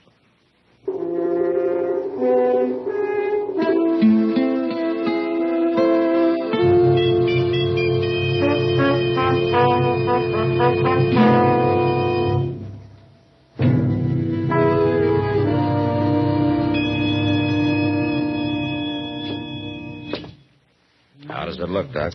Well, it's just a scratch, Matt. A scratch? I suppose if I come in here scalped, you'd say the barber just give me too tight a haircut. Now, Chester, be brave, boy. Yes, see. There we are. In a week, you'll never know you got hit. Well, it's a mercy it wasn't my gun arm. Chester, I told you Asa Ledbetter was in his room the whole time. You mean he told you? I asked the desk clerk on the way out. Then he was lying, too. Chester, how long since you've had a good night's sleep? Now, Doc, don't you start that. Well, you admit you didn't actually see Ledbetter in that alley. But next time you'll see him all right, won't you? Yeah, whether he's there or not. Have you finished doctoring my wound? Oh, now, wait a minute. Getting mad won't help you. Well, maybe it will. Well, where are you going now? Who cares where at I'm going?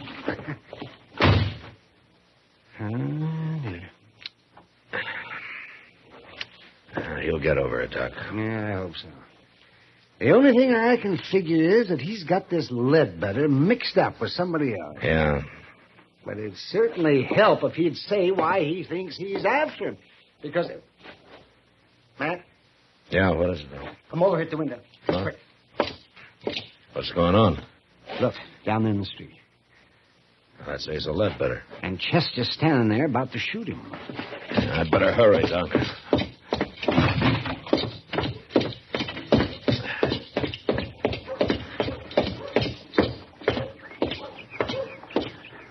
I'm just getting plumb good and tired of you. Then why don't you do something about it? Chester. You stay out of this, Mr. Dillon. I don't like gunfighting, no matter who starts it. I didn't start it. He come here to shoot me. Marshal, he is crazy. He ought to be locked up. Sure, I'm crazy. I should have called you out before. Now, you going to fight or not? No, I ain't going to fight. You scared? I've got no quarrel with you. Are you scared? Leave him alone, Chester. No. Then tell me what this is all about. No. Now, Chester, why don't you just go off and get drunk or something? Pete! Chester. Now will you draw? Now will you? Oh, Marshal, I ain't going to take much more of him. I said, are you all right, gonna Chester, draw? that's enough. Now, you come with me. You're a dirty coward. You come with me, I said.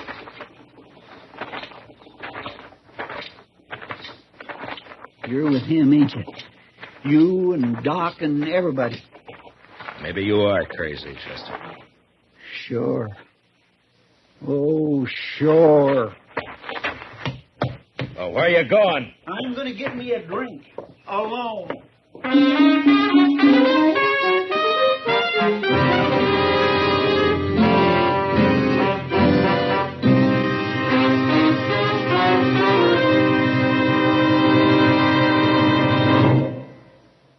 Say, where are you listening to Gunsmoke? In your car? Getting ready for dinner? Oh, I see. Just relaxing in your favorite easy chair. Well, I'd say you're in a good spot right now to really enjoy a Chesterfield. You see, Chesterfield packs more pleasure because it's more perfectly packed. It stands to reason. A cigarette made better and packed better smokes better, tastes better. And Chesterfield is more perfectly packed by Accuray. This electronic miracle removes human error in cigarette manufacture. So Accuray Chesterfield is firm and pleasing to the lips, mild, yet deeply satisfying. Yes, Chesterfield gives you something no other cigarette can give you. Chesterfield packs more pleasure because Chesterfield's more perfectly packed. To the touch, to the taste. Chesterfield packs more pleasure because it's more perfectly packed. Buy Chesterfield. Mild, yet they satisfy the most.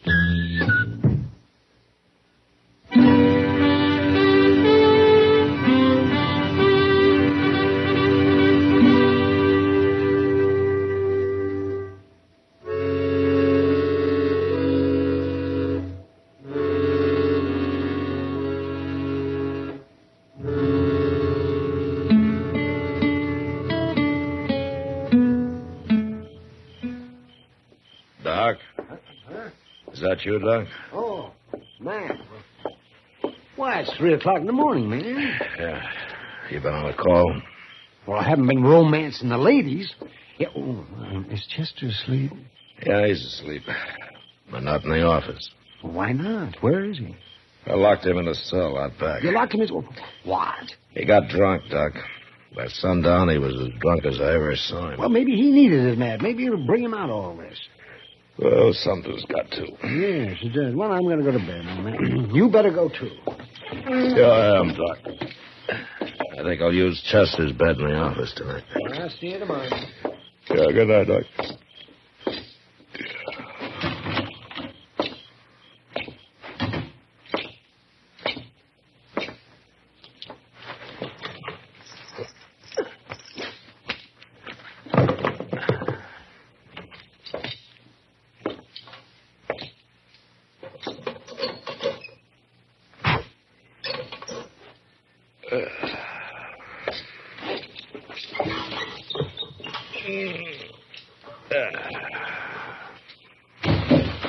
move, Chester. This here's a shotgun.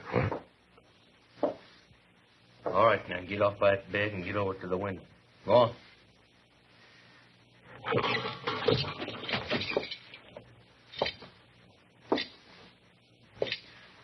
Better.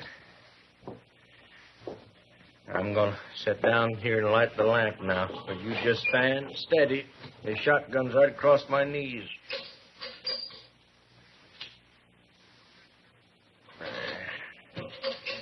Now, Chester, you and me, we're going... Marshal? What you doing here? I was trying to get some sleep. Well, you don't sleep here. It's Chester's bed, all right. Where is he? Now, he's around. Somewhere. Where you going? Stand still. Marshal, stand still. I mean it. Well, I was just going to close the back door here. You left it open. I want it open. All right. I'll open it wide. Here, Marshal, no call for that. All right, where's Chester at? I don't know where he is, Ledbetter. You're lying. Yeah, I'm lying. He got drunk this afternoon. You brought him over here. I thought you put him to bed, but since you didn't, there ain't but one place he'd be. Right out there in that cell behind you. You walk right past him on your way in, Ledbetter. Get out of that doorway, Marshal. No. I'll shoot you if you don't. You'll shoot Chester if I do. Now move, I say. I can't oblige you, Ledbetter. I'm sorry. I'll kill you, Marshal.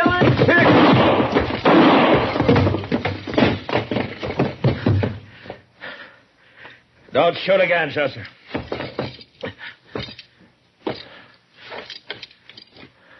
Mr. Dillon?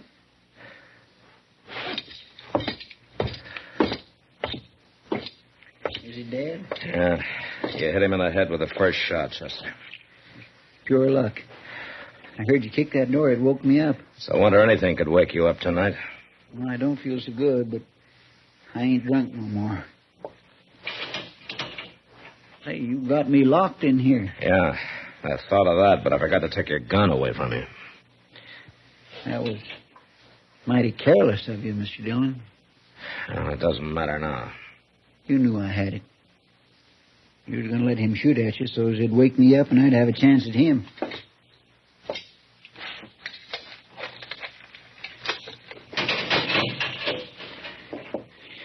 I guess I was kindly wrong about you being agin me. You know, it might have helped things if you'd have told me why Ledbetter was after you, Chester. I just couldn't, Mr. Dillon. Oh, why? It had to do with a lady. Oh. She's dead now, but I didn't want nobody talking about her, saying her name. Nobody. Can you understand that? It'll be daylight soon, Chester. Let's go brew up some coffee, huh? Thank you, Mr. Dillon. Thank you.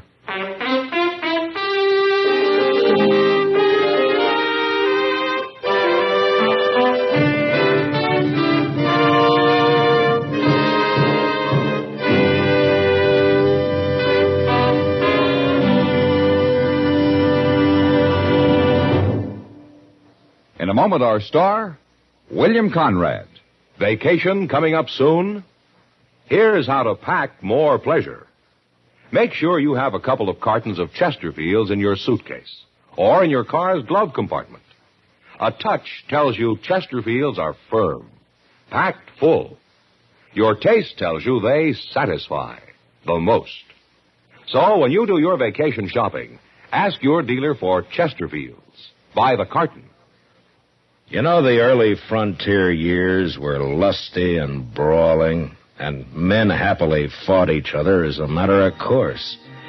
But next week, it's the man who refuses to fight that causes all the trouble. And that was the West.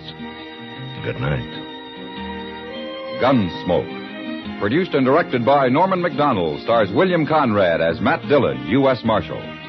Our story was specially written for Gunsmoke by John Meston, with music composed and conducted by Rex Corey. Sound patterns by Tom Hanley and Bill James. Featured in the cast was Lawrence Dobkin as Asa Ledbetter, Parley Bear as Chester, Howard McNear as Doc, and Georgia Ellis as Kitty.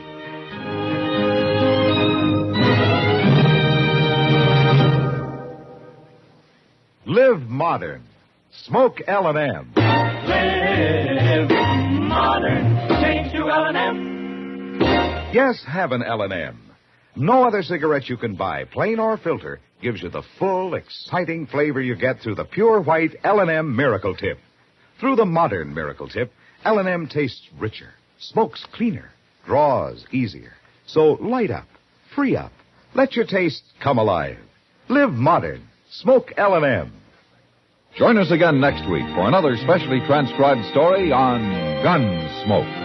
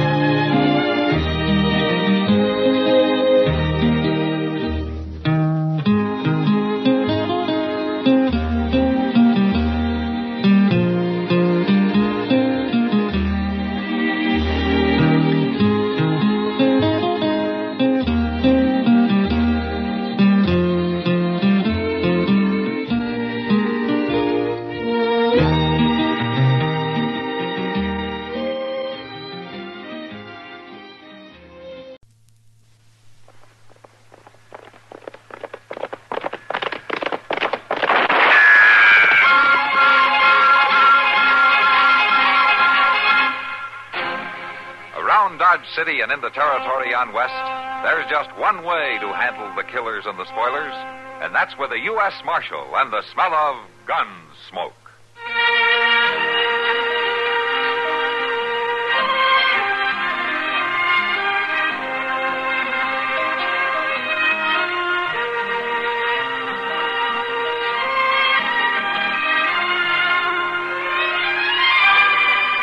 Gunsmoke, starring William Conrad, the story of the violence that moved west with young America, and the story of a man who moved with it.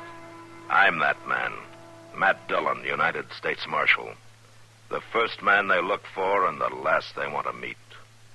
It's a chancy job, and it makes a man watchful and a little lonely.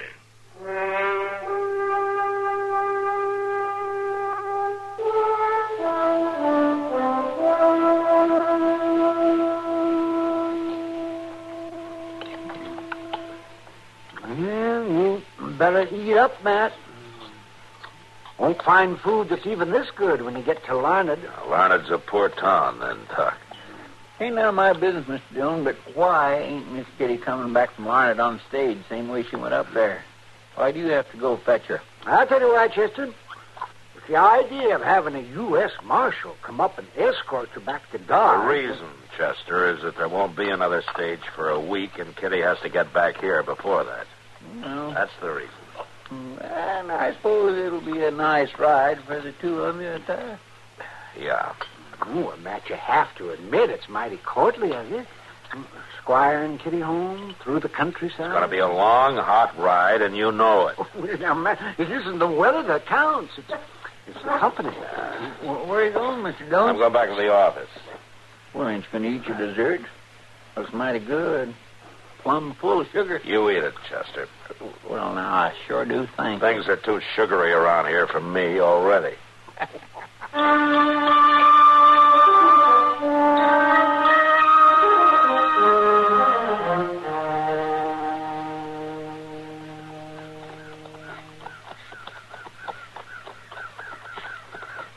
Matt?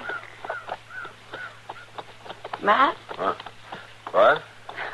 Oh, what's the matter? Oh, for heaven's sake. Were you asleep in the saddle? Well, no, Kitty. Of course not. I just had my eyes closed for a minute. I'm sorry. Well, I guess I can't blame you. Must have taken you most of the night to get up to Larned. And starting right back this way. Still a couple of hours to ride. I've had tougher rides than this one, Kitty. Say, how did your visit with your friend up there go? Oh, I was glad to see her, Matt. Yeah? Yeah, she's been pretty sick. I'm glad I made the trip. Really am. You're not the only one. Huh? What do you mean? Doc and Chester haven't been able to talk of anything else since they found out that I was coming up after you. I can believe that. Hey, look out, Kitty. The rattlesnake. Hold on, Kitty. Don't let him get his head. Hang on, will you? I grab the Kitty!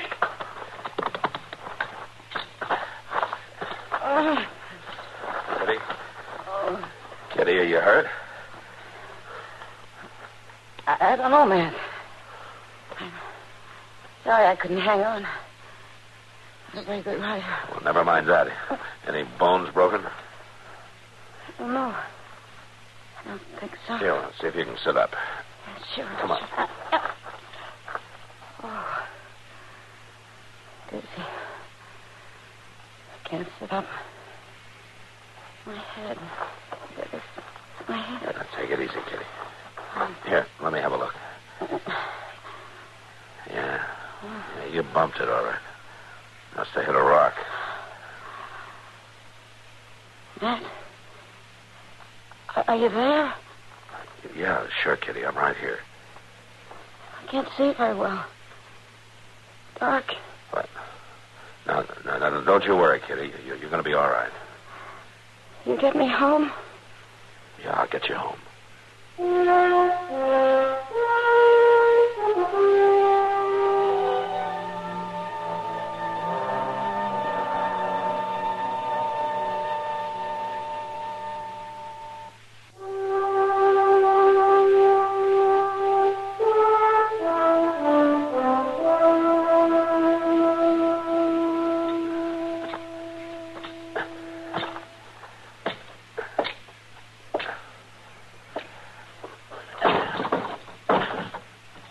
Hey, you in there. Open up.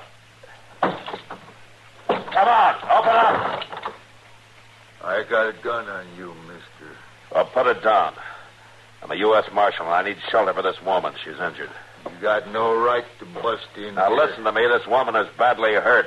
Well, it ain't none of my doing. Now, you look here. Let him bring her in, Rap. Ain't no call. Let him bring her in. Oh, come on in.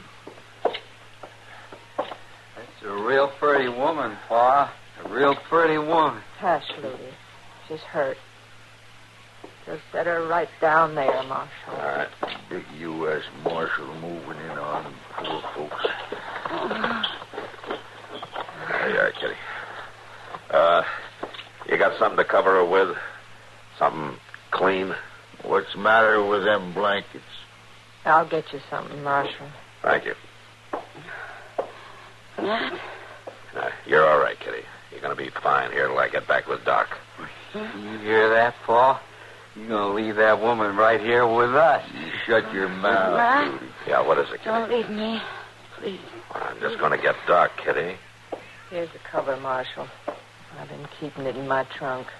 Rightly a tablecloth, but it's clean. Thank you, ma'am. My mother's. Yeah, sure. And things was always clean. There you are. Hello, woman. Don't leave me, Matt. Now, let Kitty please. Please, Matt. All right, Kitty, all right. One of you is going to have to go into Dodge and bring Doc Adams back. Well, I ain't especially feeling like no ride, Marshal. Oh? Well, I can see to it that you feel a lot worse.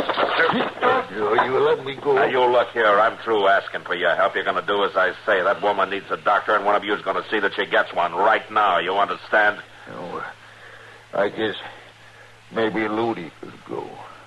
That's better. Ludi, What? you know the way to town? You know the way, all right. Pa, let me go in there 2-3 times. All right, then you go now, and you find Doc Adams, and you bring him back with you. You understand? I don't see why I have to ride all the way to Dodge. I ain't never seen a young woman out here before. She'll be here when you get back. Pa, do I have to? You want me to cuff you again? Go along, Ludi. Ride fast, you hear? Sure, I'll ride fast. I want to get back. For certain I do. Go on, then.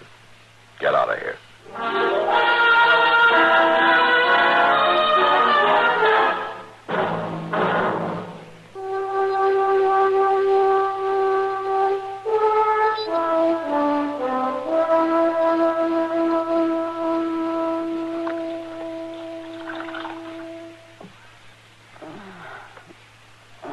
Cool your head some, miss.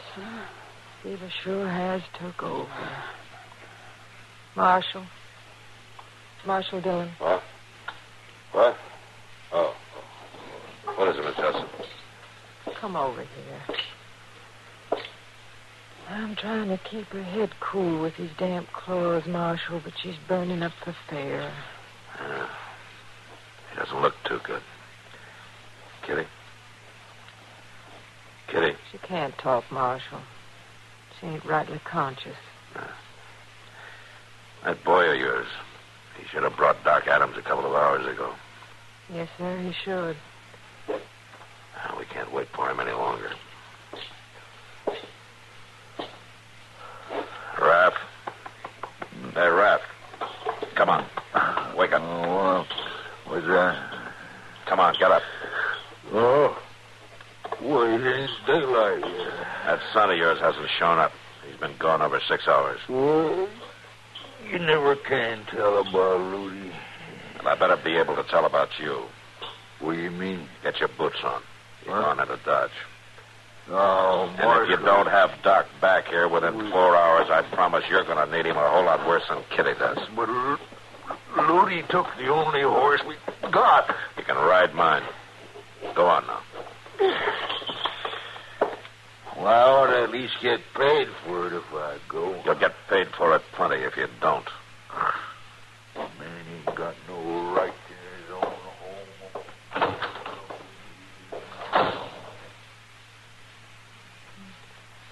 It shames me, Marshal, taking on like that. You think he'll come back? No, he'll come back. He ain't brave enough not to. He's plumb afraid of you, Marshal. I better get some more water from the well. Here, I'll get it, man.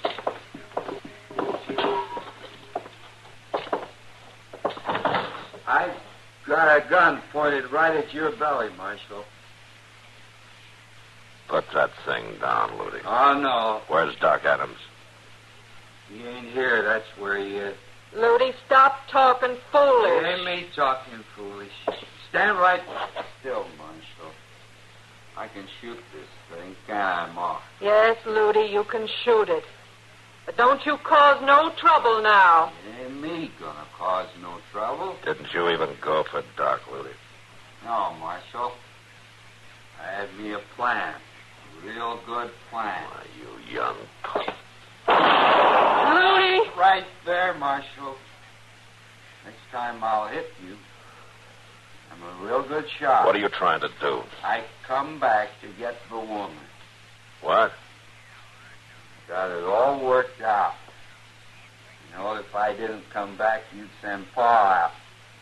Now, that ain't so crazy, is it? I had to wait for that, all right. Pa'd never let me do it. Well, I'm not about to let you do it either. I'm telling you the truth, Marshal. I wouldn't want to kill you. Killing's bad. But if I have to shoot at you again, I'll hit you sure. Ludi! Now, listen, Ludi. You can't take that woman out of here. She's badly hurt. I got that all figured out in my head. I stole me a wagon, and I got it hid a little ways from here. I'll just carry her out to it, and I'll take her away. And when she gets all right, she's going to be my woman. Ludi, please. I got a right to have a woman just like anybody. She's the first one I ever had a chance to. Ludi, will you listen to me? No. I told you. I'll care for her till she's well. And I see her lying there so pretty. I knew she was the one I wanted. I'm going to take her right now. You sit down in that chair, Marshal. Go on. Sit down.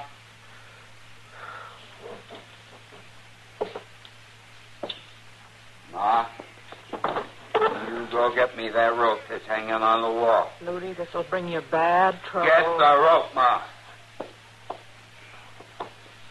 Now, you tie him up there in that chair. Now, go on now. You give me his gun first. I'm real good, Ma. I wouldn't want to hurt you neither, but I would. Marshal? Do what he says, Miss Judson. All right. Now, you just stay there nice and quiet, Marshal. After she finishes, I'm going to bring the wagon up. I ain't looking so foolish now, am I? No, Ludi. You look fine.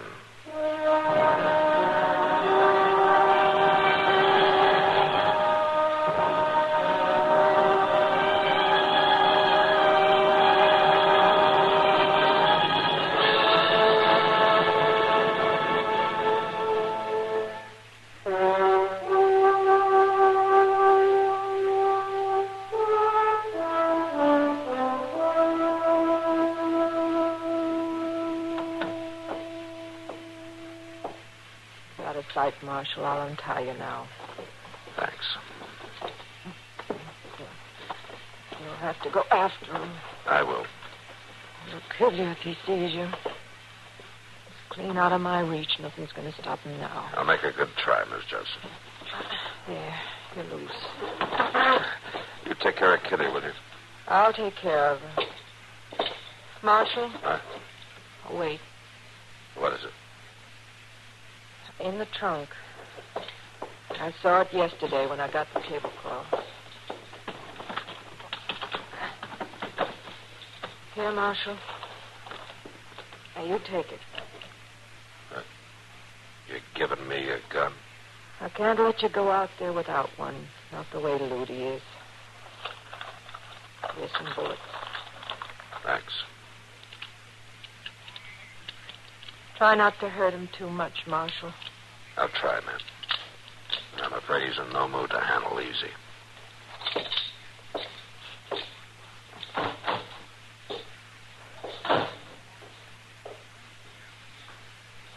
Oh, Ludi, there just ain't no chance for you in this world. There ain't no place for your kind.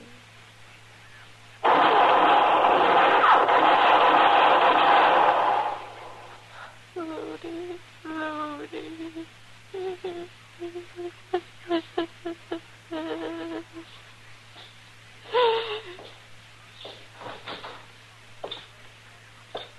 You had to kill him, didn't you? I'm sorry, Miss Judson. He's out there. Yes, ma'am. I'll take care of him. No, Marshal, he's my boy. I'll take care of him. There wasn't anything else I could do. I know, Marshal, I know. It's been coming on him for a long time. There weren't no help for him, no help at all, just beatings and a twisted way of thinking. Yeah. But he's all right now, ain't he, Marshal? I can think he's all right now, can't I? Yes, ma'am, Miss Judson. You can think that.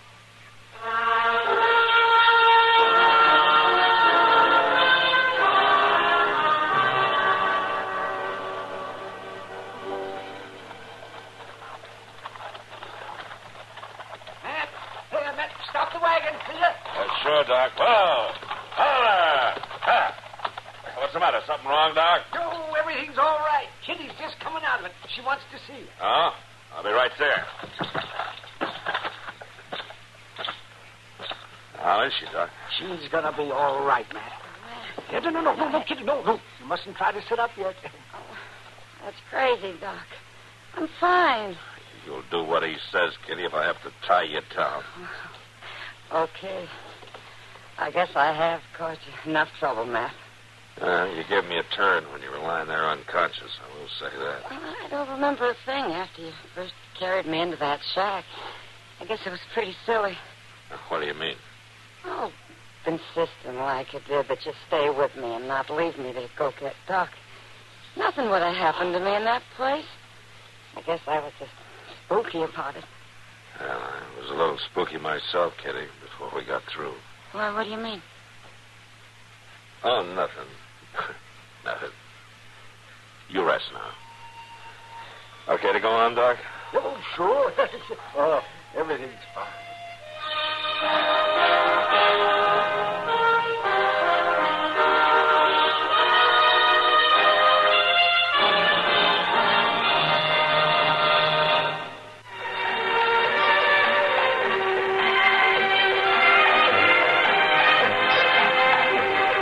Gunsmoke.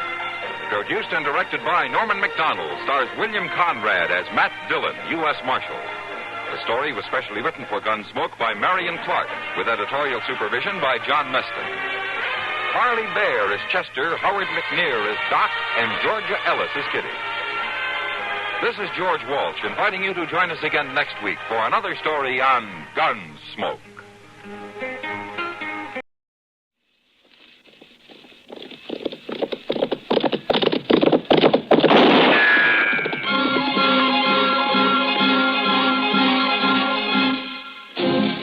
Around Dodge City and in the territory on West, there's just one way to handle the killers and the spoilers, and that's with a U.S. Marshal and the smell of Gunsmoke.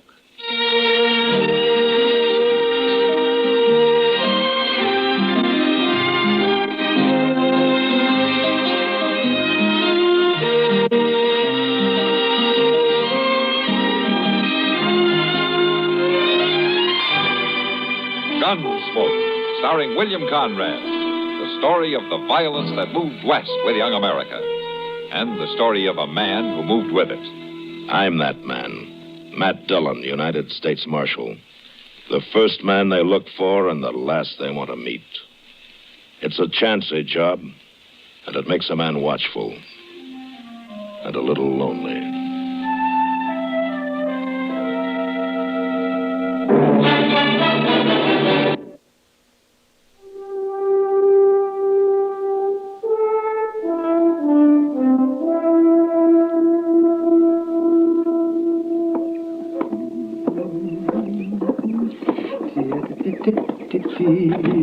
Oh, Matt. Oh, Matt. Anybody here this morning? I'll be right in, Doc. All right, man. As the girls grow tall in Kansas. Let's see. Poor man is so busy. The girls grow tall in Kansas. That's a poor way to start the day, Doc. And what's a poor way to start the day, man? Getting up in the morning. Well, I'm not going to talk to you. Where's Chester? I'd rather talk to him. No, he's due back any time now.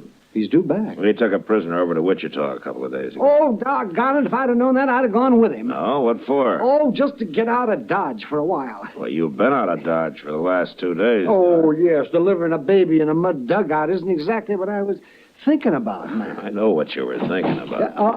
Morning, Mr. Dillon. You're back, Chester. Well, how was Wichita, Chester? A big town, Doc. Real big. But I wasn't there long. Oh. The Santa Fe going east got there at noon, and the next one coming back here left at 2 o'clock. Well, you could have stayed another day, you know. Heavens, yes. Why didn't you? Oh, how often does a man get a chance to have a little fun? Well, I would have, but the sheriff there had some news he wanted me to tell to Mr. Dillon. Oh, some news? Yeah, it's about the Carp brothers. And the sheriff said he heard they was headed this way. I didn't even know the Carp brothers were in Kansas. I thought they worked the Dakota territory. Bank robbers, aren't they, man? So I've heard, Doc, but nobody's caught them at it yet. Well, we'll catch them if they come to Dodge. Maybe. They could be here right now. How come the sheriff didn't send me a telegram, Chester? It'd been a little faster. Well, I don't know. Well, by jing, I didn't think to ask him. I'm going to go down to the bank. I'll be back directly.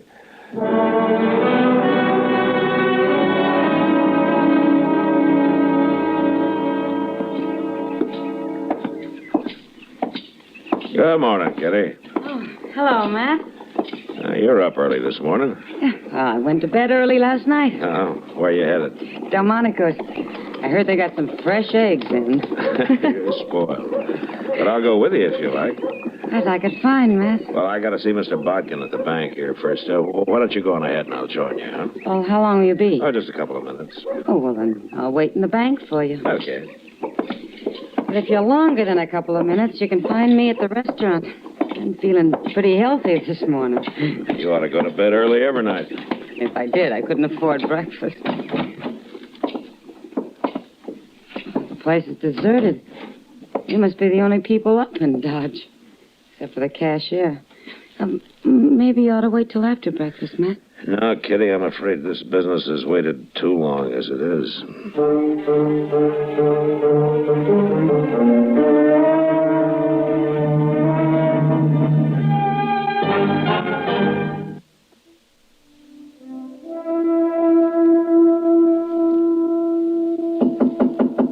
Come in. Well, Marshal Dillon, come in. Morning, Mr. Bodkin. You come to deposit money, Marshal, or to borrow some? Neither. I came to protect it. What? Mr. Bodkin, did you ever hear of the Karp brothers? Oh, no, Marshal, I don't believe I have. Well, they've never been around Dodge. All I know is that they're brothers, and the older one's name is Joe. So why are you telling me this, Marshal? Well, I've heard they're headed for Dodge, and I've also heard that they're bank robbers. Bank robbers? Yeah. Well, what do you plan to do? Well, I can't hire deputies until after a crime's been committed, Mr. Bodkin, but if you'd like to, it might be a good idea to let a half a dozen of them loaf around here for a while. Certainly, Marshal. I don't mind a little expense. What's that? That's them now. Where's my gun? Don't shoot or we kill the woman. We're not shooting. It killed the cashier. Hank, get around there and start filling that stack. Okay. All right, lady. You walk in front.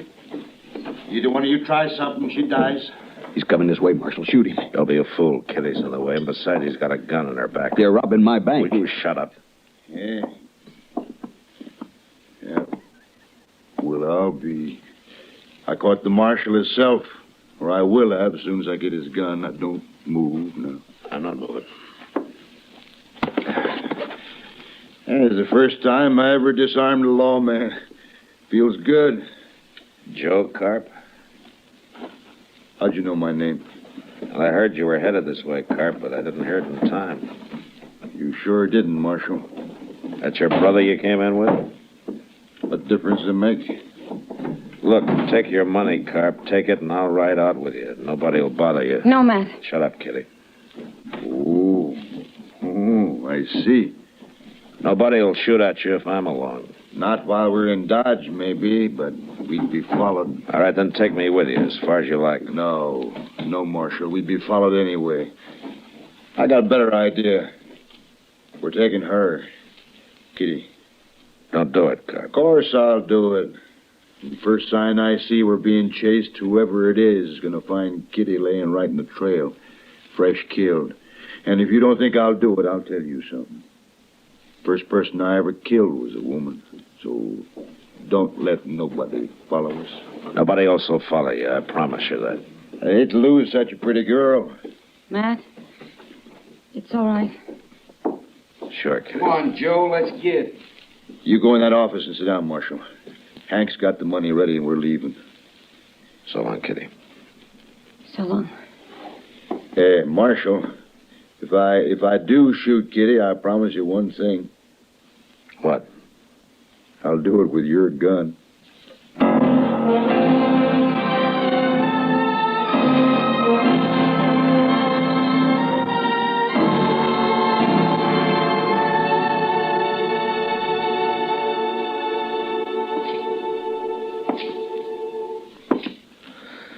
Mr. Dillon? Yeah, what, Chester? You reckon they'll give her any breakfast? I don't know, Chester. Oh, dear. People don't need much food, Chester. They can go for days without any at all. I know that, Doc, but, well, Miss Kitty just ain't used to it. It's water people need. And they'll have water. They will if they took any with them. It's mighty dry out on the prairie this time of year. Oh, it's not that dry. Any fool can find water sooner or later. Sure he can if he followed a buffalo herd long enough. A week, maybe. There's other ways, Chester. Like what? Did you ever hear of a divining rod? Oh, what's outlaws doing with divining I wasn't rods? talking about outlaws, Well, Chester. what was I you was just talking talking about? kind of man talking. Chester. Yes, sir. I guess we've waited long enough. They must have covered 3 or 4 miles by now, huh? Yes, sir. Everything ready? Everything I could think of, Mr. Dillon. Let's get going, then. Good luck, Matt. Oh, thanks, Doug. Keep an eye on things, huh? Maybe a long time before we get back.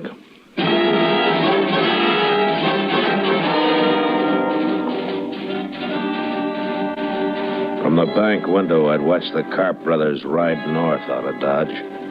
So Chester and I started in the same direction. And on the other side of the Arkansas, we picked up their trail and followed it easily all morning. But we were careful to stay far behind them and out of sight, although we probably could have run them down in a few hours. That was the hardest part of it, forcing ourselves to hold back and go slow. Mr. Dillon, you think Carp would really do it? Do what, Chester? You know. Do you? Yeah. Oh, my God. Chester? Yeah? Look up ahead there, on the ground. Mr. Dillon. Let's go see who it is.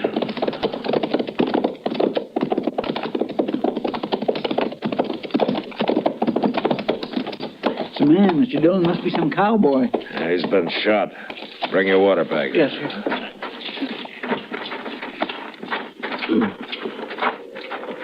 He's still breathing. Yeah.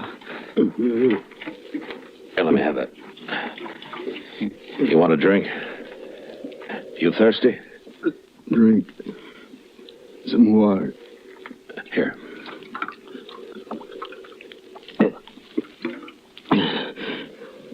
Who are you? I'm Marshal Dillon from Dodge. Tell me what happened. Marshal? And I was right. Right? Them 2 men. And that girl. Hold my head up, Marshal. Yeah.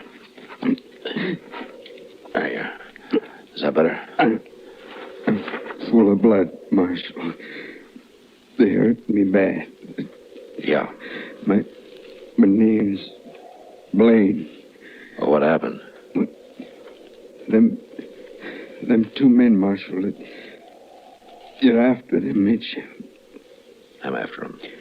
I seen them in the road up. And then I asked them who they was. They didn't like that. No. I knew something was wrong. That girl and all. But I ain't no gunman. They shot me right out of my saddle. Both of them at once. We'll get them, Blaine. If that's any help to you. It don't matter now. But that girl shouldn't be with him. Could you hear them? Did they say anything? Something about a cabin. A cabin? Look, Blaine, my partner here, Chester, he'll stay with you. Sure, I will. I'll take care of you, Blaine. Thanks. Won't do no good. You better go help catch them fellas. I'll handle them. Take whatever you want off my saddle, Chester, and get a fire going here, huh? Yes, sir. You're going to be fine, Blaine. So long.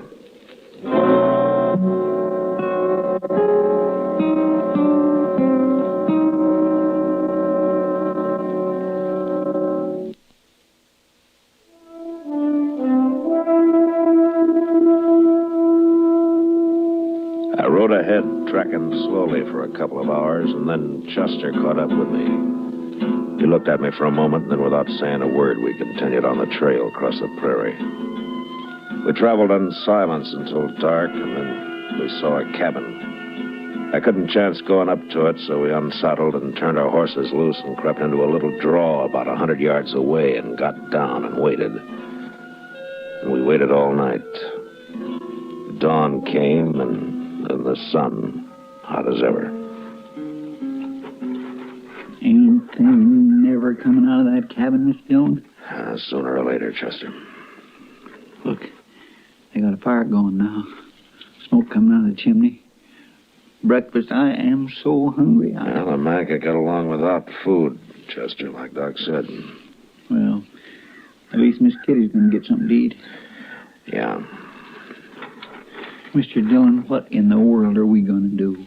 Right now, there's nothing we can do but sit here and wait and keep quiet. You know what'll happen if they find out we're out here. I know. But I ain't thinking about it. Hey, you better get back down now. I'll stay up here where I can watch. Yeah, but they can see you, Mr. Dillon. No, I got a little bunch of buffalo grass in front of me. It's enough. Yes, it sure is getting hot. Just be sure and keep your voice low. I will. You know, if it wasn't for them in the cabin, it'd be awful peaceful out here, wouldn't it? Yeah, it would. Mr. Dillon? What? Rattlesnake. She's behind you on top of the hole, about 5 foot back your head. Chester. Yeah. Whatever you do, don't move. She's a pretty big one. Maybe 3.5, 4 foot. Now look, how far are you from him? Far enough. Unless he uncoils and moves up. All right, just keep very still. He may go away. He ain't about to go away. Did you just move? My hand, just a little. Well, don't do it again. Mr. Dillon, he's stretching out. He's moving. What? Which way? Toward you. Steady now. He stopped. He's coiling again. Chester? Yeah? If that snake strikes at me, don't yell. They'll hear you at the cabin. Just start thinking about it now. If he strikes, you close your eyes and stop breathing. Do you hear me? Well, I'll try, Mr. Dillon. Well, you do it. You understand? Yes, sir. He's looking at me again. You moved, Chester. You must have. I got my rifle aimed at Would him. you stop it? Would you get your finger off that trigger right now? Well, I can't sit here and just watch that rattler If you strike. shoot Kitty, you'll die. Don't you know that? I didn't move, Mr. Dillon. Honest, I didn't. Wait a minute. I got an idea. What? Chester, you chewing? What? Chewing. Chewing? Oh, tobacco? Yeah. No, sir, but I got a fairly fresh quid in my shirt pocket. Okay, we'll chance it. Get that quid into your mouth, but do it slow and as steady as you can manage it. Once you start moving your hand, don't stop. You understand? All right, go ahead. Okay. I already got my fingers in my pocket. There it is. Slow and steady now. I'm trying. Here. It's in my mouth now. All right. Now, juice it up, huh? Get a big mouthful. I am. All right, Chester, I've heard you brag about how good you can spit. Can you hit that rattler from there? Mm-hmm. Maybe. Okay, do it. But I only got one shot. I can't make it. I just can't do Wait it. a minute, Chester. You got a mouthful? Yes, sir. All right. Take your time now. Move and make him look at you, and then you sputter him right in the eyes. Okay.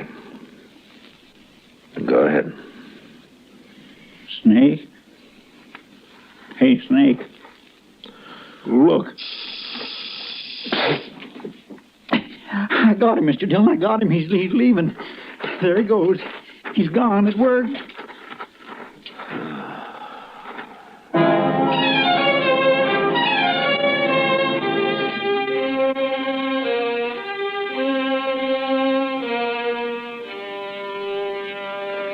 Well, they can't stay in that cabin forever, Mr. Dillon. They'll die of the heat cooped up in there. It's only about 10 o'clock, Chester.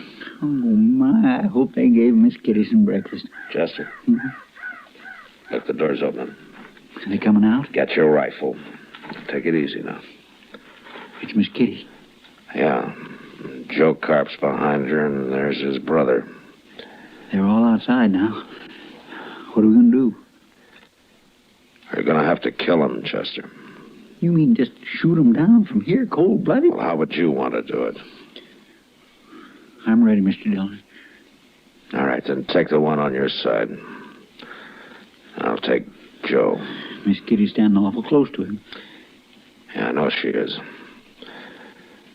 When I say hold your breath, you do it. Then you count to yourself 1, 2, 3. And then fire. I'm set. All right. Hold your breath. All right, come on, let's go, Chester.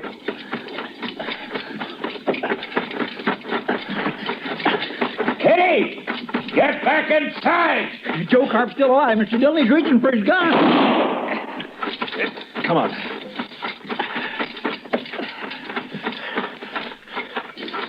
They're dead. They're both dead now. Okay, Kitty. Are you all right, Kitty? Good to see you, Matt. You too, Chester. I said, are you all right? Shot them down like dogs, didn't you? Yeah, you bet we did. Thank you, Matt. Matt. Here. She fainted, Mr. Dillon. It's a good thing you caught her. Yeah. I'll carry her inside, Chester. Come on, we'll get some breakfast going. They probably didn't feed her after all.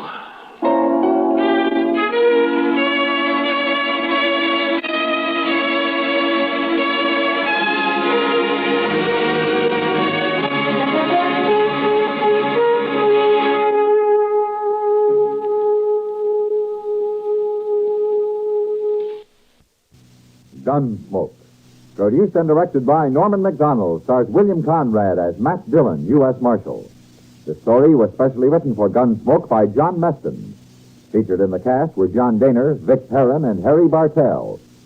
Harley Baird is Chester, Howard McNear is Doc, and Georgia Ellis is Kitty. Join us again next week for another story on Gunsmoke.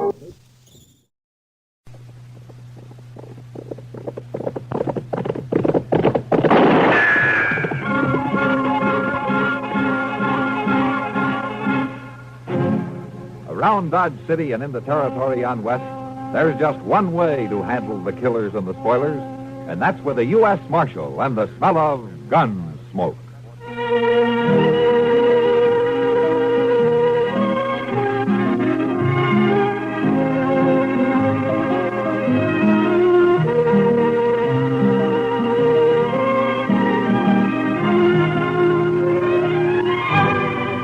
Gunsmoke, starring William Conrad. The story of the violence that moved west with young America. And the story of a man who moved with it. I'm that man. Matt Dillon, United States Marshal. The first man they look for and the last they want to meet. It's a chancy job, and it makes a man watchful. And a little lonely.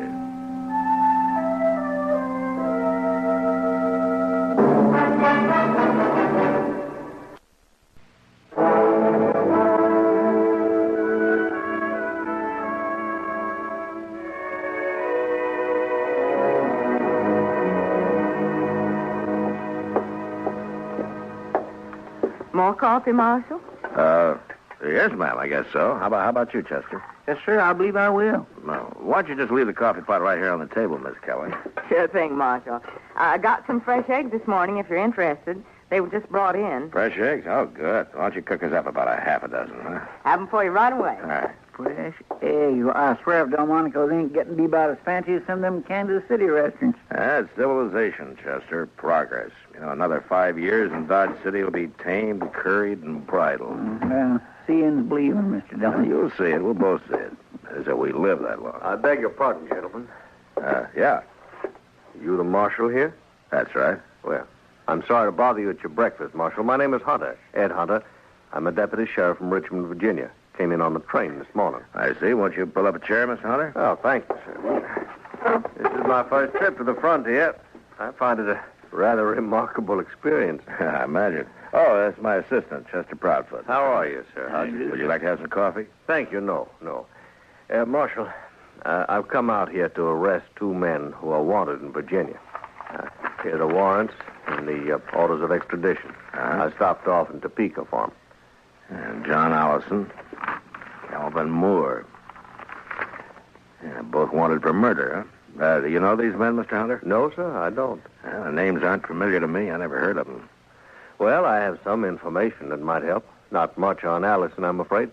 He shot and killed a bank teller in Greenbrier last spring. He's about 30 years old, dark hair and mustache, medium build, excellent horseman, confirmed gambler. Fine. That narrows it down to about 2/3 of the men in Dodge City. Possibly I'd do a bit better in regard to the other man, Calvin Moore. He came down to Richmond from the north. He was about 33 at the time. He ambushed and shot young Roger Beauregard and left town. Now, that was 19 years ago. Beauregard family been trying to trace him ever since. Well, I'm afraid that I haven't... I have a picture of this Moore. Photograph. Oh? Yeah. Of course, he's much younger in this. What is it, Marshal? Something familiar about the picture? 19 years. He'd be somewhere past 50 now. You sure these men are here in Dodge, Mr. Hunter? Reasonably so. Is there something about the photograph? Well, it was too blurred to tell much about it, and besides, he'd be 19 years older now. Well, that's true. I tell you what, Mr. Hunter, why don't you leave me this picture and the descriptions, and I'll check around town, keep in touch with you. All right, thank you, sir. And I wonder, could you suggest a good hotel? Yeah, why don't you try the Dodge House? It's a corner of Railroad Avenue at the east end of the plaza. You tell Mr. Dobie I sent you. Thank you again, Marshal. I'm grateful for any help you can give me in this matter. Sure. So long.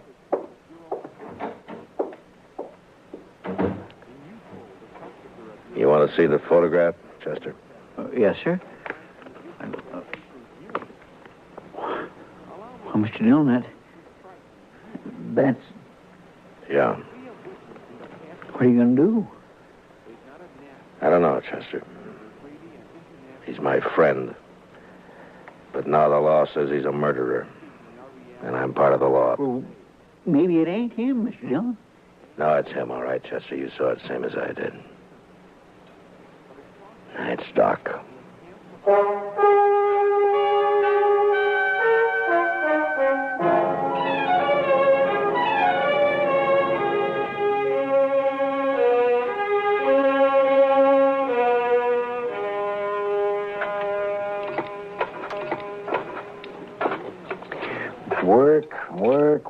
Work.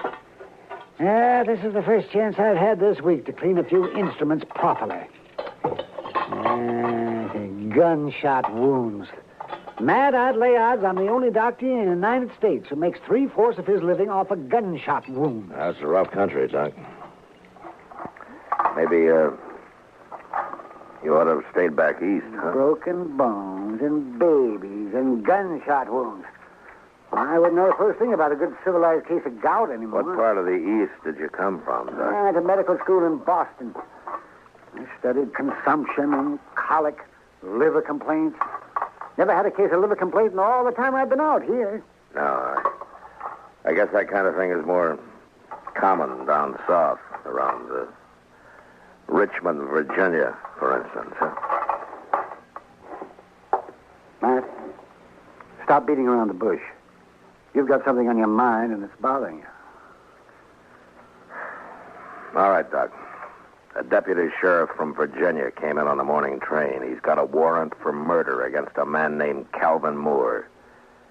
And a photograph of Moore taken 19 years ago. Would you like to take a look at it? I don't think so, Matt. Are you Calvin Moore? It wasn't murder, Matt. They said it was murder, of course.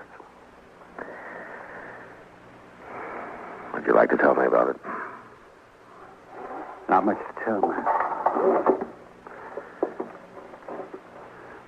I'd been in practice in Richmond about a year. There was a girl.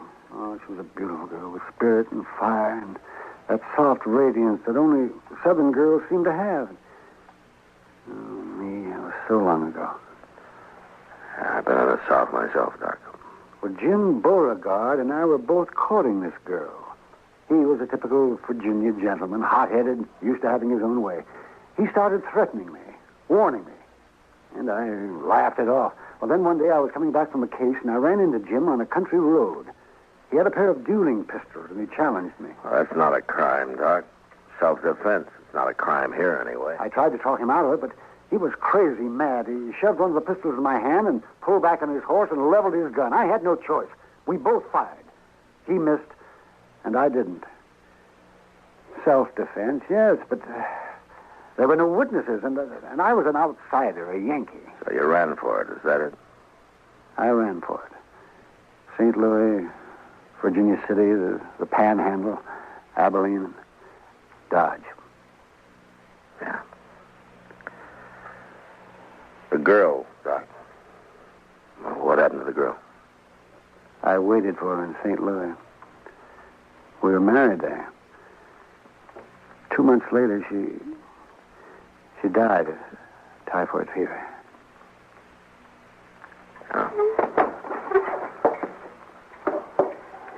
I can't go back there, Matt. I've got no defense. It'd mean prison. I'd rot in prison.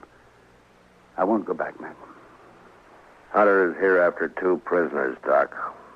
I got no right to my own rules.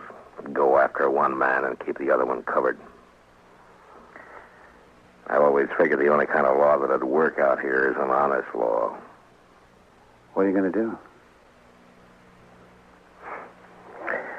I don't know, Doc.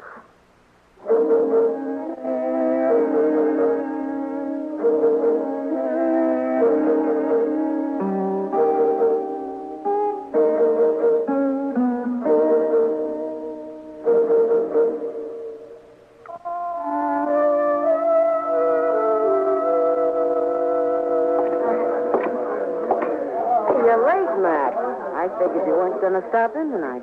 Chester around, Kitty? Now, over there by the faro table. Matt, what about this Virginian who's been hanging around for the last 2 days? Oh, Hunter? Uh-huh. He's a deputy sheriff. He's got a couple of warrants to serve. Why? Well, he's been asking questions. Some of the boys are a little skittish. Hey, you free now, Miss Kitty, or are you busy? What's it look like? I figured maybe you're just killing time. Howdy, Marshal. Bunko. Bought you a drink, Kitty. It's over on the bar. All right. Thanks. Matt, I'll be off in a couple of hours. Yeah. Maybe. Hey, I understand you got a rival lawman in town, Marshal. Well, there's a deputy here from Virginia, if that's what you mean. I always figured you was the law here. Is he short in this town, Marshal? You say the word, we'll run him out. I ever ask you for help, Bunko? Well, no, but... When a man's short in Dodge, I'll run him out.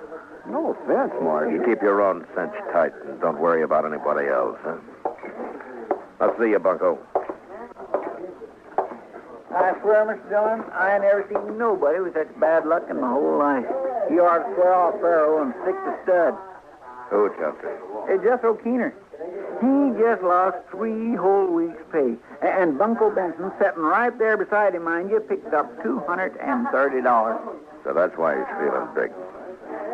Let's take a walk, Chester. I swear, 3 weeks' pay. I never seen such luck. What about Doc? Oh, he turned in a couple hours ago. That's when I come on over here. How's he acting? Oh, about as usual. One thing he is doing, though, that he ain't never done before. He's toting a gun. Evening, Marshal. Oh. Hello, Mr. Hunter. Since you didn't come to see me, Mr. Dillon, I've come to you. Wondering what progress you've made. Well, I'm still checking. And the results at all, Marshal? I haven't got much to go on, you know. Calvin Moore was a doctor by profession. He might still be practicing. I suggest we investigate local doctors. Well, that wouldn't take long. We've only got one, Doc Adams. How old a man is he? Early 50s, I imagine. But he doesn't show much resemblance to that photograph he gave me. Maybe you're too used to him to notice the resemblance. Yeah, maybe. I'd like to look him over myself, Marshal. He's pretty busy. Out on calls most of the time. But not all of the time. No, not all the time, of course. All right, Mr. Hunter. I'll bring him around.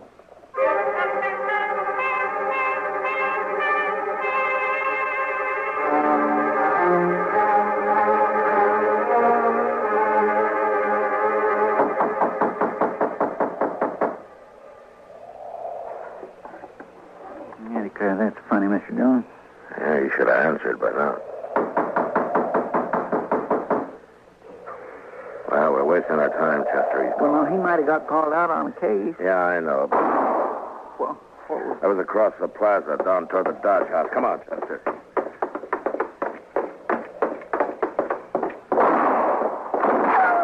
man, somebody He sure is stirring up smoke. That's across the street edge of the railroad yard. Is that you, Marshal? Yeah. What happened, Mr. Hunter? Somebody tried to kill me. I started into the hotel and they fired from the dock right here. I fired back, but he got away. You got a look at him? No, I just saw the flashes. It's an easy town to get killed in, Mr. Hunter. So it seems. About that doctor, Marshal, you didn't bring him around. He's out on a call. But I think I want to meet him more than ever now. You will.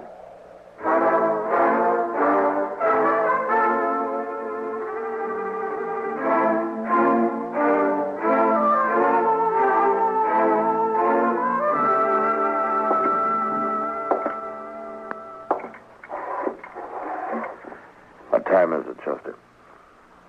Man, it's 2:15. I sure do hope we won't have to spend the whole night waiting in here. I don't see how Doc puts up with the smell of all this medicine and stuff. He's used to it, I guess. I suppose a man can get used to anything except dying. Mr. Dillon, you reckon it could have been Doc that fired them shots? Chester. Somebody coming. Come in. Doc, Marshal. Come on in, Bunko. Well, What's the matter with your arm? I got sewed into a barbed wire fence. Here, let's have a look at it, huh? No, it's all right. It's a gunshot wound. Hold it, both of you. Oh. Is, that the same gun you tried to kill Hunter with, Bunko? Stay where you are, Marshal. Yeah, about 30 years old, dark hair, mustache, medium build, excellent horseman, confirmed gambler. Wanted for murder, John Allison, alias Bunko Benson. Right, Bunko? He's not taking me back here. You stay where you are, Dillon. Don't be a fool, Bunko, and I'll put away that gun. Stay back, I'm warning you. Bunko, look! What?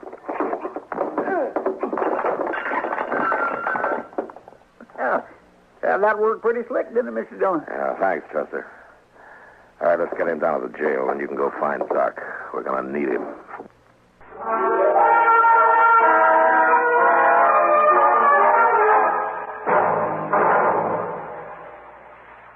Hola, amigo. You want to know about stereo phonographs? Listen to my last bullfight on ordinary stereo. Ole. But now, Columbia Stereo 1.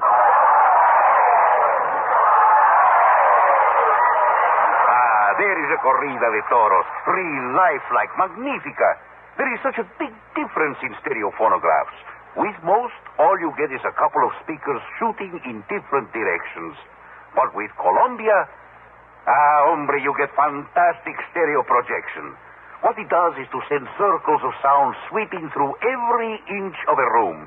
You are surrounded with live sound, live feeling, live passion. Hooray! Hooray! How they cheered me. Ask your Columbia phonograph dealer to demonstrate Stereo 1 by Columbia. Prices start as low as $39.95 for portables, $129.95 for consoles. El Picador! Who let that bull out?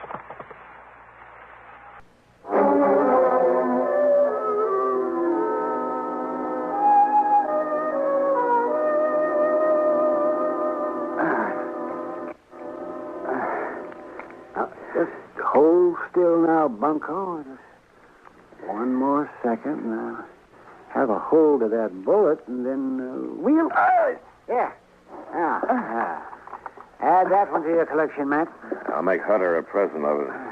It wasn't bad shooting to be firing in the dark at a gun flash. You'll never get me back to Virginia. Now, hold still, Bunko. I expect a man to tie a bandage. How did you know that he'd come to my office, Matt? Didn't, Doc. We were waiting for you. Oh, I see. There. Yeah, that'll stop the bleeding. Don't loosen it up now, and you'll live to hang yet. Don't worry about my hanging, Doc. I'll outlive you. Well, in view of the circumstances, I'd say odds are about even. Well, Matt, shall we adjourn to the front office? Yeah, come on.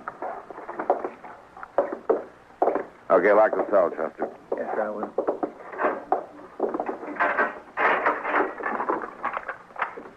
I I turned in at 10 o'clock tonight, Matt. I got 1 hour's sleep. They called me over to Mrs. Behan. They thought her baby was on the way. False alarm, of course. Usually is the first time. And I got back and came straight over here. Doc, you were wearing a gun earlier today. What did you do with it? I put it back in the drawer where it belonged. I realized I was acting like a fool. Was that why you were waiting in my office? Somebody tried to kill Hunter, and you thought it was me? I've tried to think of some way out of this. A way out for both of us, Doc. But I got one man under arrest back there now. I can't rightly set myself up as a judge and free the other man. I'd even hoped you'd cut and run for it. You'd get away if you did, because Hunter doesn't know the country. No. I'm too old to run, Matt. What are you going to do? I'm a lawman, Doc. Right or wrong. Well, then, I guess I'm under arrest. No, I didn't say that. Doc Adams here. Oh, there you are. Yeah, what's the trouble? There's a fellow in the railroad yards who was asleep on the track. Drunk, I guess, and they went to switching cars. Well, you better come, Doc. He's awful bad.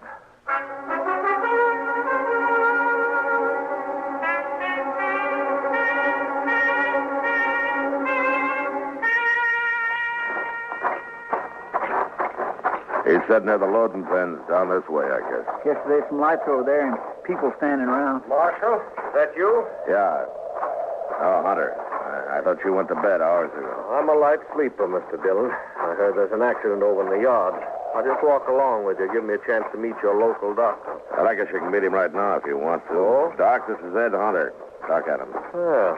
How do you do, sir? Mr. Hunter? I got one of your prisoners locked up, Mr. Hunter. John Allison, known here as Bunko Benson. Good. He's the man who tried to kill you tonight. One down, then. Just one to go.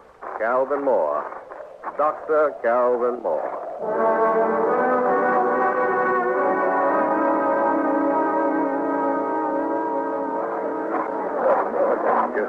All right, move back, will you, please? Will you let us through here, please? Here, Doctor. I'm right with you, Matt. All right, stand back, will you? Give Doc a chance to... Will you stand back, please? Please. Bad is right. We'll do what we can. That man who's hurt, Marshal, who is he? He's a drifter. He's been around Dodge a couple of years. Calls himself Texas Joe. Easy now, Ted. No friends or family. We'll have you fixed up here in a couple of days. Nobody knows where he came from. It's the usual story. You, Doc. That's right.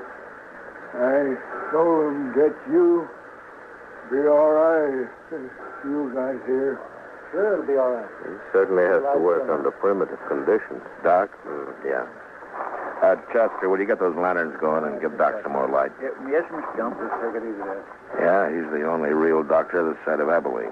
Is there anything I could do to help, Mr. Dillon? I guess not, Miss Kelly. Thanks anyway.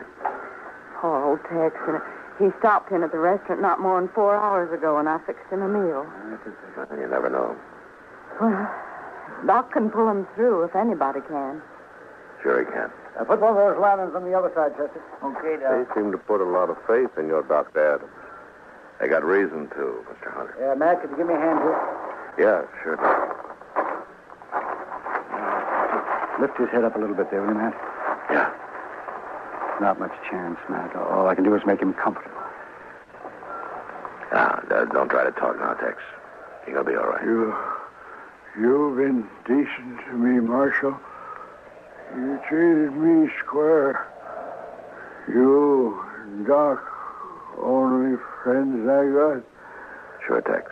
I got one more favor to ask. Could someone read me some scripture? Well, Tex, I just don't recall any of it. Well, I do. Mrs. Cubby, I doubt if he can hear. I can hear. Please. The Lord is my shepherd. I shall not want. He maketh me to lie down in green pastures. He leadeth me beside the still waters. He restoreth my soul. I think that's enough, Mrs. Kelly. Too bad. Oh, no. Well, you can't win them all, I guess. No, I can't win them all. Well, I guess... Dr. Adams, as only physician here, I suppose you also function as coroner. That's right. And this man here, he'll be buried under the name of Texas Joe? Don't worry about it. Boot Hill is full of men buried under nicknames. So please. In this country... Doc. Oh, excuse me. Doc, I just came from... Oh. Yeah. Doc, I've been sitting up with Mrs. B, and you left too soon. She needs you over there right away. Well, then there wasn't a false alarm. All right, Kitty, I'll be there as quick as I can. Well, as soon as... Well, Kitty, you go on back over and do what you can for her. Doc will be along. All right, Matt, but you better hurry. Well, Mr. Hunter... Well, gentlemen, this seems to have been my lucky night. Both my fugitives located within an hour of each other. Yeah. Well, I guess there's nothing I can do to... One safe in jail and one of them dead. Or didn't you notice the resemblance, Marshal? Texas Joe here? Obviously, the man in the photograph. I saw it immediately. Well, I hope you'll take all necessary steps to see that he's buried under his real name, Calvin Moore, and his death, of course. Close the case. I'll be leaving for Virginia with my other prisoner tomorrow. Leave? Mr. Hunter? Doctor, I'd say this is no time to stand around here talking. You have a patient waiting. This town seems to depend on you. Matt? Well, Doc, you've got work to do. You just make sure it's a boy, huh? Well, I'll do my darndest, Matt. Good night, gentlemen. Good night, Doc.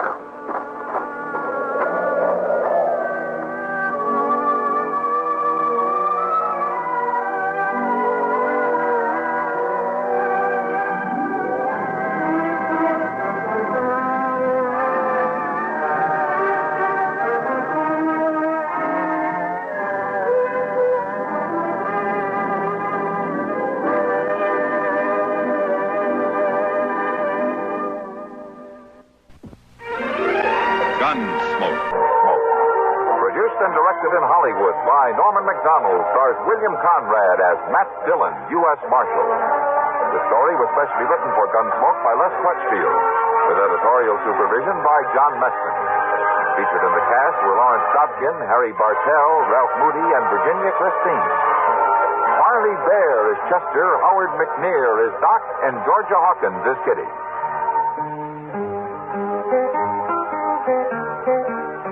This is George Walsh inviting you to join us again next week when CBS Radio presents another story of the Western frontier. When Matt Dillon, Chester Proudfoot, Doc, and Kitty, together with all the other hard-living citizens of Dodge, will be with you once more. It's America growing west in the 1870s. It's Gunsmoke.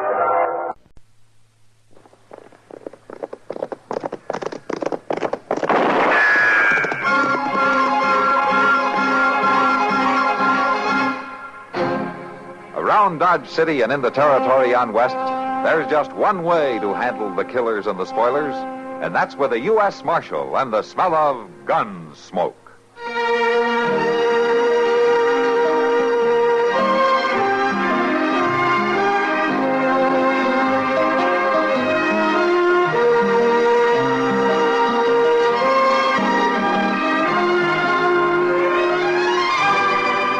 Gunsmoke, starring William Conrad, the story of the violence that moved west with young America, and the story of a man who moved with it. I'm that man, Matt Dillon, United States Marshal. The first man they look for and the last they want to meet. It's a chancy job, and it makes a man watchful and a little lonely.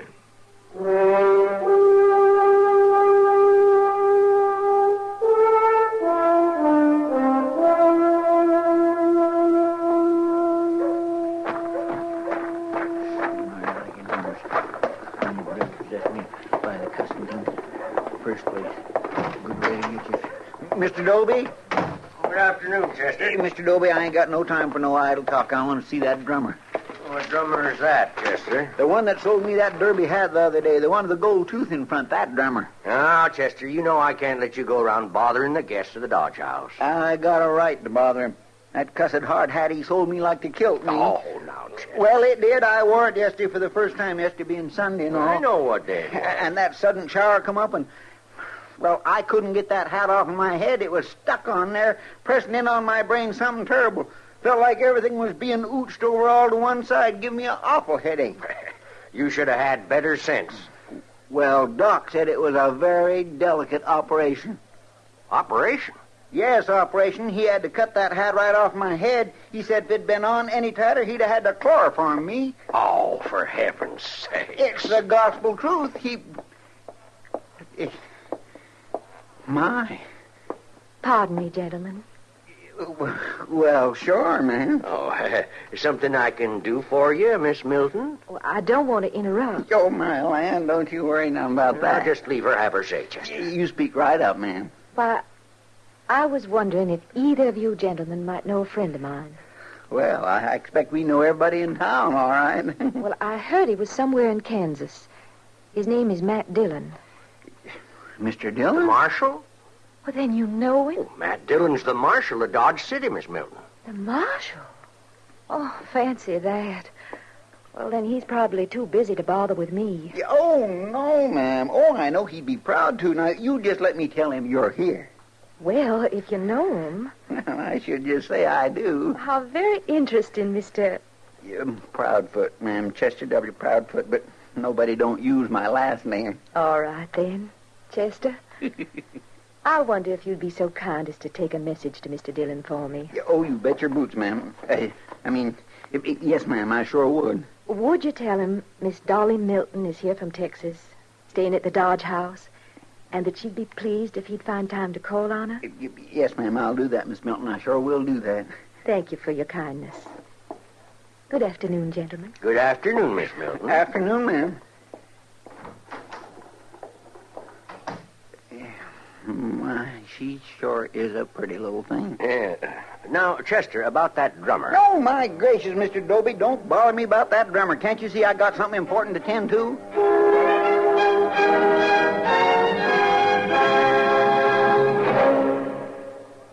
Here, if you will bear with me, is a quote from a speech rendered by that old political character, Elijah Cuddlestone.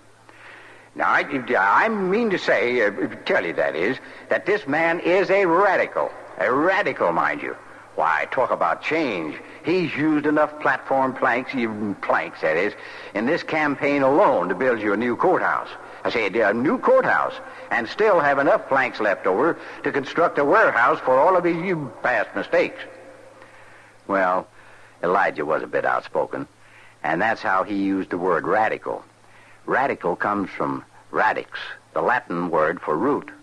Actually, today, radical isn't much more than a term of abuse. Before the 18th century, radical essentially meant a person who wanted to get to the root of a matter. Toward the end of the 18th century, a group of English politicos became known as radical reformers because they wanted to revamp the existing political setup. They became a hated crew because folks didn't like change, and radical became a term of low reproach.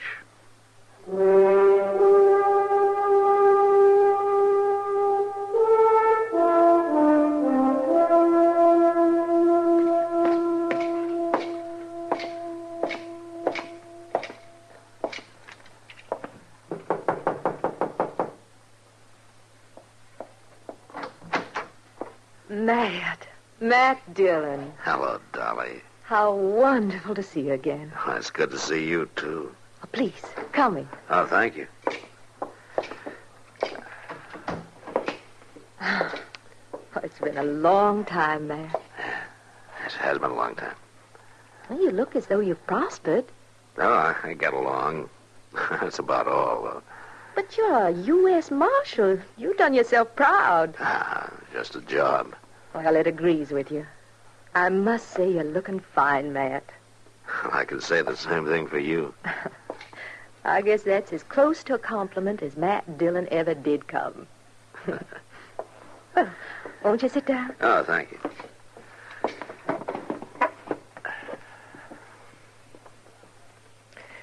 Well, what are you doing in Dodge?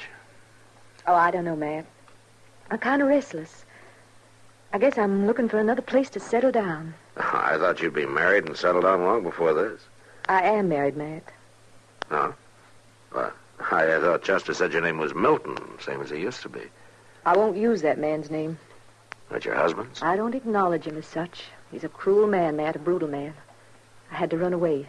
Oh, I'm sorry to hear that, Dolly. Is there anything I can do? You can be my friend.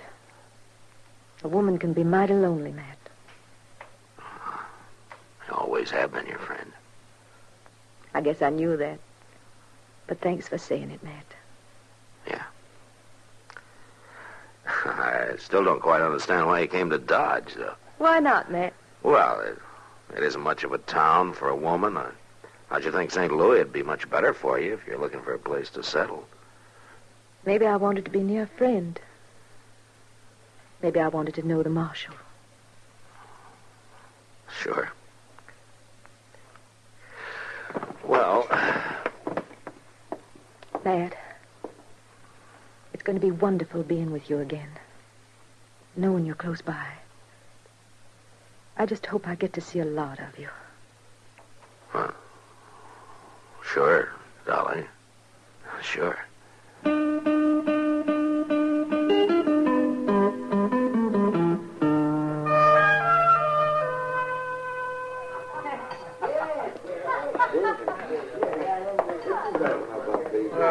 Hello, Miss Kitty. Ah, hello, Chester. Mind if I sit down? No, of course not. Thank you. I just kindly had the feeling you might not mind some company. Huh? Well, I mean, a few words with an old friend and all like that. Well, thank you, Chester. That's very nice of you. Well, I know how it can be when, it can get kindly lonesome like when... Well, don't you worry about it, Chester. I'll make out all right. Well, sure you will, but I swear I don't know what's the matter with Mr. Dillon. Oh, yeah, she's got a pretty face and all that. Well, there's nothing the matter with him except that he's a man. I guess you're right, but I sure do wish he'd... You sure wish he'd what, Chester? Hello, Kitty. Nothing, Mr. Dillon. Hello, Matt. Well, guess I better get on back to office. Oh, what's your hurry? I got a feeling there's something I forgot to do around there. Goodbye, Miss Kitty. Bye, Chester. You mind if I sit down? Go ahead. Well, you look about the same. Haven't changed much. Oh? What does that mean? Since I last saw you. Now, Kitty, it's only been 3 or 4 days. They tell me you've been busy. Yeah. She's very pretty. She's an old friend, Kitty. I'm sure she is. Yeah, she's in some kind of trouble. I haven't been able to figure it out. It's something to do with a man. Is that a fact?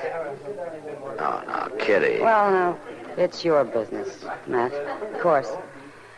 But I'd like to tell you something. What's that? I'm a pretty good judge of men, and I'm an awful good judge of women. And this woman, this Dolly. Well, Matt, I'll bet the last bottle in this saloon that she's not what she's pretending to be. Do you know her? I've seen her. That's an awful lot of whiskey to bet on somebody you never even talked to, isn't it? The bet still goes. But I guess you'll have to find out for yourself. Yeah, Kitty. I guess I will.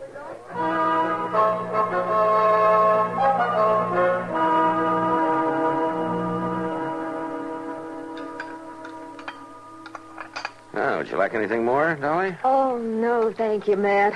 I had a great plenty. Some more coffee, maybe, huh? Oh, please. All right. You know, Delmonico's cooking isn't exactly fancy, but it keeps us alive, Oh, anyway. it's fine, just fine. And I can't tell you how much I enjoyed being with you. I'm not very fancy either. No, but I don't have to be afraid of you, Matt. I don't scare many women. Some men do. Some men scare 'em and hurt 'em. Like your husband. Yes, like my husband. Oh, Matt, I can't bear to think of the terrible things. Well, you just better forget them.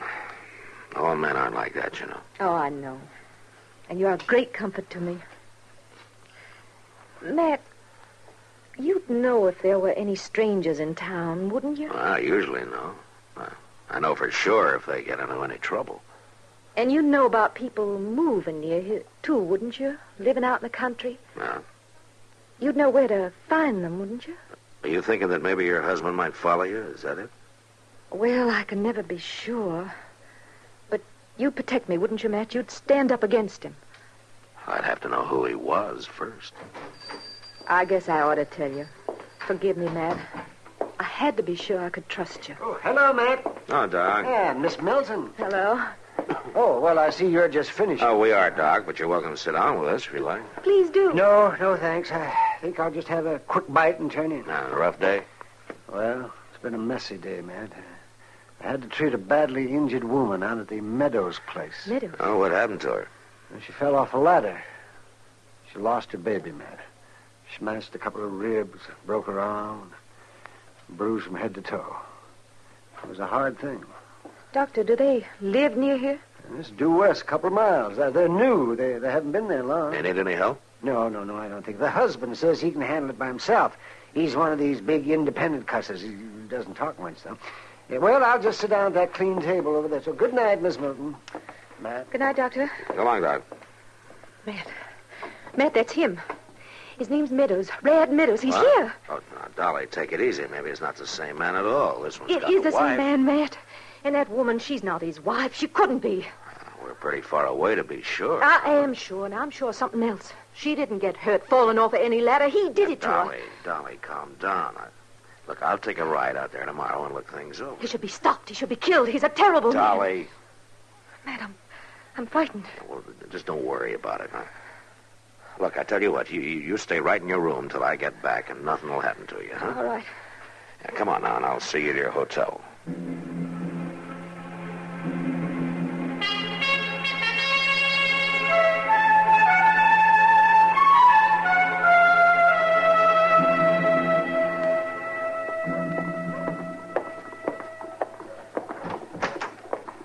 Morning, Mr. Dillon. Well, forevermore, you starting off already? I ain't even boiled the coffee yet. I want to get started, Chester. I got to ride out west of town. Oh, following Miss Dolly Milton again? What do you mean? Well, she headed off west just a few minutes ago, driving a buggy as neat as you please. Huh? Are you sure of that? Of course I'm sure. Ain't nobody else around here looks like her. But why in the world would she be heading out of town all by herself at this hour of the morning? That just don't make sense. I'm afraid it does, Chester. Come on. You mean you want me to come along, too? Yeah. Well, but I thought you and Miss Milton... I said I wanted you to come, Chester. Now put down the coffee pot and go get the horses. Yes, sir.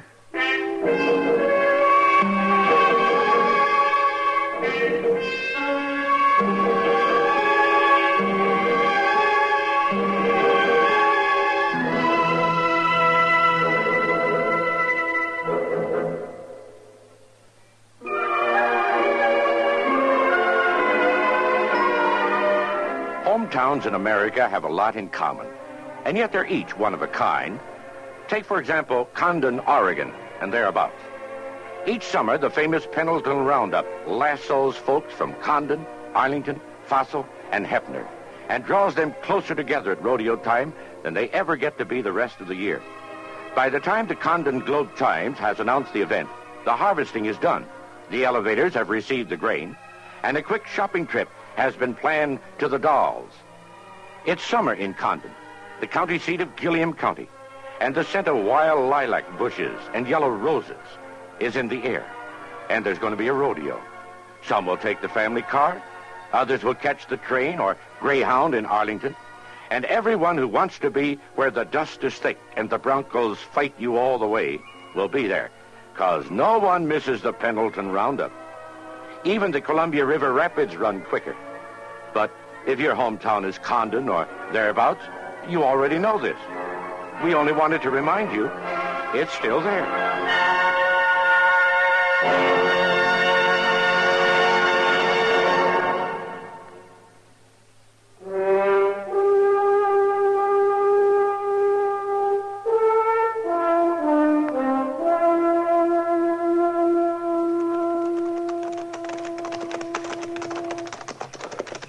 I swear I don't understand, Mr. Dillon. If she's so afraid of this Rad Meadows, why'd she come out here all by herself? That's what I hope to find out, Chester. Looks like she got here all right. There's her buggy out by the barn. Yeah. Well, let's ride over there.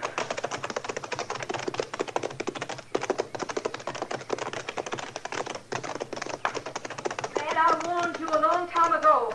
No man walks out on me. See to the horses, Chester. Yes, sir. I couldn't put you marry me, no. But I can do this.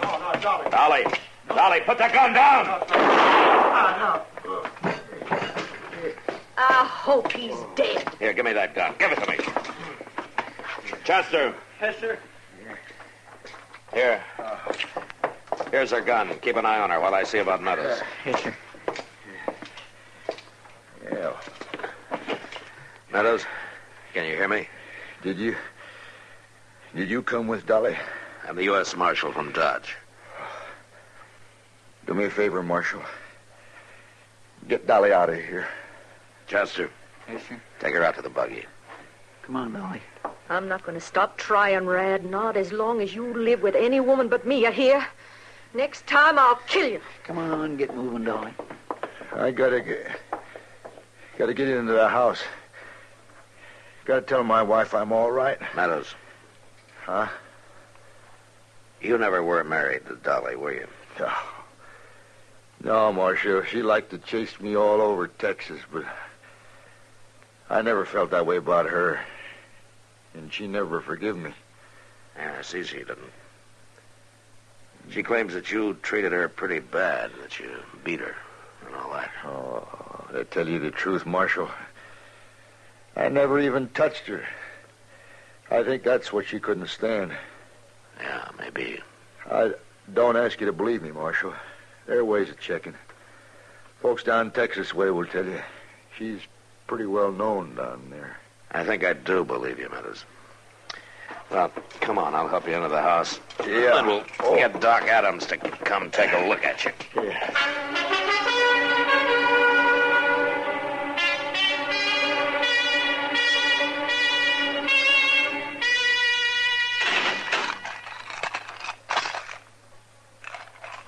Make you feel real proud, Matt? Locking a woman up? Nothing about this makes me proud, Dolly. You were mighty silent on the way in. I was just thinking. Thinking about how you were taken in by an old friend? Yeah, maybe. Well, you're lucky, Matt. When I first heard that Rad was up this way, I had in mind you might do my shooting for me. Well, I might not have been quite that obliging, Dolly. But once I found out just where he was, I wanted to do my own shooting. What are you going to do with me? I'm not going to do anything with you. I'm just going to hold you until Meadows gets well enough to decide whether he wants to sign a complaint. And that'll be up to the jury. Are you really going to leave me here? Yeah, Dolly. I really am.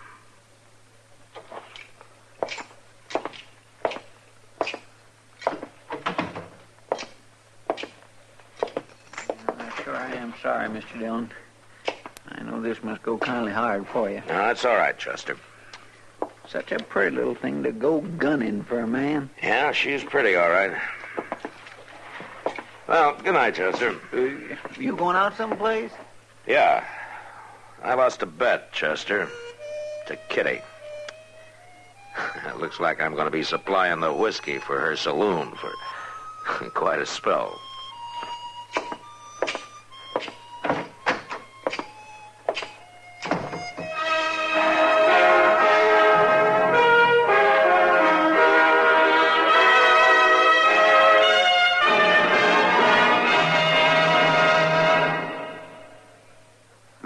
A moment of your time to quote from a speech by an old political character, Elijah Cuddlestone? Thank you. And so I say that my opponent is, he's a mugwump. A mugwump, that is. In 1936, I say, Albert J. Ingalls said, and I quote, A mugwump has his mug on one side of the political fence and his wump on the other. Engel said that. Yes. Well, that's a pretty good definition of what mugwump implies, but do you know where the expression originated? Mugwump was an Algonquin Indian word meaning great man or chief. The word first found political use in 1884 when there was a split in the Republican Party and a great many members refused to support James G. Blaine for president.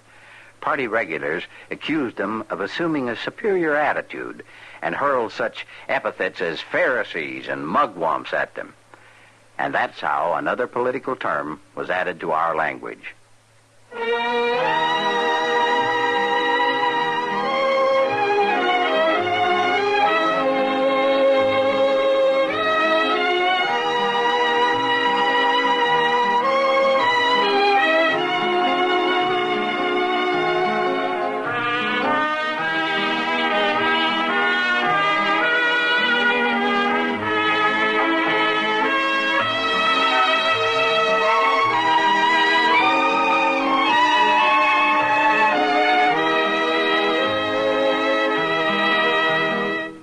Gunsmoke, produced and directed by Norman McDonald, stars William Conrad as Matt Dillon, U.S. Marshal.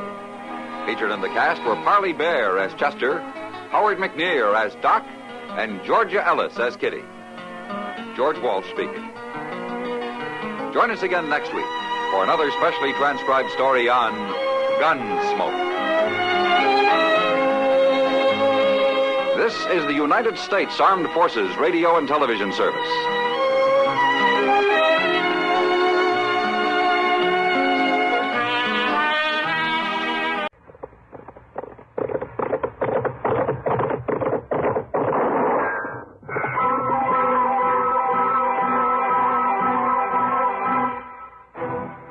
Around Dodge City and in the territory on West, there's just one way to handle the killers and the spoilers. And that's with a U.S. Marshal and the smell of Gunsmoke.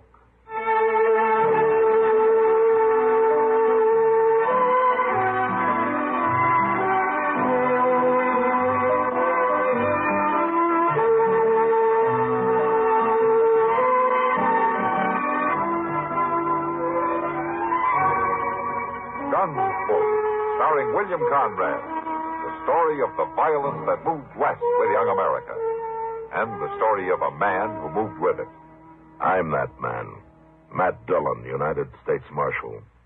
The first man they look for and the last they want to meet. It's a chancy job, and it makes a man watchful and a little lonely.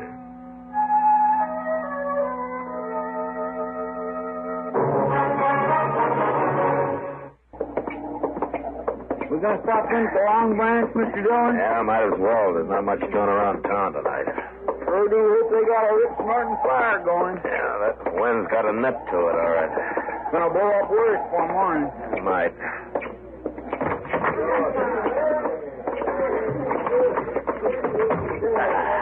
Well, I thought old Doc might be around here, but I don't see him no place. Oh, Matt.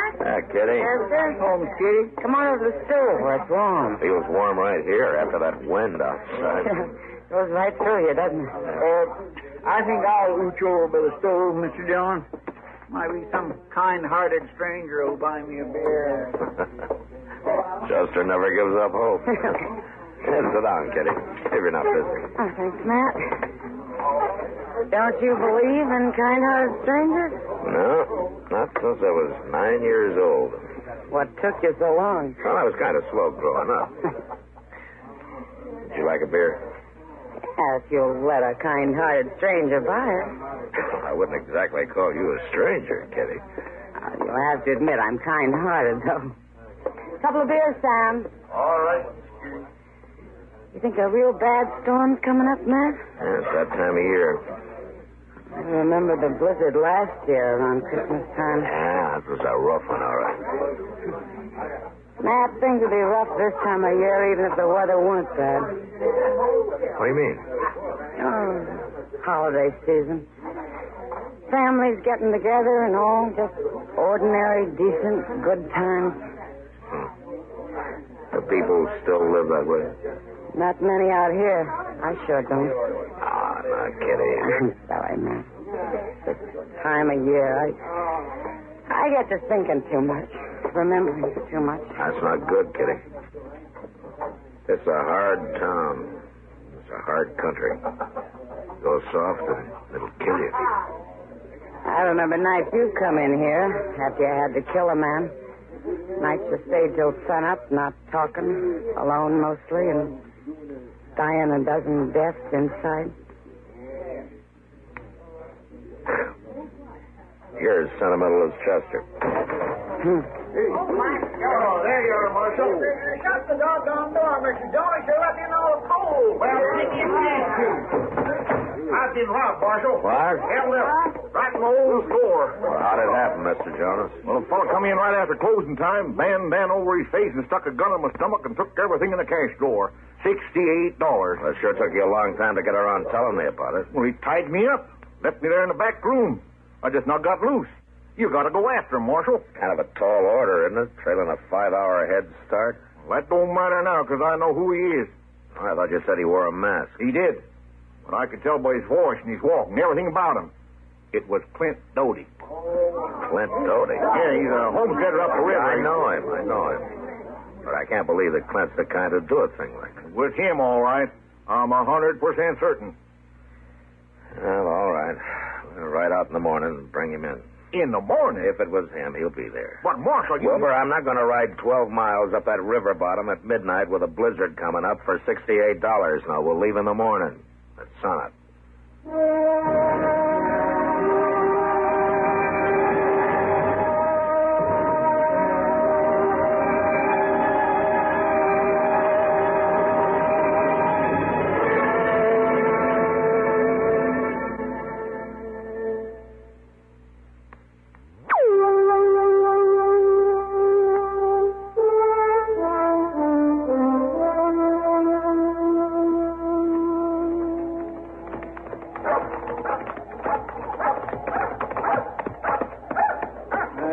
Heard us ride up, Mr. Dillon. Yeah, you'd think so.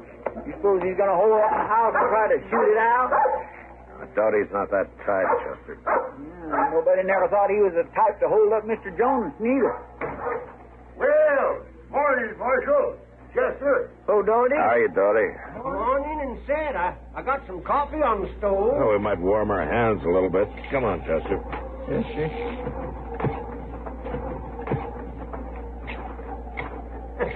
I reckon Medora can rustle up some eggs inside and eat if you ain't ate. Oh, thanks, Doty, but we had breakfast before we left Dodge. And you can get warm at least. Hey, what you trying to do, Marshal? Blow up a storm? That looks that way. It's been snowing since daybreak out here in the river bottoms. And with that wind blowing, it's going to start drifting. Yeah, probably will. Well, I'll heat this coffee up a little. What brings you out this way, Marshal? You, Doty? Me? What do you mean? We're here to arrest you. Take you back in.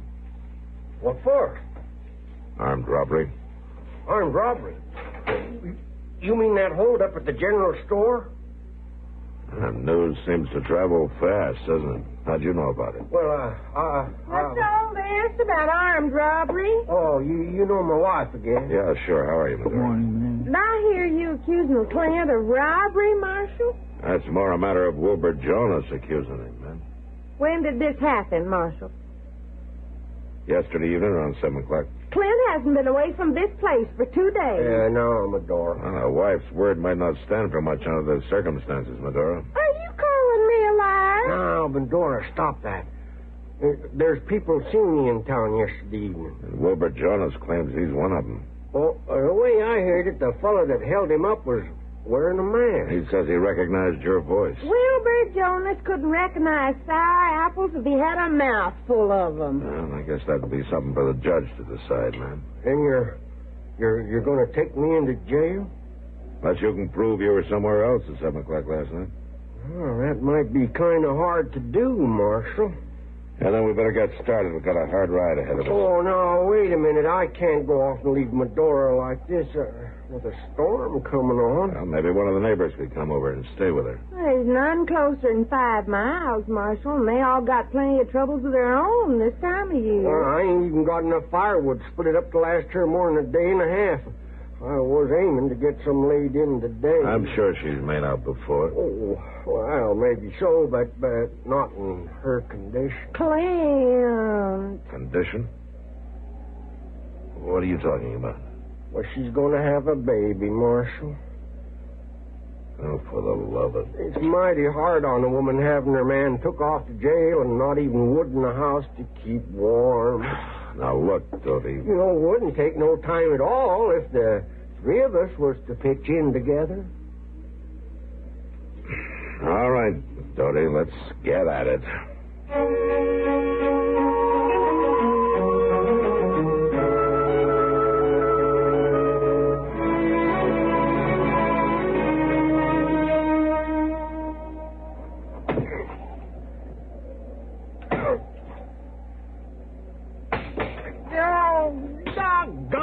Betsy.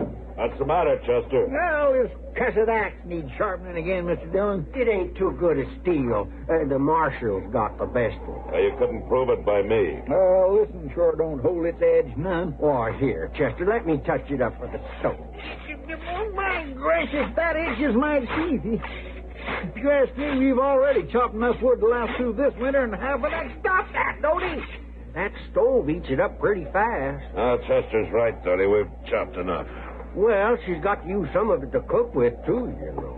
It's enough here to last till she can make other arrangements. Now, let's pack it into the shed and head back for town before that snow gets any worse. Well, whatever you say, Marshal. Mister! Well, You, mister, feel like taking on some victuals? I got some nice hot stew ready. Did you say victuals? Now, we got to get started, Medora. It's getting late. Oh, it won't do no harm to eat first. It'll make the trail shorter, Marshal. Well... My! Just look at all that firewood. I'm right obliged to you, men. You're welcome, Medora. I reckon I'll need every stick of it, too, with this wind driving the snow in through the north wall of the cabin. God, dang it, I clean forgot. Forgot what? The chinkin. The chicken? No, the chinkin. The chinkins all fell out of the north wall of the house. I was aiming to fix it today. I got a lot of bark slabs cut laying out back to the barn. Now, look, Dodie. Oh, it's mighty hard on a woman in Medora's condition with the snow and the sleet blowing in on her. Dodie, would it be all right if we eat first?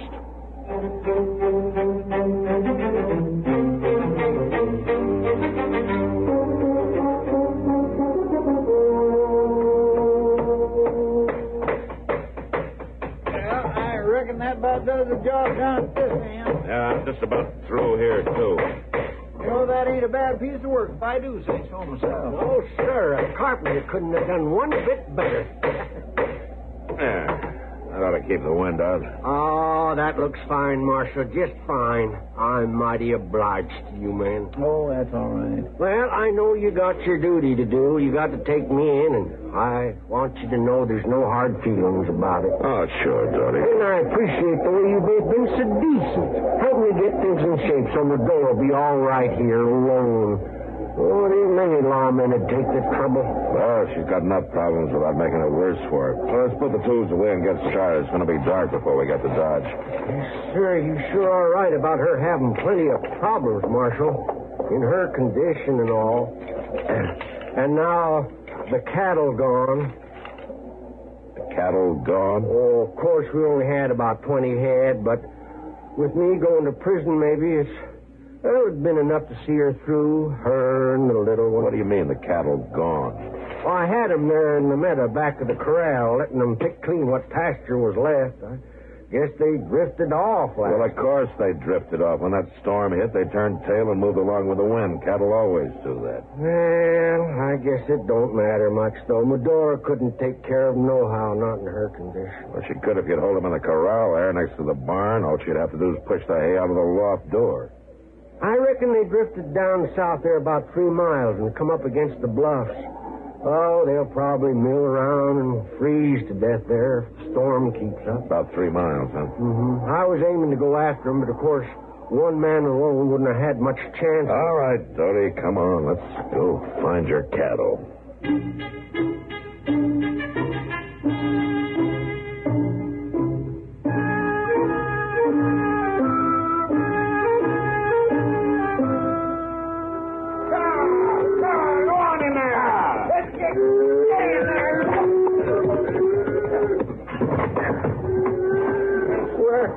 That's the meanest, crankiest, orneriest bunch of cattle I ever seen on my born days. The storm's really got them spooked. You know, that turned out to be more of a chore than I thought, Marshal. Yeah, it sure did, Dodie. I just don't know how I'd have managed without you fellas helping.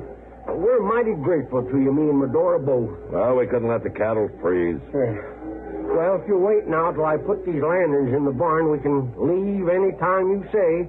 Oh, unless, of course, you'd like some hot coffee first. Dodie, it's dark now. You know as well as I do we're not going to ride back to Dodge tonight. Well, say, in that case, maybe you wouldn't mind helping me kill and dress a couple of dozen hens. Couple dozen hens? Yeah, hang them up under the eaves to freeze. Oh, my gracious.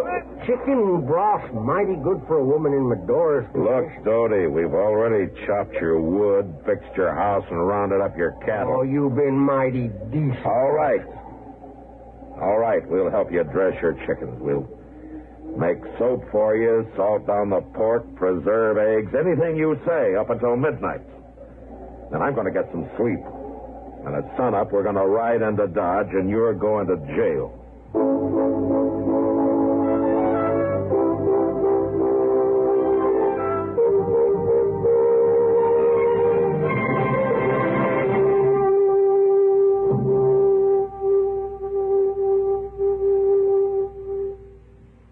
Do you know about the little white tablet in the little green pocket roll?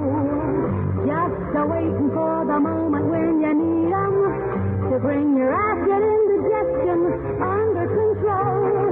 Chums are the little white tablet in the little green pocket roll. Chums for the tummy, T-U-M-S. Bring relief quicker than you'd ever guess. Best for any kind of acid distress. Keep 'em handy in the pocket roll.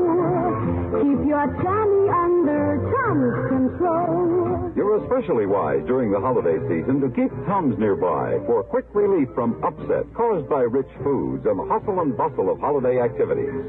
Tums, 10 cents. 3-roll pack a quarter. Or get the new Tums 6-roll pack with free metal carrier, only 49 cents.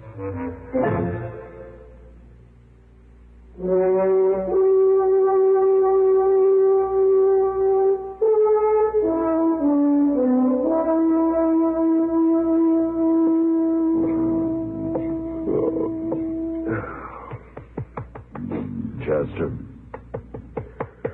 Hey, Chester, come on, wake up. What's the matter, Mr. Dillon? You told me you're the one who's supposed to be on guard. Huh?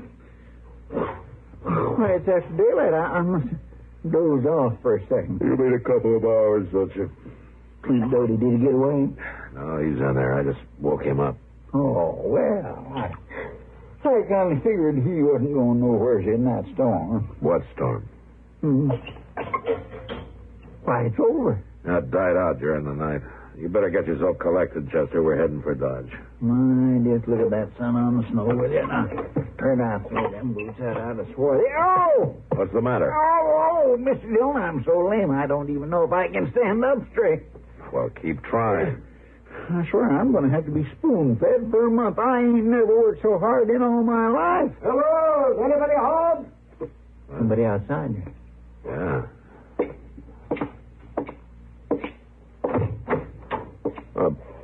By golly, it's dark. Dog? Well, come on in, you old reprobate. I'm coming, just tying up my horse and buggy. Wonder what he's doing out this way. Seeing a patient, I guess. He must have left town awful early. Hey, did somebody ride up? Yeah, it's dark. You about ready to leave, Dodie? Oh, if you're still a mind to take me.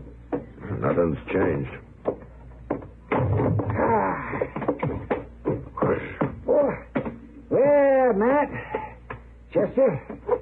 This is where I've been hiding out. How are you, Doc? Yeah. Oh, good morning, Clint. Morning, Doc. Got any coffee? Oh, have some in 2 shakes, Doc. Medora, Yes, Clint? will you come out and fix some coffee? Just a minute. What are you doing out here this time of morning, Doc? Oh, the Murdoch baby was acting up, touched the croup, so I spent the night there. Thought I'd just drop over and say hello to the Dodos, as long as I was this close. You could have done that in town. I'm taking him in. You're taking him in? Well, for what? Robbing Jonas General Store night before last. Robbing the... Now, where'd you get that idea? Jonas claims he recognized him. Wilbur Jonas hasn't got the sense the good Lord gave a gopher. Matt, they caught the fella who'd done that. What? That's right. It was some drifter riding through town. He threw a lot of money into a poker game, and the boys got kind of suspicious. And he finally admitted the whole thing. So they borrowed a jail key from Judge Bent and locked him up until you get back. Well, Clint, didn't you tell him? Well, Tell me Clint, he couldn't have done it, Matt. He was playing poker at the time with me and Moss Grimmick in the back room of the livery stable. Dodie. No, Marshal, I didn't lie to you. You asked me if I could prove where I was, and I didn't know Doc's word was actual proof. Clint, Dodie, he done that deliberate, Mr. Dillon, letting us think he was guilty just to get us to do all that work for him. And I suppose the story about your wife having a baby. Oh, that's the gospel truth, Marshal. Well, it sure is, Matt. I'll vouch for that. Let me see now. It's about another 6 months. Let me see. Around the 1st of July. 1st of July? Yes. I didn't say when, Marshal, and you didn't ask me. Ain't you gonna wish us well? The 1st of July? So help me, Dodie, for 2 cents. Oh, we might even name him after you, Marshal, if we can't think of nothing else. So help.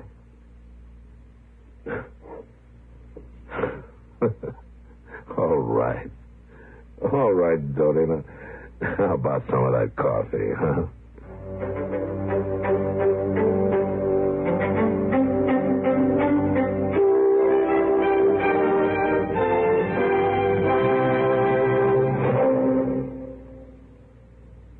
Make this one of your merriest Christmases.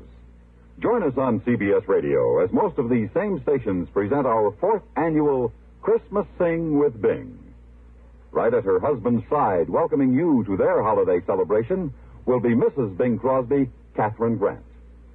With Bing as your host, CBS Radio will take you to Rome to hear the Vatican Choir sing. There, too, you'll hear the sound of the bells of St. Peter's as they ring for the holiday Mass. Our Christmas Sing with Bing will take you to New York and Salt Lake City, to Canada, Australia, Holland, France, and even the Fiji Islands, where carolers will sing the traditional Christmas songs with you. Celebrate Christmas with the world. Join us on CBS Radio Christmas Eve, as most of these same stations present our 4th annual Christmas Sing with Bing. Remember, this year on CBS Radio, you can spend Christmas with Mr. and Mrs. Bing Crosby. Gunsmoke, produced and directed by Norman McDonald, stars William Conrad as Matt Dillon, U.S. Marshal. The story was specially written for Gunsmoke by Les Crutchfield, with editorial supervision by John Meston. Featured in the cast were Joseph Kearns, Virginia Gregg, and Ralph Moody. Harley Bear is Chester, Howard McNear is Doc, and Georgia Ellis is Kitty. This is George Walsh inviting you to join us again next week for another story on Gunsmoke.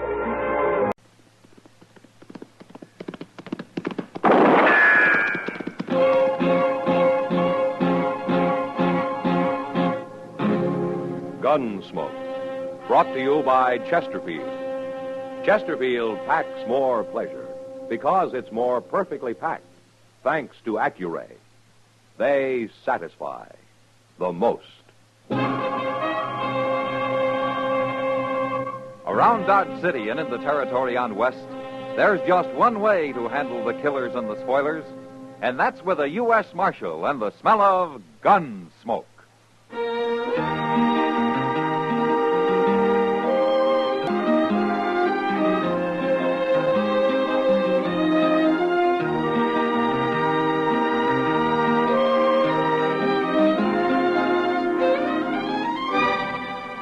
Gunsmoke, starring William Conrad. The transcribed story of the violence that moved west with young America, and the story of a man who moved with it. I'm that man, Matt Dillon, United States Marshal. The first man they look for and the last they want to meet. It's a chancy job, and it makes a man watchful and a little lonely.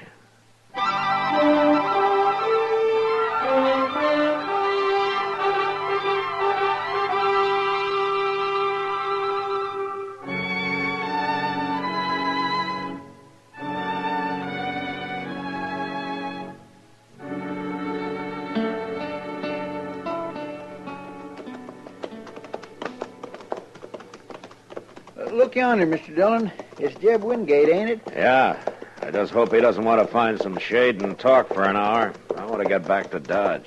There ain't no shade to find around here. Lessons over that little rise.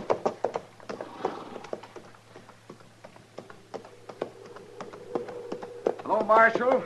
Chester? Hello, Jeb. Hi, Jeb. Hey, that's fine. You fellas are carrying lariat ropes. Oh, what's up, Jeb? You want somebody hung? No, it ain't that. It's to help a poor fella out the other side of the mound there. He's got an old chewed-up single-tree wagon. Now his traces are busted. Well, can't he tie them together? Oh, they're too short already. I was riding over to my place for some rope, but maybe you can save me the trip. I will help him, Jeb. Is he a friend of yours? Oh, I never seen him before.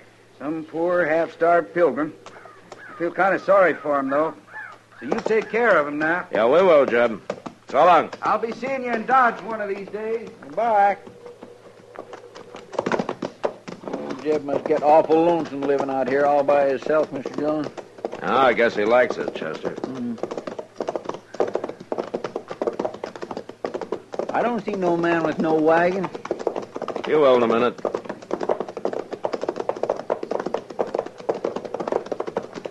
There he is. Oh, yes.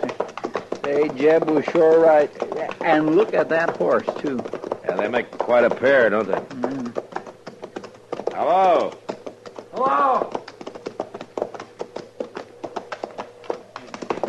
Here, you could use some rope, mister. Here's 30 feet. That ought to do. I sure thank you. Where you headed? Dodge, I guess. You come far? Montana territory. Well, no wonder. Another fella, he just left. He was going to help me, too. You live out here? I'm the marshal in Dodge. You looking for work? If they'll give it to me. I heard the Santa Fe's laying more track there. Well, I know the agent. Maybe I can help you. No, I wouldn't want to get you in no trouble. Trouble? I'll come see you. I'll fetch you another rope as soon as I can. No need for that. My name's Hook, Marshal. Arden Hook. That's Chester Proudfoot, Hook. How you do? Pleased to make your acquaintance. Well, we'll be seeing you. Thank you kindly. My. He keeps looking around like he thinks somebody's going to hit him any minute. Well, maybe he's running from something, Chester. Say, I'll bet that's it. You suppose the law's after him? What for? Well, I don't know. Maybe he's a murderer. Oh, what? Flies? Come on, let's do a little ride.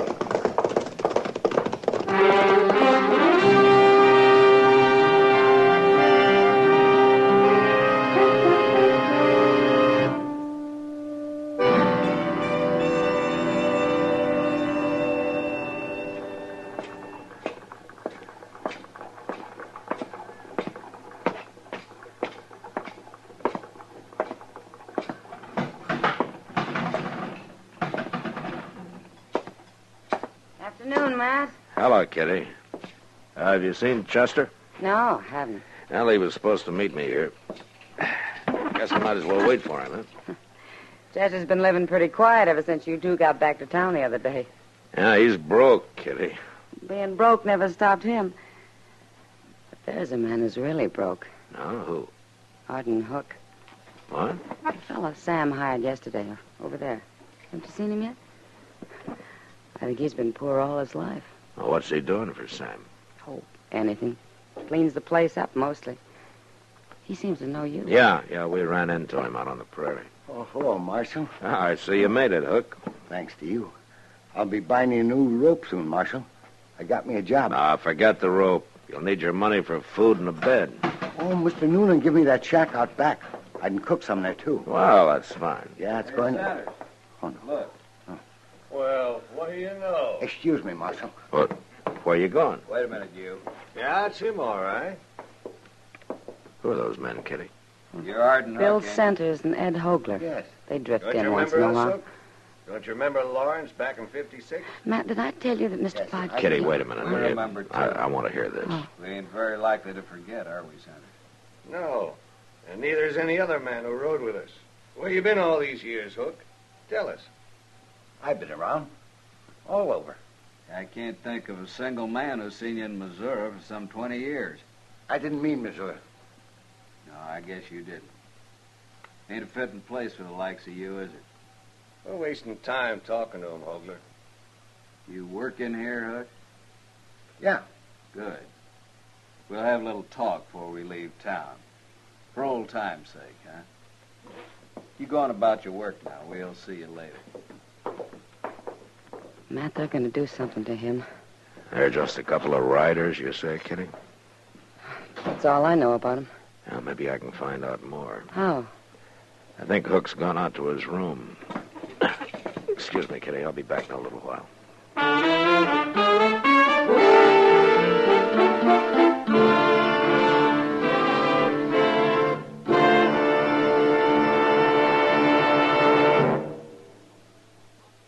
That whistling man, Bobby Haggart, really started something.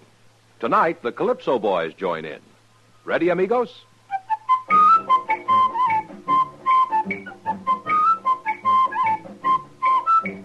Packs more pleasure, packs more pleasure. Chesterfield packs more pleasure because Chesterfield's more perfectly packed.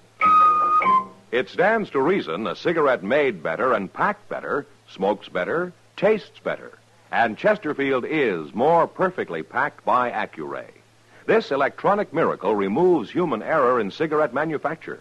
So Accuray Chesterfield is firm and pleasing to the lips, mild yet deeply satisfying. Yes, Chesterfield gives you something no other cigarette can give you. Chesterfield packs more pleasure because Chesterfield's more perfectly packed. To the touch, to the taste, Chesterfield packs more pleasure because it's more perfectly packed. By Chesterfield, mild, yet they satisfy the most.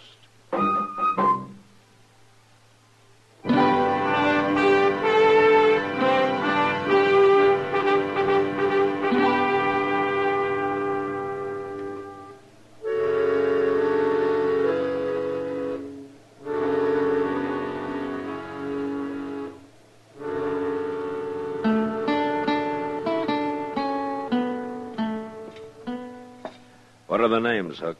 Bill Centers, Ed Hogler? You heard them? Yeah, I heard them, but I don't know quite what they were talking about. It's nothing, Marshal. I used to know them, that's all. Uh-huh. In Missouri, huh?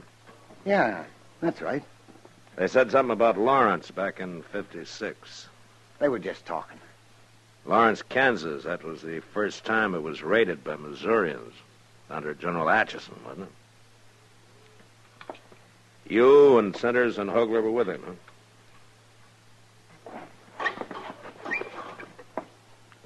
All right. I'll tell you. I was there. I raided across the border with him. I helped them sack Lawrence. I even killed a man. I killed him in cold blood. Marshal, he was trying to give up, and I shot him anyway. The Centers and Hogler don't hold that against you, do they? Not hardly. Oh, they knew the man. But they didn't care about that. And why are they after you, Hook?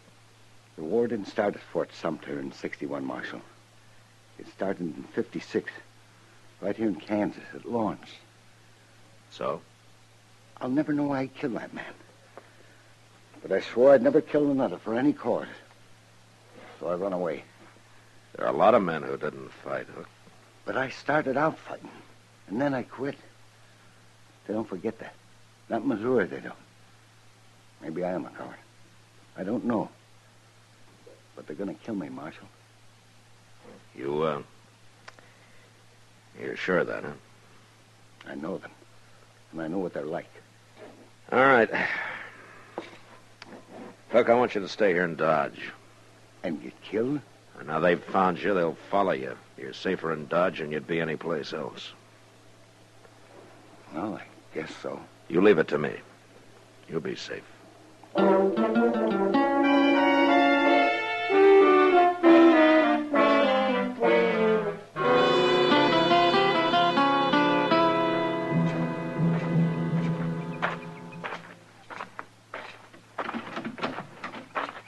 run off if we don't go get him soon, Hogler. Where's he going to run to? Hogler's right. He isn't running anywhere. What? Oh, Marshal, huh? You're Hogler? You want something, Marshal? Yeah. I want you to leave Arden Hook alone. We ain't going to bother Hook, Marshal. Not if you're smart. Little coward like that, I wouldn't feel right even touching him. What happened a long time ago. Why keep it alive? Was you in the war, Marshal? Yeah. Yeah, I was in the war. But it's all over, and the sooner everybody forgets about it, the better. We might have won if it wasn't for cowards like Arden Hook. All right, there's no use arguing with you. But Hook's going to stay here. And if anything happens to him, anything at all, I got enough evidence on you two to hang you. Too bad you found out about all this, Marshal. Yeah, I guess there's nothing we can do now, Sanders. You mean we're going to let that little coward go? Yeah, we'll let him go. Who cares about him anyway? Bye, Marshal.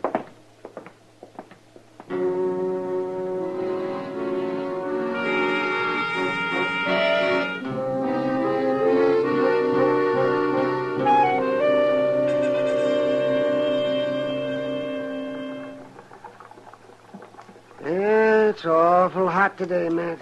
Well, that's the sun, Doc. You see, it's the sun that makes it hot. Oh, that's how the sun. I was only making a comment. I wasn't asking for a scientific explanation. Oh, excuse me, Doc. I didn't understand what you wanted. Yeah, I see. Well, now that you've started it, I can tell you what the heat does to some people. Oh, good. You tell me about that, will you, Doc? Hello, Doc. Hello, Chester. Has either one of you saw Arden Hook today? No, I haven't seen him for the past few days. Why, Chester? Well, they say Jeb Wingate's looking for him. It might mean a job work, Mr. Dillon. Oh, I doubt it. Jeb's always said he'd never have anybody working for him. Well, if it ain't for a job, why would he be looking for him? Well, I figure that's Jeb's business, don't you? Yes. Well, here's Miss Kitty. Maybe she knows where he's at. I don't know why you're so concerned, Chester. Well, sir, I still think it means a job for him. Well, this is a busy-looking outfit. Yeah, how are you, Kitty? Miss Kitty, have you saw Arden Hook anywhere? It's really important. No, Chester. Not since he left this noon. Left? For where? Well, Jeb Wingate finally found him, and they left. Where'd they go, Kitty? Jeb gave him a job, Matt. He hired him on. There. See? What did I tell you, Mr. See there, Doc? Didn't I tell you? What You were right, Chester, yeah. Well, I wish him luck, but I can't see Arden Hook working on a ranch somehow. He's about the last man I'd pick out. Matt, I've got an idea. Yeah, what, Doc? Well, I just remembered something. Well, tell us. It's nothing you don't already know if you just have thought of it. Yeah, but I didn't think of it, Doc. You ever hear of Lou Wingate? Yeah, Jeb's talked about him a time or two. He talks about him a lot. Now, wait a minute, Doc. Lou Wingate was killed in the first raid on Lawrence in 56, That's wasn't he? right. Shot down when he was trying to give up. The way Jeb always tells us. Sanders and Hogler. They went to Jeb and told him who killed his brother. So he hired Arden Hook. Hired him so as he can have him out there alone, where there'll be no witnesses. Chester, go get our horses. It's going to be dark before we get there now.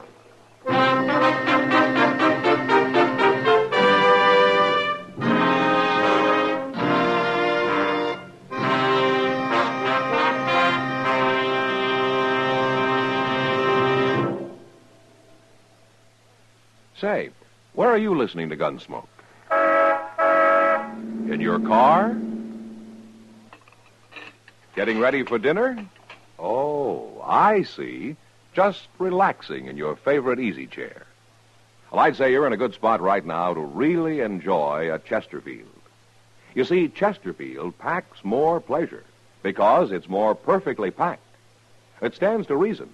A cigarette made better and packed better smokes better, tastes better. And Chesterfield is more perfectly packed by Accuray. This electronic miracle removes human error in cigarette manufacture.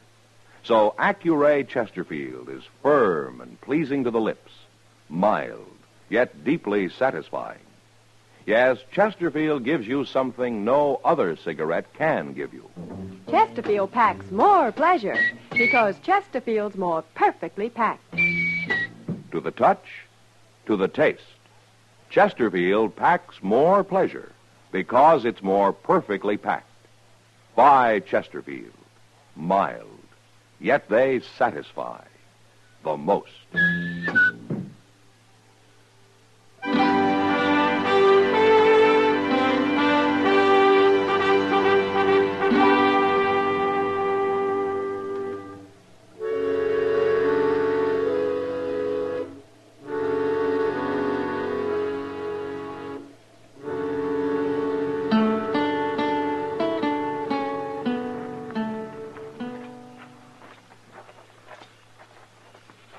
Step easy, Chester.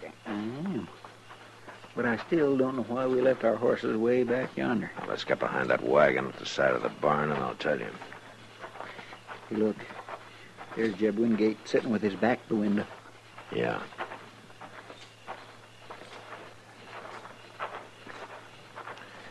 Here, this ought to do it.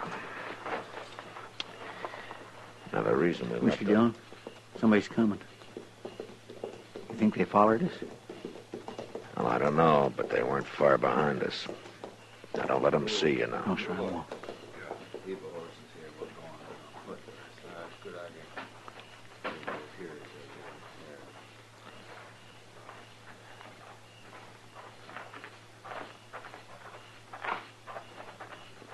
Hey, look at that, Sanders. Sit and duck. We can put a rifle bullet through him from here. It's Hogler and Sanders. I don't understand this, Hogler. Why not? Well, Jeb Wingate said he was going to kill Hook and make it look like an accident, didn't he?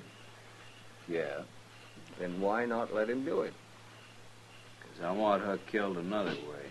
I want that smart Marshal Dillon to hang him. And I'm going to make him do it. How? Kill Wingate, and everybody'll think Hook done it. He's the only man who'd have a reason, ain't he? Yeah. All we got to say is he killed Wingate because he is afraid of him. Still murdered. You're smart, Hogler. I like the idea of Marshal Dillon having to hang him. Well, go ahead, shoot. I'm going to move out there, Chester. You stay here. Right in the back. I got the drop on you, Hogler. It's Arden Hook. He's got a rifle. Put that rifle down. Where'd you come from, Hook? I heard your horses coming in. I heard most of what you were telling Centers. He's going to shoot us, Hogler. I wouldn't shoot nobody. You ought to know that. And what's the rifle for? I'll shoot in the air to warn Wingate. I'll kill you, you do that. Maybe. But you won't kill Wingate. There's two of us, Hook, and I can... All right, that's enough, Hogler. So, Marshal, get him. Don't shoot, Marshal. Don't shoot. Then drop your gun, Centers. Sure. Chester. Yes, sir. Go get Wingate. Yes, sir, I'll get him. You killed Hogler, Marshal. Yeah, I killed him. So I wonder Centers isn't dead, too. I wasn't going to do nothing. I didn't want anybody to die. They'd have killed you and Wingate both if I hadn't stopped him. I was about to warn them. I was all ready to shoot. It's too late. I wasn't going to shoot Wingate, Marshal, honest. The court can decide that, Centers. Marshal? Hello, Jeb. Chester started telling me what this is all about. I never heard of nothing like it. Yeah? Well, Arden Hook was ready to give his life for you, Jeb. I know. And I ain't very proud of myself, Marshal. You got no cause to be. You know, I'd throw you in jail, but you haven't done anything yet. I want to do something. Yeah, what?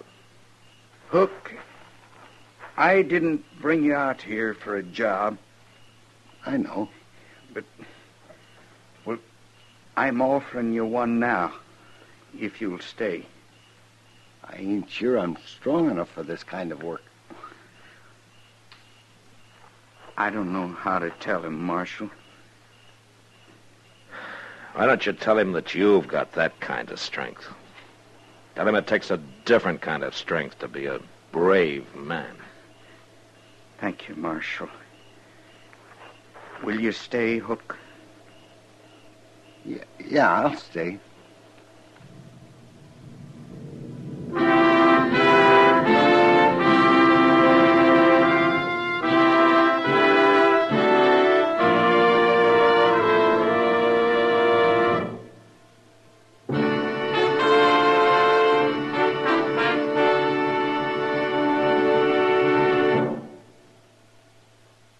In a moment, our star, William Conrad. Chesterfield packs more pleasure because Chesterfield's more perfectly packed. A cigarette made better and packed better, smokes better, tastes better. And Chesterfield is more perfectly packed by Accuray. This electronic miracle removes human error in cigarette manufacture. So Accuray Chesterfield is firm and pleasing to the lips. Chesterfield, mild, yet they satisfy the most. You know, the frontier was buffalo hunters, trail drivers, and cowboys on the prod, but never a place for families. Yet next week, a father comes to Dodge looking for his daughter, a daughter whose name is Kitty Russell. And that was the West. Good night. Gunsmoke, produced and directed by Norman McDonald, stars William Conrad as Matt Dillon, U.S. Marshal.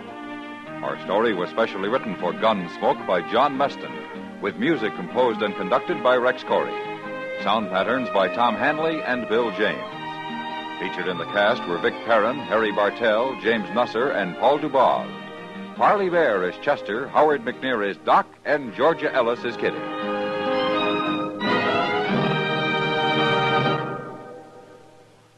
Live modern.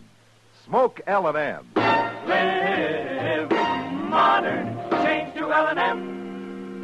Only with L&M can you enjoy the full, exciting flavor of today's finest tobaccos through the modern miracle of the pure white Miracle Tip. So light up, free up, let your taste come alive. Live modern. Smoke L&M. Live modern. Change to L&M. Join us again next week for another specially transcribed story on Gunsmoke.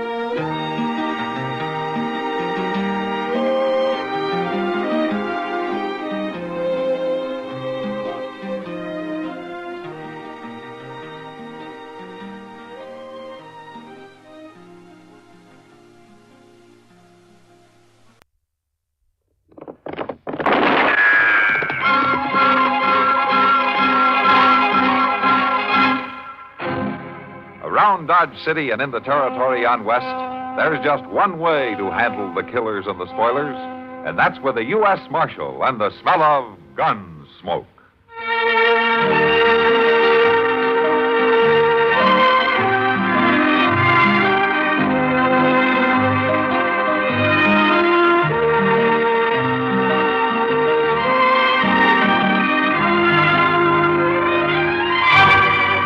Gunsmoke, starring William Conrad, the story of the violence that moved west with young America, and the story of a man who moved with it.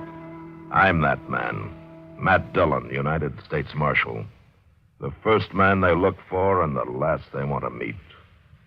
It's a chancy job, and it makes a man watchful and a little lonely.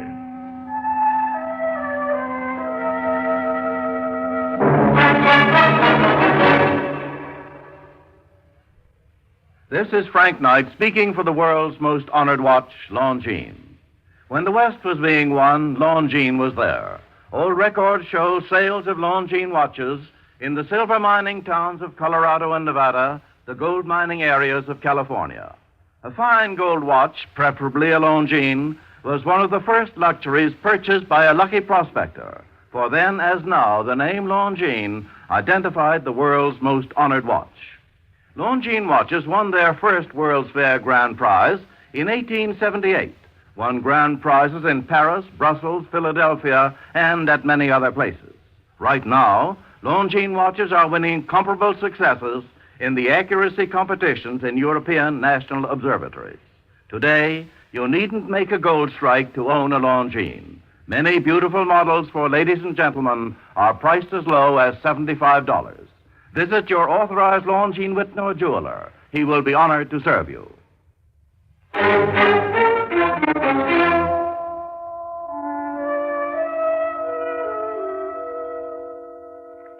man running toward the house. Get back inside. Close the door. What is it? I don't know. Be quiet.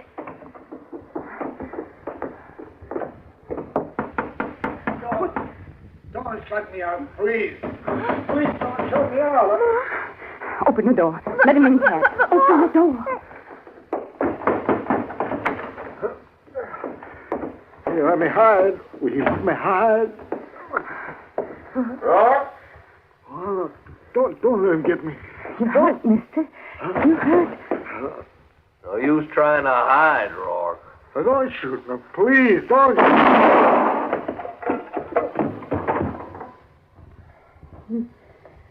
You shot a dying man.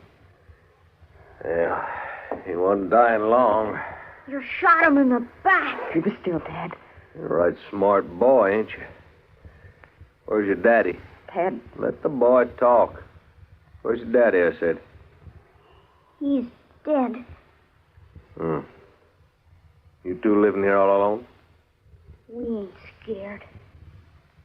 Of course you ain't. Yeah, too bad it had to happen right in your kitchen, ma'am. Rourke has had that coming a long time. What are you going to do, mister? Well, just nothing, ma'am. Nothing at all, if you'll let me. What do you mean?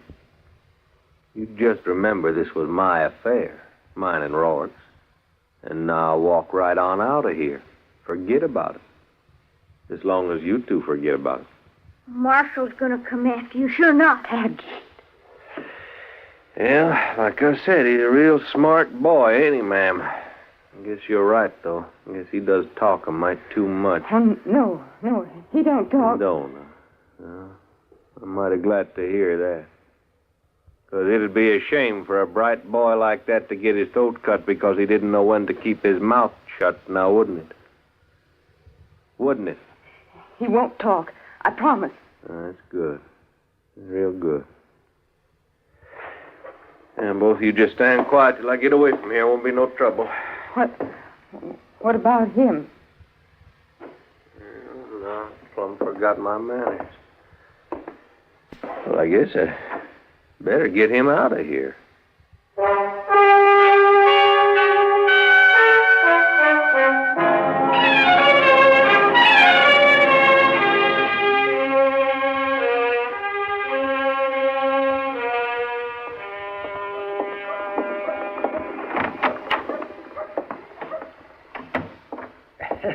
Matt! Oh, Matt. Anybody here? Oh, for heaven's sake. Chester! I'm out back here, Doc.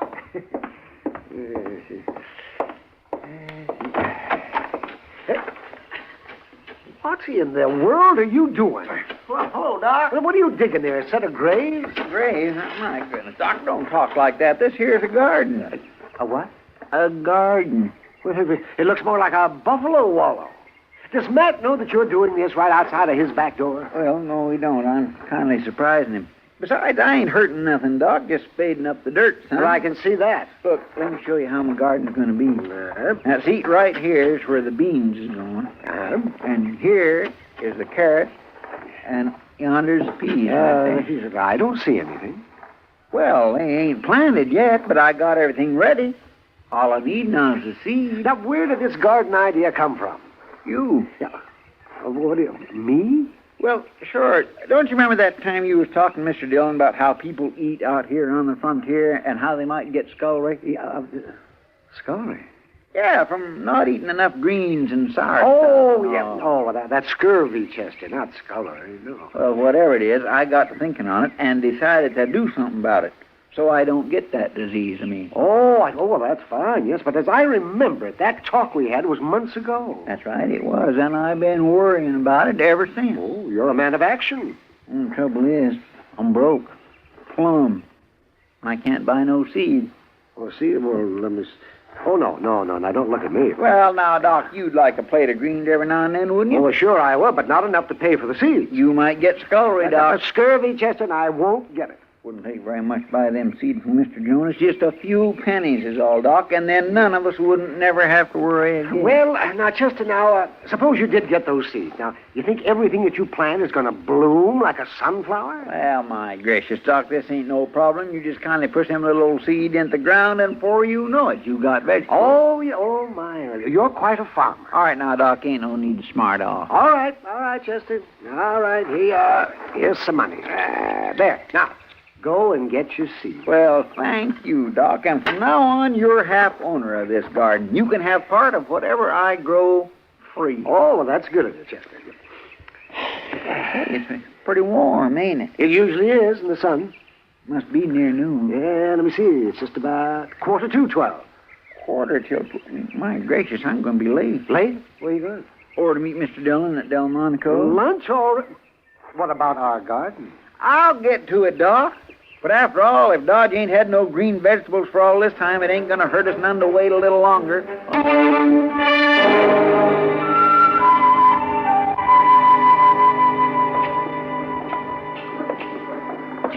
I don't mind a man making money, Mr. Dillon, but by jing, I don't think he should be making it all off of me. Oh, what do you mean, Chester? Why, that Zach Holden charging 15 cents for a meal like that.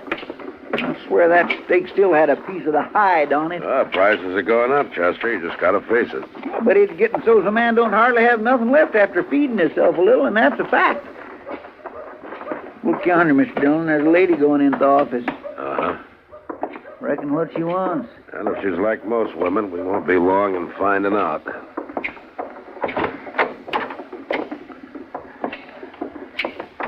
You wanted to see me, ma'am? You're the marshal? Yes, and that's right, Matt Dillon. This is Chester Proudfoot. How do you do, ma'am? How do you do? I'm Cora Meadows, Marshal. My boy and I live out west of town a piece. No? Well, won't you sit down, Miss Meadows? Thank you. Mr. Dillon? Yeah, what, Chester? As long as you and Miss Meadows is going to be talking for a spell, I believe I'll just go on back and see Zach Holden about charging that outlandish price for a meal. It's still sticking in my craw. All right, Chester, you do that. Excuse me, ma'am.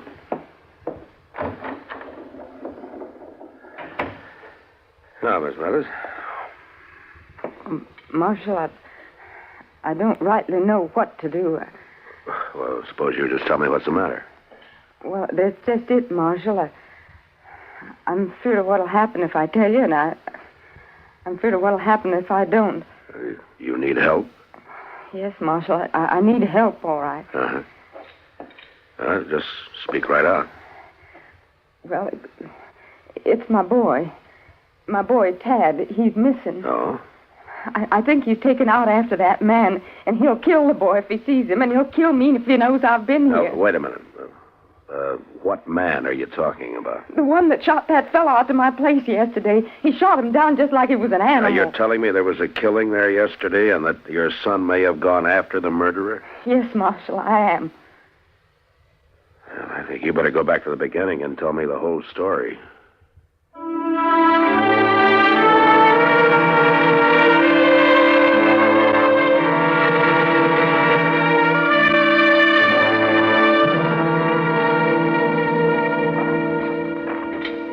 Tell you where the man was drugged from, Mr. Dillon? Yeah, out the kitchen door, Chester. The track should be along here somewhere.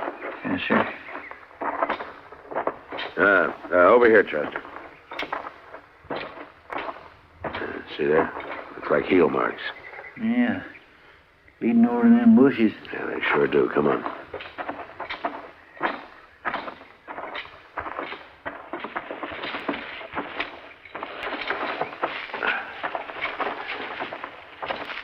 I don't think he'd have taken much time with him. Oh. Yeah. There he is. Seems to me you could have took the trouble to bury him. Well, when a man shoots you in the back, he's not going to worry about your funeral, Chester. I've seen him before, Mr. Dillon. He was at the Long Branch a lot, playing cards. Yeah, it's a gambler by the name of Rourke. Well, I guess the burying's up to us. Yes, sir.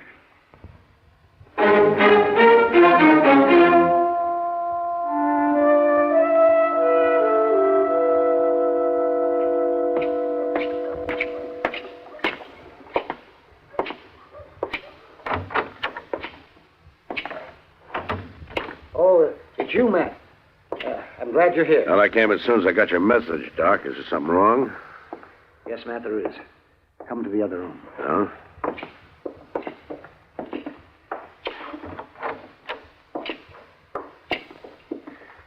It's this youngster, Matt. I found him by the road. Oh, what's the matter with him? He's been beaten. Cruelly, brutally beaten. Look. Yeah. I didn't even know if I could bring him out of it for a while there. Did you say who he is? No, and that's a funny thing, Matt. He hasn't talked at all. He's been conscious most of the day, but he won't say a word. Yeah, I guess you can blame him. Whoever did this was trying to scare him to death, even if it didn't quite kill him. Is it okay if I try to talk to him? Oh, yes, it won't hurt him, if he'll talk. Do you know who he is? Yeah, I think so.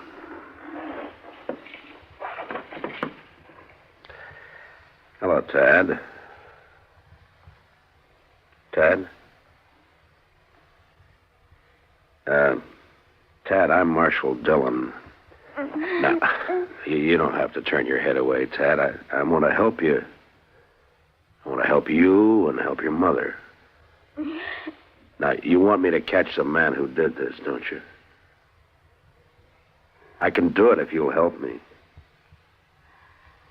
Look, Tad, I promise you won't get hurt anymore, and I promise that your mother won't get hurt either. Tad, look, the only way to be sure that you're safe is to bring this man in. He's not going to answer, Matt. No, I guess not. All right, Doc, let's leave him alone.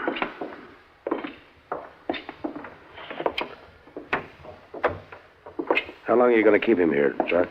Oh, I expect he'll be up by tomorrow if he's quiet. The boy recovers mighty fast. Mm-hmm. Would he be well enough to stay in town with Kitty for a few days?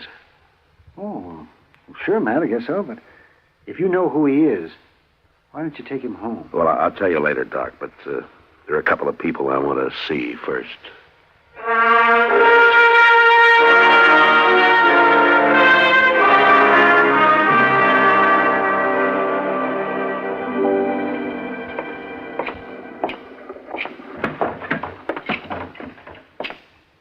Hello, Sam. Oh, Marshal. Get you a drink? No, thanks, Sam. Is Kitty around? Yeah, she's upstairs, Marshal. Ought to be down in a minute or two. Oh, well, I'll go on up. Thanks. Sure. Oh, Matt, you looking for me? Oh, yeah, I'd like to talk to you, Kitty. I'm coming down. All right.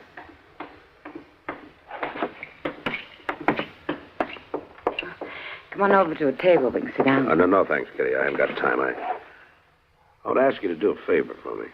Well, sure, Matt. What is it? I want you to take care of a small boy for me for a couple of days. A boy? What is he, a runaway? No, not exactly, but I'd like to have you keep him around the Long Branch for a day or two and give him the run of the place. doesn't sound exactly like the best surroundings for a young boy, Matt. You're going to have to trust my judgment, Kitty. Will you do it for me? Well, sure. I guess so, if you want me to. I do want you to. I'll explain later. Yeah. Thanks, Kitty. Oh, sure, Matt.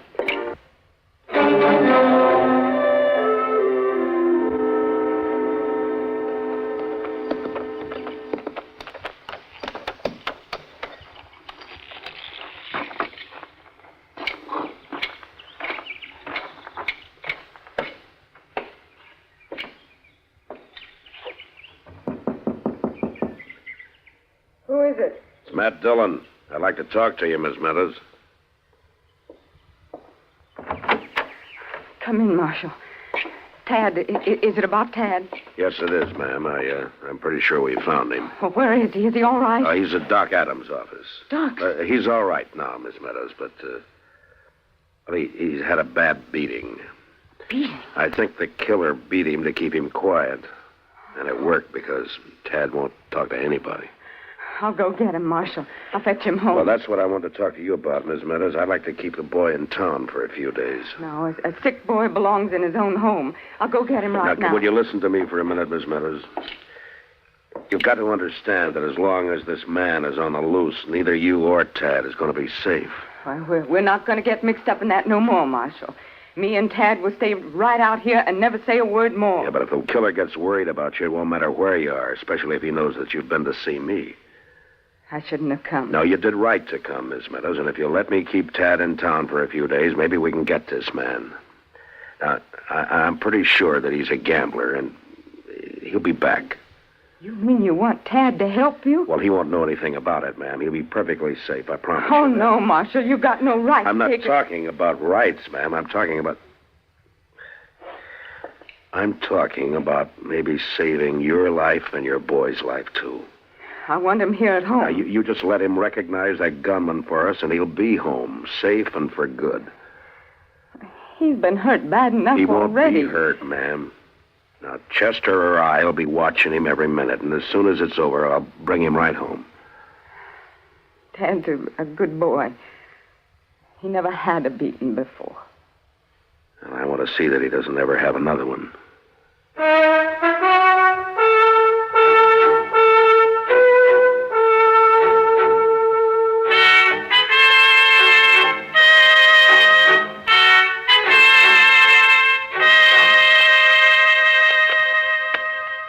Now, Tad, there's one thing about playing poker that you might as well learn right off. It ain't so much what you've got in your hand as what folks thinks you've got. And you understand that? I think so, Mr. Proudfoot. Some folks just has a face for it, and that's a fact. Now, you know, lots of folks calls me poker because nobody don't never know what I got in my hand. Give me one card, please. All right. Now, don't you let on what you've got. Yes, sir. Now, that's good. That is good. You ain't letting on one bit. Now, I'll take one myself. Ah! Oh! Well, What's the matter?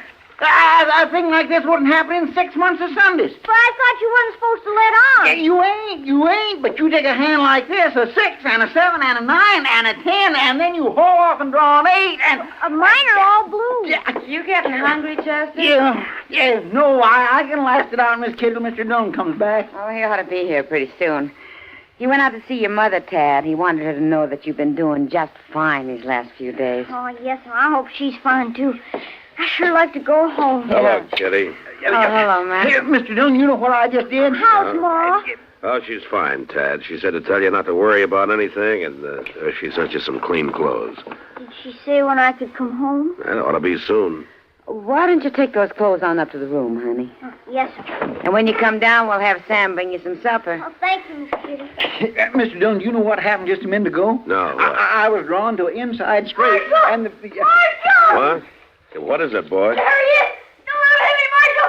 Don't let him hit me, no more! Kitty, that's our man. Take the boy upstairs, will Sure, you? man. Come on, honey. What's all the commotion, Marshal?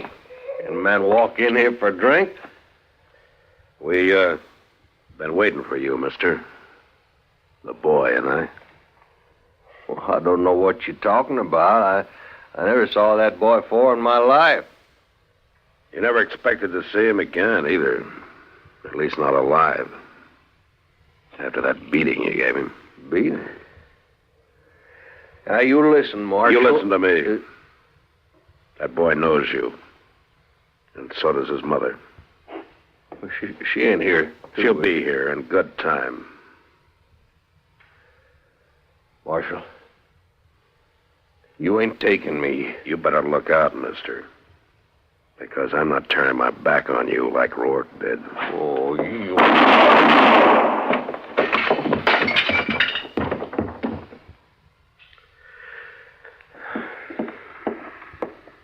You got him, Mr. Dillon. Yeah. Well, anybody can shoot a man, Chester. It's that boy's mother, what she did, that took real courage. Well, come on, let's take Tad home. I think his mother's waited long enough.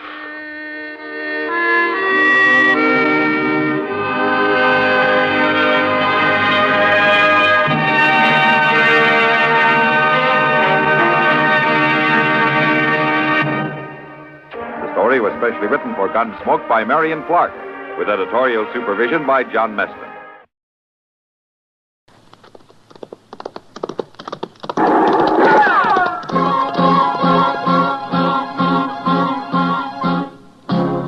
Around Dodge City and in the territory on West, there's just one way to handle the killers and the spoilers, and that's with a U.S. Marshal and the smell of Gunsmoke.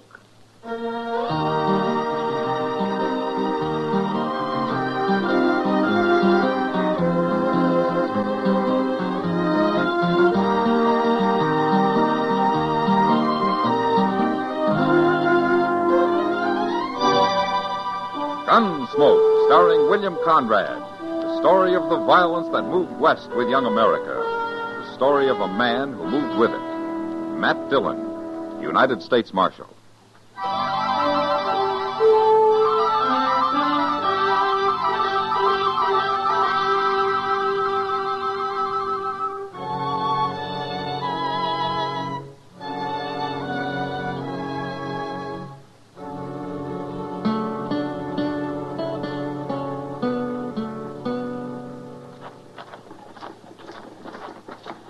I don't know what got into the boy, Mr. Dillon.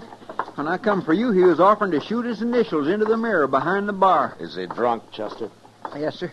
But mostly it seems like he just plain wants to howl. Well, he can howl all he likes as long as he keeps his gun quiet. Oh, there he goes. Yeah. I hope that's the mirror and not some man he's shooting at. Yeah, so do I. Old Dolph would hate to lose that boy. All right, watch it now. Look, he's laying on the floor, Mr. Dillon. He's been killed. Look what he done to my mirror, Marshal. You shoot him, Sam? No, I hit him with a bung starter. He ain't dead. But I'm about to have to shoot his friend here. Go ahead and try it. Maybe I will. Easy, Sam. All right, what's your name, mister? My name's Blades. I work for Tom. You mean you work for his father, don't you? Well, sure, the old man owns the ranch, but me and Tom, we work together. Oh, my. Pick up his gun before he comes to, Chester. Yes, sir. All right, Blades. Tom's going to sleep it off in jail. You want to be locked up with him, or you're going to go home quietly? I ain't done nothing. It was that girl over there got him started. No, what girl? That one sitting at the table in the red dress. What, Kitty? Yeah, that's her name.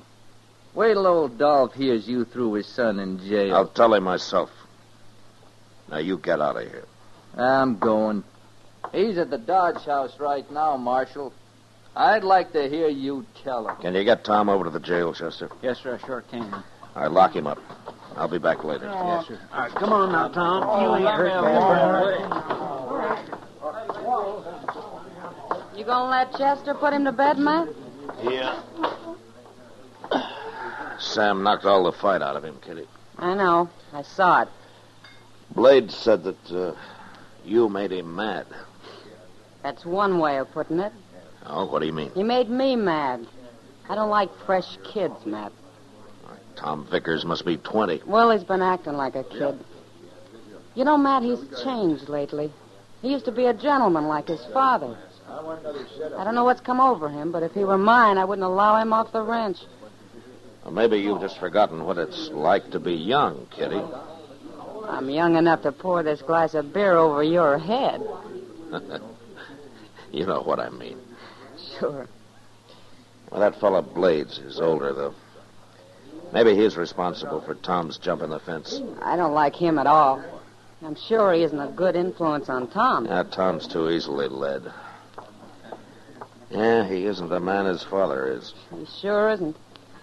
Anyways, he better leave me alone. Yeah, I'll tell him to. Well, I gotta go see Dolph now. He isn't going to like your throwing his son in jail. Yeah, maybe not. But a stranger was shot and killed on his range yesterday. And I don't like that. Oh? I hadn't heard. Well, they haven't been talking much about it. Well, looks like you and Dolph are in for a pleasant little talk. Yeah. Well, so long, Kitty. Goodbye, Matt.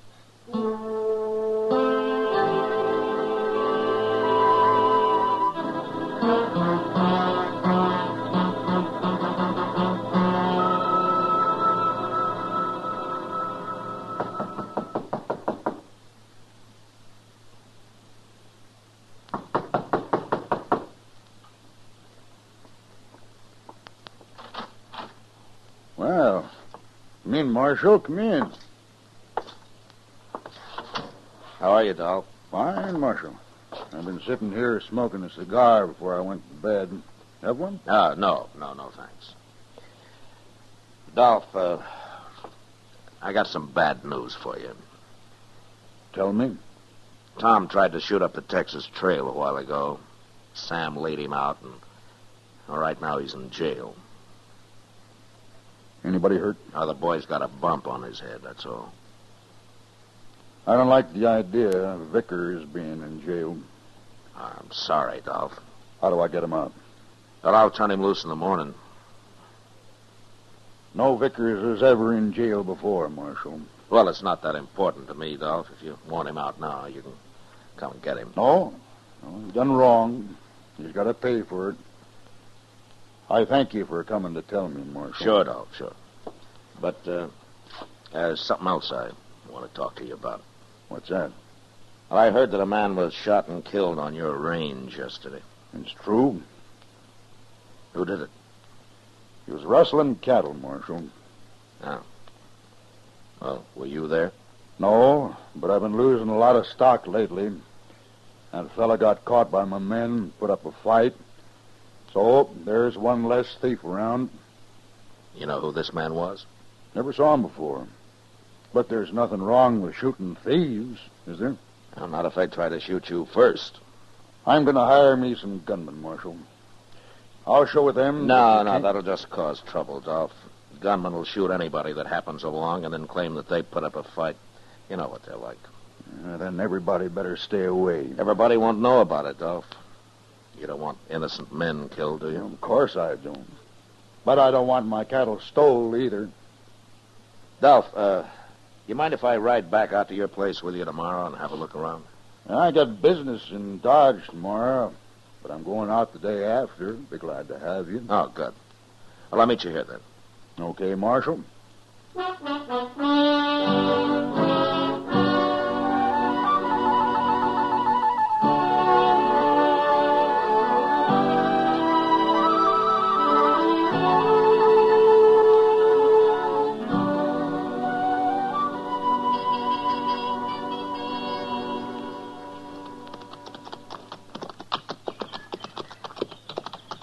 There's some men branding cattle up ahead, Dolph. That'll be Tom and Blades. They got a camp near here. I put Tom in charge of this whole section. They left Dodge yesterday morning early, Dolph. I know. I saw them leave. Oh, you did? They didn't see me. I was sitting across the street. Oh. Yeah, that's Tom, all right. Coming to meet us. He shouldn't stop work just 'cause we ride by. We'll wait here. Who now? Who?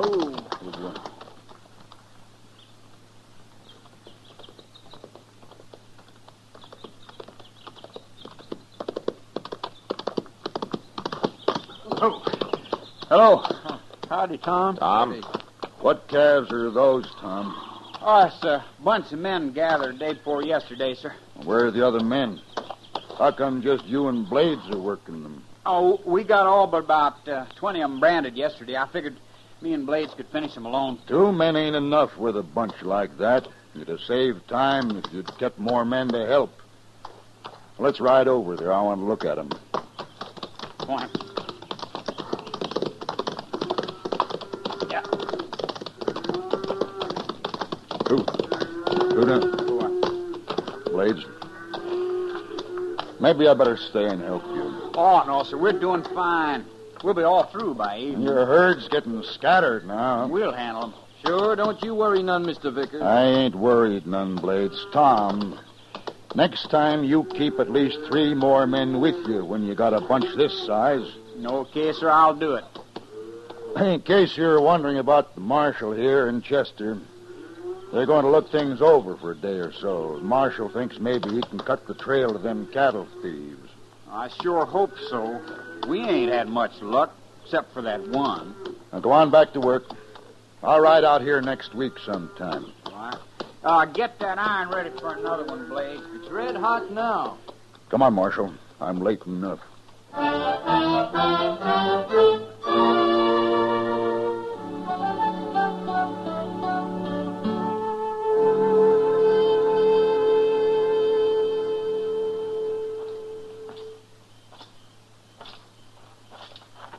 Sure is a nice evening, Mr. Dillon, ain't it? Don't you think so? What? Oh, I was just wondering what kind of an evening it is in Dodge, Chester. Oh, if there was any real trouble, somebody would have rode out and told you. Yeah, I suppose so. It's been 2 days now. Oh, we better get back tomorrow. That'll suit me fine. I swear we've rode 1,000 miles over this ranch, and all for nothing, as far as I can tell. Yeah, maybe. Why don't you come sit in the porch, you two? Oh, we're just walking our supper off a little bit, Dolph. Yeah, I've been in the saddle so much the last 2 days, I need to stand. Suit yourselves. Dolph, from what the men tell me, you've lost only about 100 head of calves altogether. I had the impression that it was a lot more than that. I won't put up with 1 calf being stolen from me, Marshal. I'm an honest man, and I work hard. And if a neighbor or stranger needs help, I'll give it to him gladly. But I'll kill the man that steals. Well, I wish you'd do one thing for me, Dolph. What's that? The next time you lose any stock, send word to me before you turn this outfit into an armed camp. Well, Marshal, if it was anybody else, I'd tell him to mind his own business. But, I'll do it. Thank you, Dolph. Oh, by the way, we're going to be riding back to Dodge tomorrow. All right. But I won't give you more than a couple of days next time. Well, that's better than nothing, Dolph.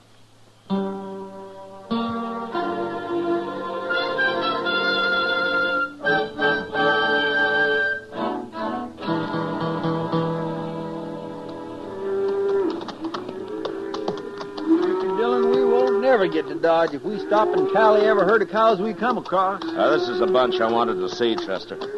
We'll travel as the crow flies from here in. Come on.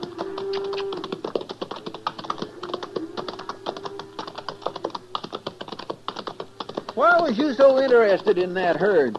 We must have rode through it 10 times. I was sort of interested in proving something to myself, Chester. Yes, sir. Now look up ahead there. Oh, a couple of Dolph's men, I reckon. Yeah, probably. Or say, it's Tom and that fellow Blades. Yeah.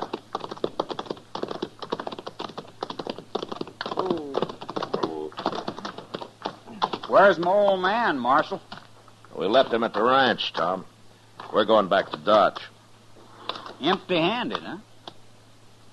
Not quite. What do you mean, not quite? Well, Blades, I'll tell you. I just looked over that bunch of stock back there. Sure. We gathered them yesterday. Now we're going to do a little branding. You better. We'd better? You ain't bossing us, Marshal. Just get them branded, Tom. All of them. Of course we'll get them branded. See that you do. Come on, Chester. Yes, sir.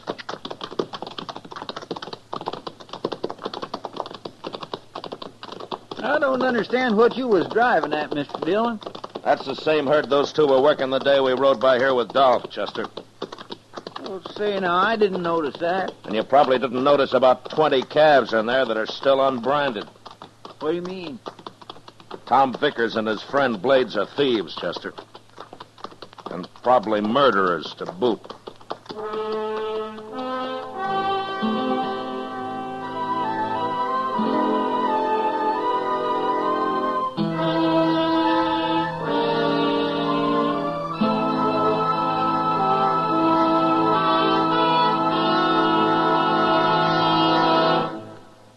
We will return for the second act of Gunsmoke in just a moment. But first, today, good engineers are needed in hundreds of varied fields.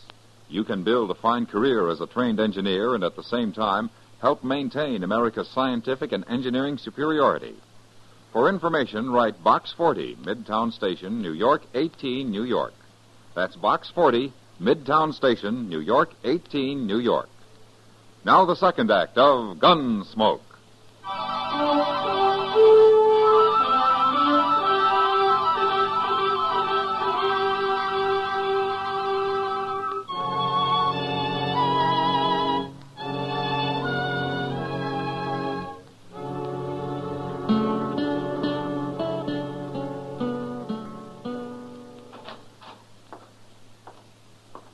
Oh, Chester, there you are, my boy. Where's Matt? Oh, he'll be back in a minute, Doc. Sit down. Oh, don't mind if I do. Say, he told me about Dolph Vickers' son last night. You know, the only thing I can't figure, Doc, is why he don't tell Dolph. Oh, he's got his reasons, I expect. But I didn't come here to gossip. Have either of you had supper yet? I ate early tonight. But Mr. Dillon probably go with you. Yeah. Ah, there's Good evening, Doc. You look hungry. You look worried. Dolph Vickers' boy? Yeah. Sooner or later, I'm going to have to arrest him, Doc. I've been trying to figure some way to do it without breaking the old man's heart. Oh, I don't suppose there is any other way, Matt. And if there is, I haven't thought of it. Somebody out back, Mr. Dillon. No, stay where you are, Chester. I'll see who it is. I'll be right with you, Doc. Sure, Matt. You're going to starve to death waiting for somebody to eat with around here, Doc. Oh, why, fasting's good for Manchester. And a little of it wouldn't hurt you. Oh. Seems to me I spent my entire youth fasting, Doc. I won't never make up for it. Uh-oh. What's that? I don't know, but I better go see.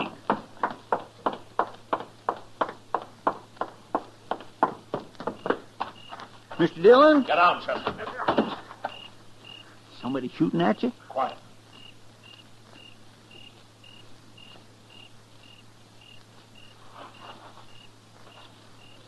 It's okay, Chester. They've gone. Somebody was shooting at you. Yeah. After they knocked on the door, they ran out behind that far shed there. Mighty poor shooting. Well, ain't we going after them? Now, they had horses hidden there. I heard them ride off. Well, I'll go buy a couple from the rail.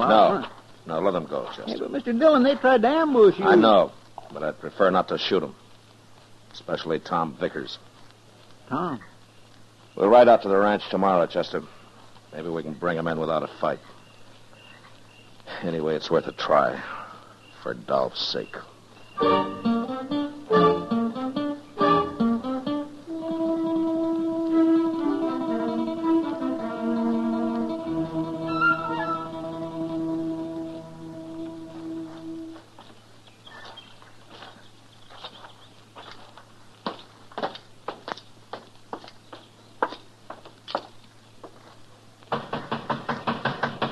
Dolph?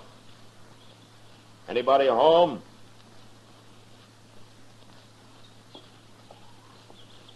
Here comes somebody. Hello,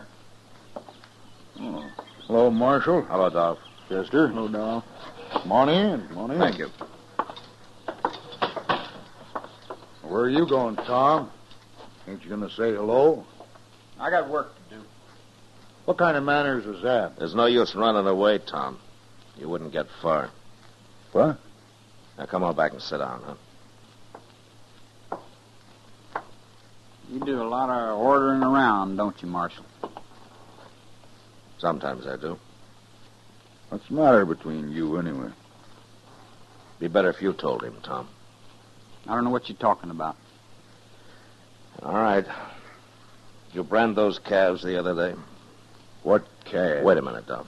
Did you, Tom? Of course we did. You willing to ride out there with us and prove it? I ain't riding nowhere. I've had enough of this. You tell me what you're talking about. Tom? Maybe you better tell me, Marshal. Well, Duff, you remember the herd Tom and Blades were working the day we rode out here with you? Of course I do. Well, I saw that same herd on the way back to Dodge. There were still about 20 unbranded calves in it. Say it out, Marshal. I ran into Tom and Blades just beyond, and I told them to be sure and brand those calves. Go on. So they knew I was on to them. On to what? Dolph, I'm willing to bet everything I got that if we find that herd, those calves are either still unbranded or missing. What makes you so sure? Tom refuses to ride out there with us. What you're saying is mighty serious, Marshal. I hope you won't regret it. Come on, Tom. We'll go see them calves. No. We're going out there, I said. I ain't going. You'll do what I tell you. Not this time. We're going if I have to knock you down and tie you onto your horse. And you know I'll do it. Yeah, you would. Them calves ain't there. Then where are they? 20 calves ain't hard to track, Tom. Blades got 'em. Got 'em where? Up a little spring. You don't have to say it. I know a little spring ain't on this ranch. Go on. There are 3 other men up there. You don't know them. They're holding over 100 head by now. Tom. You gonna charge your own son for stealing from you? Are you? Tom, you and Blades killed that stranger to help you cover up all this, didn't you? It's too bad we didn't kill you, Marshal. What's that? They tried to ambush me in Dodge last night, Dolph. My own son. A murderer and a thief. Tom, come into the other room with me. You'll excuse us, gentlemen.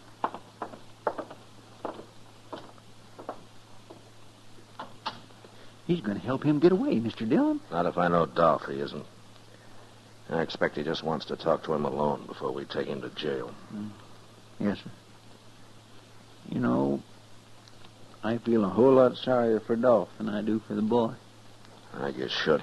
Mr. Dillon. It's all right, Marshal.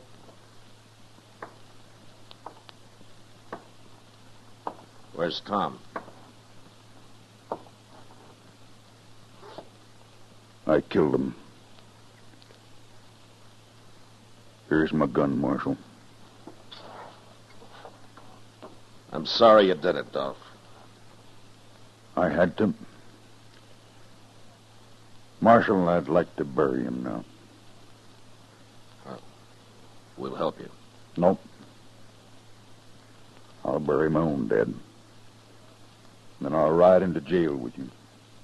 All right. You'll get my calves back? I'll pick up a posse when we get to Dodge. The boy was my responsibility, Marshal. You understand that. What you did was wrong, Dolph. You can wait here in the cool of the house. I'll be back. We'll wait.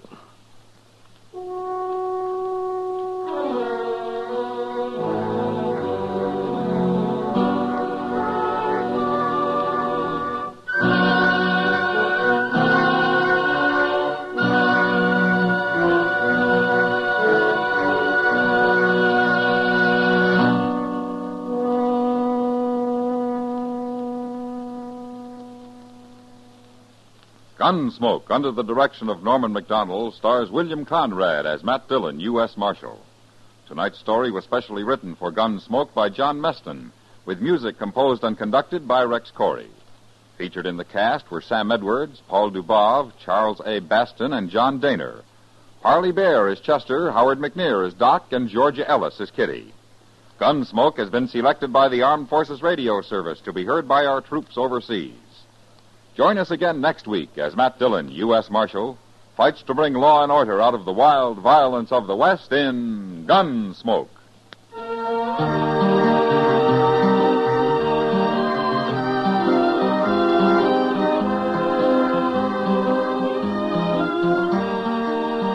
Tomorrow, don't miss The High Mountain, a hard-hitting documentary report on the progress and problems of 15 million Negro Americans. Tomorrow in the daytime on most of these same stations.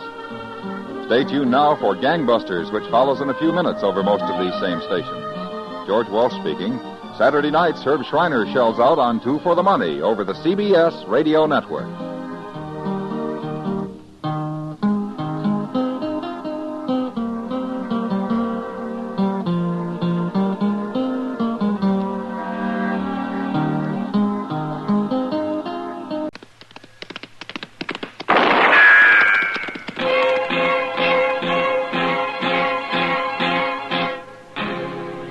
Gunsmoke, brought to you by L&M Filters.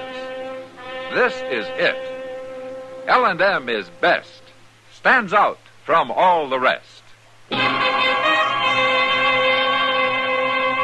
Around Dodge City and in the territory on West, there's just one way to handle the killers and the spoilers, and that's with a U.S. Marshal and the smell of Gunsmoke.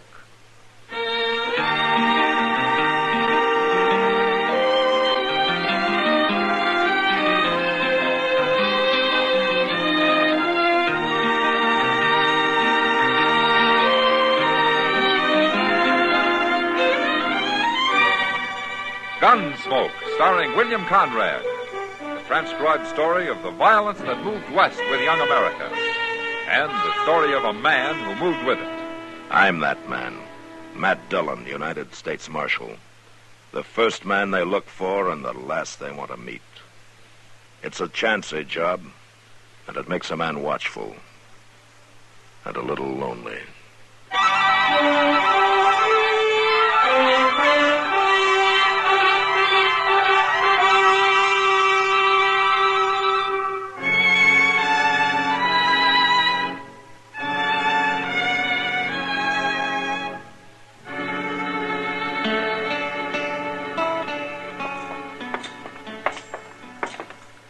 Well, the train's already in, Mr. Dillon. Ah, good.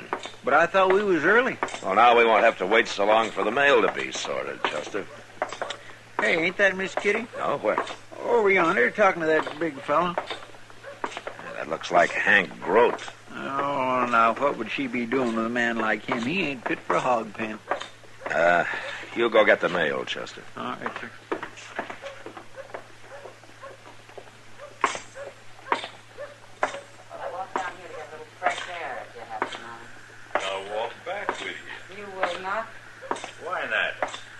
Kill the air around it, Groat. I'd suffocate. Well, now, you can't talk to me that Take way. your hand off her. What? Oh. What are you nosing in for, Marshal? You're lucky he is. I was about to jab this parasol in your eye. That'd be just like one of your kind. Get out of here, Groat. Go on, before I kill you. You mean it, don't you? You would kill me. It's a good thing you're wearing a gun, Marshal. And you better go on wearing it, too. I'm sorry I got you into this, Matt. No, you didn't get me into it, Kitty. Besides, I don't think there's a man in Dodge that wouldn't appreciate a chance to put a hole in Hank Groat. Well, the sooner the better. Hey, who's the girl with Chester? What? I don't know. I never saw her before. Pretty little thing, isn't she? Yeah, she sure is. Well, hello, Miss Kitty. Hello, Chester. This here's Ann Cabot. How do you do, Ann? How do you do, Kitty? And this is the man you're looking for. This is Marshal Dillon. Hello, Marshal. Ah, it's a pleasure, Miss Cabot. Ann, please. All right. Chester says you were looking for me. I think so.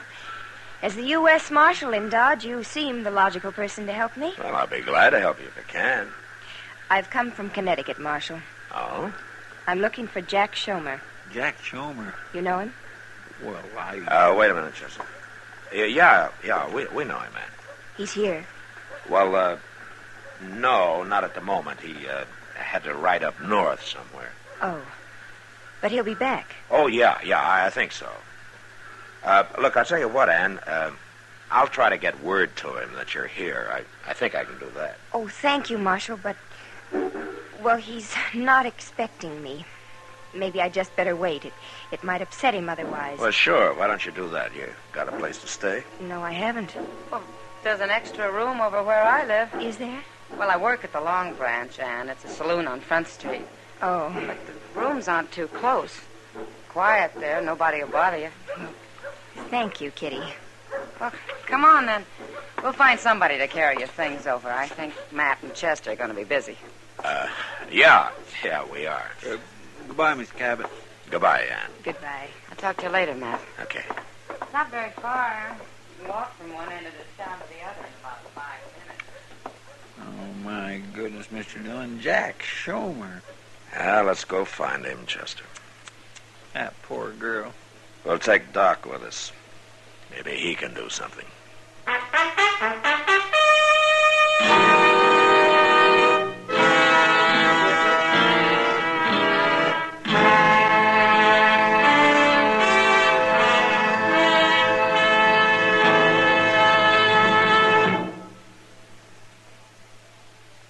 This is it, L&M Filters. It stands out from all the rest.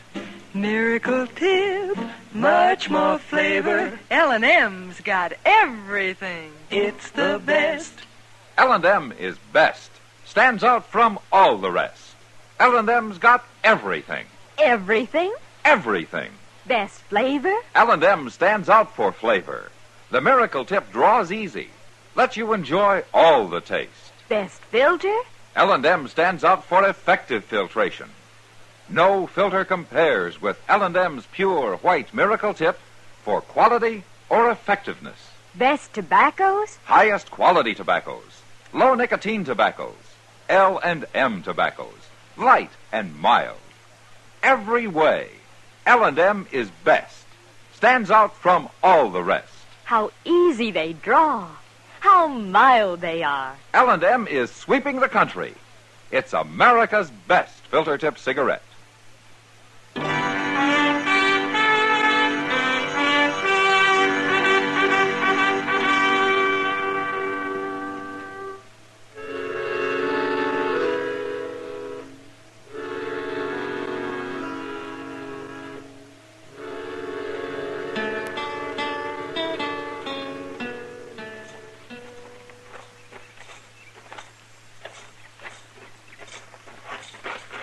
That is the meanest looking shack I ever saw, Matt.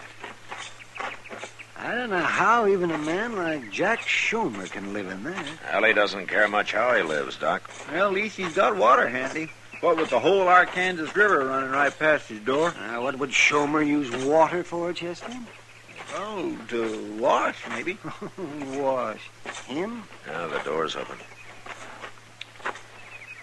Schomer. Hey, Schomer. It's Marshal Dillon. What are you doing here, Marshal? Yeah. All right, let's go inside. Doc, Chester, I better get up. Now, you don't have to get up. Just sit back on the bed. Maybe. How are you feeling, Schomer? I got the shakes, Doc. Bad. Oh, well, we'll fix that. Well, what are you doing here? I don't understand. Don't worry about it, Schomer. We'll explain it to you when your head's clear. Well, what do we do first, Doc?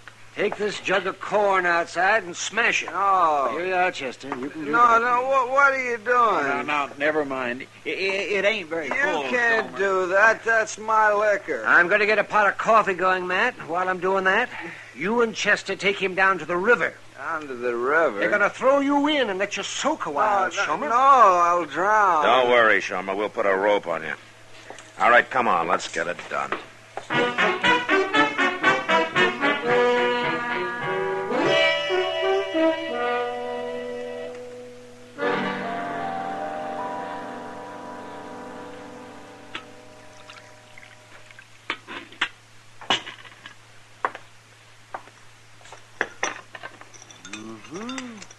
Have some more coffee, Shomer. Oh, I've been drinking coffee all day long, Doc. I must have had a barrel of it. It's whiskey that comes in barrels, Shomer. Drink your coffee.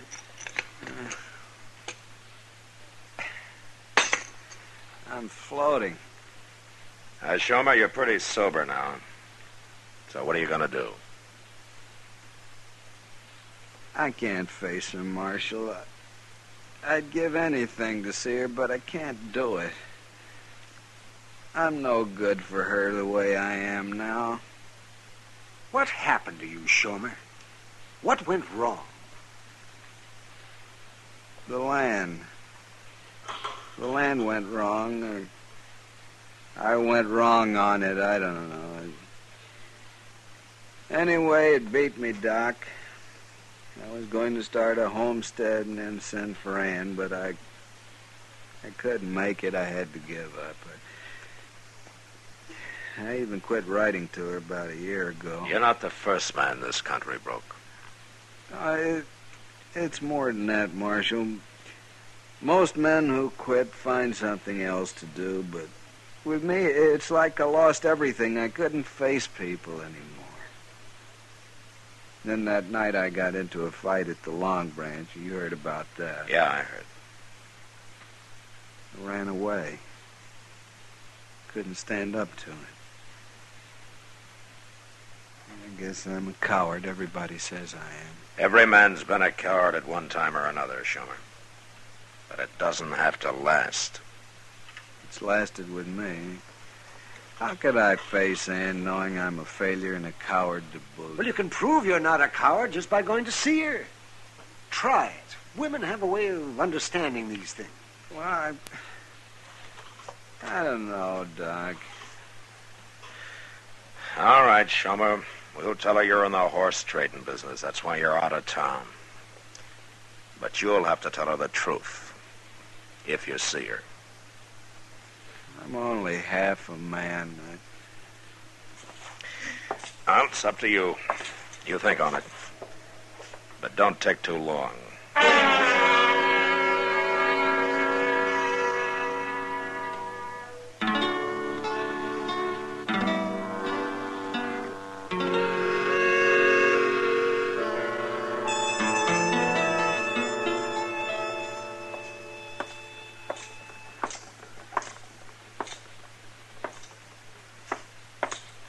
Hey, Kitty. Hey, Kitty. Hello, Matt. Ann and I have been looking the town over, such as it is. Oh, well, what do you think of Dodge, Ann? Well, at least it's not as wild as I expected. I keep telling her the real troublemakers don't even get up till sundown. Don't let her scare you, Ann. Now, don't worry about Ann. She doesn't scare easy. Marshal, you haven't heard anything about Jack, when he'll be back? Well, Jack Shomer's a busy man, Ann. He's up north somewhere, like I said. He trades horses, you know. No, I didn't. He'll probably be back in a day or so. I can wait. I'm used to waiting. It won't be long, Ann. No. Oh, Kitty, look. Are those the kind of bonnets you were telling me about in the window over there? Those are the ones, if Mr. Jonas doesn't have them marked up too high. Well, there's some price tags on them. Excuse me. Where's Shomer, Mike? We sobered him up. He's doing some thinking now. Sitting in that shack of his? Yeah. Kitty, they're all $1.50. Is that too high? No, that's fair. We'll go in and try one on you in a minute. Oh, good. I wish Shomer'd hurry up, Matt. I hate playing this kind of game with a girl like that. Yeah, I know. Hey, I ain't seen you in Dodge before. No, you haven't. Matt. My name's Hank Groat, miss. What's yours? Stay here, Kitty. I'm not accustomed to meeting men this way, sir. Oh, now don't get like that. Groat. I ain't doing nothing, Marshal. I'm only talking to the lady. You leave the ladies alone, Groat. All of them. And if I have any more trouble with you, I'm going to run you out of Dodge for good. Now get moving.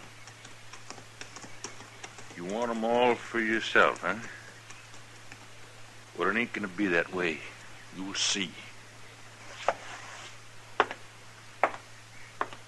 Thank you, Marshal. I'm afraid they're not all gentlemen out here, Ann. When are you going to get around to shooting him, Matt? If I'm going to stay out here, I guess I'll have to learn to handle men like that.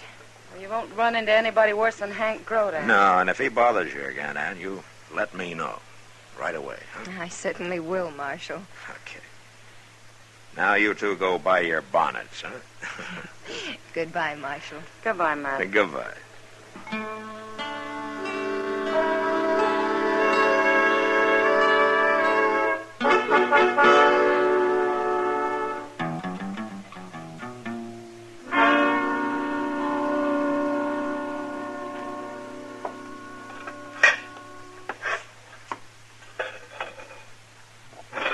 Cracked lids, wobbly doggone legs, rusty chimbly otherwise. It's working something wonderful. You know something, Mr. Dillon? Oh, what, Chester? Next year, we're just going to have to find another stove. This one's about wore out. We can't afford a new one, Chester. Well, what about one of them hay burners? They're cheap. It takes 2 men and a boy to keep a hay-burning stove going, you know. I know, but it... Well, Miss Kitty. Hello, Chester. Matt. What's the matter, Kitty? I can't find Ann. What? We had dinner at Delmonico's tonight, and then I had to go to work. Ann was going back to her room to do some sewing and things, but she isn't there. I don't know where she is. Well, how do you know? Have you been there? I broke a heel off my shoe, and I went over to get a different pair. I stopped by her room, and she's not there. That isn't like her, Matt. Well, you go back to work, Kitty. We'll look for her. Come on, Chester. You better find her. Yeah, we'll find her. Let me know, Matt, will you? Sure, of course I will, Kitty.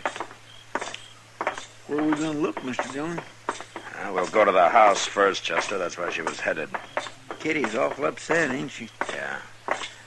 Kitty takes a liking to somebody. She's kind of a tiger about him. Yes, sir, that sure is true. Well, I hope nothing's happened to Ann. Maybe she only went for a walk or something. Yeah, maybe. But a woman shouldn't go for a walk at night alone, should she? No. She might get lost or something. Yeah. Ought to stay indoors at night, unless she's with somebody. That's right, Chester. It's too dangerous in a place like Dodge. You don't never know what might happen, do you? No. Well, Hold up a minute, Chester. I don't see nothing. On the ground over there, just out of that patch of moonlight. Oh, my goodness.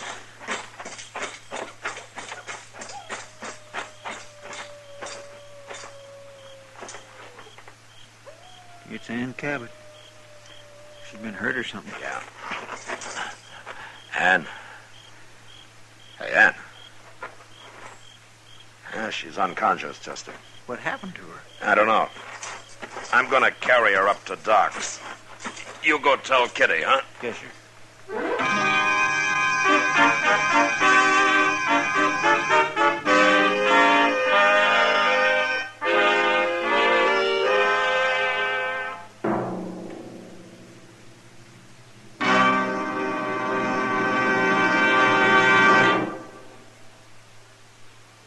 I've got L&M. I've got L&M. I've got L&M. And L&M's got everything. Best filter. No filter compares with L&M's pure, white miracle tip for quality or effectiveness. Best flavor. The Miracle Tip draws easy. Lets you enjoy all the taste. Best tobaccos. Highest quality tobaccos. Low nicotine tobaccos. L&M tobaccos. Light and mild. Today, buy L&M. It's sweeping the country because it's America's best filter tip cigarette. Yes, today. Why don't you get L&M? Because L&M's got everything. This is it. L&M filters. L&M's got everything. It's the best.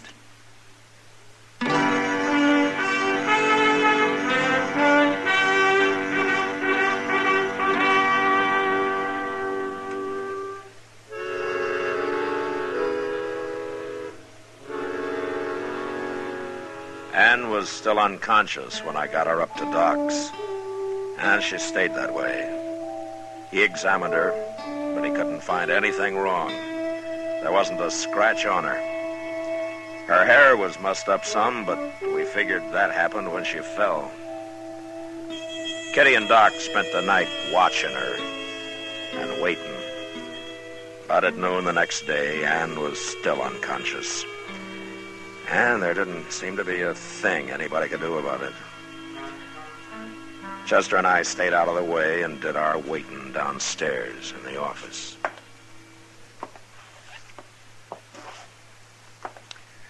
I've heard tell of people going to sleep and staying that way practically forever, Mr. Dillon. You think that's what she's got? Whoever heard of sleeping sickness around here, Chester? Well, maybe she caught it back east and brought it with her. Well, I don't know about back east. Marshal? Well, what do you know? Well, come on in.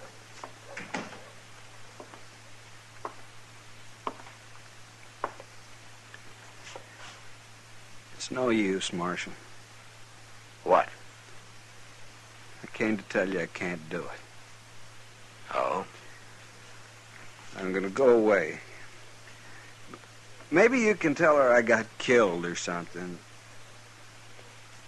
No, I haven't been drinking. Not a drop since you and Doc and Chester came down there. Shomer, there's something. Matt, I wanted to tell you that... Yeah, what is it, Doc? Well, Jack Shomer. Hello, Doc. It's a good thing you're here, Shomer. What? He doesn't know about her yet, Doc. Oh, no, what? We found Ann lying unconscious on the street last night, and she's been that way ever since. She came to a few minutes ago, Matt. Oh? She say anything? Yes. It seems Hank Groat stopped her and tried to talk to her. She slapped him, made him so mad he hit her. What? He must have done it with the flat of his hand. But it gave her a concussion. He's a mighty powerful man. Hank Groat hit Ann? I'll go get him, Doc. Well, wait a minute, and I'll go with you, Mr. Dillon. I just want to lock the door out back here. All right. I saw Groat going into the Texas Trail next door. Oh, good. I'm going back to Ann. She's in bad shape. Yeah, Doc. Mr. Dillon, can you give me a hand out here? Yeah, I'm coming, Chester. Because the door is warped, Mr. Dillon. You'll have to shove onto it so that I can get it locked. Okay.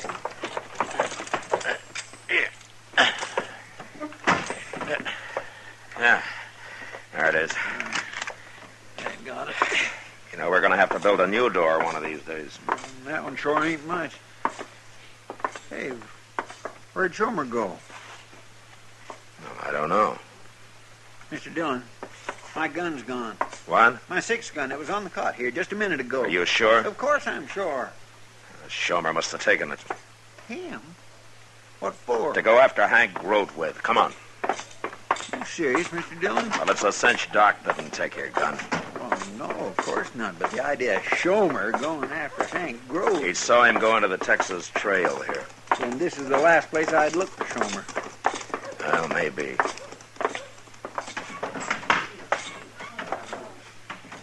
There he is.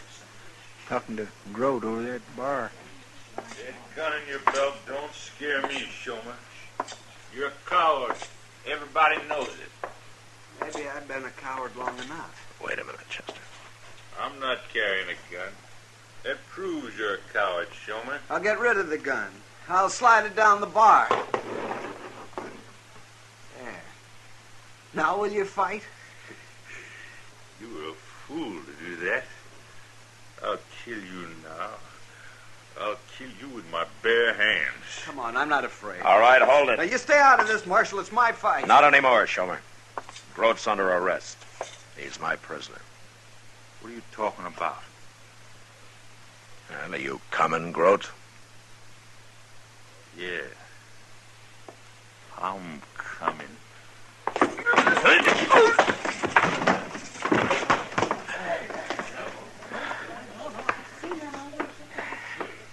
My goodness, Mr. Dillon, you ruin your 6-gun using it that way. Here, take it, Chester. When Groat comes to, bring him to jail, huh? We'll be up to docks. I think Schomer's ready to talk to Ann now.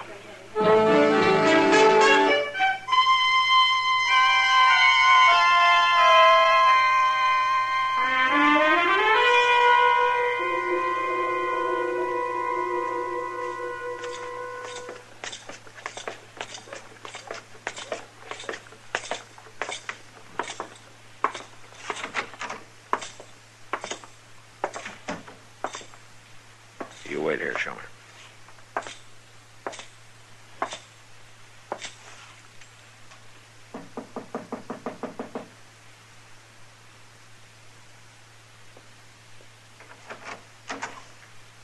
Oh.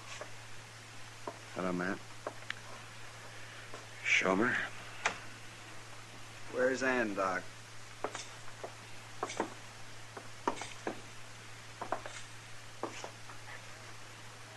She's in the back room there. I've got to see her. Wait a minute. What? You're too late. Too late? Ann died a couple of minutes ago. No. She asked about you. She wanted to see you. I think she knew something was wrong. We didn't fool her. They should have come here first. Instead of going after Groat.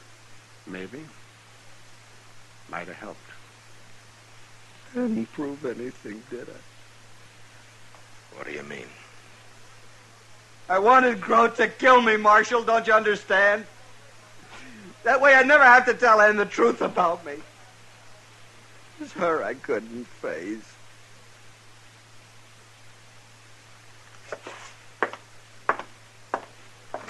Where you going, Schomer? Where do you think, Doc? We're going to get a drink.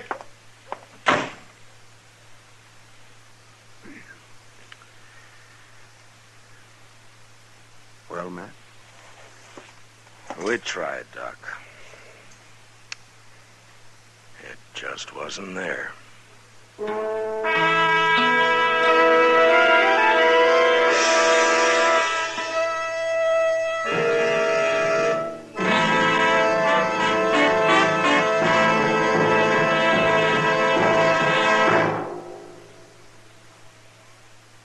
And now our star, William Conrad. Thank you, George.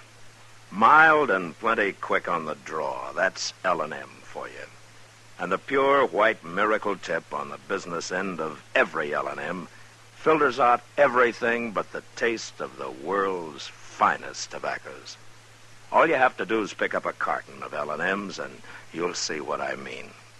L&M stands out from all the rest.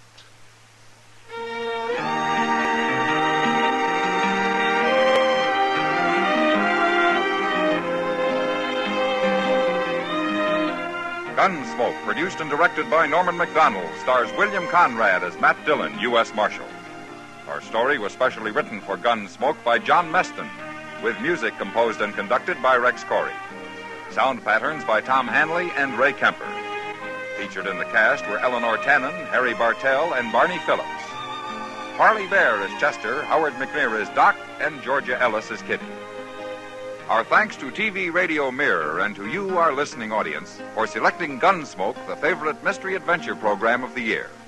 The results of this audience annual poll appears in the current issue of TV Radio Mirror.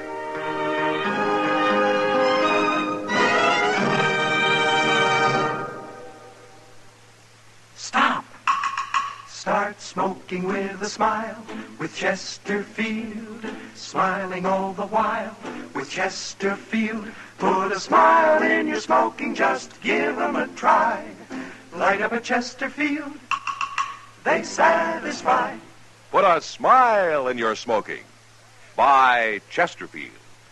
So smooth, so satisfying. Chesterfield.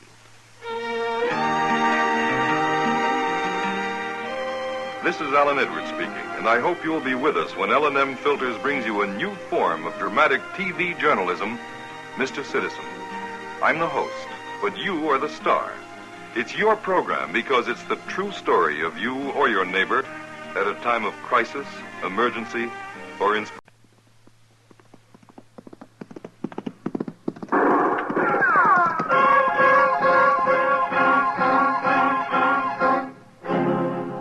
Around Dodge City and in the territory on West, there's just one way to handle the killers and the spoilers, and that's with a U.S. Marshal and the smell of Gunsmoke.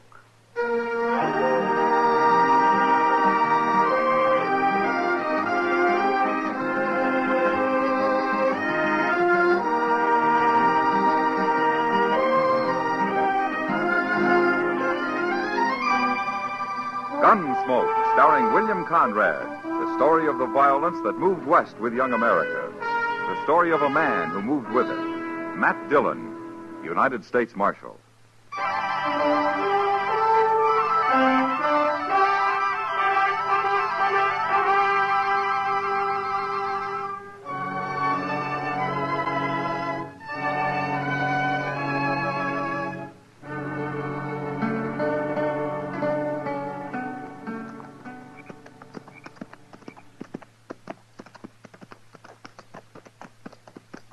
Hey, Gorse.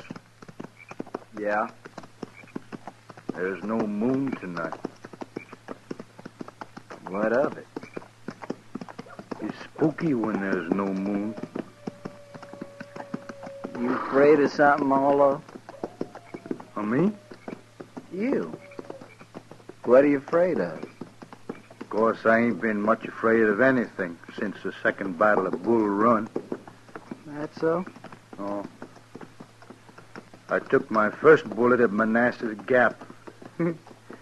I thought sure I'd die, but I didn't. That's nothing. When I got shot on the Chattahoochee River over in Georgia, I knew I wouldn't die. How'd you know? I just knew, that's all. Weren't you afraid? Afraid of what? Dying. I've never been afraid to die. Well, I'm not afraid. Not anymore. Not since Bull Run. And what's all this about there being no moon, Orlo? I said I'm not afraid to die. I didn't say I'm not afraid of anything. Oh, shut up. Okay.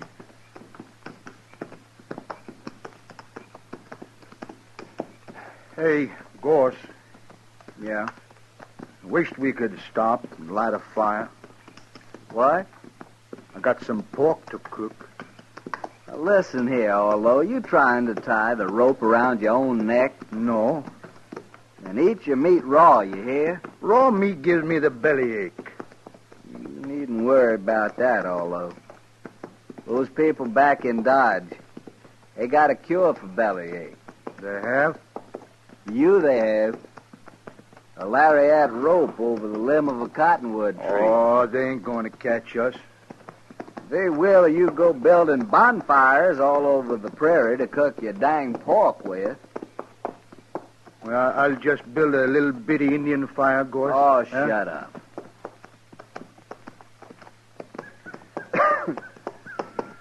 Orlo? Look over there. Where? Over there. At the foot of that little rise. I don't see nothing. That cabin, you do too see. Oh, that. What about it? There's no light in it, you fool, and there's no smoke. It's deserted. Well, that's good, ain't it, Gorse? Nobody to tell the posse which way we went. How do you know they got a posse? Well, they should have. Anyways, we'll sleep in that cabin. If somebody does come along, we can fight them off from there. Yeah. Come on. Come on.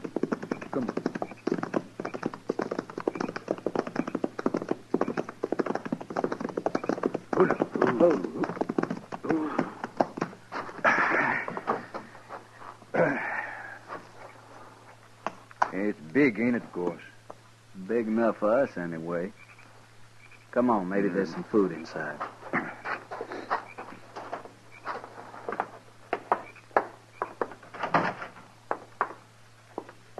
Hey, wait.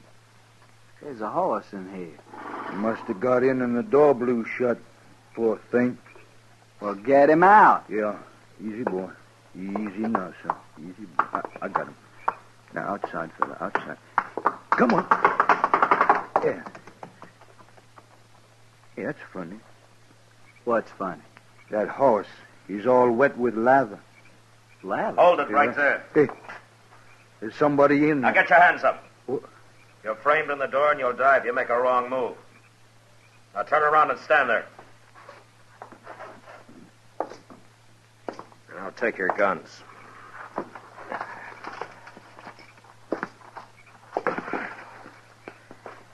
Who are you, mister? All right, get outside. Slow.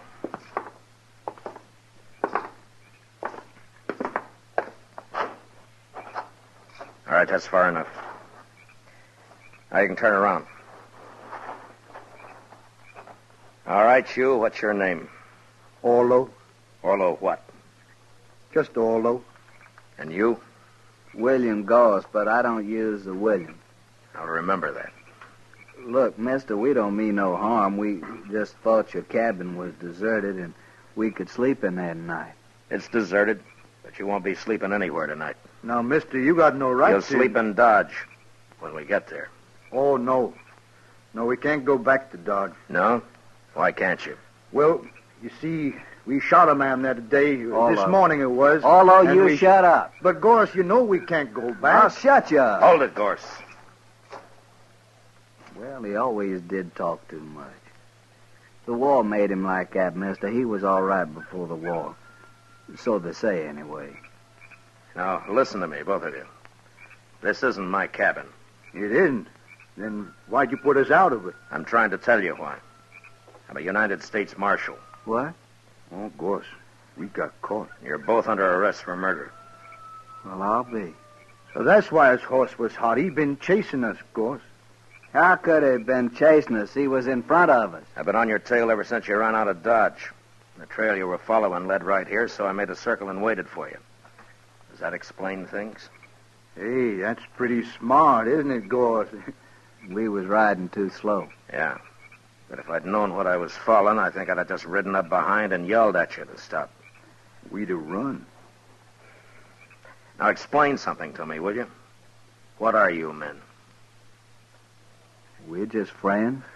Yeah, me and Gorse been friends for a long time. No, that's not what I meant. Look, you shot that store clerk in Dodge and you killed him. But you're sure not gunmen, and you're not bandits. Now, what are you? We're broke. We needed some money. But he wouldn't give it to us. He grabbed the gun instead out under the counter. And he'd have shot us with it, too. We had to kill him. That's all there is to it, Marshal. Not quite, I'm afraid. You killed a man, and I'm taking you in for murder. They're going to hang us? Not they. The law, maybe. But you'll get a fair trial. Won't matter. We done it. We'll hang. Yeah, you're right, Gorse. We'll hang, sure. I don't know. I suppose you'd have killed somebody sooner or later.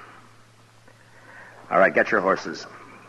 Ain't you going to handcuff us or nothing? Why? Oh, no reason, Marshal. I was just asking. I thought so. All right, come on. It's a long ride to Dodge.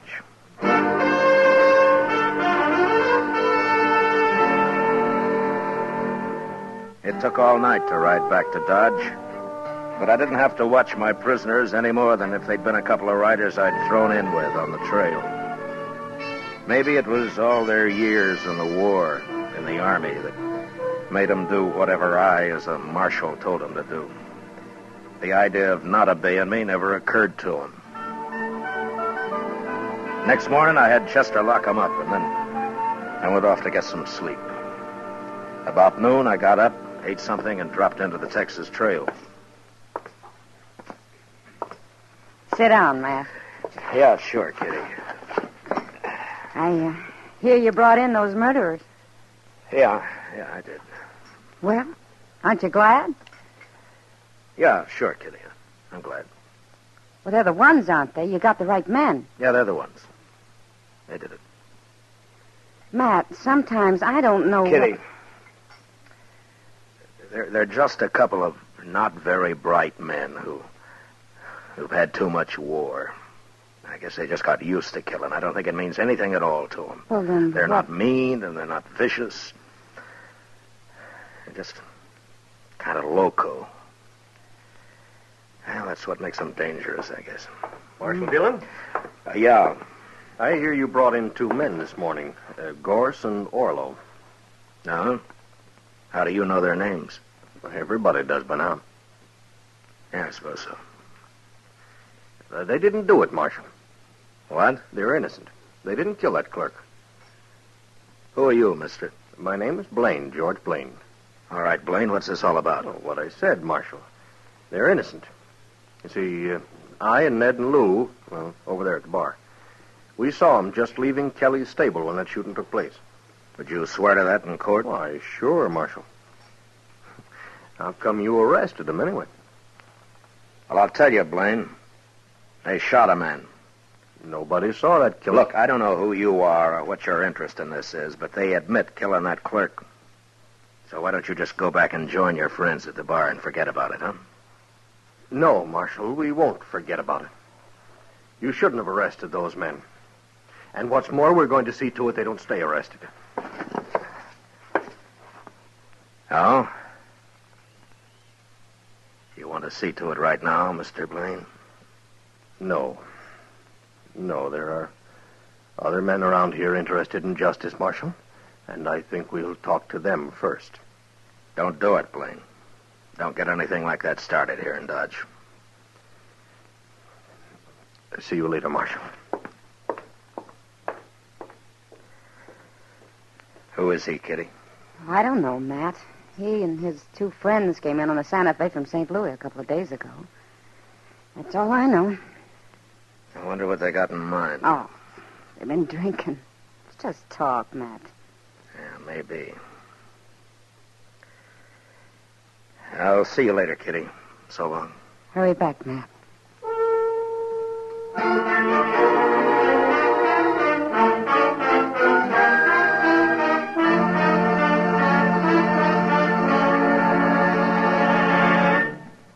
We will return for the second act of Gunsmoke in just a moment. But first, tomorrow night, CBS Radio's Escape dramatizes a romantic conflict titled El Guitarrero, which means the guitarist.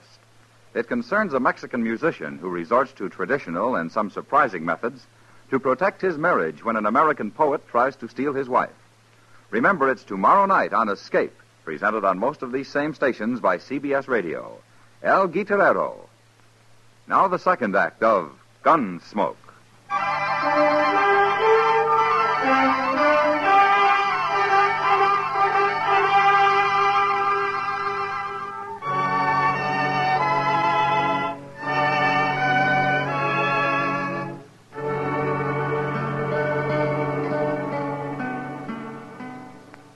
No, sir, Mr. Dillon, that fellow come here, but I wouldn't let him talk to prisoners.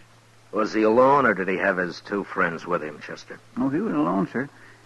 But I did notice a couple of men waiting around outside now that you mention it. You, haven't heard anything about this Blaine or his friends the last day or so, have you? No, sir. Nobody's mentioned them. Around me, anyway. Well, it sure stumps me. You think maybe they're going to cause trouble, Mr. Dillon? I don't know, Chester.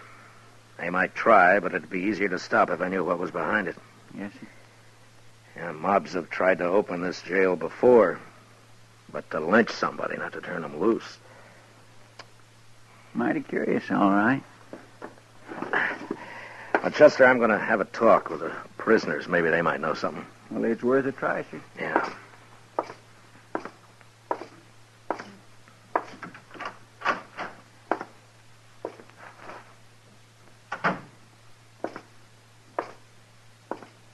Hey, Gorse, it's the Marshal. Hello, Marshal. Hello, Orlo. Gorse. How are you, Marshal? Well, is Chester treating you all right? Well, wasn't much of the bait we had this morning, but the noon meal was fine. Marshal? We get supper, too? Of course you do.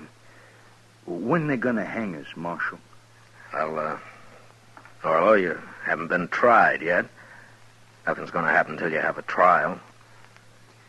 How long will that take, Marshal? Well, what difference it make, Gorse, as long as we get fed every day? Listen, you men, I want to ask you something. Sure, Marshal. Have you ever heard of a man named Blaine? He's tall, has black hair. Blaine? He's Wasn't that the fella's name who was here this morning, Orlo? Yeah, that's right. Blaine. Here this morning? Chester said he kept him out of here. Oh, he come around back, outside, talked through the window there. Seemed like a nice fella. Sort of crazy, though. Now, why do you say that, Orlo? What do you want? Oh, he kept saying he had witnesses and all like that. Said we're innocent. We shouldn't be in here. Well, what'd you tell him? Well, we told him how you caught us and what we did and all. We told him there wasn't any witnesses we could see. Just us. And that clerk, but we killed him. Sure, but Blaine was saying him and his friends saw us down by some corral or something. I don't know. He was all mixed up. Tell me, have either one of you ever seen this Blaine before? Oh, no, Marshal. Never laid eyes on him. And that's the truth. That's right, Marshal. Me and Gorse, we never tell lies. Yeah, I know. Did Blaine tell you what he's going to do? What his plans are? Nary a word, Marshal. Except he did say for us to set up a holler that we didn't kill that fella. Oh, he's crazy, that Blaine. I couldn't get his drift at all. Well, I'll tell you what it is, Orlo. For some reason that I don't know, Blaine wants you two out of jail. He may come here with a mob and try and get you out. Well, he can't do that. We're under arrest here. Yeah, I know. But he might try. What'll we do about it, Marshal? Nothing, of course, nothing. I'll handle it. You sure, Marshal? Let me know if you need anything, huh?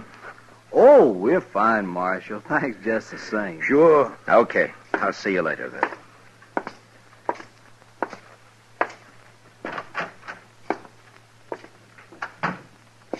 Hello, Doc. What are you doing here? I heard there might be some excitement, Matt. Now, you did, huh? Yeah, right here at the jail, too. Give Doc a gun, Chester. We can use another man. Name your preference, Doc. Shotgun or rifle? You sit right where you are, Chester. I'm not a gunfighter.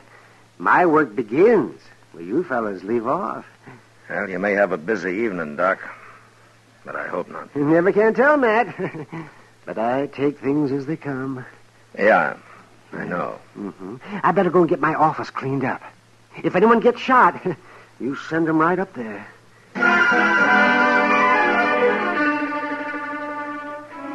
It doesn't improve a man's temper to spend the afternoon sitting around and waiting for a mob to form. A mob that's going to head his way when it gets its spirits high enough. Chester and I didn't talk much. We just sat and waited. Long about dusk, we saw a couple of dozen men gather in the middle of the plaza. And then Blaine appeared, and he began haranguing them. And the crowd grew. In a little while, it started moving down Front Street, down toward the jail, and us. Looks like everybody in Dodge is taking an interest, Mr. Dillon. We'll use shotguns, Chester. I never saw a mob yet that was eager to jump a shotgun. Yes, sir.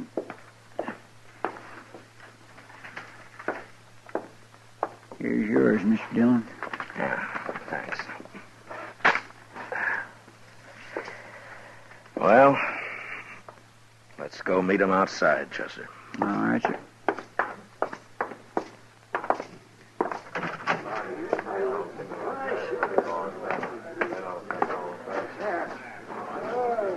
Here, this is good enough.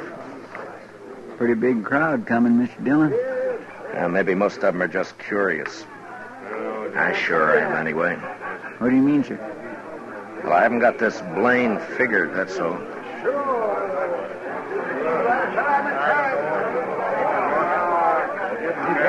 right, hold it, man. Hold it, man. I'll see if I can talk some sense into the marshal first. Well, Marshal, I was right. There seem to be a lot of men in Dodge interested in justice. We want Orlo and Gorse out of that jail, Marshal. We want them freed. Aren't you going to say anything, Marshal? I don't see your two partners, Blaine, whatever their names are. Don't you worry about them, Marshal. Now, you tell us, you going to turn those prisoners loose, or do you want us to do it? Well, speak up, Marshal. Which way is it going to be? All right. Now, you've all heard Blaine's story. He claims he and his friends saw Orlo and Gorse at Kelly's stable when the shooting took place. Now, that's pretty good evidence that they didn't kill that clerk. And it could be true. I'm going to go inside and I'm going to talk to him about it. And I'll give you my answer in half an hour. Now, is that fair enough? Yes. A half hour will just about do it, Marshal. I think it will, Blaine. But no matter what you decide, we're going to turn them loose. Isn't that right, man? Chester, keep an eye on Blaine. Don't let him leave here if you have to shoot him to keep him around. Yes, sir, but I don't understand why Just do as I say, Chester. Yes, sir.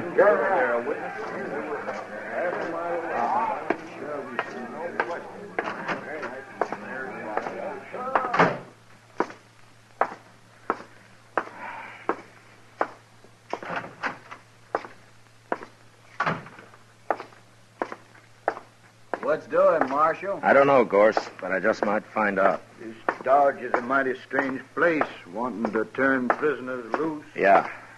I'll be back soon.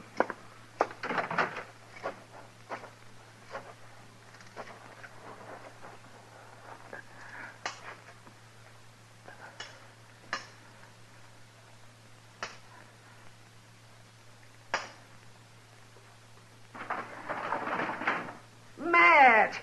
What are you up to? You're going to break my window with those rocks. Get on here, Doc. I need you, and hurry. Huh? Oh, why, sure, Matt. Stand out of the window here, and I'll climb down on top of you. It's only a few feet. Okay. All right, come on, hurry. Yeah, well, what's this all about, Matt? Where we're going? We're going to the express company first. Well, what for? It's closed. Maybe not. It's not quite 6. Everybody in Dodge is out there in the street. I was watching from my front window. Not quite everybody, Doc. Blaine's 2 friends aren't there. Yeah, right. Well, what do you I'm mean? working on a hunch, Doc. If I'm right, I want you as a witness. And we'll go back and show that mob what fools they are. Yeah, whatever you say, Matt. But I haven't got a gun. Don't worry, I'll do the shooting.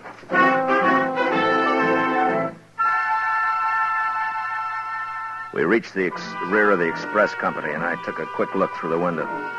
The single room was deserted. And the only other place would be the bank, if I was right. And I was. 2 horses were tied to a tree outside the back entrance, the door of which was ajar. I made Doc get around the corner of the building where he'd be safe. And I stood close to the door and waited. In about 5 minutes, I heard him coming out. Let me get that mask off. Yeah, we'll hide this stuff at the stable, go down and join Blaine. Hurry, Lou, we're late now. Get your hands up. This is a shotgun. Don't use it. You got us. Don't shoot. Well, you're not the fightingest men I ever saw. All right, I'll take your guns now, and don't try anything. And yours? Doc. Yes? Well, what do you know? Blaine's partners. You sure guessed right, Matt. Now, who's inside? We didn't hurt him, Marshal. Just tied him up. Who, I said? Well, that old man, the banker. All right, go take a look at him, Doc. Take those money bags with you. But be quick, we haven't got much time.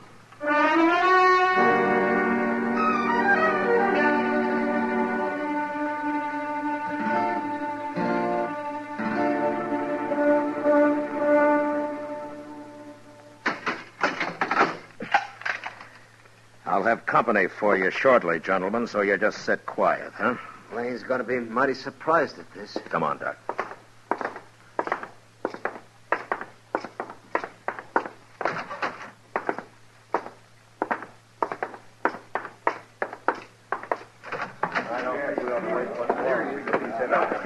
My gracious, I thought you was never going to come out, Mr. Dillon. Well, Marshal, are you going to be smart? Are you going to turn him loose? You're under arrest, Blaine. What? Marshal, don't be a fool. You aren't arresting anybody. Is he, man? Tell him who I just locked up, Doc. All right. That's right, man. Marshal just arrested Blaine's two friends. What? You make one move and I'll cut you in half, Blaine. All right, go ahead, Doc. I was right there with him. Caught him up the street, raiding the bank. They're locked up inside right now. Oh, they're no friends of mine. We've been drinking